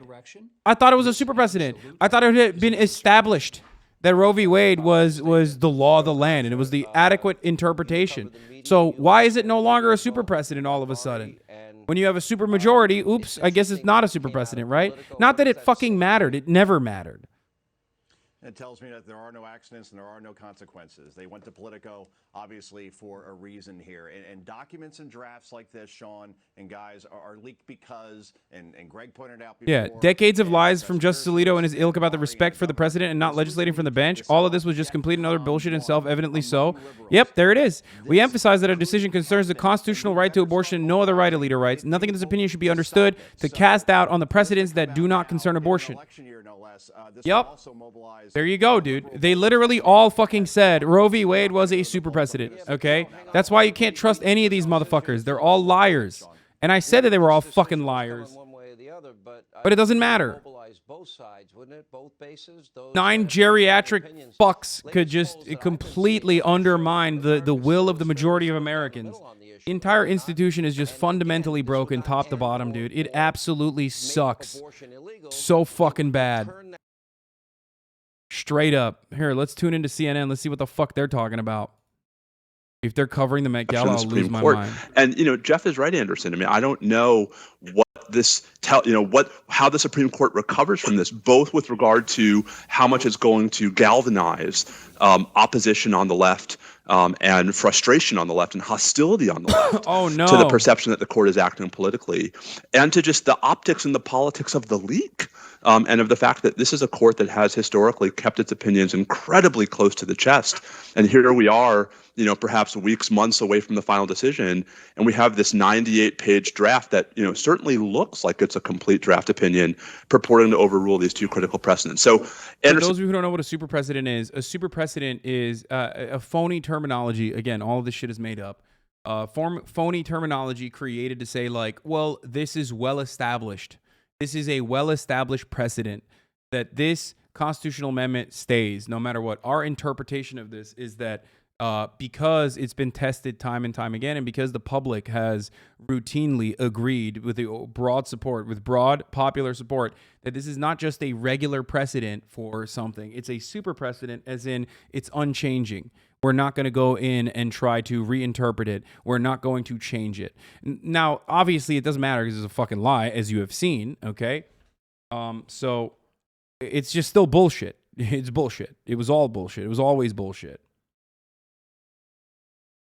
But they fucking leaked it themselves? I don't know who leaked states it. I like doubt that they would leak it Texas and the themselves. more than 20 states across this country that have a trigger law of some form or fashion, these people who cannot afford the ability to leave work, to find care for the children that they already have, to afford to travel and have a procedure elsewhere in the overnight stays, they are going to be trapped in a situation of forced pregnancy. And if Texas is any indication, even leaving the state, even donating to organizations that help people to leave the state, that too is going to become against the law. Not only with civil penalties. That's going to be illegal. It's like, it's literally aiding and abetting abortion. A criminal act is going to be treated like aiding and abetting a criminal act. Like, you know, you're going to get, I mean, maybe they won't give you like federal punishments or anything like that, but because I don't know if they can push for that. But yeah, at the state level, if you have the unfortunate spawn point of being born in one of these fucking red states, they will literally prosecute you criminally.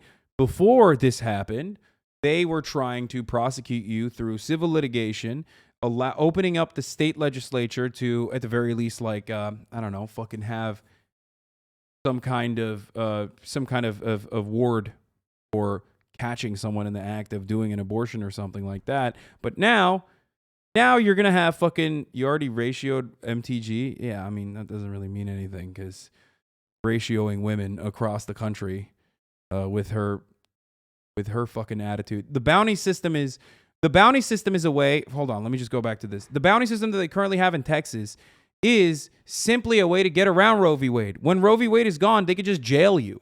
They can, and they will, and they have historically, and even now, criminalized miscarriages. Okay? They have criminalized miscarriages. Okay? And that is what's going to happen because the difference between a miscarriage and an abortion is hard to fucking comprehend. It's hard to figure out. How are you going to figure out if this was a back alley abortion or was a simple miscarriage? Are we going to start prosecuting women who are pregnant, who fucking drink alcohol or do, I don't know, physical labor, for example? You don't know. How are we going to do that? And we have done it in the past, for the record. I've covered this before. I've shown you the video before. Like in America, there have been instances where women have been punished criminally for having miscarriages. It's great. Was not part of that vote because what we believe is that the chief was ready to uphold the Mississippi law that was a ban on abortions after 15 weeks of pregnancy, that he had the majority for that part of it, a 6-justice majority, but he is not with what appears to be Samuel Alito writing for a 5-justice majority that would be Samuel Alito, Clarence Thomas, and the 3 new appointees of President Donald Trump. Again, this is what... For the record, like, I voted for Hillary Clinton. I mean, I did. I voted for Hillary Clinton. I told people to vote for Hillary Clinton, unfortunately, even though, you know, I knew that she was fucking dog shit. And it didn't work. And guess what? Do you want to know why? So did Bernie Sanders. So did fucking... Bernie Sanders literally ran... Bernie Sanders campaigned for Hillary Clinton harder than Hillary Clinton did. It didn't work. Who was responsible for that? The establishment Democrats. Don't ever fucking let a single one of these fucking sick, twisted freaks on the liberal side try to make it seem like it was Bernie Sanders' fault or some shit like that. Okay, this is 100% the fault of the establishment Democrats who only operate as controlled opposition and not a serious fucking party with actual goals. Okay, actual goals that they will do everything and anything to push for or defend. You're also ignoring the Electoral College. I mean, the system is also fundamentally reactionary and fundamentally right-wing as a consequence of, like, it being designed by slave owners. You know? That kind of plays a serious role in it as well. Obviously, everything is fucked from top to bottom. And that's why you can have fucking 9 dickheads decide, you know, fuck everything else. Fuck millions of women in this country. We will forcibly make you carry pregnancies to term. Reminder of one way folks fought abortions in Mexico not too long ago. Less than a year later, the Mexican Supreme Court ruled that having an abortion is not a crime. Here are the feminists in Mexico City fighting to defend autonomy and the right for an abortion.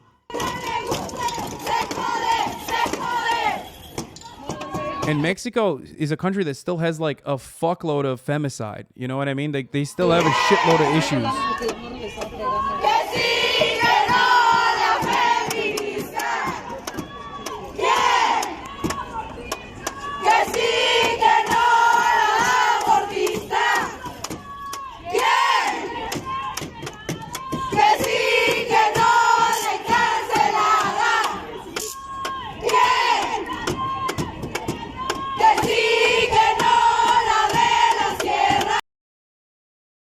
Uteruses in red states, please look into mugwort teas to force miscarriages. Obviously not as good as the real thing, but could be the only option. I mean, I don't know. I don't know what the fuck. If you can, you're in a red state, you can go to Mexico and get one, I guess. So there's that. On that major question, what I believe has been happening is that the chief, as I say, was ready to uphold the Mississippi ban on abortion after... Bro, you think white Americans are going to slide like that? I hope to push back, but I don't see it. Dude, you're crazy. I don't think you understand. Maybe I'm wrong, but I legit think, like, if there's one fucking issue that pisses off white Americans, especially white women who are very active in politics, who are very fucking active in political movements, and you can't have political movement without white women in general especially, but you're going to see a lot of fucking pushback about this. Dude, look at the fucking... I mean, look at the Women's March. Yeah, sure, it was like lib shit, but that was insane. That was massive. Think about how massive Women's March was. Sure, it wasn't consequential ultimately, and it didn't fucking matter because it was directionless, and it was just, we're angry at Donald Trump and want to show it. But now there is a direction, and that direction is specifically about a significant reproductive health issue for women. They will get fucking, they will push back on this a lot. Dude, abortion rights at the peak of white feminism. There are definitely going to be protests. There should. See, I'm not saying that to undermine it, obviously, but yes, like white feminism thrives off of you know, standing in opposition to people trying to restrict abortions. And when you have white feminists on your side, your movement will get an insane amount of support. Like I would go so far as to say way more than fucking Black Lives Matter, straight up. Like BLM was commodified. BLM was taken over by corporations, you know, Walmart throwing up the black fist and stuff. But like ultimately this shit, I mean, this is big. There will be a tremendous amount of institutional support for this. I don't know what will change as a consequence of it, but there will be support. How many states do you think would still continue to, if it goes to state legislatures, how many states do you think would actually still continue to allow abortions to take place? Here's what we know. We know that there are 26 states that are poised and ready and emboldened, quite frankly, because of this court to overturn Roe in their own states, right? Once the federal protection is gone, it means that the states will now be making these decisions. And we've already seen it, as I said, in Texas. We've seen Florida move to 15-week bans. Arizona move to 15-week bans. We've seen Oklahoma, Idaho move to 6-week bans. We will see 26 states move to ensure that we no longer have control over our own bodies to make these decisions about ourselves, about our families. And that is actually what is truly devastating right now. So they forecast this in the draft opinion, however it was leaked, which is unprecedented in it itself. But what's also unprecedented is the fact that we have had this right for 49 years. For 49 years, we have fought to make sure that we are able to make these decisions, not some lawmakers down the street, not somebody who honestly doesn't even know how our bodies work. And now they are determined to take this right away from us to control our own self-determination. That is what is happening right now with what we see in the draft opinion. So what, for Planned Parenthood, what is the next step? We are obviously in conversation right now as we speak. The coalition, the Liberate Abortion Coalition, is on the line. They are strategizing about all ways in which we are going to show up. We know that this decision is going to enrage people. We know, we've already seen what's happened when people find out that when they found out what was happening in Texas, they started filling state houses in Florida. They started filling state houses in other places because they know that the fight right now is on the ground and in these states. And so we are going to continue to capture that rage, and we're going to continue to make sure that they understand who is accountable right now. The last administration appointed 3 justices who will be responsible for us losing a constitutional right that we have held for 49 years. And those people who empowered that administration, the justices, the folks who would not vote for the Women's Health Protection Act, those folks are going to be held accountable so that we know when we move into this next election cycle, from the state legislature to the DA, to the Senate, to the governors, we are going to be making sure that in each and every state where we can fight, that we are ensuring that people understand what's at stake right now. It's literally their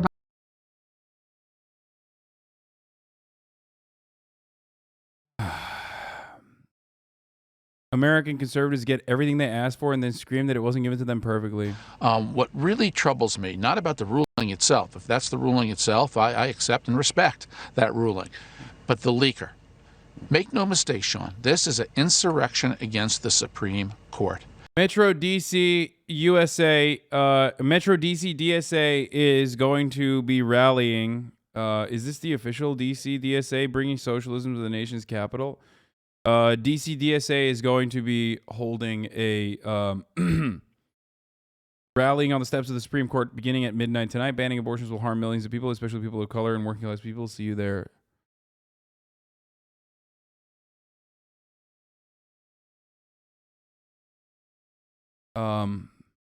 It's the real account. The real insurrection was leaking a Supreme Court paper a month early. Dude, this is wild. Look, states' rights, boys. That's the name of the game. That's it. States' rights all the way. Remember, anytime a motherfucker tells you states' rights, anytime they try to tell you states' rights, understand that person is just a horrible monster of a human being, okay?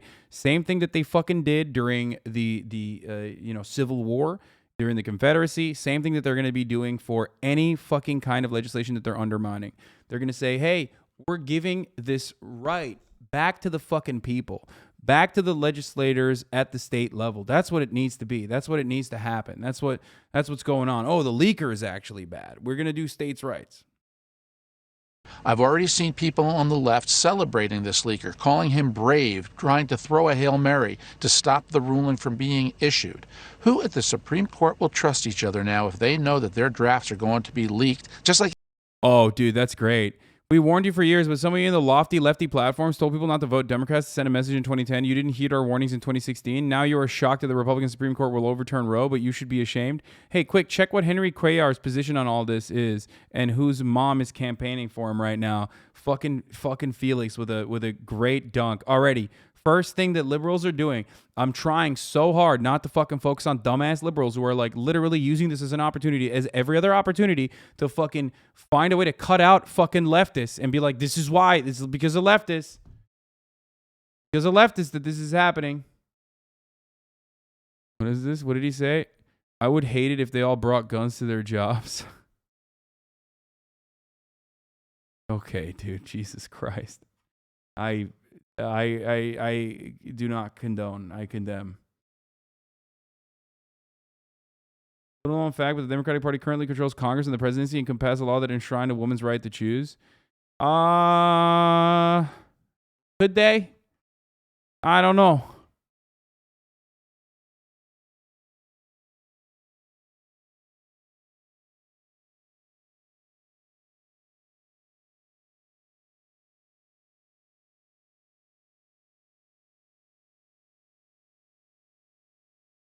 Liberals, I'm gonna tweet about it. I didn't want to tweet about it, but so many fucking liberals are tweeting about it. I'm gonna tweet about it, I think. Where you going? All right, have fun. No, it's just like girls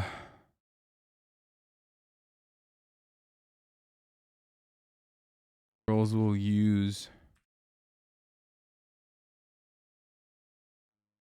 bodily autonomy to scream about.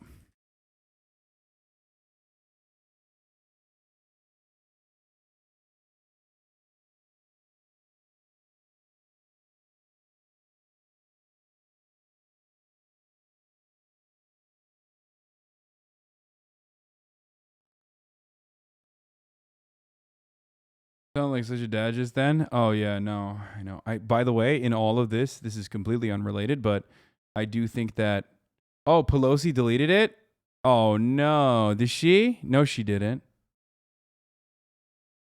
No, she didn't. It's still there. I still see it. We warned you for years. Hey, quick, check what Henry Cuellar's position on all this is and whose mom is campaigning for him right now. On the same day, the Met Gala celebrates Gilded Age. The Supreme Court does its best to make sure America returns to the Gilded Age. Yeah, except none of those people that are at the fucking Met Gala are going to be impacted. I'm not going to be impacted. People that live in California are not going to be impacted. You know who's going to be impacted by this? Poor people, okay? That's it. If you live in a red state, if you're poor, if you...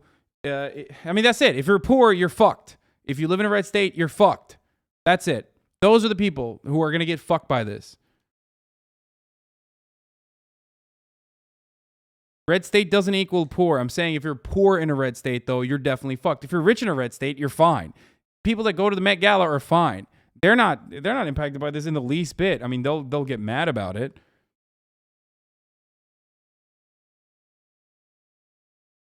All the rich conservatives will still be able to get abortions for their fucking mistresses and their wives and their daughters if they want to.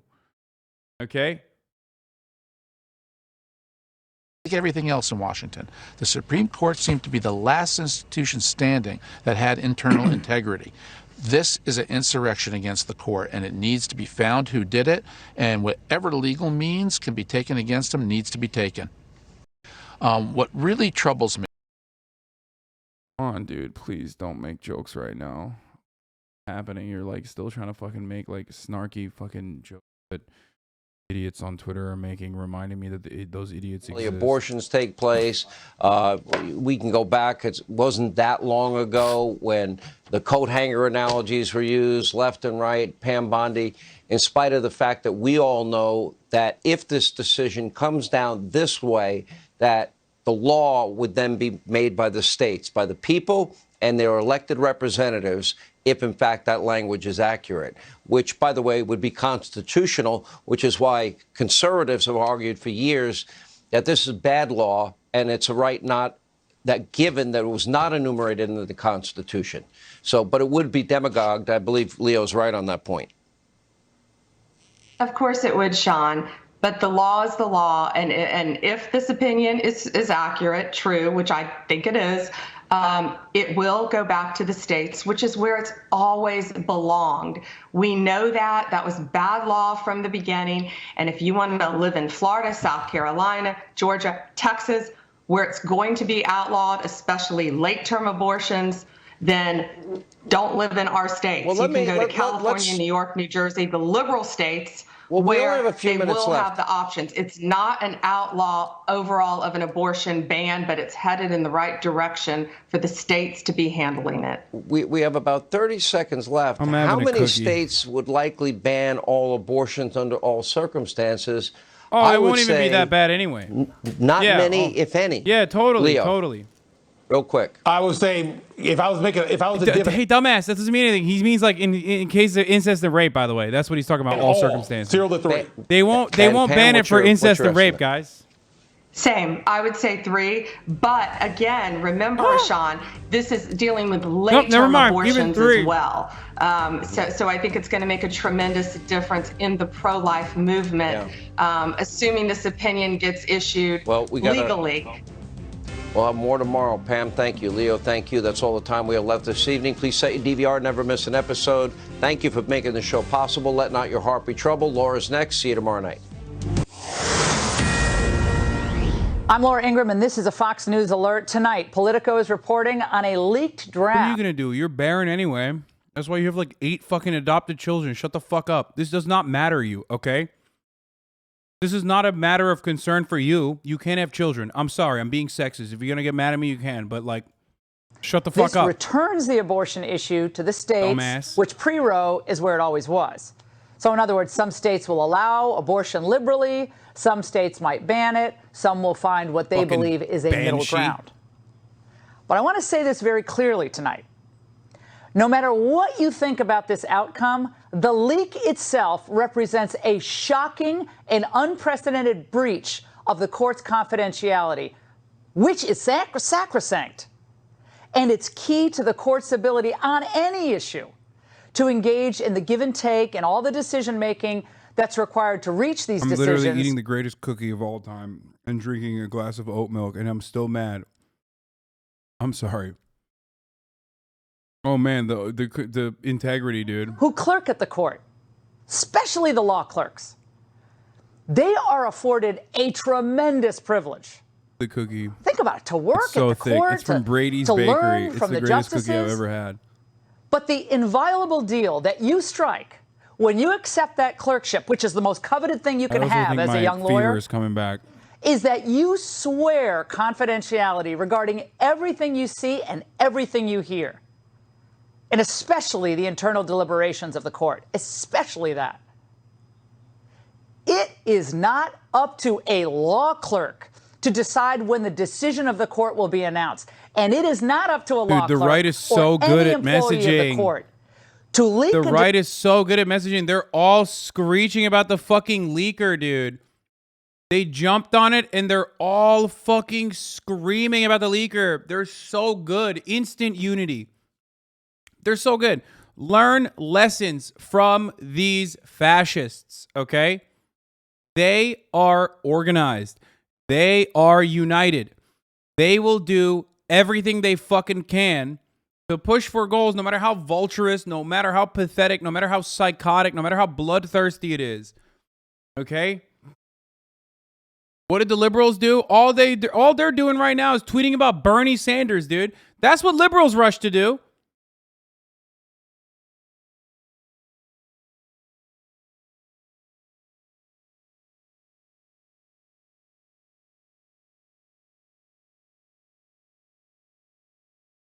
court said to all of us, now there are 9 justices, 4 clerks for each chambers usually, about 36, and then a couple of the retired justices still have clerks that are still at the court. But it's not many young people, right? It's about 36, 40 young lawyers. He looked at us and he said, if you leak anything from this court, you can kiss your legal career bye-bye. Done. Yeah, we remember that. And through the entirety of the court's history, no matter how controversial or disruptive the court's decisions have been, and I'm talking decades of decisions on freedom of religion, rights of criminals, same-sex marriage, none of those draft opinions ever leaked. You know why?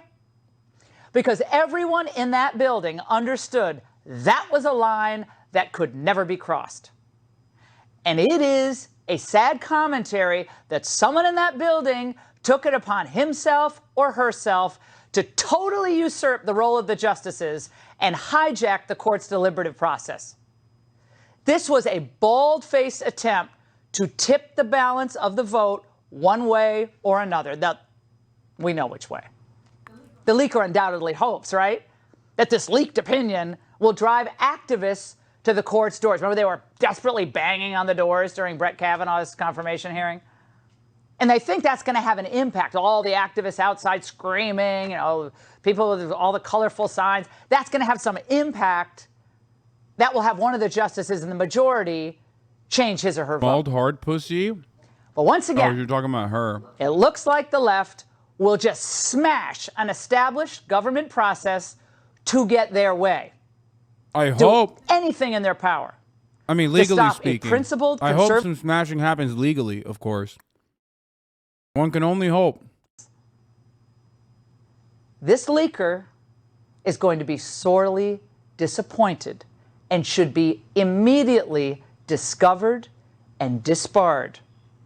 Joining me now Jonathan Turley, GW University law professor, Fox News contributor, and Harmeet Dillon, civil rights attorney and CEO for the Center for American Liberty. We also hope to be joined by former DOJ lawyer James Trusty in just moments. Professor Turley. Look how devastated he is. I am.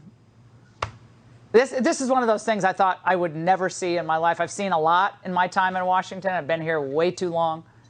Yeah. This is one of the most destructive things that I can ever imagine to happen to our legal system. Bro. Take it away. Bro, she's not talking about the fucking overturning of Roe v. Wade. She's talking about the leaker, dog. Supreme Court. And I really didn't think this day would come. That's a strange thing to say in a city that literally floats on leaks. The only island in that sea that did not have leaks was the Supreme Court.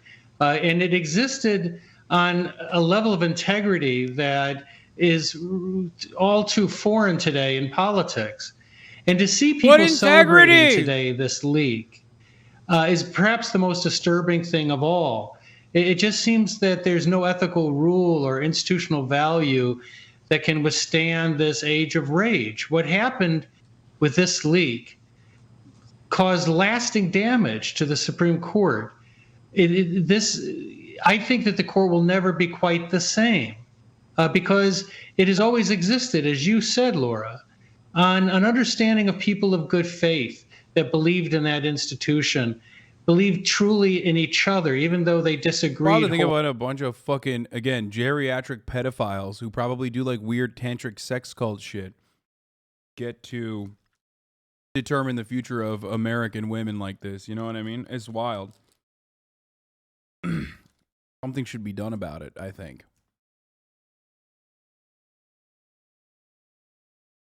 The justices are more likely to dig in. The second greatest blow to the court would not just be after the leak itself, would be if the justices did cave to external pressure. So this has turned everything into a morass. And what this person did cheapened the institution to a degree that is breathtaking. You know, that I don't know why I maybe it was the last area of naivete that I had left after years in Washington. But I truly never thought we'd come to this moment.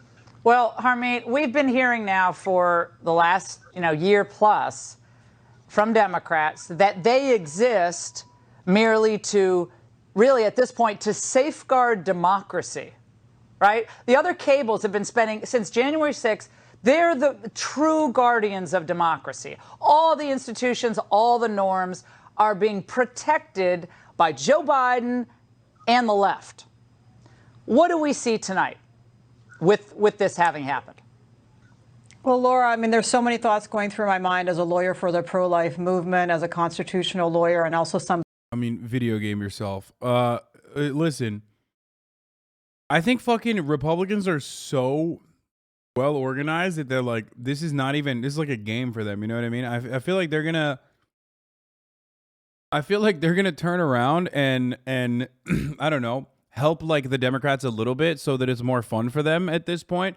Because there's, God forbid, I mean, there's no other way that the left is gonna organize itself. Not the left, but I mean like the Democratic Party.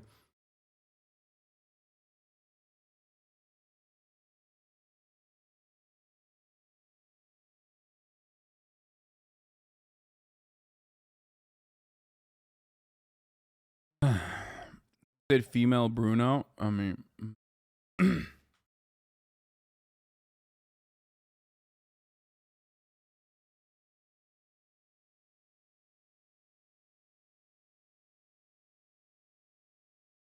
There was a consensus in this country about abortion. It doesn't fit in the jurisprudence of the 14th Amendment. When you look at the Mississippi law itself, it provides exceptions for the life of the mother and for significant fetal defects. So it isn't even an absolute ban after the 15th week. And so, and you're going to look at what the Democrats have done. That's so nice. They're throwing a bone if you're raped. In California, you have a bill in front of our assembly that talks about babies dying in a perinatal setting that is up to 28 days after birth, that being protected from prosecution. So they have gotten, Laura, after getting the Roe v. Wade, more and more and more fanatics. Extreme, when the rest of the civilized world does not permit any of this. This is about abortion on demand. This is utter fanaticism, and it's burn down the court in order to try to get your way. From the same crowd that claims to be the great protectors of our entire democratic system. To Harmeet's point, Professor, the author of that Politico piece that leaked this supposed draft opinion, again, we don't know if it's draft opinion.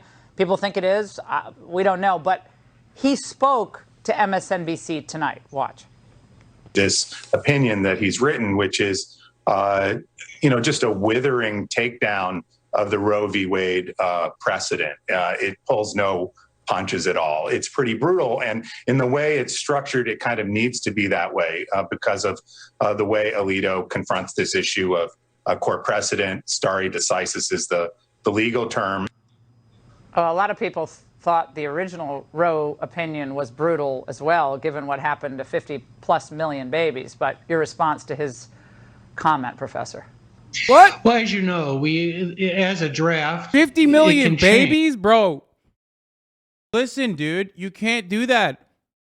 Every time you suck Dinesh D'Souza's cock and let him bust in your mouth, that's not a dead baby, okay? Which, by the way, Laura Ingraham did that, for the record. Fun fact, she did. She had sexual intercourse with one of the most disgusting freaks on the planet, alongside Ann Coulter. Ann Coulter did it too. Not together, but, like, when you were outing gay college students at your college newspaper for your ugly, horrible monster boyfriend, Dinesh D'Souza, and you were having sexual intercourse with him on the side, and you sucked his dick, and he came in your mouth, that wasn't a dead baby. That's not how this works. Yes, by the way, this is both of these things that I said is true. I don't know if she sucked his dick or not, but they did date. And also, she was doing that in her college newspaper, outing gay college students. I fucking hate Laura Ingraham so much. That Alito would be picked if Chief Justice Roberts was not initially in the majority. He might be going with a dissent, or he may have decided that he could not sign with the majority. But the decision itself has aspects of the type of analysis that we've seen from Justice Alito, who does not believe that this right is found in the Constitution as opposed to resting with the states. We have former DOJ Attorney James Trusty with us as well tonight. James, Bernie Sanders tweeted something moments ago saying Congress must pass legislation that codifies Roe versus Wade as law of the land. And if there aren't 60 votes in the Senate to do it, and there are not, we must end the filibuster to pass it with 50 votes. Well, this seems like the goal of the leaker. Jim, I mean, this seems pretty obvious at this point. I mean, they were ready with the politics. The second this thing they're ready with the politics. Dropped. You dumb ass. You fucking psycho. What do you mean? This is a political thing. You are a political commentator. This is a political movement.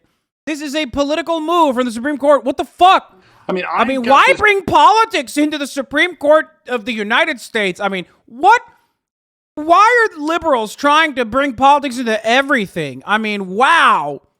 Outrageous historic moment to have a leak out of the Supreme Court. What is this guy, Bernie Sanders? They say he's a politician. He's a senator doing politics about immediately after the Supreme Court reveals a decision. Why you got to bring politics into everything? Historic, horrific moment into something beyond belief.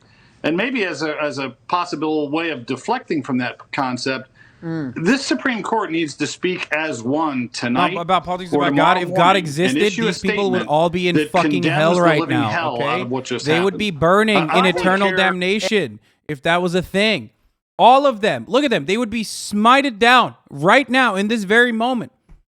They would literally be getting getting ass fucked by the devil himself in hell right now. If there was any sort of fucking justice or any sort of karma or any sort of fucking serious like punishment for these goddamn demons, Or maybe we are the demons and we're stuck here, okay? I don't know, but it doesn't seem like the way we understand it in organized religion is like really true. Has to be consequences, Harmeet. For this individual, whoever it was, and, you know, we can guess, there are names floated out there. I'm not going to say any names on television, but there are people who've been connected to the author of the piece and who are current clerks. Again, I'm not going to get into it because we have no idea. But they're going to find out who they are. Does any of you on television tonight deny that we will find out who leaked this opinion? Any of you think we will not know who leaked this? No, we'll find out. We'll find out who did Turley? it, Laura. Turley, what do you think?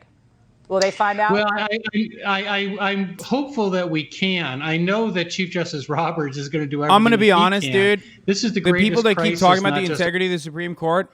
If the foundational integrity of the fucking main, the main fucking pillar that held up the Supreme Court didn't hold up, I would not give a fuck, okay?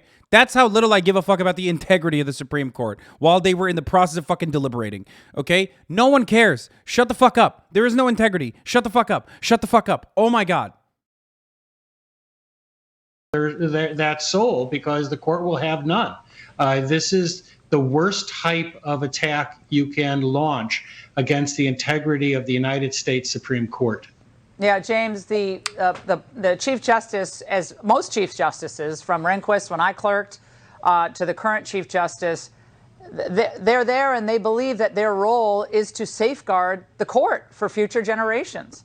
And we heard a lot about the legitimacy of the court after Kavanaugh, after Justice Thomas, for whom I clerked, his confirmation, after the Casey decision, after Lawrence v. Texas, all these cases. The legitimacy of the court is called into. Well, what about now? Legitimacy of the courts is called into question. We warned you for years. President Obama signs executive order on abortion. President Obama signed an executive order Wednesday afternoon reaffirming that no federal money will be used to pay abortion under the new health care reform law. The order follows through on a promise that the president made Sunday to anti-abortion Democrats in the House to secure their vote for the reform bill. It's probably worth saying that the pro-life Democrats as an archetype and Democrats trying to avoid abortion during Obama's first term are examples of the cultural moderation popularists have criticized the party for moving away from. The idea that like Democrats were in fucking unison defenders of abortion rights is ridiculous. Henry Cuellar is a great example of this, by the way. Obviously, there are less anti-choice Democrats out there than there ever were, but it doesn't change the reality that the historical Democratic Party was always fucking, they went back and forth on it.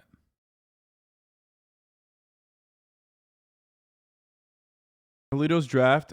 The draft already attacks gay marriage and civil rights. Oh yeah, no, I talked about this. Yeah, we already mentioned this. Tim Kaine was fucking anti-abortion and Hillary picked him for VP. I'm sorry. Are you talking about Tim Kaine in the membrane? Tim Kaine in the brain? Is that who you're talking about? How could we have lost? How could we have ever lost? This must be Bernie Sanders' fault, I think. I mean, this must have been Bernie Sanders' fault. Tim Kaine, Tim Kaine in the membrane. Tim Kaine in the brain. Remember when Bernie Sanders did that? Tim Kaine, Tim Kaine in the membrane. Tim Kaine in the brain.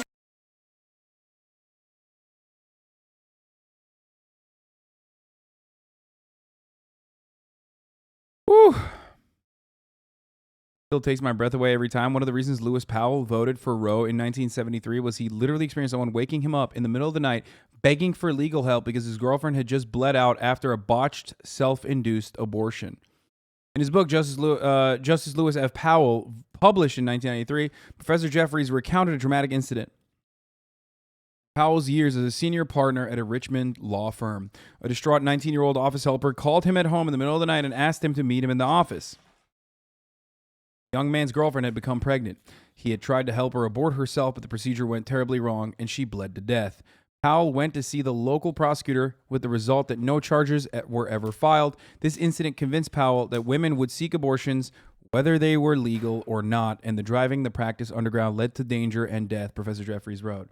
There is also an incredible amount of evidence to suggest this as well, for the record. I think 6 million women a year in this day and age worldwide still suffer Okay? Permanent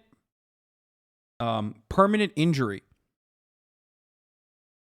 as a consequence of back alley abortions.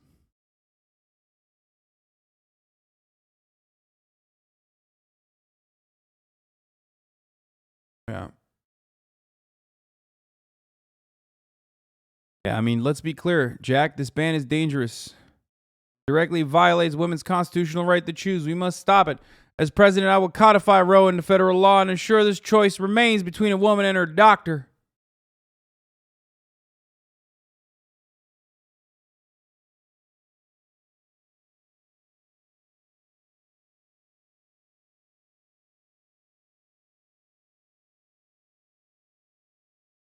Look alive, Jack. No, he won't. Christopher says, I voted for him to prevent Trump and keep some calm at the top. We knew he wouldn't get much done with such a divided House and Senate.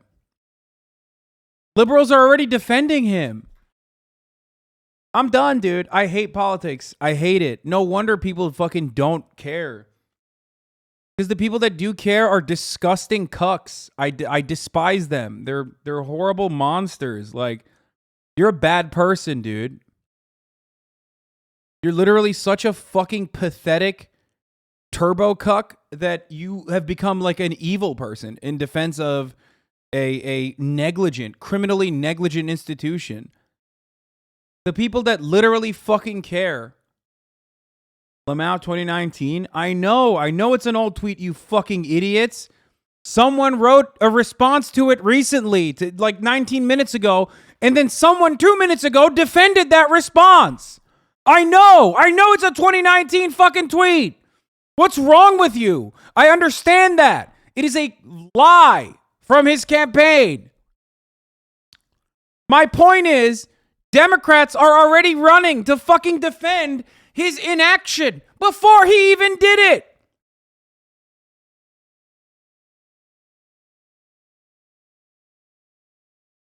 But some of you fucking idiots are more focused on correcting me and getting an own. Oh, lol. Streamer thought a 2019 tweet was new. I know it was a 2019 tweet, you fucking idiot.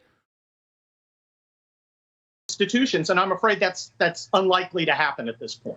You know, I was thinking about tonight. Got him, dude. Fucking got him, dude. I got Streamer, dude. He was fucking wrong, obviously dude. He's retiring.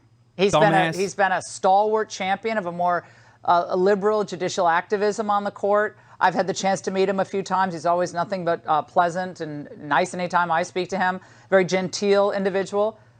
I mean, what is he thinking tonight? This is the court he's leaving behind, regardless of what he thinks about the outcome. I mean, there are tons of outcomes, Chris, over the last 40 years that conservatives were disgusted by. And I talked and wrote about most of them. But the idea that anyone would celebrate the smashing of... Oh my God, dude. I want to smash the fucking walls of the... 100 years to the start of the court. Nothing. The modern I'm not court. saying anything. If I say more, I'm going to get in trouble, okay?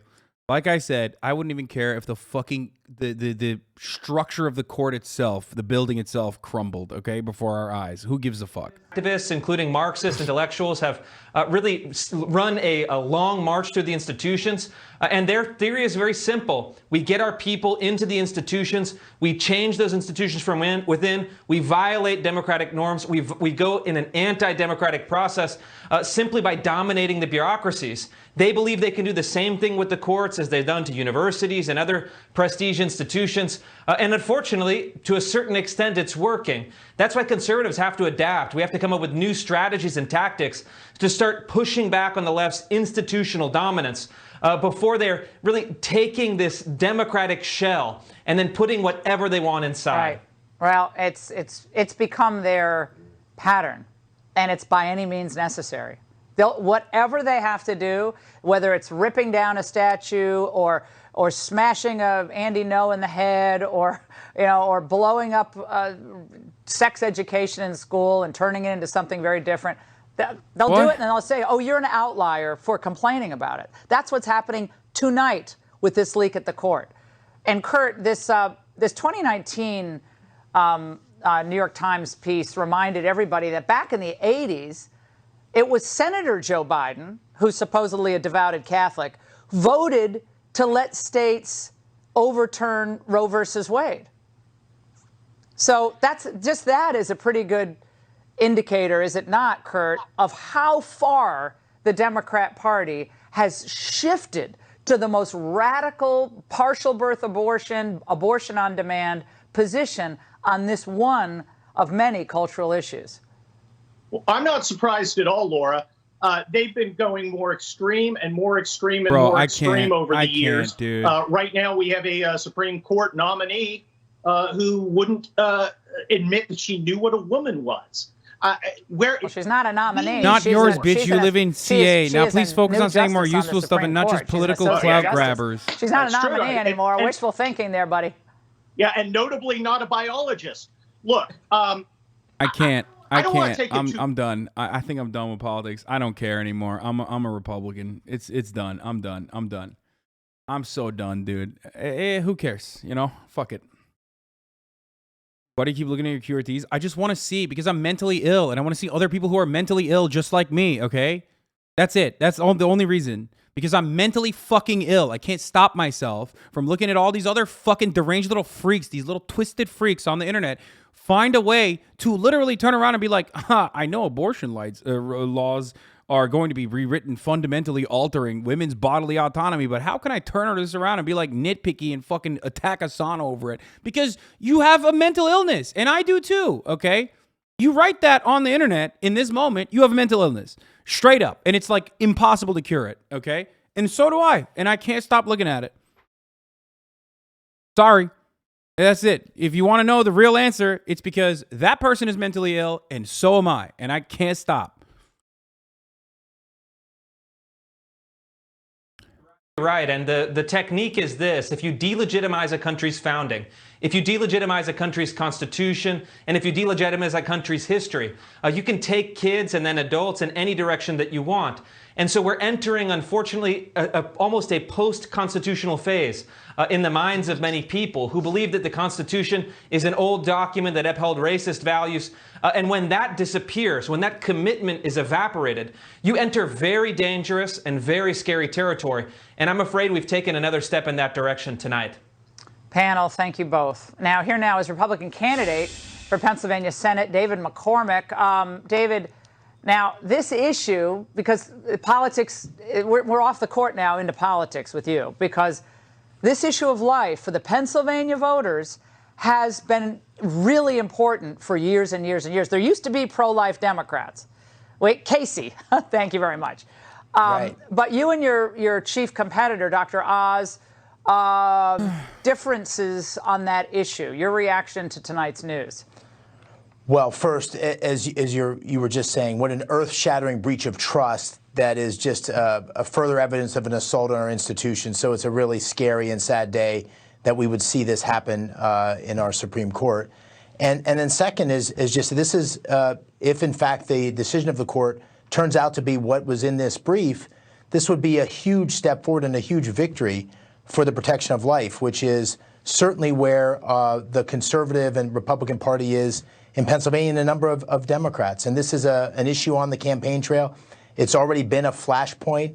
I'm someone who's pro-life, has been pro-life, and this is something where my primary competitor, Mehmet Oz, 3 years ago to this month, had spoken out on a Breakfast Club interview about his concerns about this very scenario, that if Roe v. Wade was overturned, that the states would put in more restrictive policies regarding abortion, more pro-life policies.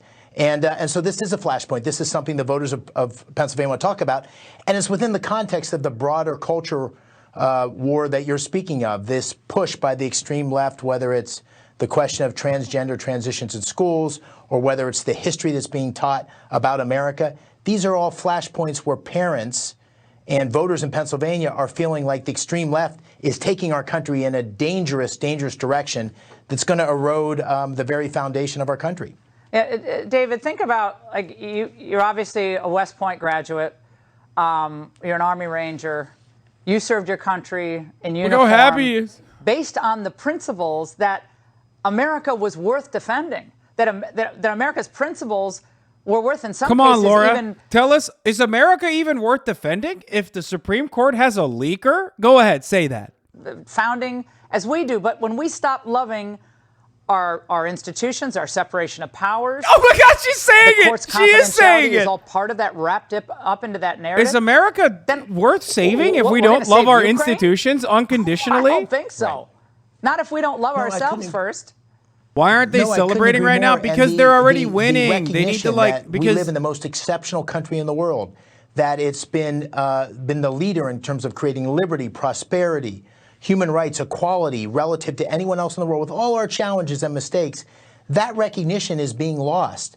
And we see it being chipped away where people, Americans, Pennsylvanians, no longer trust their leadership and their institutions.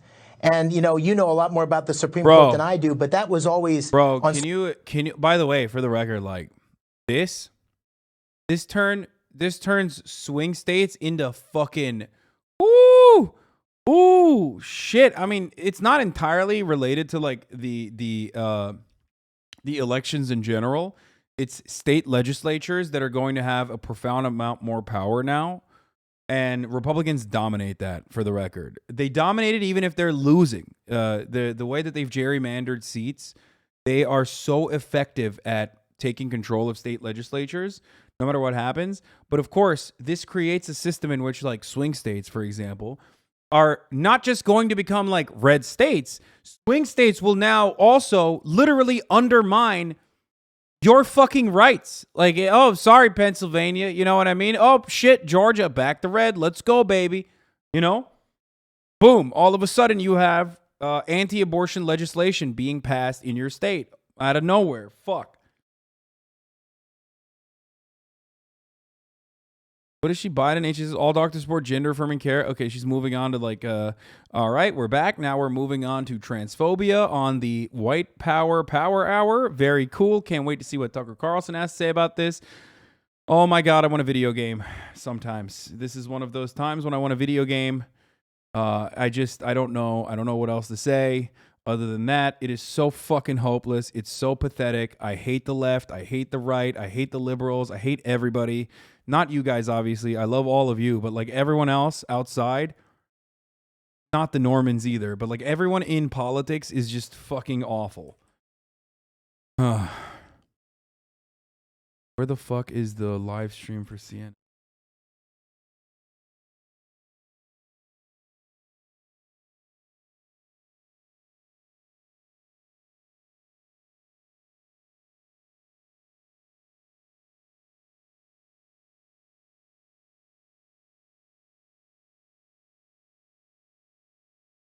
CNN is on ad break, so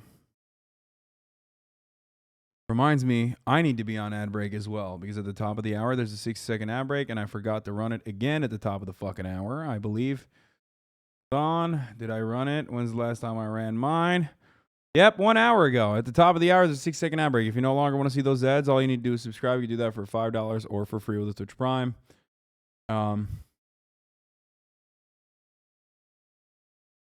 Anonymous donated. Can you go into further detail about why abortion being illegal is bad for women besides hookup culture, which is inherently evil? Yeah, abortion has nothing to do with hookup culture. And hookup culture is not inherently evil just because you can't get pussy, okay? That's cool though. Hookup culture is inherently evil because women won't fuck me. So I think that they shouldn't be able to, they should be forced to carry pregnancies to term, even if they get fucking raped. Great. Good stuff. Thanks, dude. That's cool. What a take, dude. What a brilliant fucking take. Anyway, here's the 1 minute ad break now. I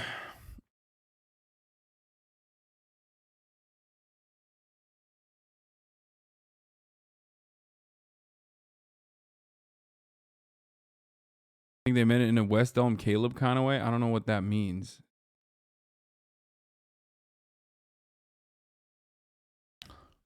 Bro, why is Joanne Reed giving further ideas to Mr. Alito? Mr. Alito, you know what else the Constitution doesn't reference? Racial equality, the right of black people or women to vote, desegregation. She's giving him ideas.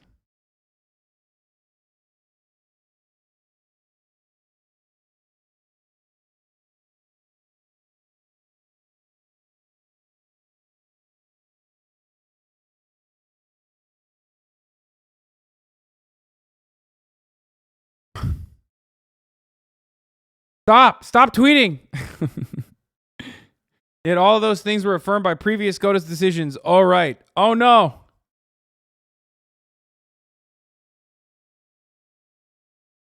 All right, let's see what Don Lemon has to say. He is with us tonight as part of the delegation with Speaker Nancy Pelosi on her visit, her surprise visit to Kyiv this weekend, but also here to talk to us about what is happening, the possibility of Roe v. Wade being overturned, and Politico's reporting tonight. Congressman Meeks, thank you so much for joining us. What's your reaction first to this breaking news on this draft opinion that would overturn Roe v. Wade? Well, it's horrible. Let me say what Senator Klobuchar said. We know it's not the decision yet, but should it be, it's a game changer for America. It's a game changer for women and women's rights to control their own body, to repudiate well-established law. It is, why every year we do talk about when you vote, you need to, Republicans apparently and the super conservatives, they're voting judges. It is dangerous what is taking place right now. And as some of your other guests have said, those that are affluent, they'll be able to go from one place to another to have an abortion if they have to. But those who are poor, they will be victimized. There's no question about it, because that's the history before the decision. So this decision, should it be true, should it remain the same, would be absolutely devastating to who we are as a people in the United States of America. Thank you for responding to that. And of course, we still have the war going on in Ukraine, so I want to switch gears now because that's a big story as well. I know your congressional delegation spoke to President Biden about your trip to Kyiv. What did you tell him about your meeting with President Zelensky? CNN is off it already. CNN's like, all right, let's cut the Lockheed Martin video. By the way, that's not even a joke. Joe Biden is at a Lockheed Martin facility today. In Alabama.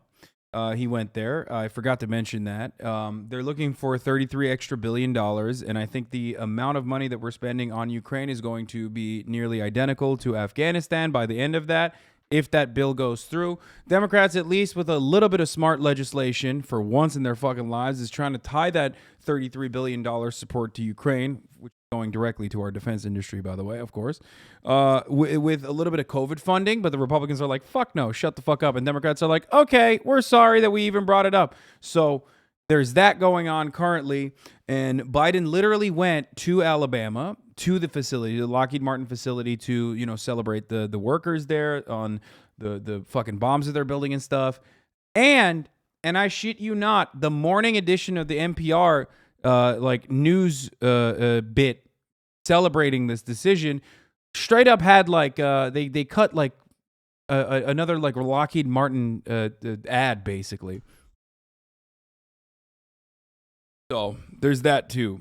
Now, obviously, this does not undermine the safety and security of Ukrainians, which are having a really tough time. Mariupol has been evacuated, but even after Mariupol was there was 1,000 still civilians that were surviving in the basement of the Azovstal steel plant. Some of them were allowed to leave. Okay. And Russia immediately started bombing, so their situation is fucked as well. So, things are just bad all over the place, dude. When's the tipping point for revolution? Was the straw is the climate change ruining the planet or our rights being taken away? No, none of that is going to be a tipping point for revolution. Volatility that will necessitate a revolution will only come in a country like the United States, or any country for that matter, when people are hungry. And people are not hungry. They're really fucking fat. I'm going to be honest with you. And I don't mean that in a Tim Pool kind of way, but people are really fat. That's why they fucking cry on Twitter. Okay? Because when you can still eat, okay? When you can still eat food, when you still got food on your table, all you're going to do is fucking bitch on Twitter about whatever fucking other leftists you can fucking point the fingers to, or Bernie Sanders is the reason for why this is happening. Some minor changes may come from how angry people are at this Supreme Court decision, potentially. Who knows? Stop saying Marat theory. This is literally like foundational political theory, okay? Please stop fucking diluting serious analysis by saying Marat's bread theory, okay? That's not just Marat's bread theory, you fucking idiots. Shut the fuck up. Shut up. Shut up. Twitch brain-rotted dumbasses, dude. I'm done. I'm done for the day. I think I literally have a fever coming on. I've whipped myself into anger so much over this process. I don't want to fucking. Okay, see you tomorrow.